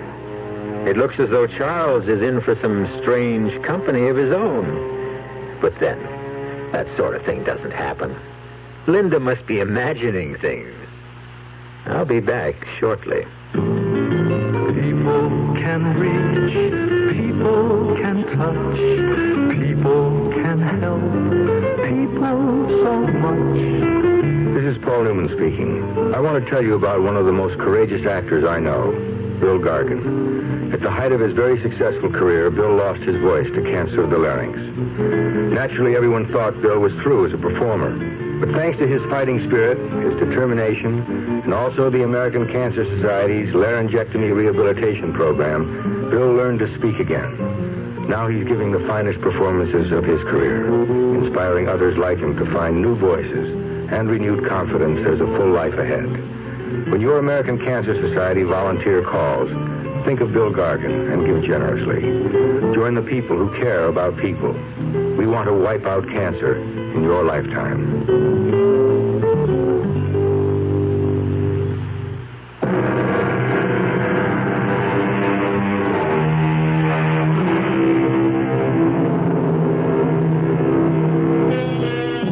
The imagination is a curious thing. It can haunt us, help us, even hurt those who cross the line between imagination and reality. Imagination, the stuff of which dreams and Radio Mystery Theater plays are made.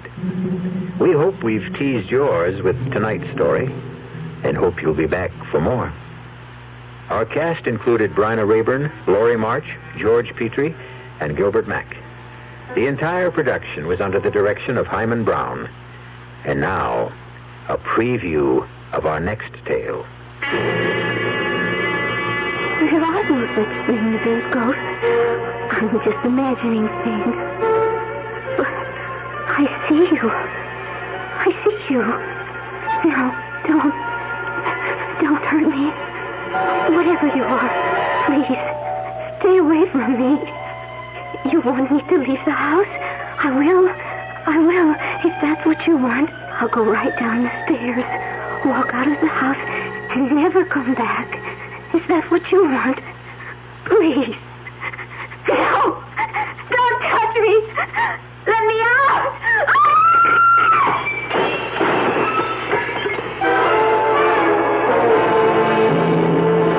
Suicide. That's what all the papers say, Mr. Garth. But we know better. It's ghosts.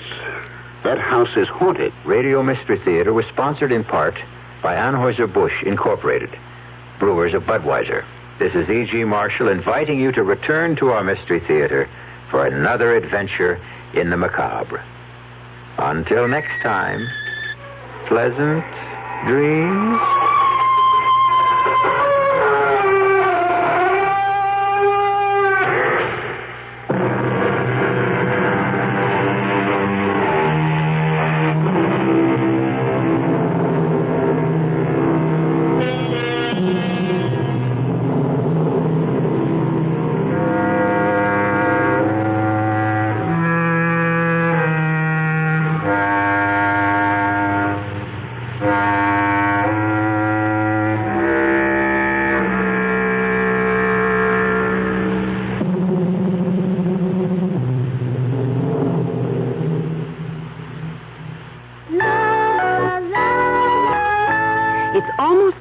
Easter Bunny, and Sears Candy Shop is ready with brimming baskets of special surprises for little girls and boys. Baskets laden with sweets and super surprises, all filled in the candy shop so they're always fresh. From $2.99 to $29.95. There's a bevy of the bunny's friends, too. Plush Easter toys from $2.49 to $8.99 in the candy shop at Sears. You're listening to the sports voice of the Great Southwest, KRLD. We welcome your cards and letters of comment. Our mailing address is Nightline, WDAF, Kansas City, Missouri, 64108. Thank you for listening, and good night. WDAF, Kansas City. Dan Henry, WDAF Local News at 11. The outlook for Kansas City: cool tonight, warmer tomorrow. Kansas City, Kansas firemen and police are hopeful their efforts to recover a car and its driver from the Kansas River will be successful tonight. Witnesses say they believe the car that careened through a guardrail and off the south side of the Central Avenue Bridge early this evening contained only the driver. Firemen believe they have hooked the car several times with their grappling hooks, but at last report were having difficulty in maintaining sufficient hold to raise it from the river's depths. Jackson County Executive George Lear says he is hopeful his new middle ground proposals offered to union teachers in the Kansas City School Board this evening will be accepted by both sides in time for the school opening ordered by Superintendent Robert Medcalf this Thursday. We had long discussions over the weekend and last night, and I think the teachers have been very reasonable in this regard. There were some things in there that they wanted that are not included in this proposal. There's some things in this proposal that the school district felt were too much at times, but... News of the hour on the hour from American Information Radio. This is Merrill Muller in Los Angeles, and at this hour, publishing heiress Patricia Hearst is wanted by the FBI for questioning about the robbery of a Hibernia bank branch in San Francisco. An affidavit filed by the U.S. Attorney charged 3 other women members of the Symbionese Liberation Army with the actual robbery. But an FBI statement said Patricia Hearst may have been acting under a gun aimed by another person. The robbery netted just over $10,600, and in fleeing to 2 getaway cars, the robbers or their accomplices shot and wounded 2 elderly men. Correspondent Dick Shoemaker has more details from San Francisco. An FBI agent has said that a picture taken by a hidden bank camera shows what appears to be Patricia Hearst actually participating in the robbery. Apparently, Miss Hearst was holding a semi-automatic weapon. However, the FBI here in San Francisco is still not willing to say whether Patricia was acting of her own free will. The U.S. Attorney here in San Francisco, James Browning, said tonight if Miss Hearst was involved voluntarily, he will have no hesitation in issuing a warrant for her arrest. Dick Shoemaker, ABC News in San Francisco. Steel job deal challenged. That story coming up. All right, today we're going to make applesauce. All right? Okay, keep your head back, Deidre. Don't depend on me, depend on Deidre. You pin them this way with the pins going out, okay? Let's play some C's together and hear how they sound.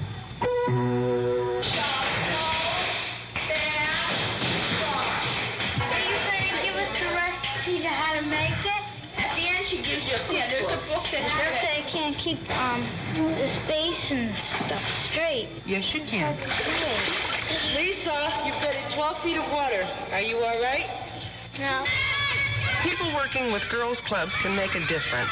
This is Carol Burnett asking you to help your local girls' club or write to Girls Clubs of America, Box 35, Grand Central Station, New York 10017, to help get one started. You can make a difference. You want to be a physical education? You know what you have to do? Good luck. All that science, all that Don't get me down.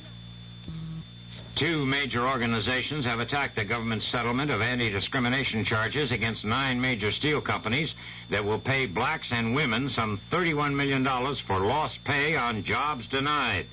The NAACP and the National Organization of Women both condemn a provision in the plan which could cut off individual civil suits. But government officials indicate the copper and aluminum industries will be hit next for similar anti-discrimination settlements. Former Attorney General John Mitchell has weathered some tough cross-examination at his conspiracy perjury trial. Correspondent Ann Compton has details in New York. John Wing, the young prosecutor who's been putting in more than 2 years on this case, seemed to put all of his muscle into the cross-examination of John Mitchell. But the tougher the questioning, the harder Mitchell would rock back in the witness chair, never giving an inch, denying he ever flexed his own political muscle for Robert Vesco, who was in trouble with the government. Though Mitchell showed no signs of being rattled, he did slip at one point, addressing Prosecutor Wing as Mr. Dean, apparently thinking of John Dean, one of Mitchell's chief accusers in this conspiracy and perjury trial. Ann Compton, ABC News, New York. Lebanon has asked the UN Security Council to take any appropriate means to stop Israeli attacks on Lebanese territory as retaliation for terrorist raids. Egypt warned in the debate that Israel would be responsible for any escalation of the Golan Heights fighting with Syria. In Paris, the South Vietnamese foreign minister has announced suspension of the peace talks with the Viet Cong until such time as battlefield attacks are replaced by evidence of goodwill from the Viet Cong. This is Information Radio News.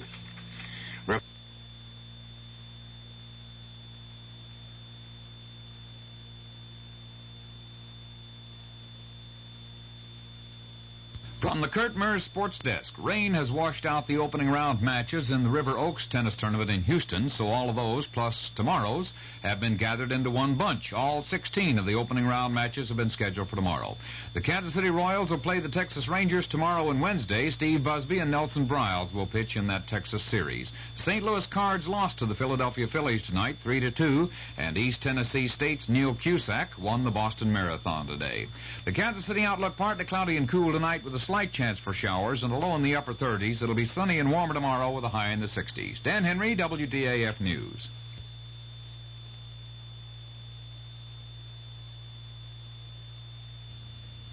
The CBS Radio Mystery Theater presents...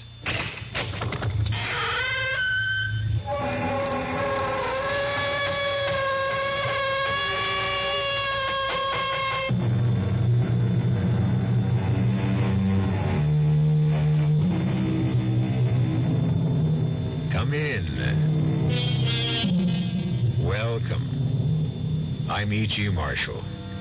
Welcome to the sounds of suspense. Justice the noblest creation and the highest ideal of man, the foundation of all religion and the cornerstone of every law. Justice, the birthright of every human being on the face of the earth. Justice, we're brought up to believe in it, to expect it. But what about those people who suddenly discover that for them, there isn't any justice? You just don't go around killing people, Eddie. But there are people who have to be killed. The war's over. It's been over for a long time. No, it isn't. Not for me. Eddie, you're home now. Don't you understand? What could we tell the police? The truth. We have no evidence. That's why we have to hunt them down and kill them ourselves, so that justice can be done. We can only have justice through the law. Okay. Tell me. Will the law give us justice? I just told you we have no evidence. Okay. No justice from the law. So where and to whom do we go for justice? Tell me that. Does that mean there isn't gonna be any justice?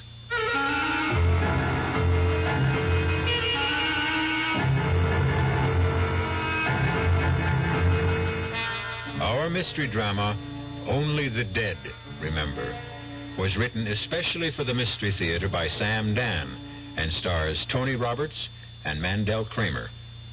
It is sponsored in part by Anheuser-Busch Incorporated, brewers of Budweiser, and by the Kellogg Company, makers of Kellogg's Special K cereal.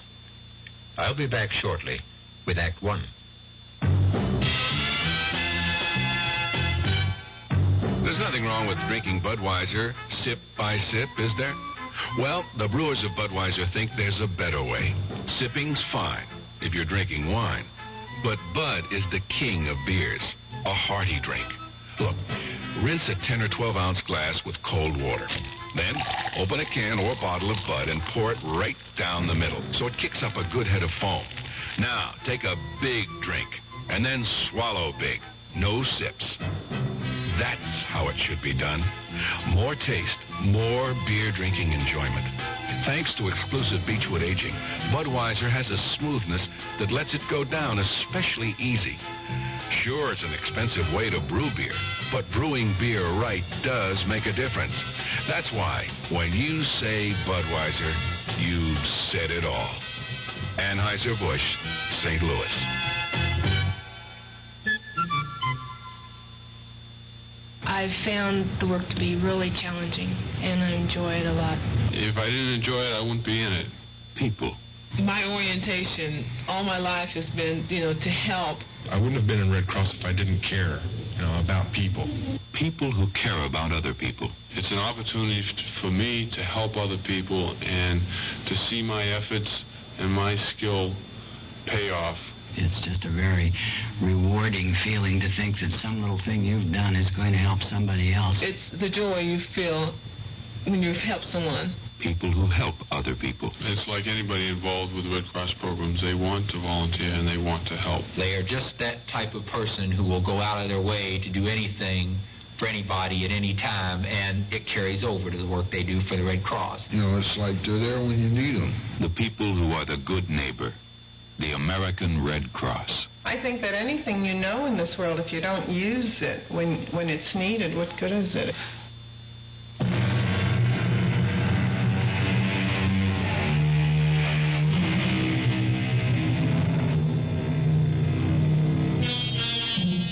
For a long time, ever since he came home from one of our wars, Eddie Benson has been looking for someone.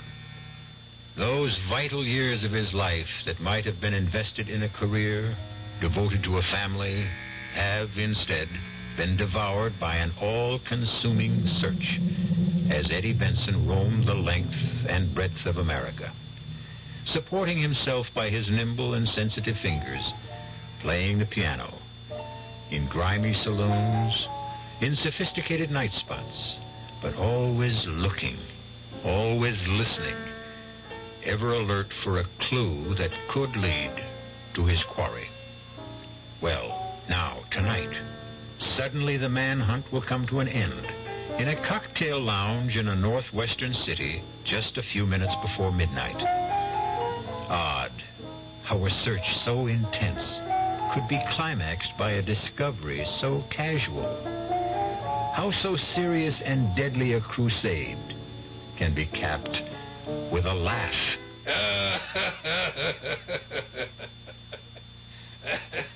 That laugh. Eddie Benson hasn't heard that laugh in years. That laugh. He would recognize it anywhere. It could only belong to one person. And now Eddie's fingers slide softly and swiftly over the keyboard and find a melody. A pretty little melody that has a special meaning for certain people.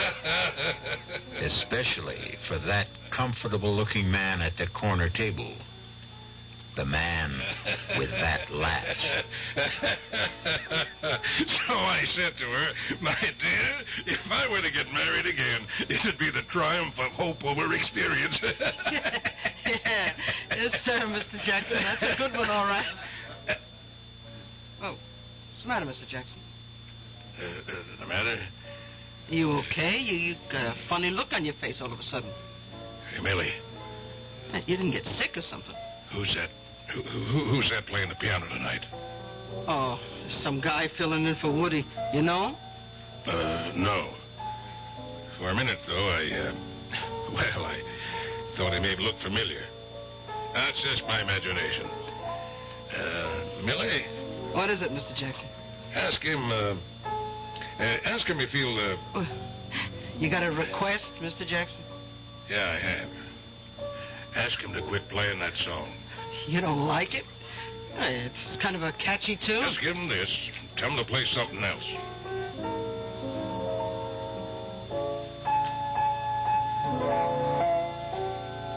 Eddie. You got a request? Request in reverse. Customer says to take this $10 and quit playing what you're playing now. What's his character's name? Jackson. R.J. Jackson. I see. R.J. Jackson. Does he, live around here? Oh, up on the hill. All kinds of money. Figures. Huh?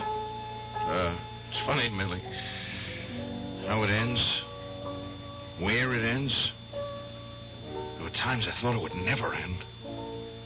All these years. It kind of took over, you know. It became a way of life. Look, I wish I knew what you were talking about. No, you don't, Millie. I think I'll split. You mean walk out? You can't just walk out on the How'd you like to make $10? All depends. You keep the 10 spot, and as soon as I'm out of here, you go up to him, good old R.J. Jackson, see, and you say to him, Mother Hennessy's chickens are coming home to roost. You're kidding. Say it. You're $10 ahead. Yeah, but you can't just quit in the middle of playing. Remember the chickens, Millie. See you around. Yeah. Oh, boy. The more I get to know musicians. Huh. Now, how'd that go? Mother Hennessy's chickens. Yeah. Mr. Jackson. Mr. Jackson, the piano player, he wanted me to tell you something. Yeah? I bet it's thanks. That's the easiest $10 he ever made. Well, what he wanted to tell you was... Yep. Well? Well, he said, let's see, Mother Hennessy's chickens coming home to roost. What's that? I'm sure that's what he said. Mother Hennessy's chickens are... No. Mr. Jackson. Hey, somebody, give me a hand, quick, he's fainted.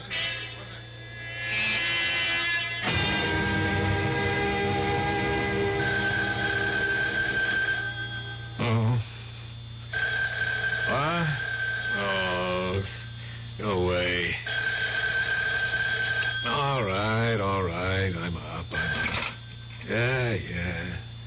Hello? Tom Wilson?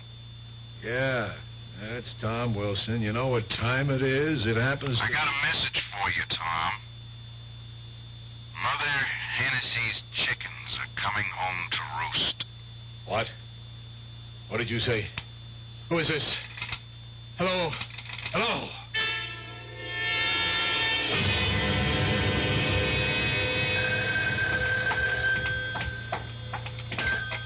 Hello?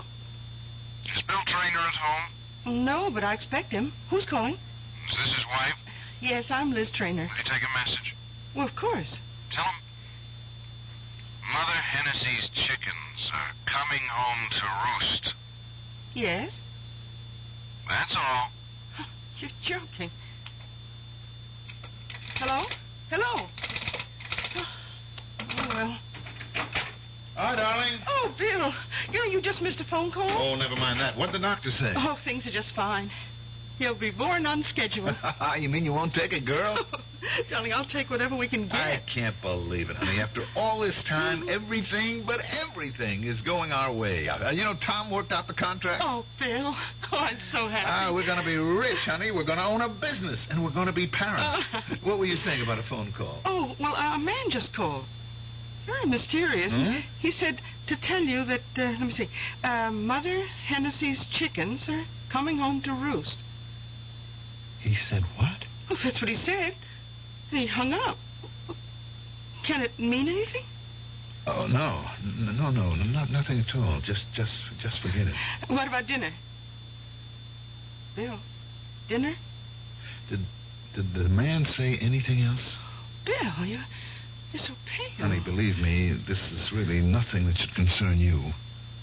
The key is the name Hennessy. Where should we go to dinner? Darling, you're trying to distract me. Hennessy, we don't know any Hennessy. Look, honey, I've just been going at a very fast pace, and Hennessy's chickens. That combination is familiar. Darling, I'm really very hungry. I've got it. Oh, I've got it. Your old army outfit is holding a reunion. What do you know about my old army outfit? Oh, nothing. Nothing at all, except you and Tom Wilson were in it together. You were in Korea. You were prisoners, and you refused to talk about it, even to me. Why do you say we're having a reunion? Hennessy. What?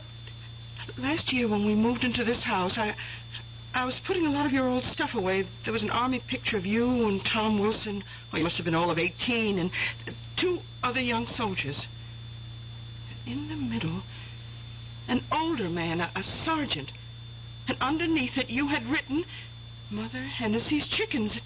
It just clicked in my mind.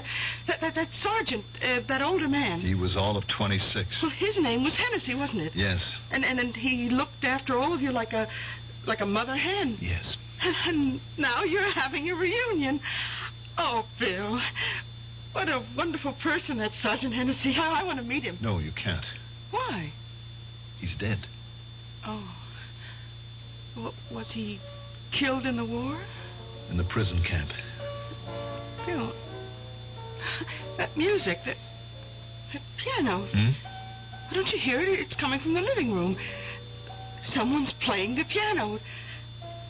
I didn't hear anyone ring the bell. Well, let's go see. No. But someone's in the apartment. Liz, stay here. Bill. I want you to stay in the bedroom. Yes, but why? Liz, in all the years we've been married, I never asked you to do anything just because I said so. But I'm asking you now, please. All right, Bill. Just for a while.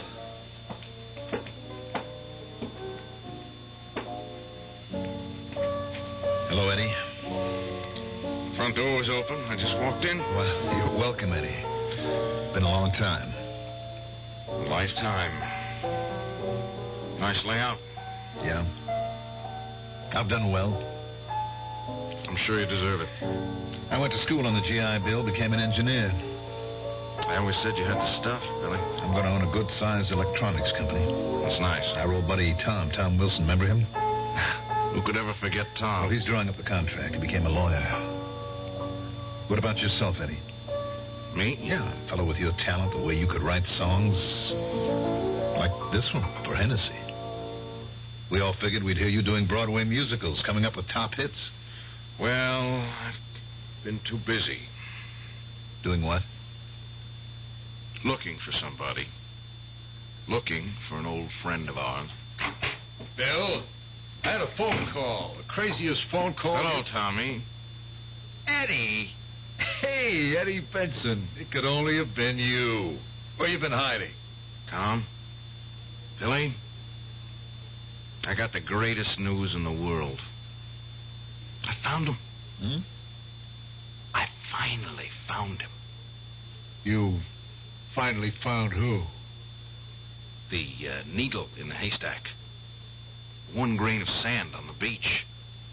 It was such a long time. It was such a long search. Eddie, who did you find? Who do you think? Myers. Myers? R.J. Myers? He doesn't call himself Myers anymore, but it's still R.J. Robert Joseph. Or, as Hennessy said, our own little Bobby Joe. Well, that's incredible. Except he's not so little anymore. He's a very portly gentleman these days. You say you found him? I found him. What did you say to him, Eddie? Nothing. Well, how could you just say nothing? Tom, you, Billy, and I, we've got nothing to say to Bobby Joe. I just made sure of where we could find him, and I came here to pick up you two guys. Eddie. I have a .45. What do you guys want to use? Eddie, what are you saying? I'm saying if we leave now, we can fly to where he is in less than 3 hours and kill him before midnight.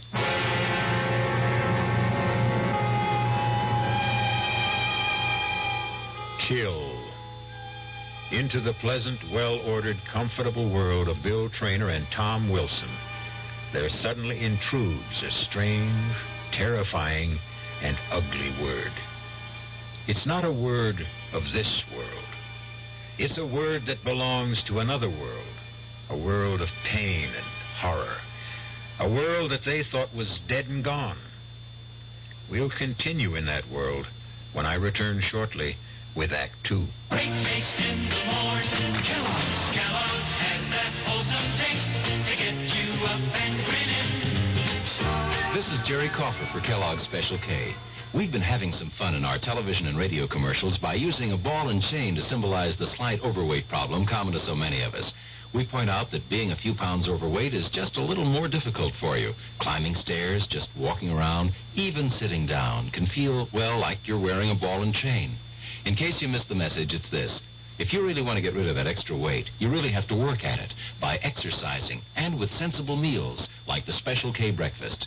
A 1-ounce bowl of Special K, America's favorite high-protein cereal, 4 ounces of skim milk, tomato juice, and coffee. Less than 240 calories. Nutritious and, by the way, delicious. So why not begin each day with a Special K breakfast and then keep up the good work? Special K can't help you lose weight all by itself, but it really is a good start. Who knows how to help you solve your shopping problems? Your Better Business Bureau knows. Sheriff, they're gone. Lock, stock, and barrel. Those low-down polecats told me this new roof was guaranteed. She's leaking like a sieve. I'll help you with some good advice from the Better Business Bureau. Beware of the salesman who offers such a guarantee. Roof waterproofing requires skill and judgment. It may take several treatments to completely waterproof your roof.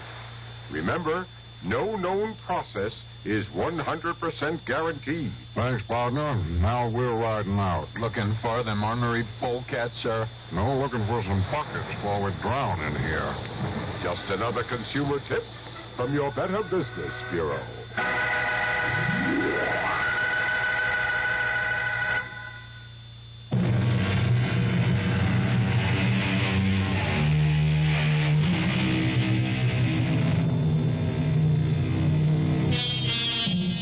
When they were 19 years old, Eddie Benson, Bill Traynor, and Tom Wilson suffered and starved and froze in a prison camp in North Korea. Now it's a lifetime later, and to Tom and Bill, Korea is barely a dream. But Eddie Benson is still stuck deep in the nightmare, still determined to carry out a deadly promise they made to each other long ago. I thought you two guys would be glad to see me. Now we can keep our promise. What promise? Tom, you're kidding, aren't you? Bill, you remember the promise the three of us made?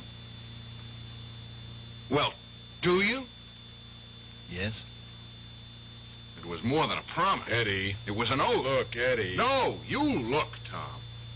You look back at a mound of dirt in that prison camp in Korea. You look back and see three guys, we three guys, were kneeling next to that mound of dirt because it's Hennessy's grave. Look back and hear us. Hear us swear never to rest, never to stop, never to know a moment's peace until we kill Robert Joseph Myers. Eddie, how could we just kill him? How? Simple. Blow his brains out. You live in another world, whether you realize it or not. Now, you just don't go around killing people. But there are people who have to be killed, Tom. You're not in combat. The war's over. Not yet. Eddie, you're home. There's the law. Now, what do you tell the police? The truth. What's the truth? You know the truth as well as I do, Tom.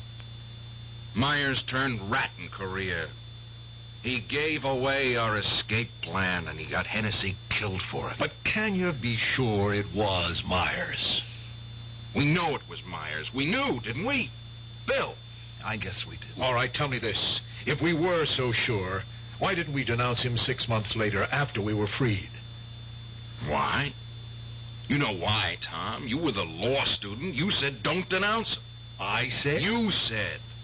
We had no hard evidence. A smart defense lawyer could get him acquitted at a court-martial. That's what you said. All I said was I wished we had more evidence. You said we would have to get Myers by ourselves. That's what you said. We would find him, kill him, and announce it to the whole world. And that's what we swore we would do.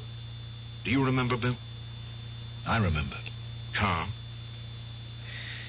All right, Eddie, all right. But that was a long time ago. That doesn't mean it didn't happen. No, but it means it happened in another time, in another place, under different rules. In other words, you're not willing to do it. I can't do it. I'm an attorney, a member of the bar. I simply cannot be an accessory to a felony. Okay. Bill, what's your excuse? I'm not aware that I need an excuse. I spent my life looking for Bobby Joe so that justice could be done. Eddie, we can only have justice through the law. Okay. Tell me then. Will the law give us justice? We have no evidence. Okay. No justice from the law, then. Tell me, in that case, where and to whom can we go for justice? Well,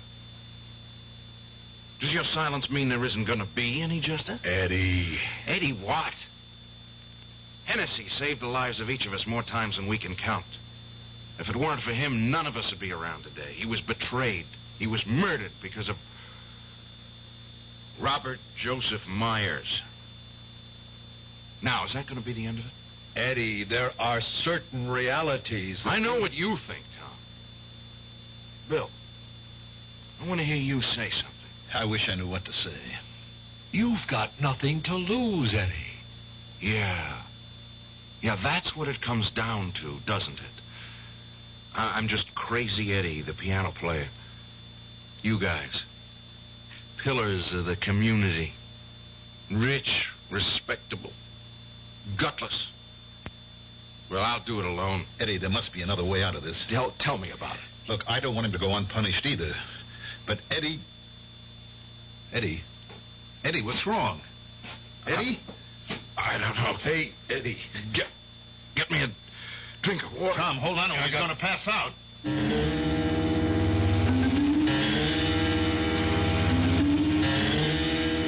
Let him sleep. What's the matter with him, Doctor?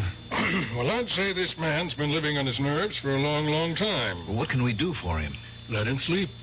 For a week, if you can. And whatever you do, see that nothing excites him. I'm afraid that's going to be difficult. Why? Oh, it's a long story.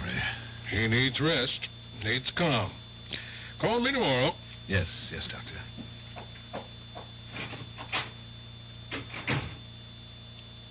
Bill, Try to get some sleep, Eddie. I feel so tired.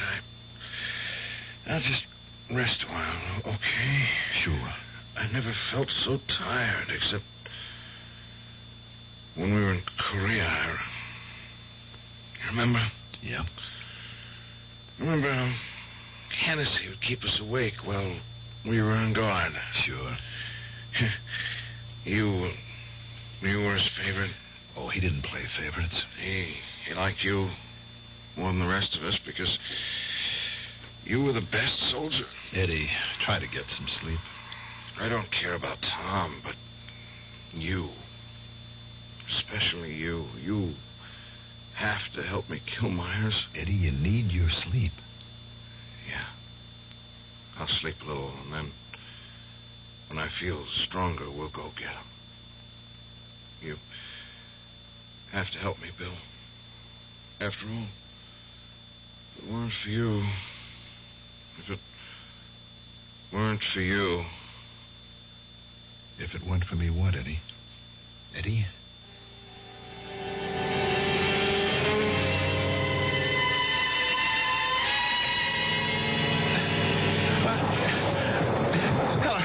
Help me, Sergeant. Sergeant Hennessy, get me out of here. Hennessy, help me. Please, don't leave me alone. Bill. Bill. I'm sorry. I was having a nightmare. Darling, look, you just can't keep torturing yourself. Liz, what am I going to do? It'll be all right. No, Liz, whatever I do, it won't be all right. It won't. Oh, surely you just can't. Just can't what? I better not say any more. Why did Eddie have to show up now? Darling, what are you going to do? I don't know. But I just can't go and kill Myers. It would be throwing away my whole life. Yours as well. Liz, please help me. I can't help you. No one can help you.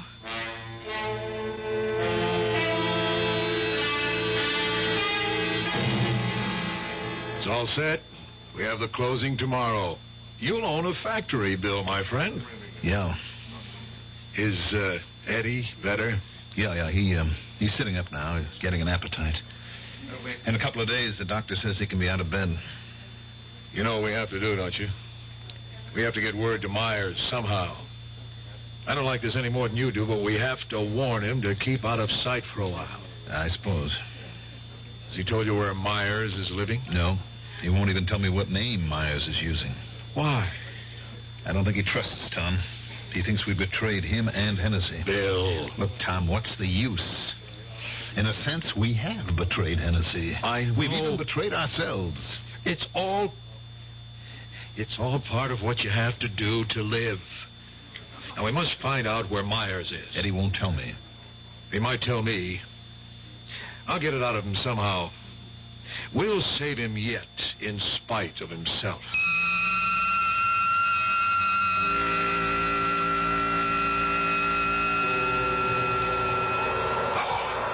Oh, I'm freezing. It's so cold. So cold. Bill, darling, you're having a bad dream. What? Wake up. Can we build a fire? Why won't they let us build a fire? Bill. A fire? Bill, please. Why can't they let us have a fire? Bill. Eddie? Yes. Eddie? We gotta break out of here tomorrow night. Hennessy said to tell you. We won't have a chance. We better not. We'll die if we stay here, Tom. He's right, Tom. You guys know where we have to meet? Yeah, Tom and I know. Did you tell Myers? No. Why not? Myers isn't going. Why not? Shut up, Bill. You can't tell he's around. Hennessy says Myers can't cut it. But he's one of us. We can't leave him here. Hennessy says we can't take a chance on him. No. No what? Without Hennessy and us around to protect him, he'll die here. I'm going to talk to Hennessy. I'll convince him. I'll convince Hennessy that we have got to take Myers. I'll convince him. Bill, wake up. Darling, you're dreaming again. What? Yeah. Oh. Bill, are you all right? Yeah. I'm all right. Oh. Only sometimes I don't know which is the dream. This our career.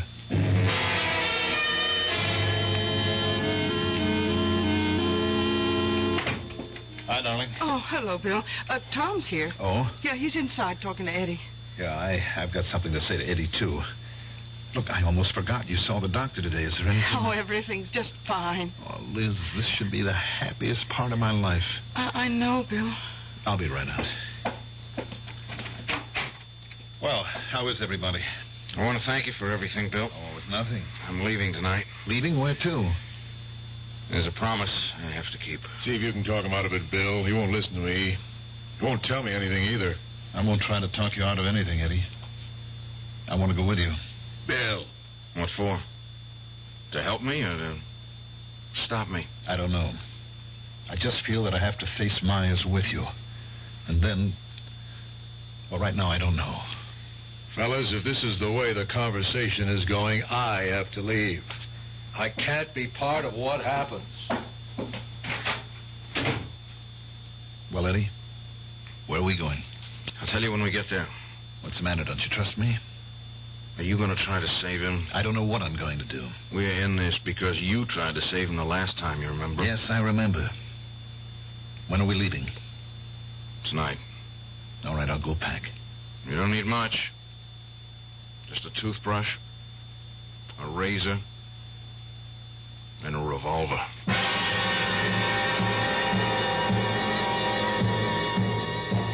The decisions have been made. Or have they? Tom stays, Bill goes. But what is it that Bill will do when he faces Myers? Right now, his emotions are those of a 19-year-old. But how long can those emotions sustain a man who is close to 40? We'll know when I return shortly with Act 3. Hello, this is Goldilocks. It seemed like only yesterday that I was a little girl tasting porridge. You know, this one's too hot. This one's too cold. And now I conduct taste tests on diet drinks. And there's one I must tell you about. Sugar-free diet 7-Up. It has a fresh, natural, delicious taste. It drives my taste-o-meter crazy. Sugar-free diet 7-Up. This one's just right. Hi, I'm Nanette Fabre. 11 million Americans have an untreated hearing problem, including 3 million school-age kids. I was one of those kids, but I got help. Most hard-of-hearing people can be helped either medically or through amplification. There is a Better Business Bureau booklet that may help you, and it's free. Write Better Hearing Institute, Box 1840. That's 1840, Washington, D.C. You want to hear what you're missing.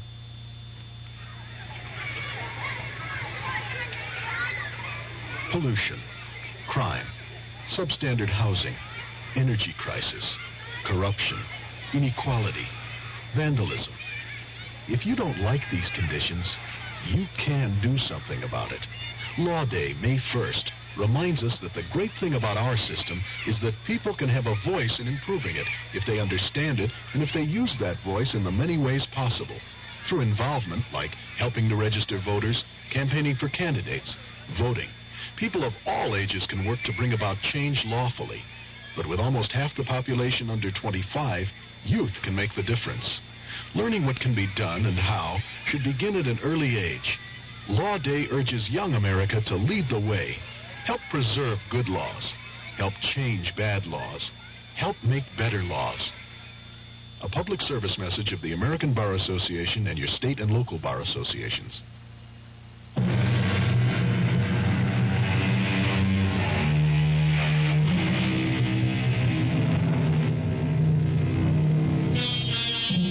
Many of us spend our lives searching for the truth.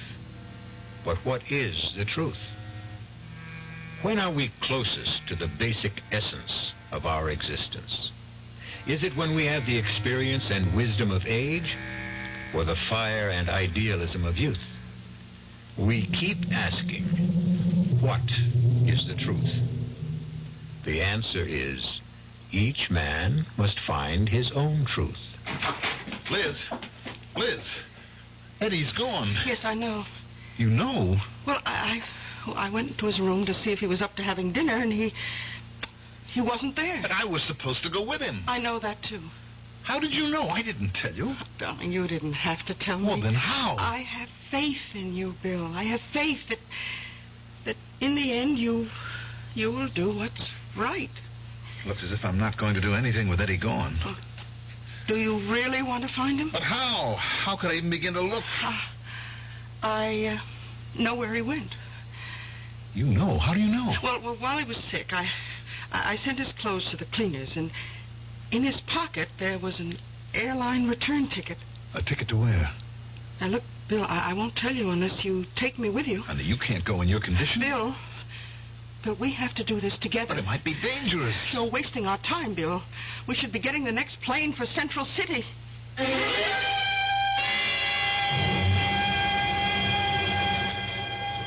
Oh, boy, I didn't realize how hungry I was. Well, we missed dinner last night. Now, tell me something. How do we find Eddie in a city this size? Where's the waitress? Oh, miss. Oh, could you bring us the morning paper, please? How's the paper going to help us? Well, the paper would carry ads for the night spots where he might have worked.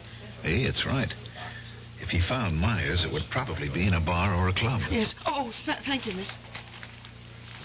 All right, darling, you go through the ads. I'll just sit and finish this coffee. Mm-hmm. Then I'll start looking for Eddie. Well, I intend to go with you. Oh, no. No, you don't. It's miserable out. It's snowy. Now, you stay in the hotel. I can find him. Bill. Oh, Bill, we won't find Eddie. What do you mean? Look at what it says. Hmm? Here in the paper. Let's see. Yeah. Eddie is dead. What?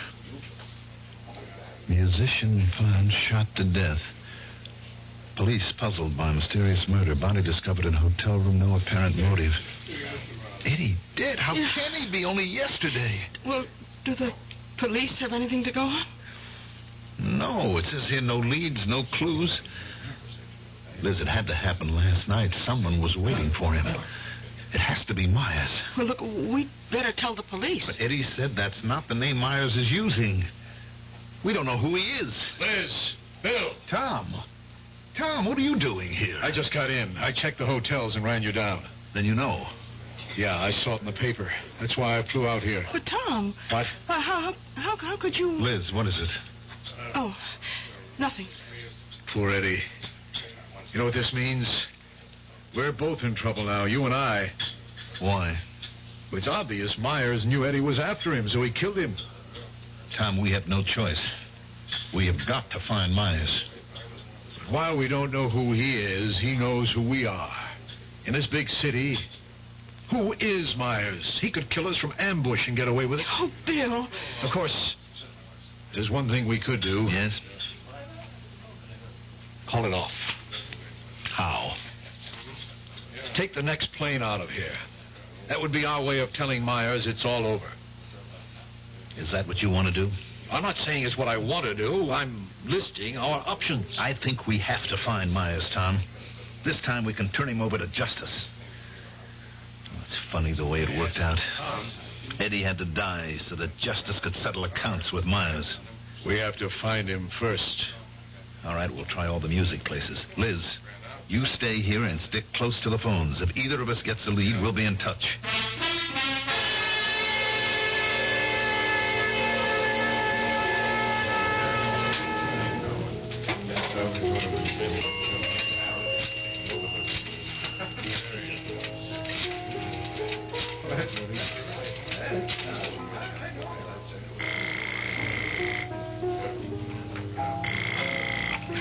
Hello? Darling? Oh, any luck? No. Has Tom phoned in? Not yet. Well, let's hope we get lucky.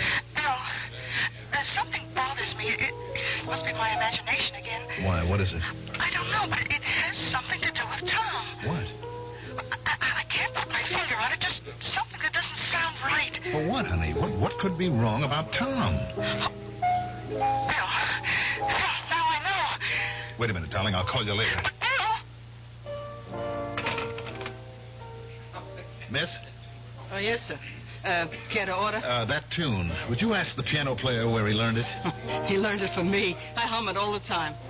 You know, he says to me, "Hey, Millie, I like that." Now he plays it all the time. I knew the man who wrote it. Eddie Benson. Oh, you knew Eddie? Sure, we were good friends. It's a shame what happened to him. He was, I don't know, somebody once told me a word. Mercurial. Yeah, he was a mercurial character. That he was. A guy like him. Oh, he got a lot of people sore at him.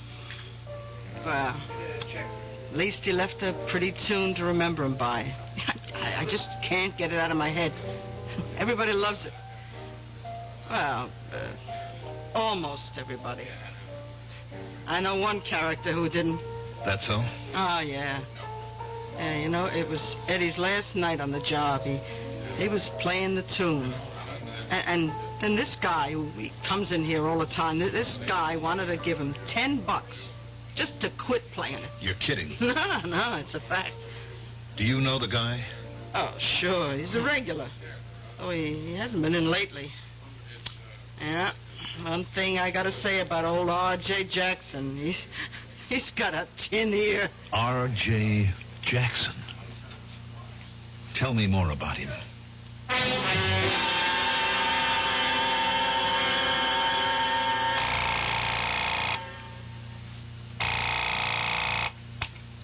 Hello? Liz, I found him. How? I'll tell you later. His name is R.J. Jackson. He has a place out in the country, up in the mountains. I'm going there now. Oh, Bill. As soon as Tom checks in with you, tell him to take Route 603 to Mountain Lane. Turn right and go up the hill as far as he can. That's the place. But, Bill, there's so much snow. They keep the roads clear up there. Bill, I must tell you, I know what bothers me about Liz, Tom. I want to get started. Look, how did Tom know to come to Central City? We didn't tell him where we were going. He said he read about Eddie in the morning papers. Yes, but Tom was already in Central City early this morning. How did he get Darling, here? you're talking about Tom. No, I'm sure he... Look, honey, I have got to be on my way.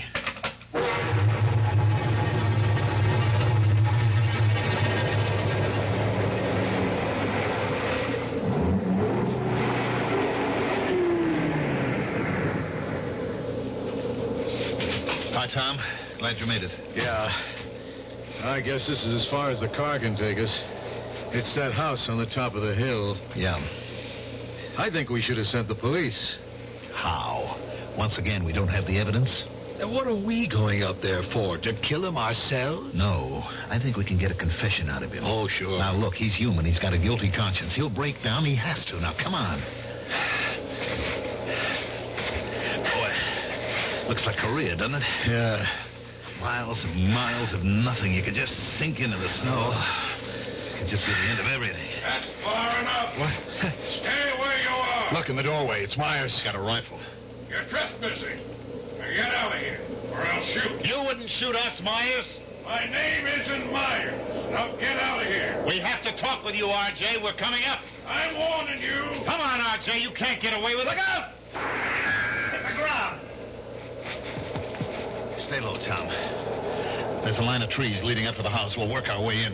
Hell, this guy can kill both of us. I don't think he wants to. Are you crazy? This is the man who just killed Eddie last night. Right now, he's scared. Come on. Head for those trees. Keep away! Keep away! We'll try for that stone fence. Tom, what? Put your gun away. I'm not going to let him pick me off. He'll show himself in the doorway when he wants to shoot again. Don't. He's only trying to scare us off. I see him. Don't, Tom. Don't. I got him. I got him. Look. He's on the ground. Hurry up. Come on. R.J. Don't kill me. Don't shoot again. Get me a doctor. You'll get a doctor. But first, we'll get a confession. Now, you sold us out in the prison camp. Confess. No, I didn't tell. Let him alone. He'll confess later. Let's bring him inside. No, he'll confess now. And when Eddie Benson found you, you shot him. No, I didn't. Then who did? I'm hurt bad. Get me to a doctor. Bill, you were always a good guy.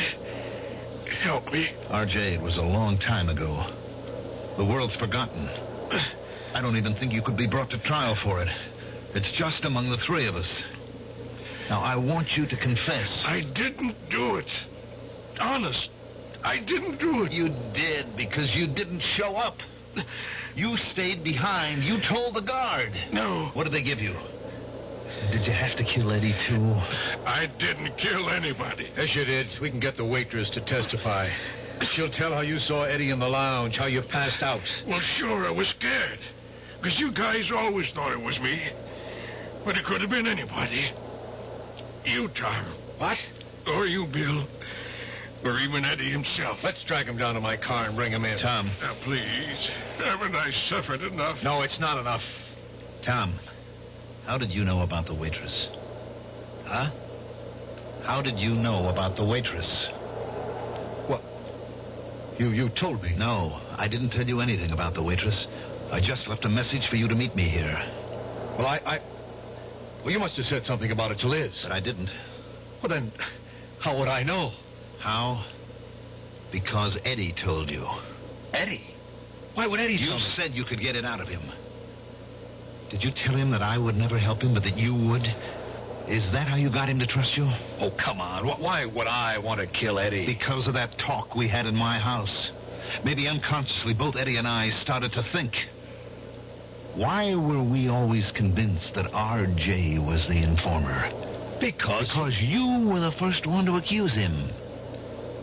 And who said not to denounce him to the Army? You did, Tom. And who said let's hunt him down ourselves? You did. Why? Because you knew it would be impossible. You knew we would settle down in a civilian life and forget it.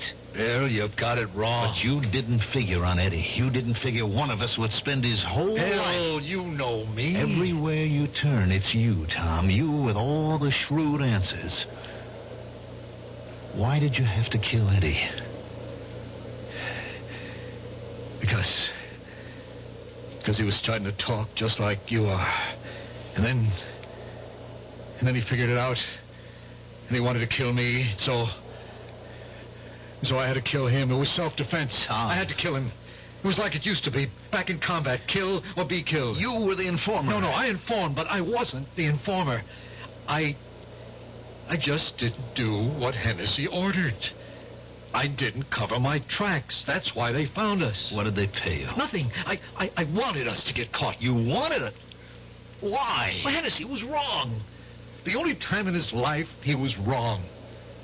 We could never have made it, Bill. All of us would have died in the snow. I was trying to save our lives. I tried to explain it to Hennessy. I tried, but he wouldn't listen. He would only say in that way of his, "Trust me, kid. It'll be okay." And I keep trying to explain to him. Believe me, I try. Every night for the last 20 years, I try to make him see it, but I can't find him. He's out there in the snow, and I can't find him. All right, Tom, we better go back to town. No, wait here. I'll find him. He can't have gone far. I'll find him. I'll explain why I did it. He'll forgive me. He'll understand. Stop him, why I did Bill. it. Stop him. He'll get lost out there. He'll freeze to death. I can't leave you, R.J. I have to get you to a doctor. We'll come back for Tom. Later.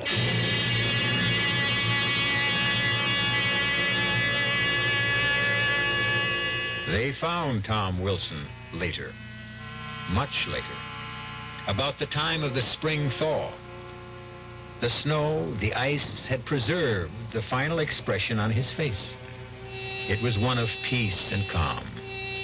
As if he had actually found Hennessy, and Hennessy had forgiven him. Well, Hennessy would. He was that kind of man. I'll be back shortly. Oh, sure. You can talk about good-tasting diet drinks, but I know.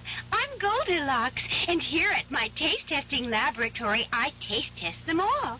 And nobody's been drinking my diet drinks until I tested sugar-free Diet 7-Up. And then, kabloomy! Every bear wanted some. Diet 7-Up is fresh, natural, delicious. Sugar-free Diet 7-Up. This one's just right. You finally made your gift list. Your neighbor's child is 2, your niece is 6, and nephew is 7. But before you go to the toy store, there's something else you should do. Write Toys, Washington, D.C., 20207 for a free booklet on toy safety. That's Toys, Washington, D.C., 20207. This message is brought to you by the U.S. Consumer Product Safety Commission.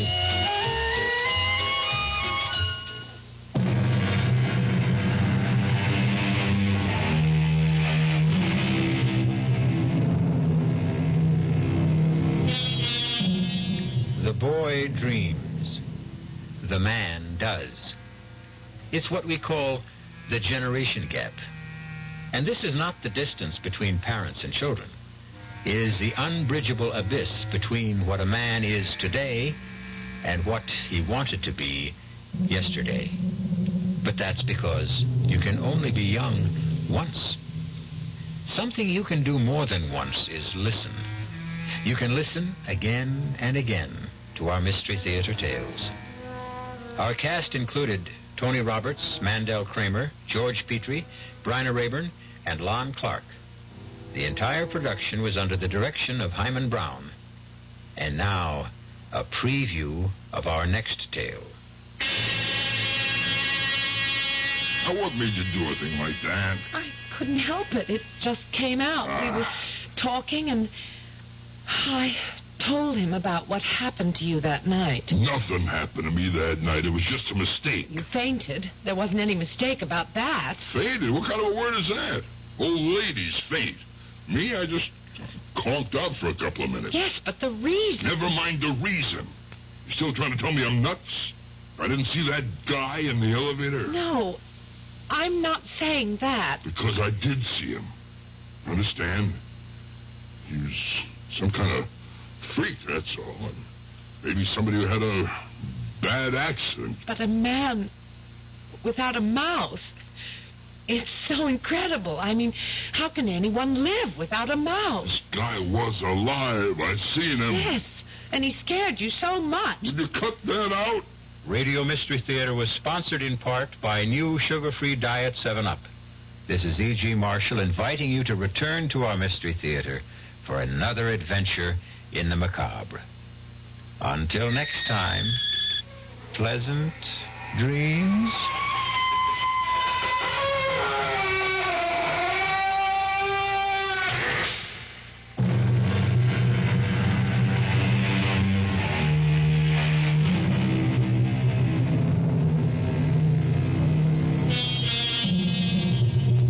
WDAF, Kansas City.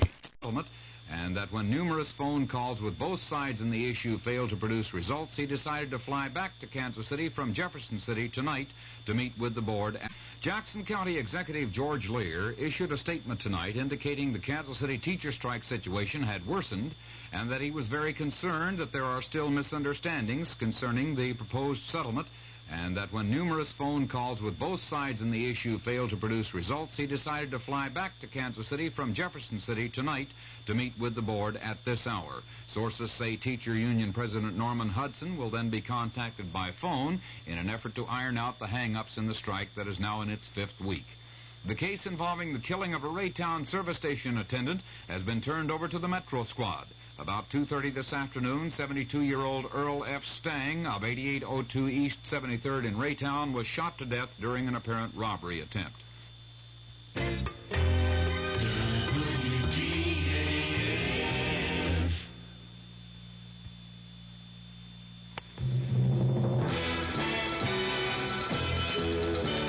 News of the hour on the hour from American Information Radio.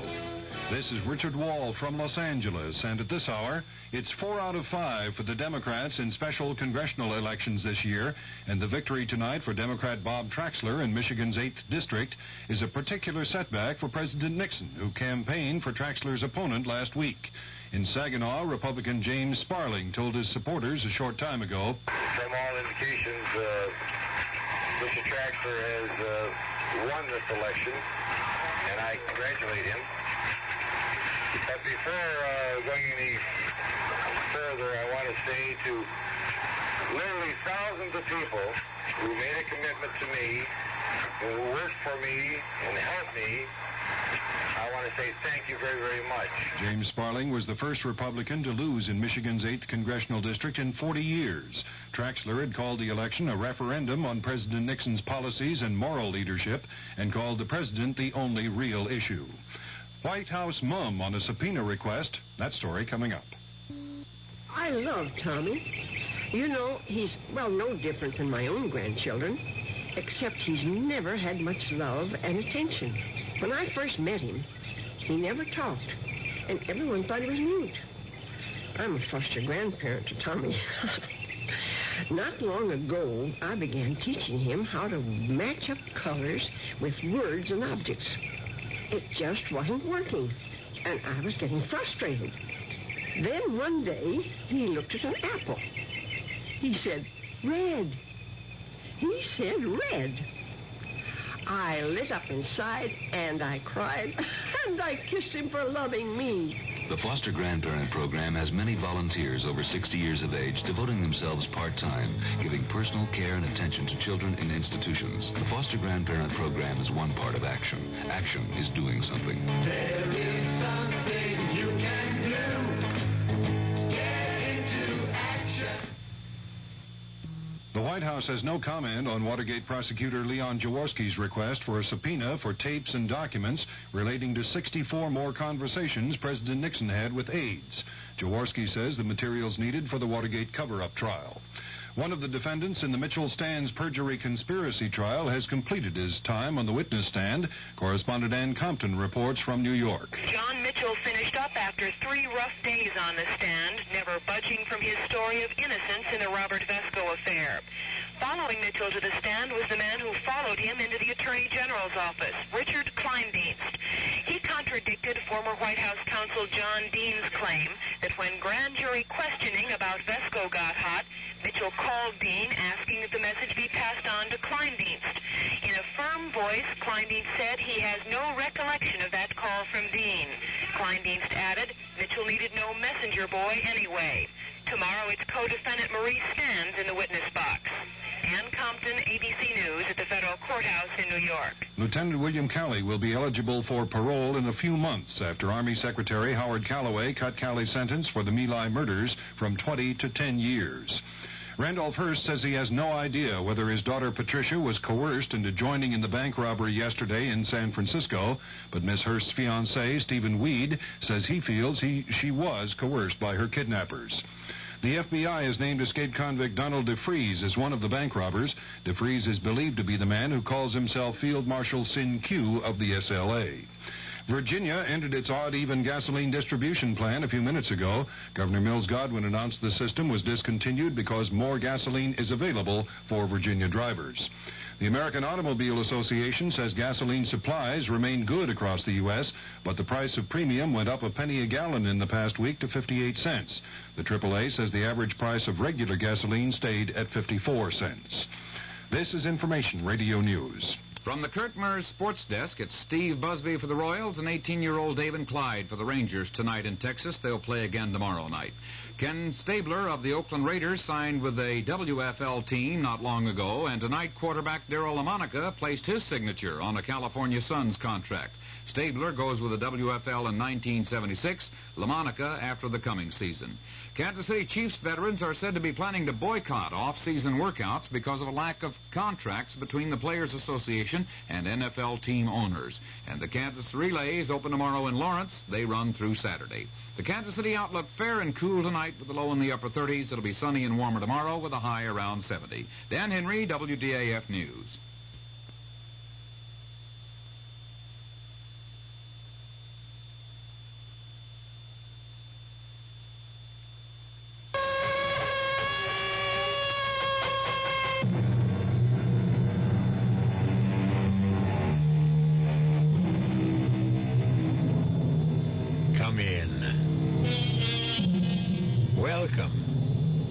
I'm E.G. Marshall. Welcome to another fearful earful. And speaking of ears, the story we are about to direct to yours concerns a different part of the facial anatomy, the mouth. Only in this case, the mouth isn't there. Now, if that sounds incredible, listen carefully to the tale of Joe Gannett, who has the great misfortune of meeting up with men without mouths. If you think you're baffled by the mystery of how men can exist without mouths to breathe with, eat with, and speak with, then imagine the plight of poor Mr. Gannett himself. Kitty, I saw another one today. I swear I did. A man without a mouth. Oh, Uncle Joe, you didn't. I'm telling you, I swear it on my mother's grave. He walked into this bar, see? He sat down at the end. He looked straight at me, Kitty, so help me. And he didn't have a mouth.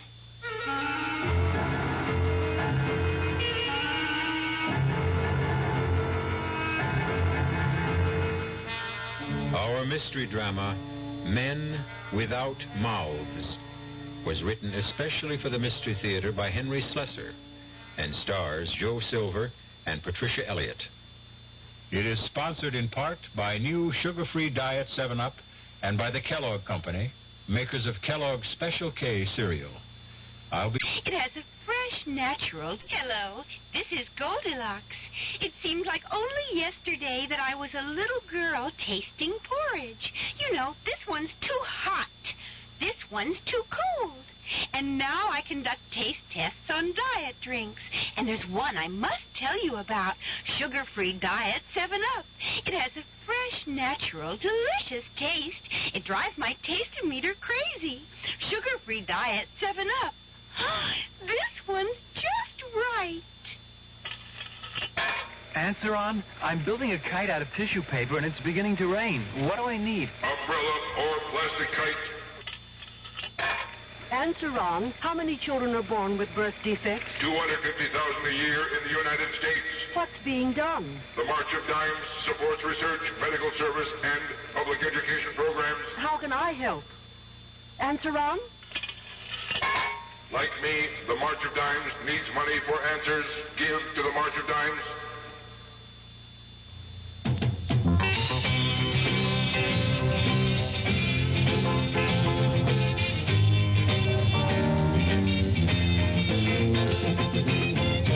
A few good men. That's what the Marines are looking for. A few good college men who want to lead. Men who have enough on the bowl to be eligible for PLC. Platoon Leaders Class. Not everyone can make it. It takes brains. It takes muscle. And summer training is no picnic. It takes men who want a real challenge. The challenge of leading Marine ground troops, flying sophisticated Marine aircraft, or serving as Marine lawyers. If you're one of the few who can make it, there's financial assistance available during school. Up to $2,700 over 3 years. There's even free civilian flying lessons for qualified men. PLC ground, PLC air, PLC law, for a few good men.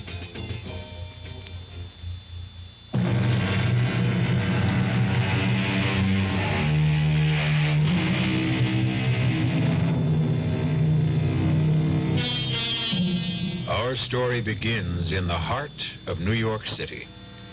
A heart which, as usual, beats with the rhythm of rushing traffic, the clang of construction, the clamor of commerce, and the never-ending flow of people on their way to meetings, parties, rendezvous, and other human encounters. But we're interested in only one person today. There he is, just hailing a taxi on the corner of East 63rd Street.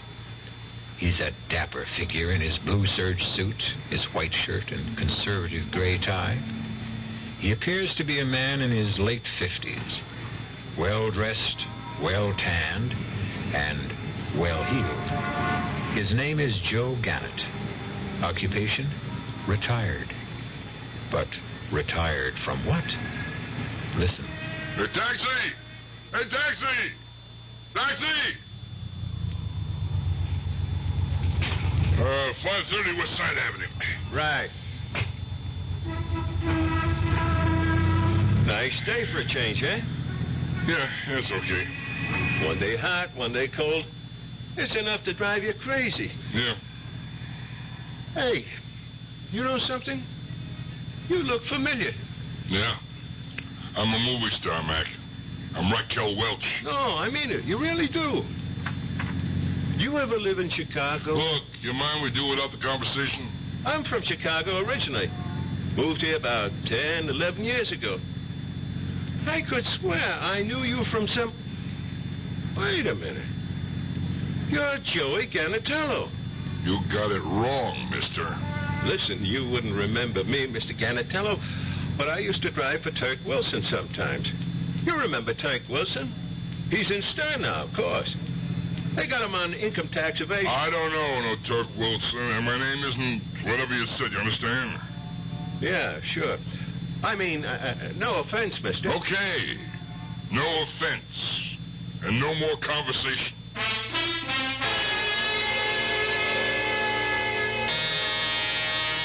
Just a minute. Uncle Joe! Kitty, well, here I am for the housewarming. Oh, you angel. Hey, come on, take it easy. Oh. You're choking me. Couldn't believe my eyes when those things started to arrive this morning. You like it, huh? First the dishes, then the silver. Uncle Joe, that silver. It must have cost a fortune. Hey, do I have to stand out here in the hall, huh? You got a new apartment. Let me in and take a look at it, huh? Of course. Come in. Hey. Only don't look too hard, please. Hey. Everything's still in such a mess. Hey, it looks pretty good to me. Well, I still got to paint the bedroom, and the drapes aren't up yet, and I'm going to cover the whole wall over there with bookshelves. Yeah. Ira's going to build them for me. Oh? And don't you think it was a good idea to break through to the dining room? Makes the living room look twice as big. We'll put up some kind of divider between the two rooms. Hey, who's this we? You got a roommate or something? No, of course not. Who's this Ira? A carpenter. No, a boyfriend. Oh, you got yourself a steady, huh? Why do you think he's steady? Hey, listen, the guy who's going to build your bookshelves and dividers and all that stuff. Never mind about that. Come on and see the kitchen. Hey, stop rushing me. Hey, how about give me a drink first? Oh, of course. I'm just so excited. You're not sorry now, huh? About accepting all this? Yeah. Oh, how could I be sorry? My own co-op apartment? I just wish you hadn't paid all that money, Uncle Joe. Ah, come on. You know why I did it, Kitty. I did it for your old man. This is the kind of thing Matty Russo would have done if he was alive. No, Uncle Joe. That isn't true. My father could have never afforded anything like this. Well, if he hadn't been so dumb about life insurance... what's the use of worrying about that now, huh? He was my best pal, and you...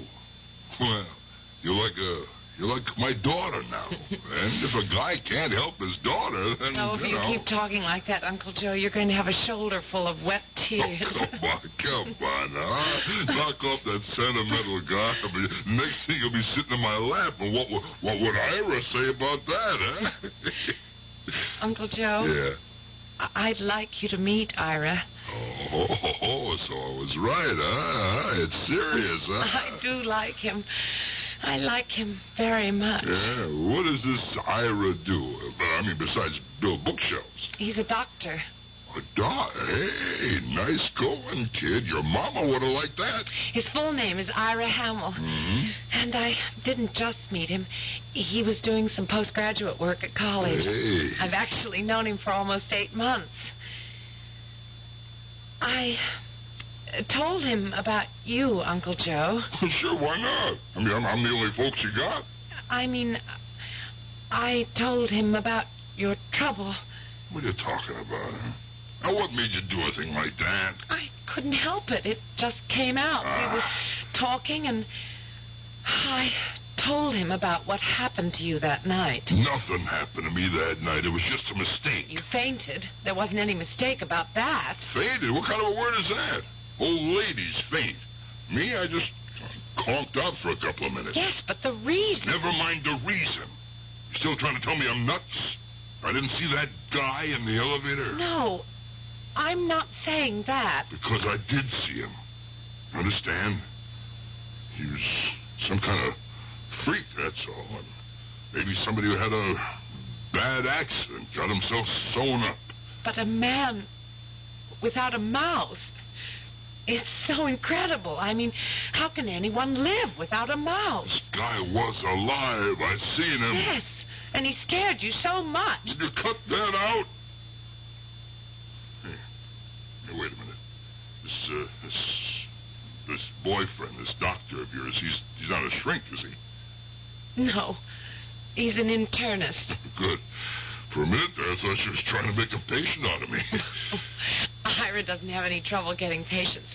He does very well all by himself. Well, I guess I have to meet this terrific guy, won't I? Ask him what his intentions are. That's exactly what my intention is. To have you two meet. Anytime you're free. Me? I'm always free, you know that. Look, why don't you bring him over tonight, huh? To my place. You really mean it? Of course. I'll call that catering joint. We'll order something fancy like that beef Wellington joint, huh? Yeah, we'll open a bottle of that $60 wine, impress the pants off. We don't have to impress Ira. Well, sure, why not? Let him think you're an heiress or something. A princess, maybe, huh? Oh, you make me feel like a princess, Uncle Joe. Okay, send that up. Look, make it 2 bottles. Yeah. All right. Yeah, so long. Where's that food? It's not that catering joint. I told him 7 o'clock. I guess that's them, huh? Oh, my God. No. Get away from me. Get out of here. Get out of here. Go away.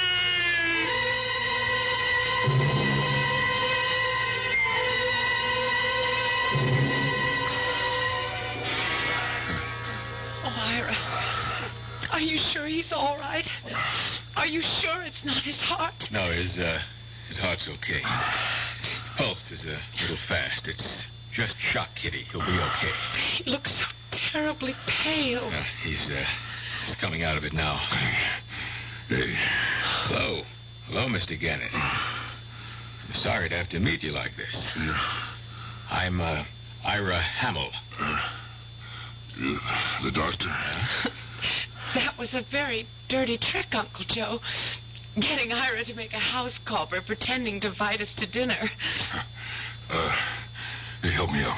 Yeah, we better, take it easy, Mr. Gannett. I'm okay now. I'm okay. I just got a little dizzy. Yeah, how long was I out? I don't know. We got here at 7:15. We rang and rang, but nobody answered. I got word and called the super. Hey, listen, did the food get here? It's here. Oh, but never mind about that. What about the wine? I ordered some of that chateau stuff. What happened exactly? Nothing. Uncle Joe, please. The last time you had a blackout. Well, was it anything like the last time? You want the truth? It was exactly like the last time. A man without a mouth. And she told you that, too? Well, it was interesting. I even looked up a book I have, Anomalies and Curiosities of Medicine. There is a condition called atresia of the mouth. I'm afraid I don't know of any modern case. So what you're saying is there is no such thing? No, I didn't say that. For one thing, I don't really know the whole story. Just what Kitty told me about you seeing this man in the elevator. That's right. He was in the corner of the elevator, reading the newspaper. He didn't even look up when I got in the car. But then I turned around and I seen him, staring at me. So he had eyes, but no mouth. None that I could see. Just skin, covering everything from his nose to his chin. It was only an optical illusion. I'm sure of it. Mr. Gannett, did you see that man again tonight? No. You mean it was something else this time? It was another one. A different man right at my front door. But there was something unusual about him. It was the same thing. He didn't have any mouth. Oh, Uncle Joe. Hey, look. Maybe it's freaks. There are freaks walking around. Hey, Martians, maybe. What do you think, Doc? Going to be Martians? Well, why should they pick on you? Yeah, that's right. I've never done nothing to a Martian. Why pick on me, eh? Hey, come on. Let's forget this junk. Let's eat that food. How about it, Kitty? You want to warm it up for us? All right, Uncle Joe. What the heck? We got mouths. Let's use them.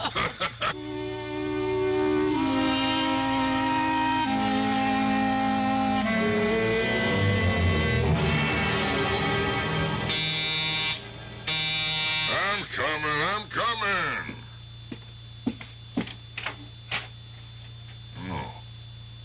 What are you doing here, Doc? Is it all right to come in, Mr. Gannett? Is Kitty with you? No.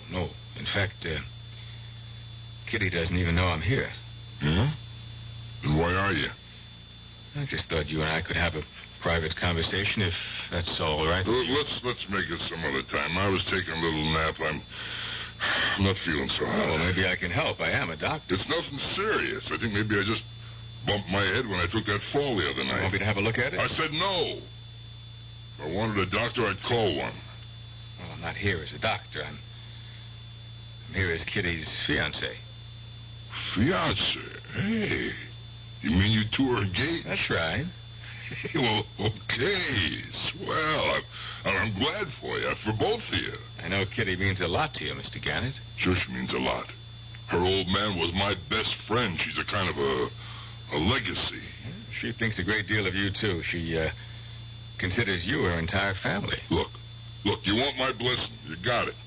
You just treat my girl right. That's all I ask. I didn't come for your blessing. I came to ask you a question. Yeah? About what? About you and the syndicate. What was that?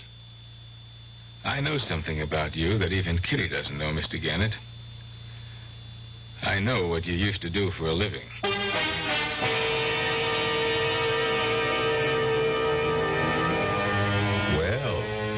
Mr. Joe Gannett seems to be a man who is not merely haunted by strange men without mouths. He also seems to be haunted by his past. Is it possible that the cab driver was correct? That Joe Gannett and Joey Gannatello are one and the same person? And is there any connection between his past and his terrifying present? We'll find out when we return shortly to Act 2.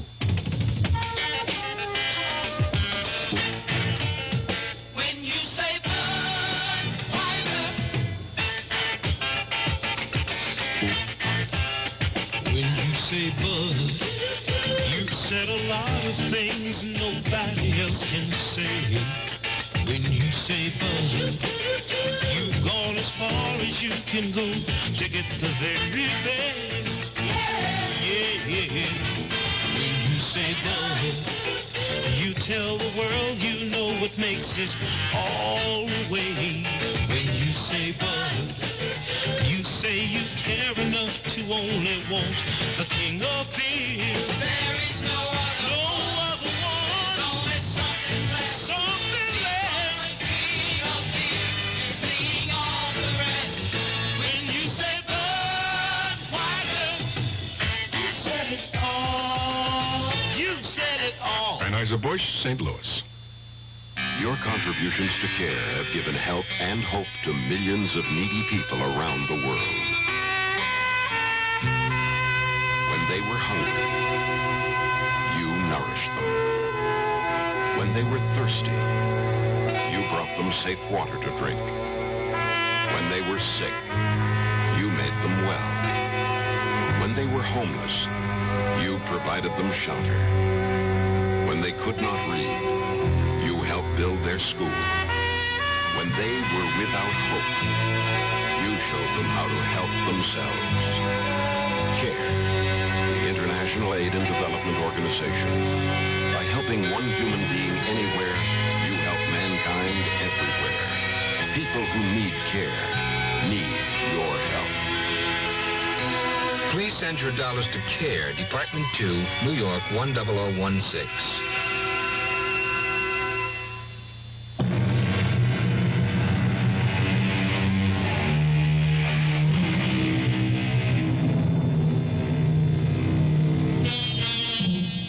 Dr. Ira Hamill may be the most important man in the life of Kitty Russo. And Kitty Russo is the most important person in Joe Gannett's life. But right now, Uncle Joe has every reason for wanting Dr. Hamill to go away and leave him alone.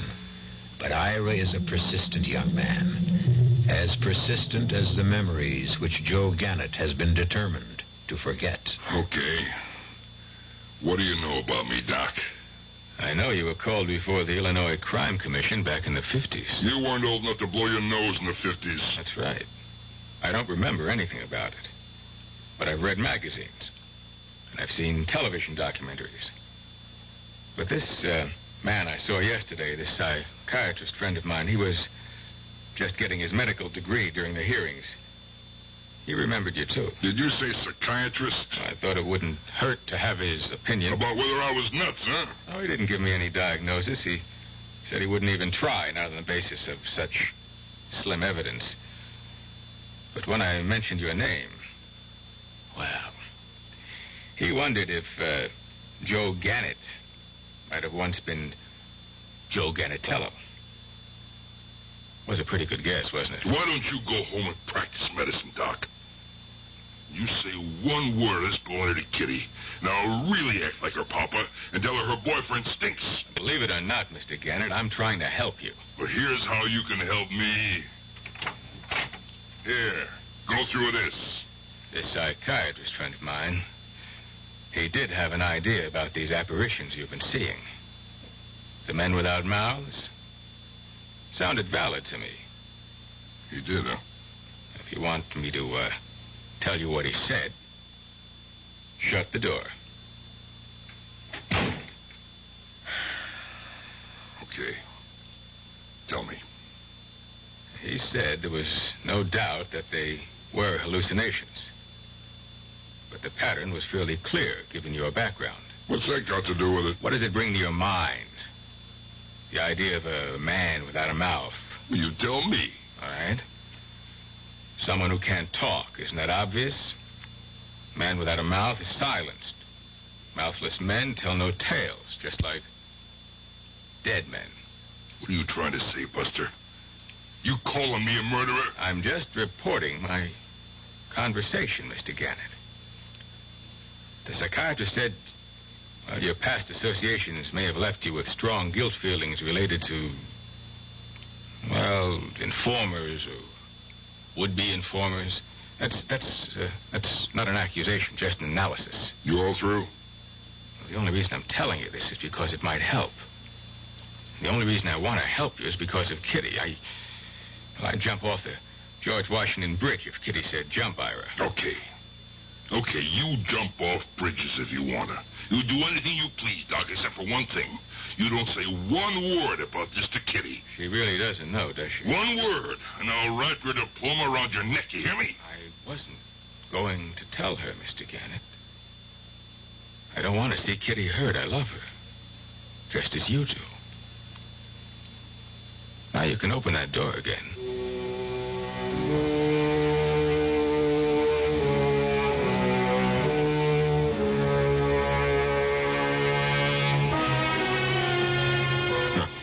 Stinking little punk. Wise guy, doctor. Do you want another drink, Mr. Gannett? Huh? Oh, yeah. Yeah, right, Harry. Another drink, that's right. Here you go. Yeah, right up to the top, Harry. Right up to the brim, huh? Sure, Mr. Gannett. You know, we always take good care of you. Nobody has to take care of me. I take care of myself, Harry. I always have. Sure, that's the way. Look out for number one, right? Hey, Harry, you know something? You know, you got a good, strong mouth. Thanks, Mr. Gannett. A guy can see your mouth, plain as day. And I was thinking of growing a mustache. You figure that wouldn't be a good idea? Hey, Harry, people have to have mouths, don't they? Yeah, they sure do. Listen, some of the people come in here, they got real big mouths, never stop talking for a minute. You never saw anybody without a mouth, Harry, did you? No, Mr. Gannett, I can't say that I did.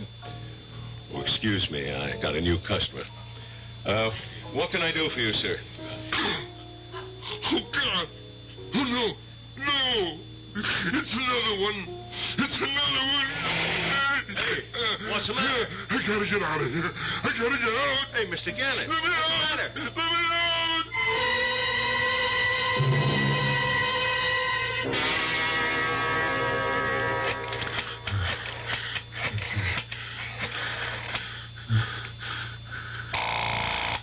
Come on, Kitty.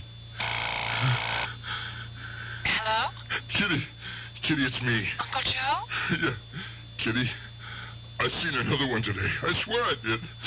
A man without a mouth. Oh, Uncle Joe, you didn't. I'm telling you, I swear it on my mother's grave. He walked into this bar. He sat down to the end. He looked straight at me, Kitty, so help me. And he didn't have a mouth. Oh, Uncle Joe, you need help.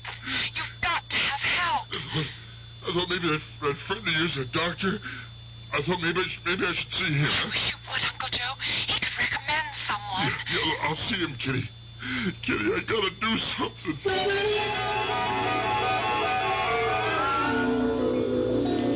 Please. Sit down, Mr. Gannon. Thanks. You've, seen another one, haven't you? Now, listen to me, Doc. I know you think I'm nuts. I ought to be seen as a psychiatrist, not a guy like you. I'll be happy to give you the name of someone. No, wait, now listen to me. I couldn't take that. I mean, going to a shrink. I'm just not the type. But you got a good head on your shoulders. I can tell. I'm not a psychiatrist. But you can help me. I know you can. I got ghosts haunt me, just like you said. I never believed in ghosts before, but maybe I've got to believe now. I'm not a spiritualist either. Look, I figured two ways. I could go to a doctor, or I could go to church and talk to a priest. Both might help. That's one thing psychiatrists and the church have in common. They know that confession is good for the soul. What do you mean, confession? It's the root of the problem, isn't it? Guilt feelings build up pressure in the mind. Sometimes the pressure becomes unbearable and, well, there's some kind of explosion. What, you mean in the brain? Well, you might have been right when you used the word ghosts. The ghosts of the past may be haunting you, Mr. Gannon. The past, always the past. Why do you have to keep bringing that up? Isn't that the whole point? No. Where do these ghosts come from? From hell, that's from where. You mean they're ghosts of dead people? I knew I shouldn't have come here. I knew it'd be a waste of time. Now, wait a minute, So Mr. long, Gannon. doctor. You were right. You're no shrink. Maybe you're not any kind of doctor. Wait, Kitty and I are having a party in a couple of weeks, an engagement party. Have a good time. No, we want you to come. It's important to Kitty that you be there. I don't like parties. So long. I never should have gone there in the first place. A stupid kid. I was a stupid kid like that. Hey, watch where you're going, mister. Oh, no. Oh, no.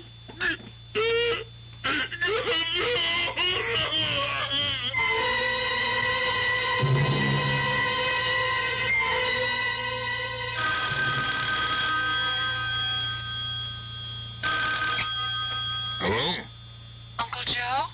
Yeah, hi, Kitty. Are you okay? Yeah, fine. Great. Why shouldn't I be?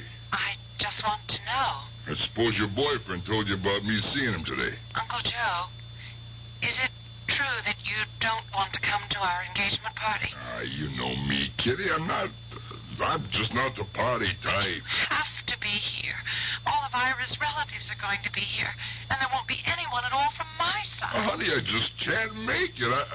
Kitty, I got a million things I got to get this place of mine in some kind of shape. I mean, it's got all kinds of junk laying around. Okay, honey, I'll try to be there. It's next Friday, 8:30, right here. I'll try, honey, I will. So long. As long as I don't go nuts before then. Yeah, maybe I should clean up the junk around here. Look in that closet. Oh, look at all that junk. There's Christmas stuff I ain't even opened. This old typewriter, I should give that away, get rid of it. What am I going to do, write a book? Yeah, that's the thing, all right. Confession's good for the soul. I had to put down a whole story like the doc said. Maybe he's right about it. I couldn't even write a postcard. Hey, wait a minute. How about this? Hey, the tape recorder one Kitty gave me last year. Geez, I never even touched the thing. See, how's this thing work anyway? Yeah, on, off, record, stop, rewind, play. Well, there's nothing very hard about that. Let's see, where's the microphone here? Oh, yeah, it is. It plugs in here, I guess.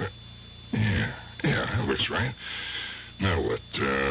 Press the record button, right? Yeah. Testing 1, 2, 3. Testing 1, 2, 3. Okay. See how that sounds. Okay, press the rewind button now. Then press play. Testing 1, 2, 3. Testing 1, 2, 3. That's easy enough. Only, how easy is it going to be to confess? Well, only one way to find out. Try. My name is Joe Gannett. No, that's not starting off with the truth, is it? My name is Joey Gannatello. In 1945, 46, I shot and killed a man named Ricky Natans. What the heck am I doing? Am I crazy? I can't put that on tape. That's crazy. I can't. Wait. Maybe that's the way. If they're really ghosts, then maybe that's what they want. A confession. Sure, why not? Nobody will hear it. I'll tell everything, but I'll take the tape and stick it in an envelope. I'll leave it at my desk and write to be opened only after my death. Maybe that'll make them leave me alone. My name is Joe Gannett. I used to be called Joey Gannatello. I was born and raised in Chicago. I worked for a man named Turk Wilson. In 1946, I shot and killed a man named Ricky Natans. Turk Wilson paid me $200 to kill him on account of Natans talking to the feds about a black market operation. 6 months after that, I shot and killed a man named Wally Sanchez. I don't know why Turk Wilson wanted him dead.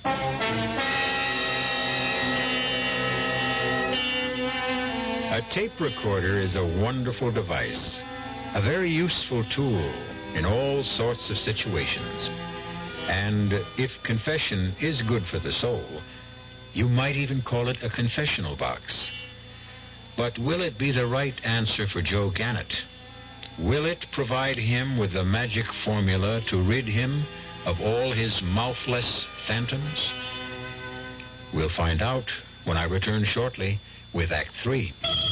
And now, another story of the ball and chain, as Kellogg's Special K presents The Library. Welcome to the public library. May I help you, sir? Yes, I'd like to check out... I'd like to check out Famous Laundromats of the World by Audrey Schnorbart. Sir, excuse me, but isn't that ball and chain you're wearing just like the ones they use in the Kellogg's Special K commercial? This ball and chain? Yes, that one. How are you going to get rid of it? Well, you know, lots of good exercises, and by eating smart at every meal, starting with the Special K breakfast. Don't you have to watch your calories? Yes, and the Special K breakfast is less than 240 calories. Less than 240 calories? Right. A 1-ounce bowl of high-protein Special K, 4 ounces of skim milk, tomato juice, and coffee. It's really tasty, and it's going to help me get rid of this ball and chain. I'd say it's long overdue, get it? Your happy ending could begin with the Special K breakfast from Kellogg's. The Veterans Administration helps people in little ways. A veteran, let's say, is trying to get into port. He is filed to go to school under the GI Bill. He's not getting any money, but he's entitled. Well, what's wrong with writing a letter saying that under the law, this man is entitled to receive $220 a month for attending school on a full-time basis? Believe it or not, he can take that letter with the little job, take it to the real estate people, and because he has an additional income of $220, although he isn't receiving it, it makes his chances of getting that apartment much better. And this is what I mean about the little things. Going beyond the duty every once in a while. Just go a little bit out of your way to help someone. That's my philosophy. To me, these are little things, but big things to that person. A big thing to that person. At VA, we try a little harder to help.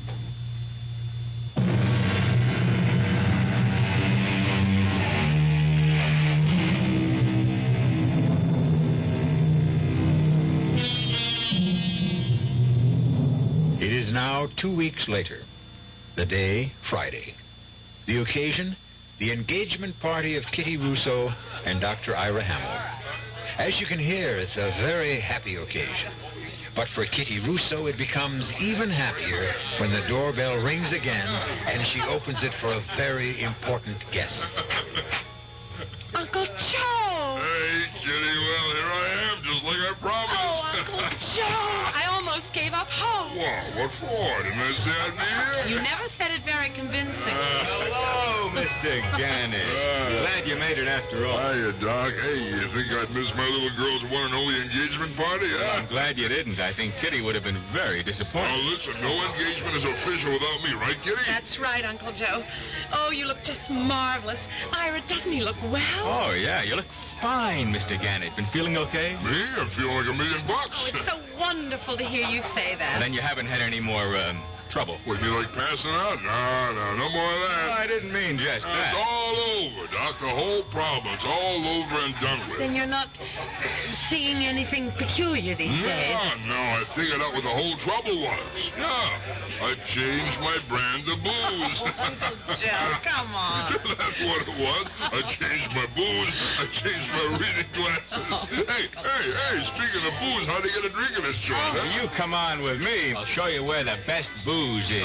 Go on. Say, is it really true? Have the hallucinations stopped? Stopped cold, just like that. Oh, I'm really glad to hear that. So am I. For a while back there, I thought I'd have to take a trip to the funny farm, you know?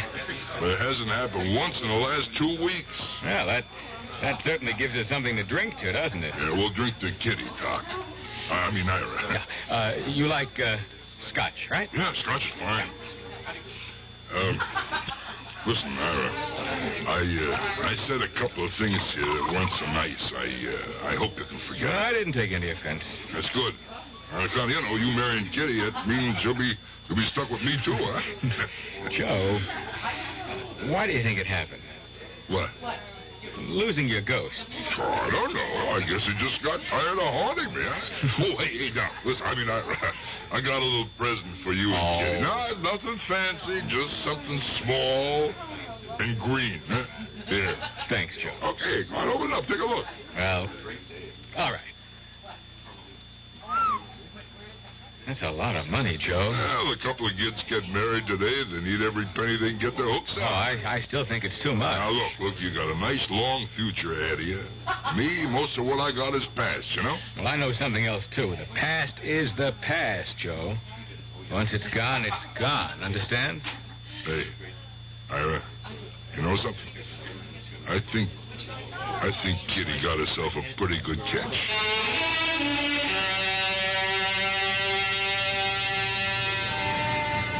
Oh, come on now, honey. You don't have to do this. I can get my own taxi. It's all right, Uncle Joe. I just want to make sure you get home all right. Oh, yeah. I know what you think. You think your Uncle Joe is drunk, huh? That's what you think. You just had a very good time. That's well, I had a very good reason that my little girl is getting herself engaged. Hey, now look at that, huh? You see that? See what? That lady, there's some nerve, huh?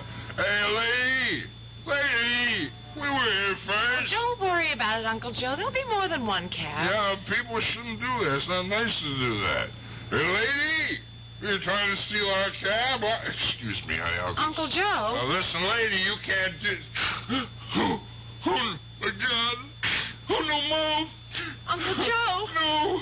Come back. No mouth. Please. No mouth. Uncle Joe!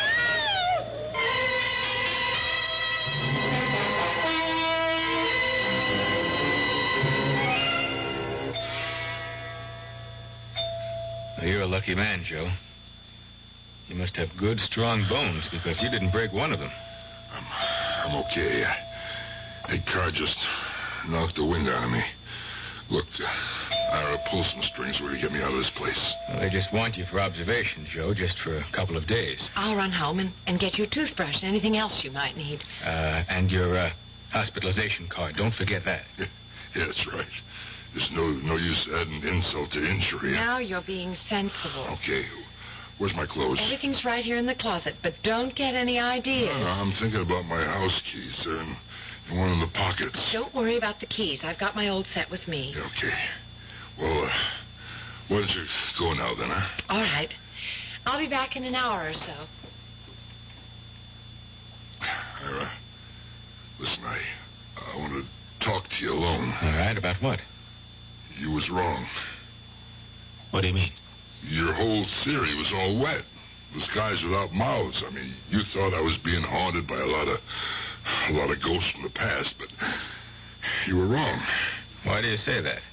Because I saw another one tonight, and it wasn't a man.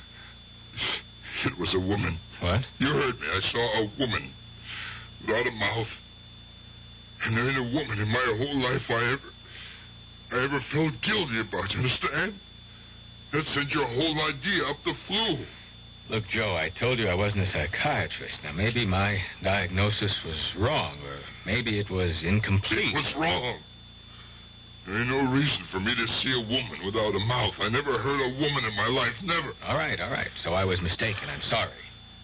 And I did it all for nothing. I put the whole thing on tape. Well, what were you going to say? The tape in my library. What are you talking about, Joe? My hospitalization card, all that stuff. I keep it in the library.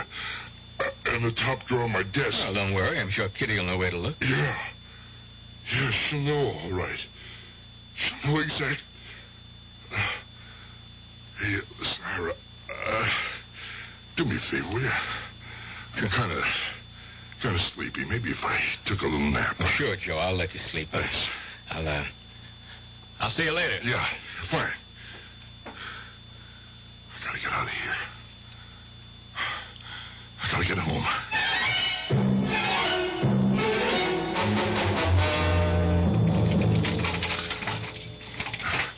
Maybe she didn't find it. Maybe she didn't even look in that envelope. Kitty? Kitty, you here? Kitty? Library door's closed. $200 to kill him on account of Nathan talking to the feds about a black market operation. 6 months after that, I shot and killed a man named Wally Sanchez. Oh, my God. I don't know why Turk Wilson wanted him dead, but I shot him. I got $500 for that job. I was moving up in the world. The next man I hit was Vic Santioni. Then I had to take care of his brother Tommy when he went gunning for Wilson. I never got picked up or even booked for these killings. I was a very lucky man. Kitty, what do you think you're doing? Can't you see what I'm doing, Uncle Joe? I'm playing your tape. The one you had in the envelope. Who told you to do that? Didn't you see what it said? Yes. I saw what it said. It said, not to be opened until your death. Did you think I could resist something like that? You know me, Uncle Joe. Kitty, give me that tape. You know that's why Pop called me Kitty in the first place. Not because my name was Catherine. My name's Mary. But he always said I was as nosy as a kitten, as curious as a cat. Honey, please. Please, you shouldn't have listened to that stuff. It's got nothing to do with you. Nothing to do with me anymore either now. That was the second time, Uncle Joe. What did you say? It's the second time I've played the tape. I heard it all the way through the first time, but I didn't believe what I was hearing. I couldn't. Why? Why did you have to do that? Papa. My poor Papa. Kitty, listen to me. You don't know about these things. You don't know how a man gets pushed and shoved in this world until he's got to be like an animal. He was worried about her finding out what he was doing. He never stopped worrying about that. Only then they needed a fall guy for a payroll job, and they picked Marty, and he refused. He said he wouldn't take a rap. He wouldn't go to jail, and she... Marty had this daughter in college. He called her Kitty. He was worried about her finding out what he was doing. He never stopped worrying about that. Only then they needed a fall guy for a payroll job, and they picked Marty, and he refused. He said he wouldn't take a rap. He wouldn't go to jail and shame his daughter. He said he'd spill for her. Are you listening, Uncle Joe? Lord. It made him a problem, you know. I wanted him hit. I said I didn't want the job. Marty was my friend. Him and his daughter was like my family. But they didn't care about that. It was like a test of my loyalty. So I had to do it. I had to kill Marty Russo. Is that why you took such good care of me, Uncle Joe? Is that why? I had to do what they said I had to do it. Kitty, it would have been the same with your papa if he was told to hit me. There's a gun in your desk, Uncle Joe. Is this the gun you killed him with? No, put that down, Kitty. That thing is loaded. Tell me how you killed my father. No. Your best friend. Why don't you tell me how? No, please, put it down. Did he know it was you, Uncle Joe? Kitty. Did you look him in the eyes when you shot him the way I'm looking at you? Kitty! God!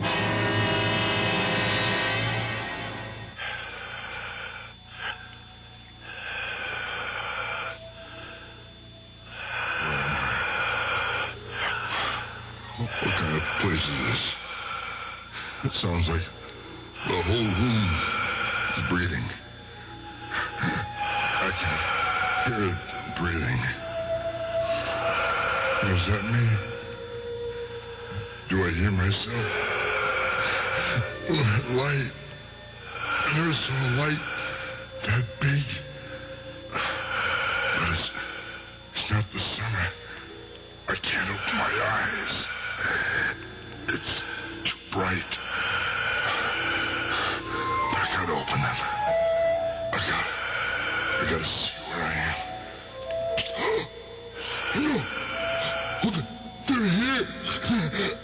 All of them. The men without mouths. They're all around me. And the woman without a mouth. No! Get away from me! Go away! Go away!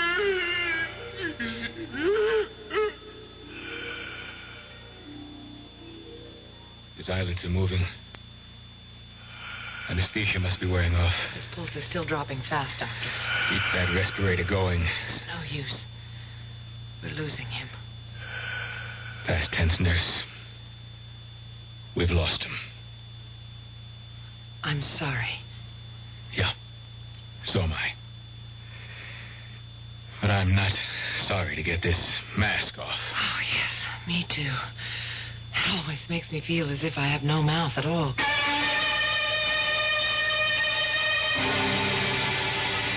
Well, it seems that Joe Gannett was seeing ghosts, all right.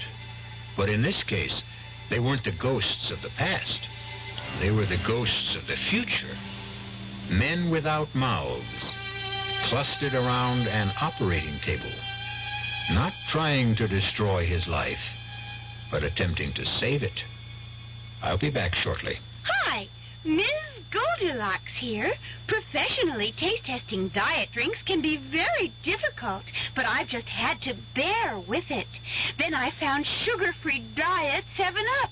It doesn't taste like other diet drinks. It's fresh, light, natural, delicious. Sugar-free Diet 7-Up tastes so good that I've taste-tested it hundreds of times, and each time I've given it my seal of approval. Yes, this one's just right. Expecting a baby? Plan to refinish that old crib? If so, make certain that the layers of old paint are completely removed and the new paint you use is labeled non-toxic. Also, remember to check all crib surfaces. There should be no sharp edges. If the teething rails are damaged, they should be replaced. For free detailed information concerning crib safety, write Cribs, Washington, D.C. 20207. A public service message from the U.S. Consumer Product Safety Commission.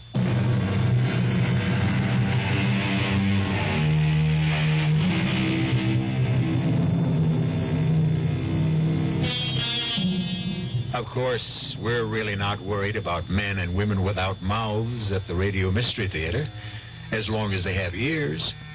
And since you seem to have a pair of ears in good working order, we hope you'll turn them to our wavelength again. It's our purpose in life to show you that sometimes it's fun to be afraid. Our cast included Joe Silver, Patricia Elliott, Ira Lewis, and Dan Acco. The entire production was under the direction of Hyman Brown. And now, a preview of our next tale. Hey, that's wonderful. That's just like a magician I saw once. It's not magic, Effie. It's a natural power. I read somewhere that most of us use only a small portion of our brain potential, less than 5%. You mean that anyone can do what you just did? Sure, most people can. I'm sure of it. Oh, hey, Joe, will you teach me? Will you show me how you did that? If you want to, I can show you that and much more. Like what? Well, like hear what I have in my mind without my saying a word. Hey, that'd be neat. We could talk and nobody would hear us. I could show you how to move objects from across the room. We could clean up from here. I could even teach you how to fly. Yeah, like Peter Pan. Hey, look, I'm flying. Hey, you mustn't joke about it, Effie. Oh, hey, I'm sorry, Joseph. Listen, I wasn't making fun of you. I was just happy. Never make fun of me, Effie. You're frightening me. It's all over now. Let's finish the dishes. Radio Mystery Theater was sponsored in part by Anheuser-Busch Incorporated, brewers of Budweiser. This is E.G. Marshall inviting you to return to our Mystery Theater for another adventure in the macabre. Until next time, pleasant dreams.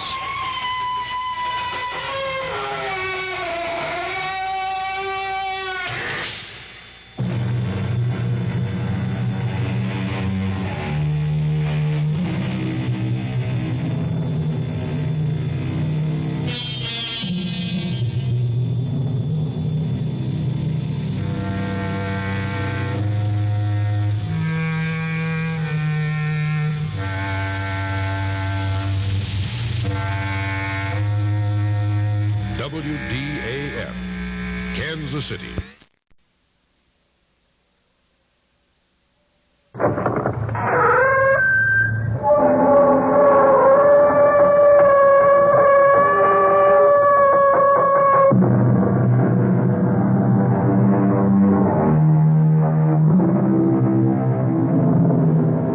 Come in. Thank you for listening and good night.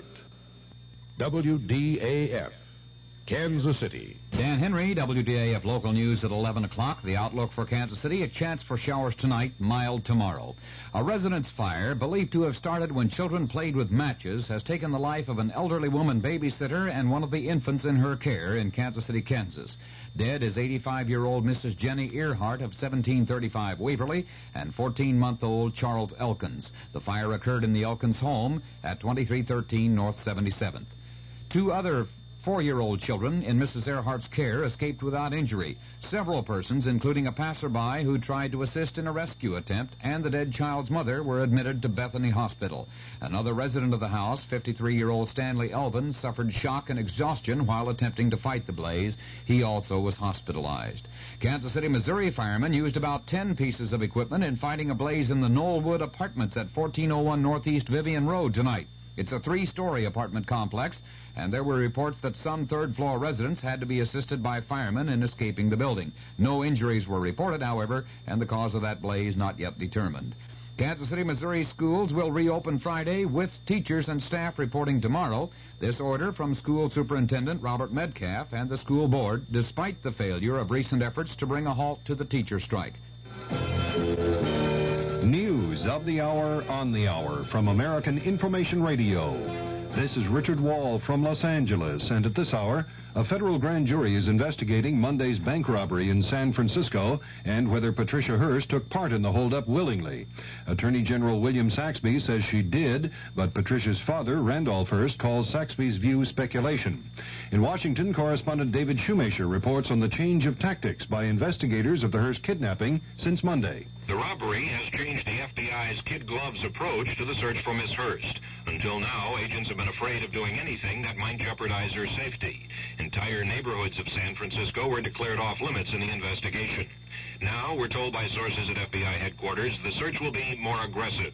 But once Miss Hearst is located, the final decision to act has been strictly reserved for FBI Director Clarence Kelly personally. David Shoemaker, ABC News, Washington. A Nixon promise to Latin America. That story coming up.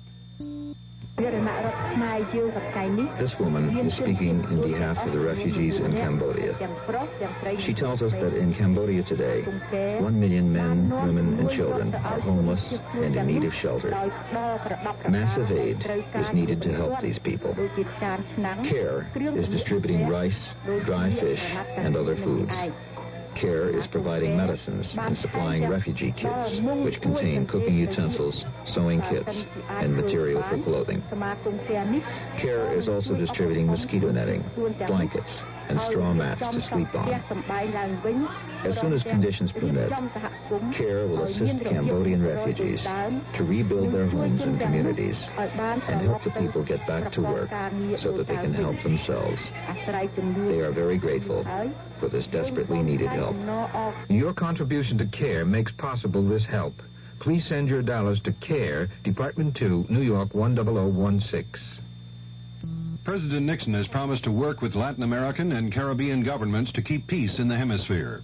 And at a White House dinner tonight, the president told foreign ministers from those countries, on the political side, you can expect that the United States will not seek to impose its political preferences on your countries. That is your decision. We will not intervene in the domestic affairs of others in this hemisphere. And finally, and of keen interest tonight, we have a mutual interest in economic growth and prosperity for all the nations in this hemisphere. President Nixon asked the group to join him in a toast to what he called a new spirit of solidarity in the hemisphere. The White House says President Nixon is neither dismayed nor disheartened by the Democratic win in Michigan's 8th congressional district, but Republican National Chairman George Bush says he's terribly disappointed by the GOP loss. Republican Senator Charles Percy says it would probably help the GOP if President Nixon were to resign. The New York Daily News says the City Bar Association is investigating possible misconduct by President Nixon and 4 other lawyers, including John Mitchell, David Young, and Gordon Strawn. John Ehrlichman denies a report that he's become disenchanted with President Nixon and feels the president's lost his effectiveness. The story was by the Los Angeles Times. And in Seattle, Ehrlichman read from a statement. The story is incorrect in its references to my attitude toward the president. In terms of accomplishment, it's my belief that his domestic record has been, in every respect, as excellent as his record in foreign affairs. Ehrlichman also denied that he's been plea bargaining with the Watergate prosecutor's office. A supermarket survey by the American National Cattlemen's Association shows retail beef prices have dropped 24.5 cents a pound on the average in supermarkets across the U.S. in the past 2 months. Cost of Living Council Director John Dunlop says steel firms estimate their costs will rise 13.6% by July 31st. Dunlop says that means higher steel prices and substantial inflationary pressures on the economy. This is Information Radio News. From the Kurt Murray Sports Desk, after last night's loss to the Texas Rangers, the Kansas City Royals are trying to even that 2-game series tonight. There was a surprise in the multi-phase draft of players by the ABA today. A high school player, 6'11" Moses Malone from Virginia, was drafted by the Utah Stars. The Stars say they won't pressure him into signing. The Kansas relays begin today. They run through Saturday with more than 1,800 athletes competing. And Ed Garvey, the director of the NFL Players Association, has verified the boycott of players from off-season practice because of the lack of agreement on insurance. The Kansas City forecast mostly cloudy with a chance for a shower or thunder shower tonight and a low in the upper 40s. It should clear up tomorrow with mostly sunny skies, a high near 75. Dan Henry, WDAF News. The CBS Radio Mystery Theater presents...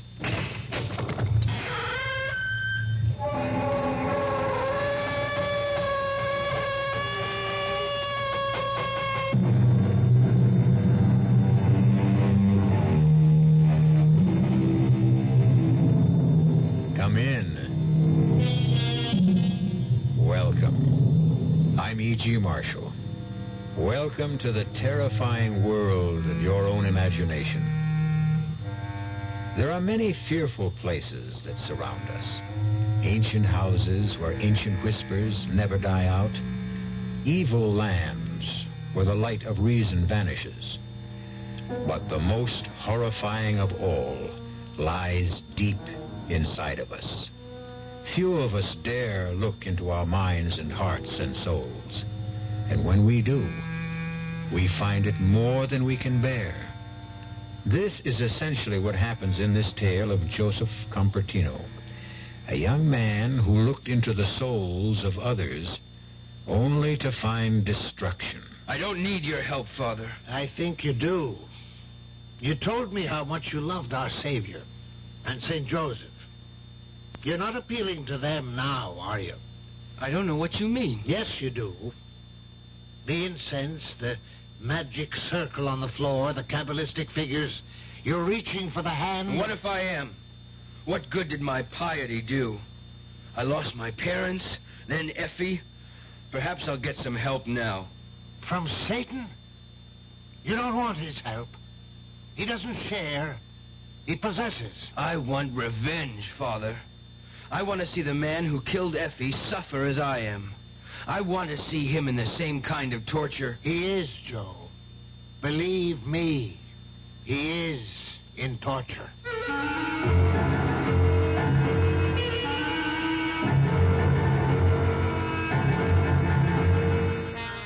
Our mystery drama, The Horror Within, was written especially for the Mystery Theater by Milt Wissoff and stars Don Scardino.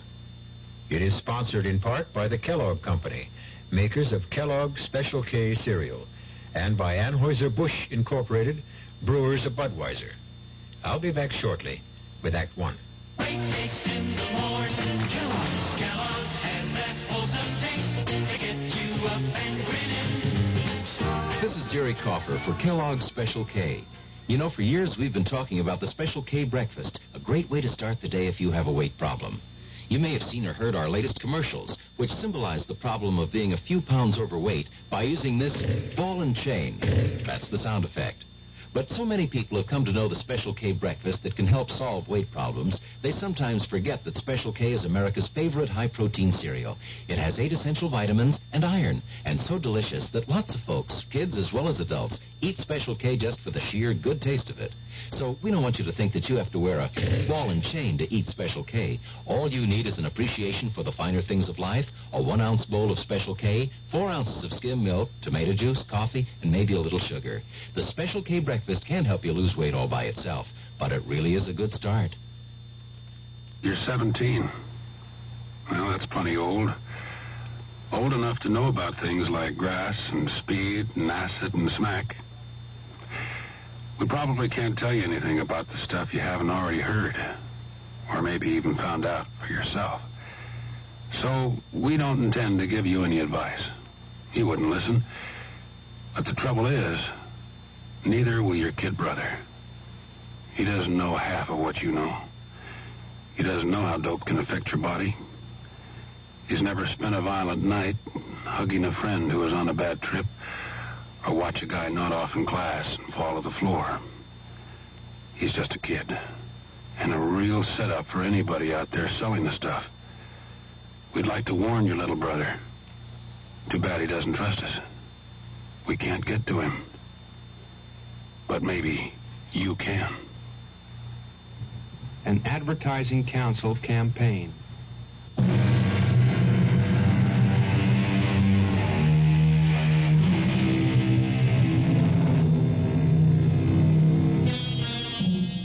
It has been said that a journey of 1,000 miles starts with a single step.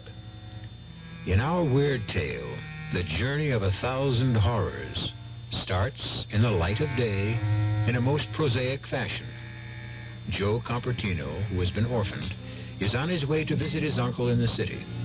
He waits in a diner for a truck driver to finish his meal. Have something to eat, Joe. I'm not hungry. Well, how about a sandwich or some soup? Hey, it's chowder. It's nice and thick. No, Effie, I don't want any. I've got to save the little money I have. It's a long trip. Oh, I wish I were going, too. Any place is better than this. Oh, it's not a bad town, Joe. The people don't mean any harm. Oh, sure, they don't mean any harm. Calling me a nut all the time, making fun of me. Now, relax, Joe. You're getting excited again. Yeah, I guess you're right.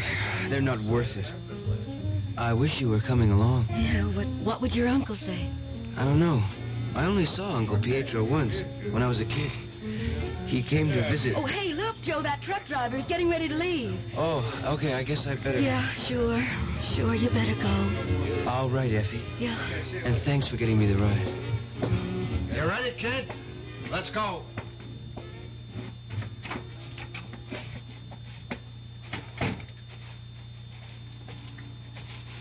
There she is, the pride of the Manchester fleet. Hop in. How far did you say you were going? Elk City. Why? My uncle lives there. Well, what about your folks? Well, they're both dead. Oh, hey, I'm sorry. You gonna stay with your uncle? I don't know. Sure you will. Blood's thicker than water, right? And God makes brothers of us all. Well, I don't know if I'd go that far. Oh, but it's true. God is everything. He creates life.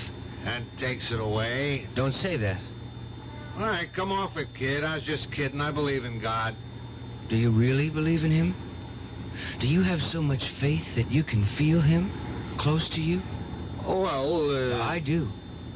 When I concentrate, I can almost feel as if I'm one with him. He makes me see things. Look, kid, maybe you better get some shut-eye, huh? We got a ways to go yet. I see things happen halfway across the world. Wars, plane crashes, floods. They all come true. Hey, yeah, sure. You want some coffee? That thermos... No, thanks. This is a fast day for me. Like my namesake, St. Joseph. It helps me focus my concentration so I can do what I want to do. Like what? Move things without touching them. Hey, you'd be great in my business.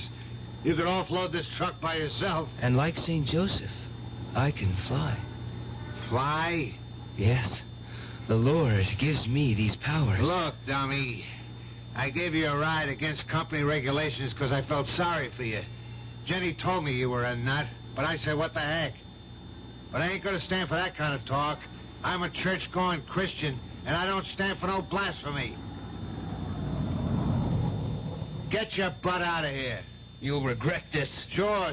Just beat it. Take my advice. See you shrink.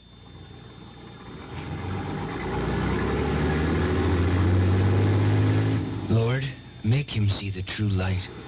Lead him from transgression. Thank you, Lord.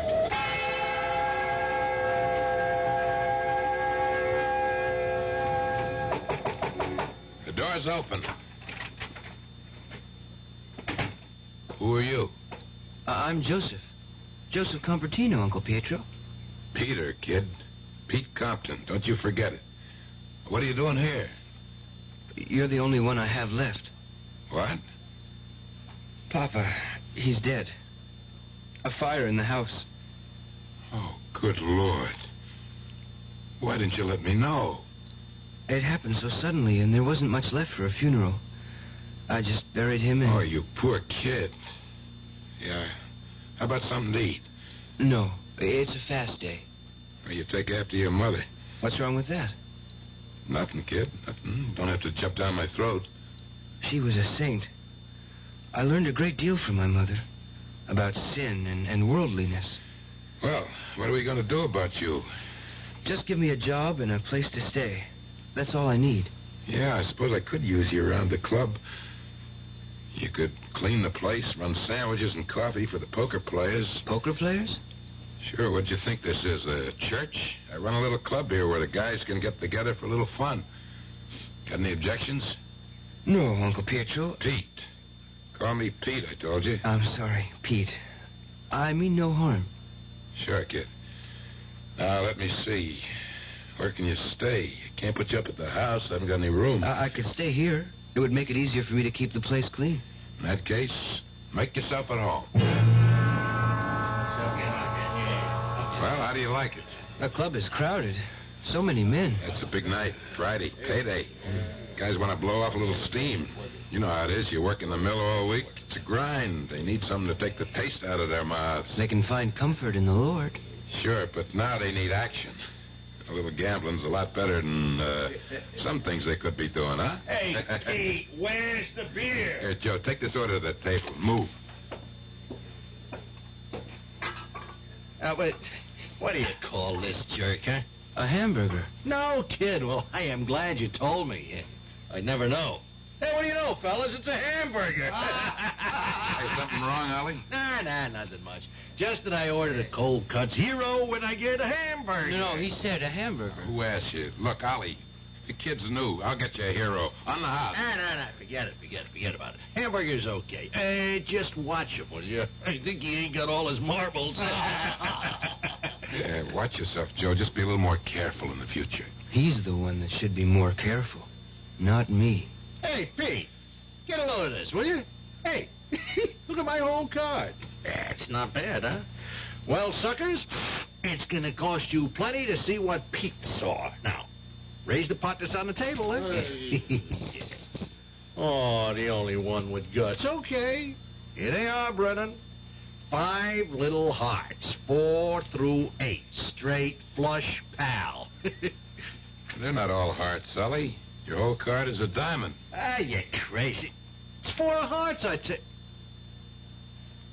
Hey, who switched cards? Oh, it's you little punk, you bird brain. You must have done it when you were setting the sandwiches Come on, Ollie. The kid never touched the card. I'm going to take you apart, Squirt Boy. You're going to be... Come on. Sorry. Hey, come on. Come on, stop it. Ollie. What's wrong with you? It's him. Get rid of him, Pete. Take it easy, Ollie. You're going to be all right. Hey, get a doctor. Somebody get an ambulance. It's too late, Pete. He's dead.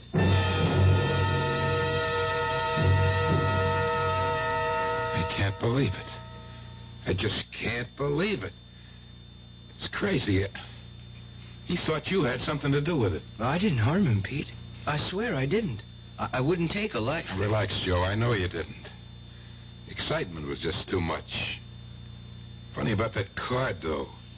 Wasn't like Ollie to plunk everything down on a 4 flush. I had nothing to do with his death. Yeah, I know.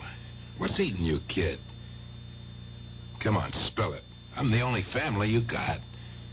Nothing. Just nothing. Okay, don't tell me. I don't give a damn. Oh, don't be angry, Uncle Pietro. Pete, I wonder sometimes. What? Why nobody likes me. Lots of people do. Who? I like you, that's who. I want people to say nice things to me. And you gotta learn to give and take.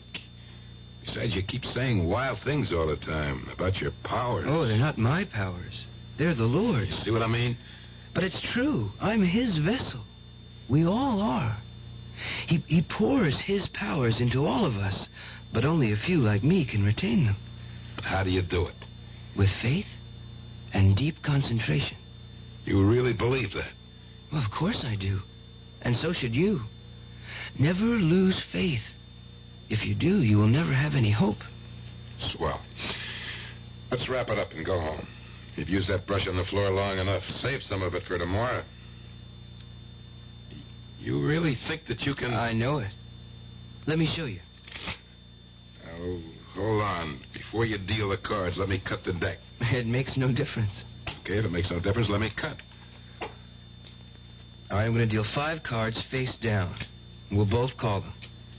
And if you don't call as many as I do, then you promise to lay off? I promise. Well, go ahead, cut. That one. It's the Queen of Spades. No, Peter. It's the 10 of Hearts. Turn it over. You made a lucky hit. Try it again. 4 of clubs. Nope. 8 of diamonds. That's 2 in a row. Still believe it's luck? Let me see that deck. I know every kind of marked deck. You're just wasting your time. You open the deck. You know it's legitimate. Why am I bothering with...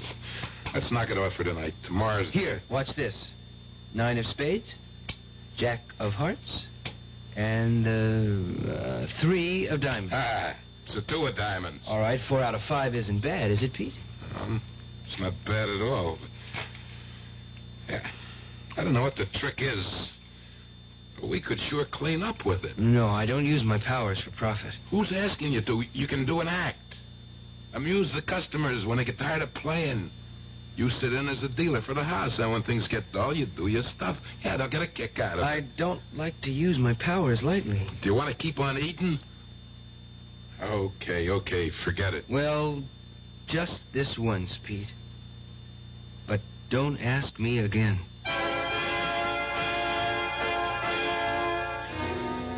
A deal has been made between Joe and his Uncle Peter. It seems so simple and so innocent on the surface. But like most seemingly simple matters, who knows what currents and eddies swirl beneath the surface? We will, I trust, know more when we return shortly with Act 2. Hello, Ms. Goldilocks here, and welcome to my professional taste testing laboratory. Oh, Papa Bear, could you bring that case of sugar-free Diet 7-Up over here? Another case? Miss Goldilocks, you're drinking this sugar-free Diet 7-Up like there's no tomorrow. You can't still be taste testing it. Oh, no, Papa Bear. Sugar-free Diet 7-Up has already earned my seal of approval. It's fresh, light, natural, delicious. I drink it because I love its taste. Now hurry up. Okay, here.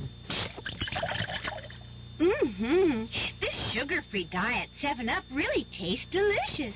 Ladies, if you're tired of switching from one diet drink to another, take some advice from Ms. Goldilocks. Try sugar-free Diet 7-Up and you'll say, yes, this one's just right. I'll bear witness to that, Goldie. Hi, I'm Hal Linden. There's a lot of talk these days about America's energy crisis. Talk about doing without heat, about doing without our cars, about what's going to happen if we run out of fuel. Well, we may not have to run out of fuel if we all work together to conserve the fuel we have. That means turning your thermostats down to 68 degrees during the day and turning them down to 60 at night. It means turning off lights, TV sets, and electrical appliances the minute we're finished with them. It means driving no faster than 50, starting or joining carpools, avoiding the kind of stop-and-go motoring that eats up gas by the gallon. In short, it means saving every ounce of energy we can, every chance we get. So please, do your part to make the fuel supply stretch a little further. For your own sake, don't be selfish.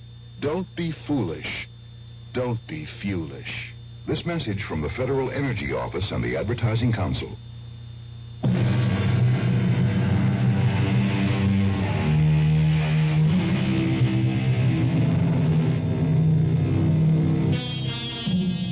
We all know that small compromises can lead to large disasters. The pretty lady verging on plumpness who diets with might and main to keep her poundage down knows full well that one excursion into the land of calories can mean a plunge into the worlds of pounds.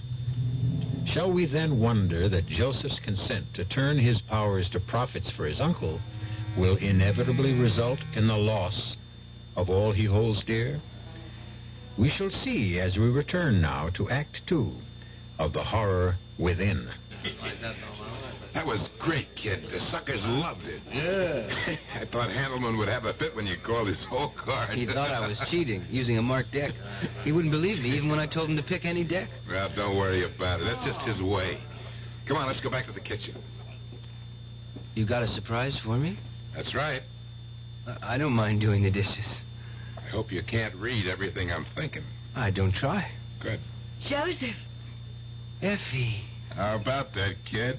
You didn't get the whole message. Oh, what are you doing here, Effie? Well, your uncle, he said I could work here. Sure, why not? Business is good. We need another hand. I figured since you and Effie used to get along so well back home. Thank you, Uncle. Pete. Forget it. Just make sure you get the dishes done before we close. Huh? I've been looking for the cleanser. Oh, don't worry about it. I'll do him. You just sit right there. Oh, no. I'll wash. You dry. You sure? Well, of course. There's no one to earn my way. Boy, your uncle's a fine man. No, he is. Even though he blows his top sometimes. Yeah, I suppose you don't. Joe, you still do tricks? Oh, they're not tricks, Effie. I followed the example of my patron saint, St. Joseph. And I concentrate my powers like he did. Watch. This knife. Yeah. Hold it in your hands. Yeah? Okay, now keep still. Very, very still. Joseph, it's getting warm. Mm-hmm. It's bending. There. Oh, hey, that's wonderful. That's just like a magician I saw once. It's not magic, Effie. It's a natural power. I read somewhere that most of us use only a small portion of our brain potential. Less than 5%. You mean that anyone can do what you just did? Sure, most people can. I'm sure of it. Oh, hey, Joe, will you teach me? Will you show me how you did that? If you want to, I can show you that and much more. Like what? Well, like hear what I have in my mind without my saying a word.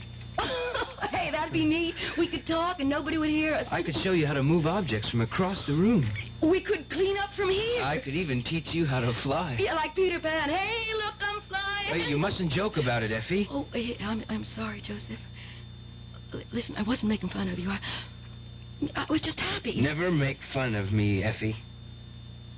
You're frightening me. It's all over now. Let's finish the dishes. I promise, Joseph. I'll never do it again. Well, how do you like it? Oh, it looks beautiful, Pete. Just beautiful. I mean, I can't believe it's the same club. Nothing to it, Effie. Fake brick. Tile ceilings and a few yards of drapes. Boy. Didn't cost much to change from poker to a supper club. But do you think it's wise? Look at the mob.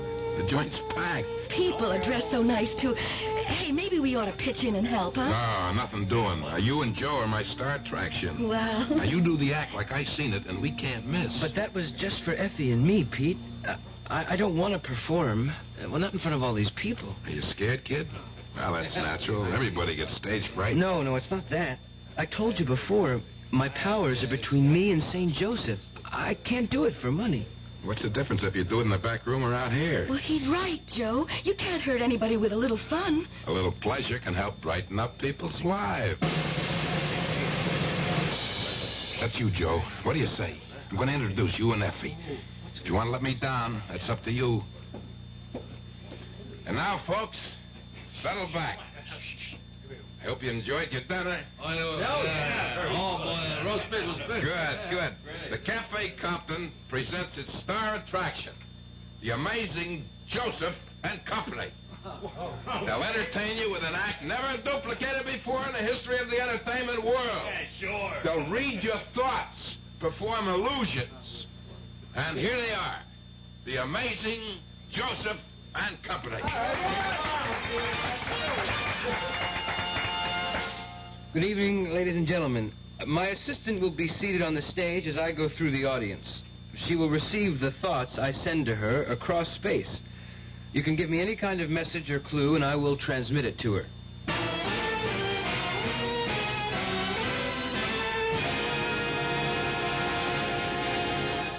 I'm in touch with a lady who has a question. Is her name Cindy? What? That is correct. She wants to know if you can tell her what color dress she is wearing. She is wearing a blue gown with sequins. It is a size 8, I believe. Just the color was enough. All right, you, sir. May I have your note? Thank you. This gentleman wants to know if his partner is cheating on him. Your wife is perfectly faithful, sir. Well, I don't think that's what he meant, but I'm sure he's happy with the answer. One more question, please. One more question, please. Yes. This man he wants to know... Mr. Handelman, I can read a great many thoughts in your mind. Your check is $28.90, and you want to know if a $2 tip is enough. It is not.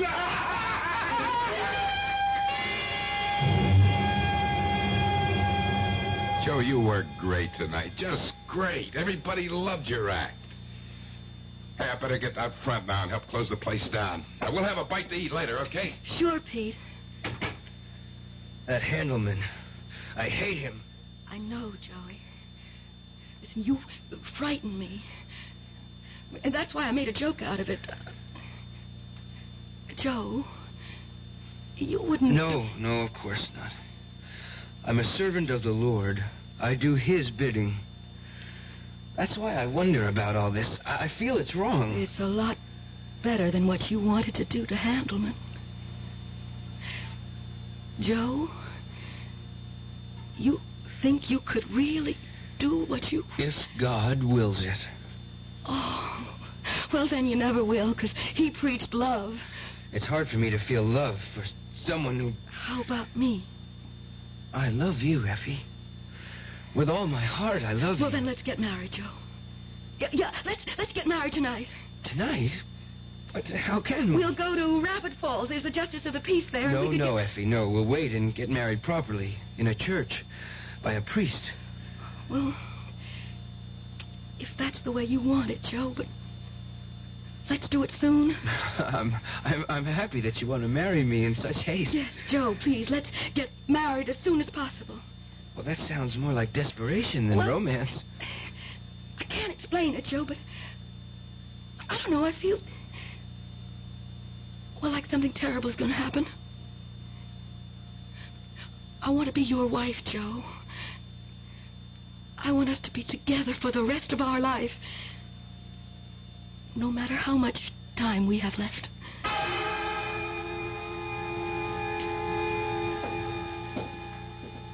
Good evening, Father. Am I late? No, you're the first one here, Mr. Compton. We have lots of time for the rehearsal. Is your nephew's family coming too? Well, I am his family. All that's left of it. And the bride-to-be? She has no one else but Joe and me, Father. I wonder what's keeping them. No, here comes the young man now. Joe, where you been? I called for Effie, and she wasn't there. Is she here? Well, no, don't worry. She'll be along in a minute. Probably had something to do. No, it's not that. What is it? I can see her. She's walking past the library, and someone is stopping her. She's frightened. I must go to her. Oh, what was that all about? Joe, my nephew, he's not like other people. He feels things, sees things. I better call the police, Father. May I? Oh, certainly, if you feel it's necessary.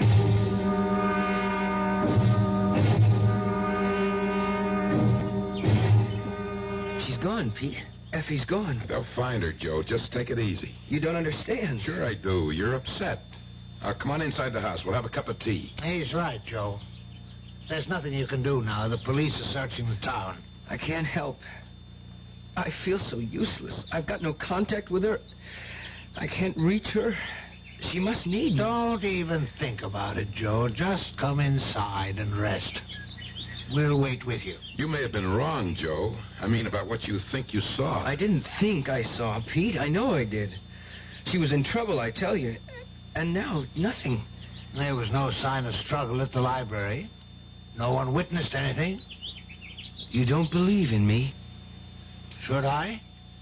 Yes, I have the powers given me by the Lord. You are His servant, too. Are you sure your powers are from the Lord, Joe? As sure as I am that my name is Joseph. I have devoted my life to him and the ideals of St. Joseph. And I have been heard. Explain it to me, my son. Why? So you can laugh at me? No. I want to help you. Help me? Yes. Father, help me. Then go on. My mother was a saint. She taught me to worship, to revere the memory of St. Joseph, to follow in his footsteps. I tried. I poured all my energies into being one with St. Joseph. I learned how to direct all the forces of my mind and soul. Even when I was very young, I could make objects move. I could see things that happened far away. Then one day she was gone and I was bitter. That's understandable. Well, for a while, I used my powers for wicked things. People turned against me and I became an outcast. Even my father drew away from me. Then my father was taken from me. I saw the light. I heard the blessed voice of St. Joseph, and he told me to return. And you're sure the voice you heard was St. Joseph's? Well, of course. Well, who else could it have been? Who else, Joseph? No, Father, no. The voice did not come from within me. Joseph, there are forces of good and evil in the world. And sometimes it's difficult to tell one from the other. Perhaps it was not the voice of heaven you heard.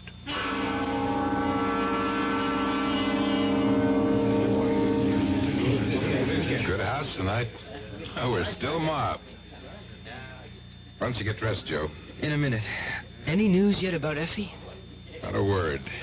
The cops are still on the lookout, but they haven't found anything. I can't believe it. I just can't believe it. I told them where it happened and exactly what he looked like. Well, there must be hundreds of guys in town that fit the description you gave. You got to understand. I don't want to understand. I want to find Effie. I tell you, Pete, I saw her just as clearly as I see you now. She was walking by the library, and this guy passes her. Then he turns back. Joe, the cops know all that. Well, then why don't they find her? Hello. Speaking. What's that? I see. Sure, I understand. No, he's here with me. Yeah, we'll be down. What is it, Pete? It's Effie, isn't it? Yes, Joe. The cops. They found Effie. Well, is she all right? Bad news, kid. I want to see her. You will, kid. They want us to identify her. Identify her? What are you saying, Pete? They're waiting for us. At the morgue.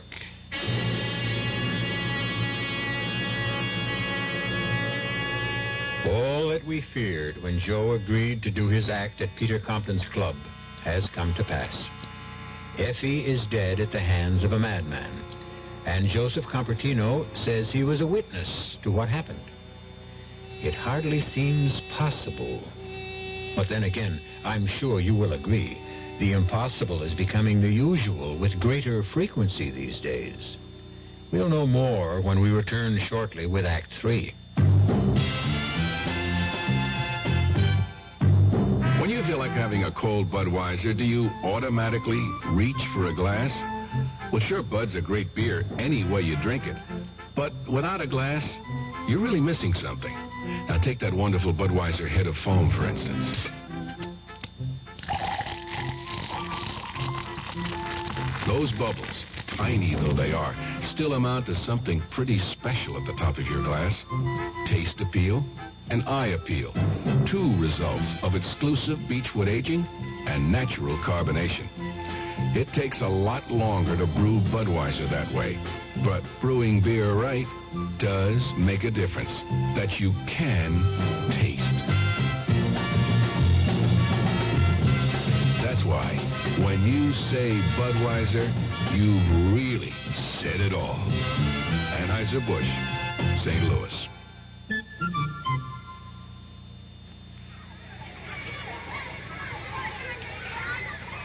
Pollution, crime, substandard housing, energy crisis, corruption, inequality, vandalism. If you don't like these conditions, you can do something about it. Law Day, May 1st, reminds us that the great thing about our system is that people can have a voice in improving it if they understand it and if they use that voice in the many ways possible.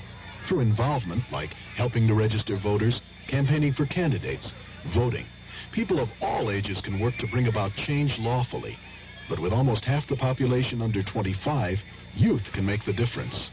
Learning what can be done and how should begin at an early age. Law Day urges young America to lead the way.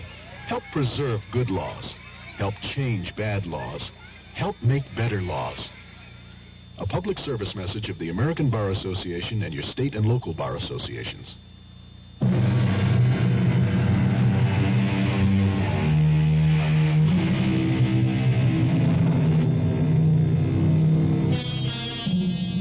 To find out who killed Effie, Joe must make the journey we all fear. He must look deep inside himself and trace the murderer in his mind's eye. The problem is, what more will he uncover? For if you look into any man's heart and mind, you will always find at least one black spot which he has tried to keep concealed. Why are we sitting here, Pete? Because the lieutenant asked us to wait. He'll be back in a minute. She looks so different, Pete. Like a poor imitation. Don't think about it, Joe. I can't think of anything else. I've got to find the man who did it. I'll never rest until I find him. I'm sorry I kept you waiting. I had to check a few things out. It's all right, Lieutenant. Now, Joe, you don't mind if I call you that? No. Good. When did you see this taking place? Well, Pete and I were at the church waiting for Effie when it flooded my mind. And what time was that? It was about 6:30, 7. I see. And was that the time you felt it was actually happening? I guess so. I hadn't thought about it. Well, think about it. Were the streetlights on? Do you remember anything that might give us a handle? Well, it seems... Well, the library was closed, but the streetlights weren't turned on. And that would put it at about 5:30. But you saw it happen in your mind about an hour or so later, huh? Can you explain that? No, I can't. Well, did you actually see them go off together? Did they get into a car? No. Well, I mean, I don't remember. All I know is I can see them together, and I knew something bad was going to happen. What's this all about, Lieutenant? Well, I'm just trying to get things straight. You know, there are some loose ends here. Like what? Well, for one thing, we found the body off Highway 50. That means she was in a car when she died. No, it means she was in a car when she was thrown off on the side of the road. She died hours before then. You mean to say she was thrown out in the middle of the day and no one saw it? Oh, it wasn't in the middle of the day. Doc Hatfield estimates she died about 6 o'clock in the morning. Well, with this new daylight savings time, it must have been pitch black when he... That's right. That means, Joe, your mind's clock was off about 12 hours. You couldn't have seen her walk past the library when you said she did. I can't believe it. Joe, didn't you talk to Effie today? No. But she said she was going to the city to do some shopping. She said she'd be away all day and meet us at the church for the rehearsal. But you called her? Just before I left to meet Pete. I wanted to see if she got back earlier. And she wasn't there, obviously. Now, who answered the phone? Nobody. Where were you early this morning? In bed. Asleep. Say, what's going on? Well, why all these questions? Every little bit of information helps. I don't like it. Can I go now? Yeah, of course, of course. Just stay around where we can reach you, Joe. We may have some more information later, and maybe some more questions.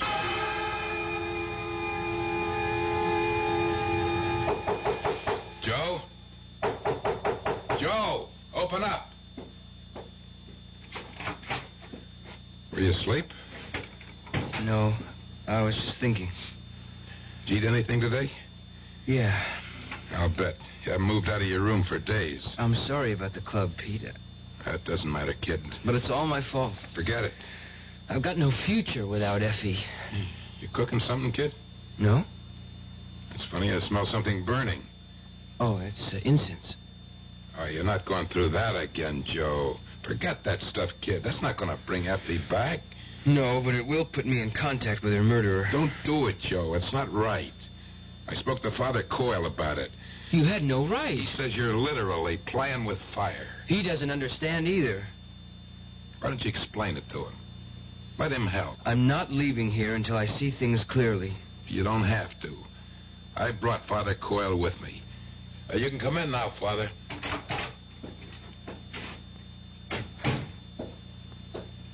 are you, Joe? I don't want you here, Father. Your uncle asked me to help. I don't need your help. I think you do. You told me how much you loved our Savior and St. Joseph.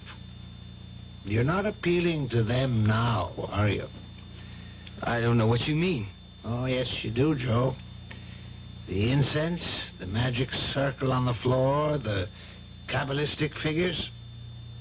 You're reaching for the hand... All right, what if I am? What good did piety do? I lost my parents, then Effie. Perhaps I'll get some help now. From Satan? You don't want his help? He doesn't share. He possesses. I don't give a damn if he swallows me whole. I want my revenge, Father. I want to see the man who killed Effie suffer as I am. I want to see him in the same kind of torture. He is, Joe. Believe me, he is.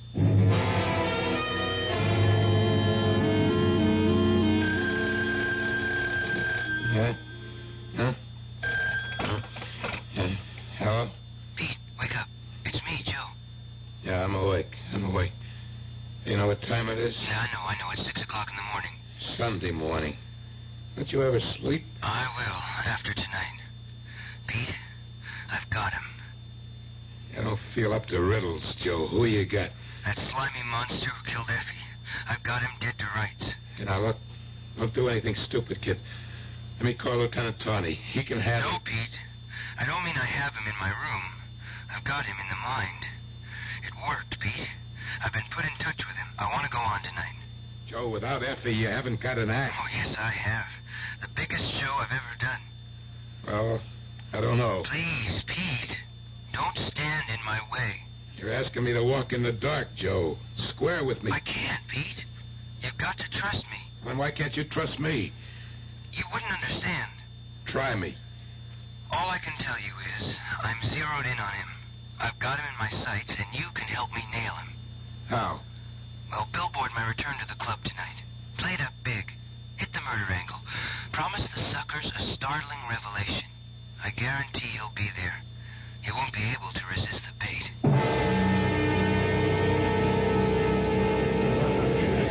I appreciate your coming down, Lieutenant. That's okay. I haven't had a night out in a long time. You know Father Coyle? Yeah, sure do. How are you, Father?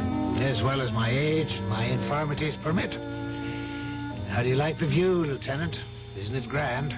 Nearer the angels, Father. Nearer the angels. You got quite a crowd here tonight. It's all that publicity about Effie. The buzzards are out in full force. They want to see Joe in action and maybe witness something else. Now, that's the cue for Joe's act. I got to introduce him. Just stand by. I'll be back. Good evening, ladies and gentlemen. Now it's time for the star of our show to make his appearance. And here he is, the man you've been waiting to see. The amazing Joseph. Thank you. Tonight I'm going to skip the usual stunts. I'm not going to waste your time on the usual card tricks and memory gimmicks. I'm going to attempt something never seen before on any stage. But I'll need your assistance since I do not have... Well, since I'm working alone tonight. With your help, I'm going to reach into your minds and read your thoughts. And if you have a problem, concentrate on it. With divine guidance, I will resolve them for you, if there are any answers. All I ask of you is quiet, complete silence. Remember, if you have a question, concentrate on it. You're doing fine. I see thoughts swirling in space. Is there a young lady whose initials are J.L. in the room? Hey, that's me! Good. Would you please stand up? Now, concentrate on your questions. Yeah, I see a ticket in your purse. Would you hold it up, please? Thank you. Well, what do you... Now, that's an airline ticket to Las Vegas. Am I correct, please? My advice is follow your mind, miss. Don't use that ticket. Wait until you can pay your way. Thank you. Hold it, folks. I have another message. Another message coming through. George, George, I can't tell whether your last initial is B or V. George, will you stand up, please? Well, I have good news for you, George. You can stop worrying about your mother. It's not what you think at all. Her pains will disappear soon, and she'll be as good as new. Thank you. Now, ladies and gentlemen, the signals are fading, folks. I want you to let your minds go blank. There. That's it. I feel it coming through now. There's a dark thought taking form. Evil. Malignant. You're coming through now. I read you loud and clear. Will the man with the mark of Cain upon him stand up? I don't blame you for hiding. You've committed a terrible sin.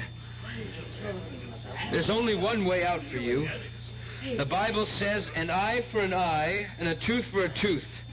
And a life for a life. Stop it, Joseph! I called for silence. What you're doing is wrong! He must pay for his crime, Father. It's not for you to judge, Joseph. Don't try to play God. I am his instrument. Are you sure, my son? Look into your own soul. Judge not, lest ye shall be judged. I have nothing to fear. Nothing, Joe? Think about it. Where were you when Effie died? In my room. No, you weren't, Joe. 6 o'clock in the morning, Joe. Where were you? She was wicked. She was everything my mother warned me about. I worshipped St. Joseph, and she laughed at my piety.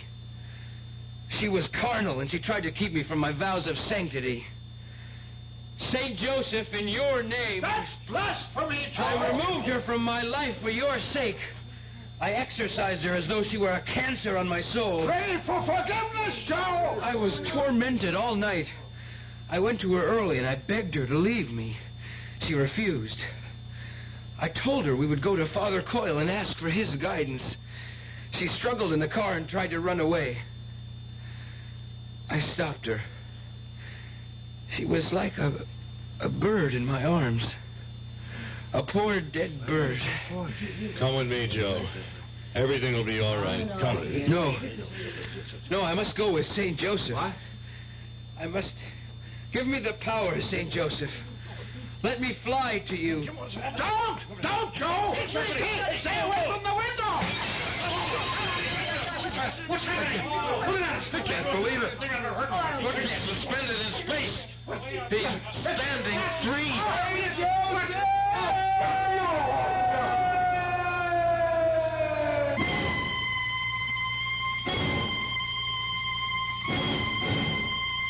Poor Joe.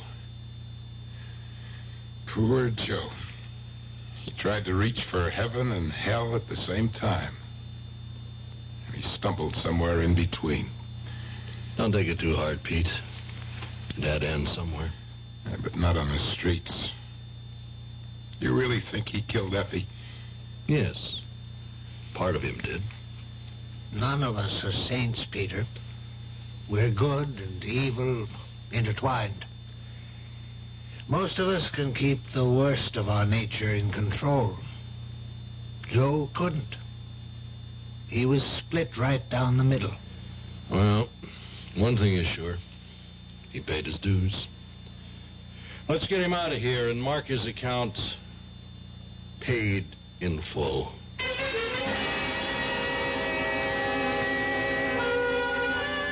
The worst we feared has happened. Joe took the fearful chance of looking deep inside himself for truth and found that the truth was more than he could bear. I'll be back shortly. Banks have their boardrooms, hotels have their ballrooms, but one of the best-known rooms in the country is Project Hope's Room A. Here is where Americans as groups and as individuals send their contributions to support the work of Project Hope. It may be a check for $5,100 from a college group who held a hike for hope. It may be $2.95 from a 10-year-old who saved it up from summer jobs. It may be a check for $10 from a retired school teacher. It may be $400 raised by a teenager in Massachusetts whose Carnivals for Hope have become an annual event in his neighborhood. Every contribution, large and small, helps Hope continue its programs of treating the sick. and training medical personnel to improve health care in many countries. Health is what hope's all about. Help Project Hope reach out. Help Hope reach out. Write to one of the best-known addresses in the country. Project Hope, Room A, Washington, D.C.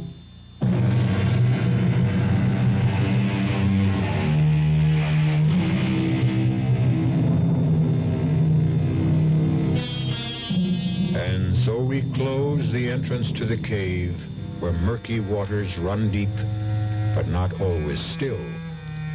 From time to time, we hear the evil rumbles of the coursing stream, but we manage to ignore its babbling and save our sanity thereby.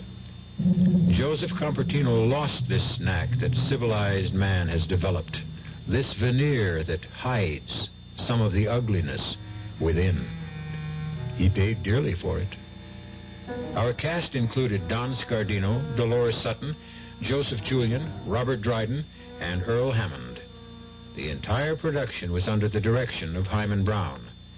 And now, a preview of our next tale. What does he see in me? Oh, come on, honey. No, I mean it. Well, let's see. You're pretty. Well, I'm not beautiful. And you're smart. But I'm not brilliant. What can I tell you? He's an artist. All artists are crazy. But the most fascinating women in the world are ready to throw themselves at his feet. Sis, you're pretty fascinating yourself.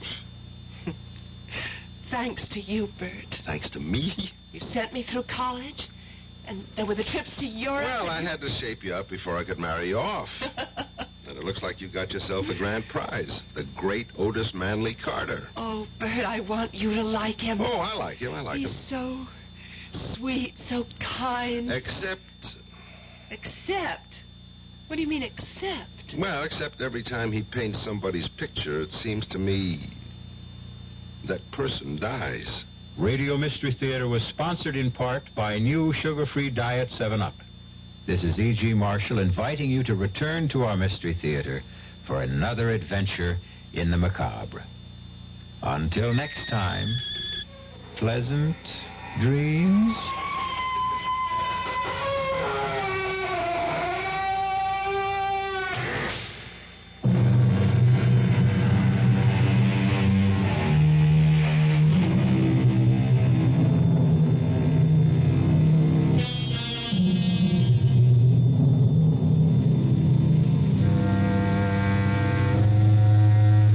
WB, Kansas City.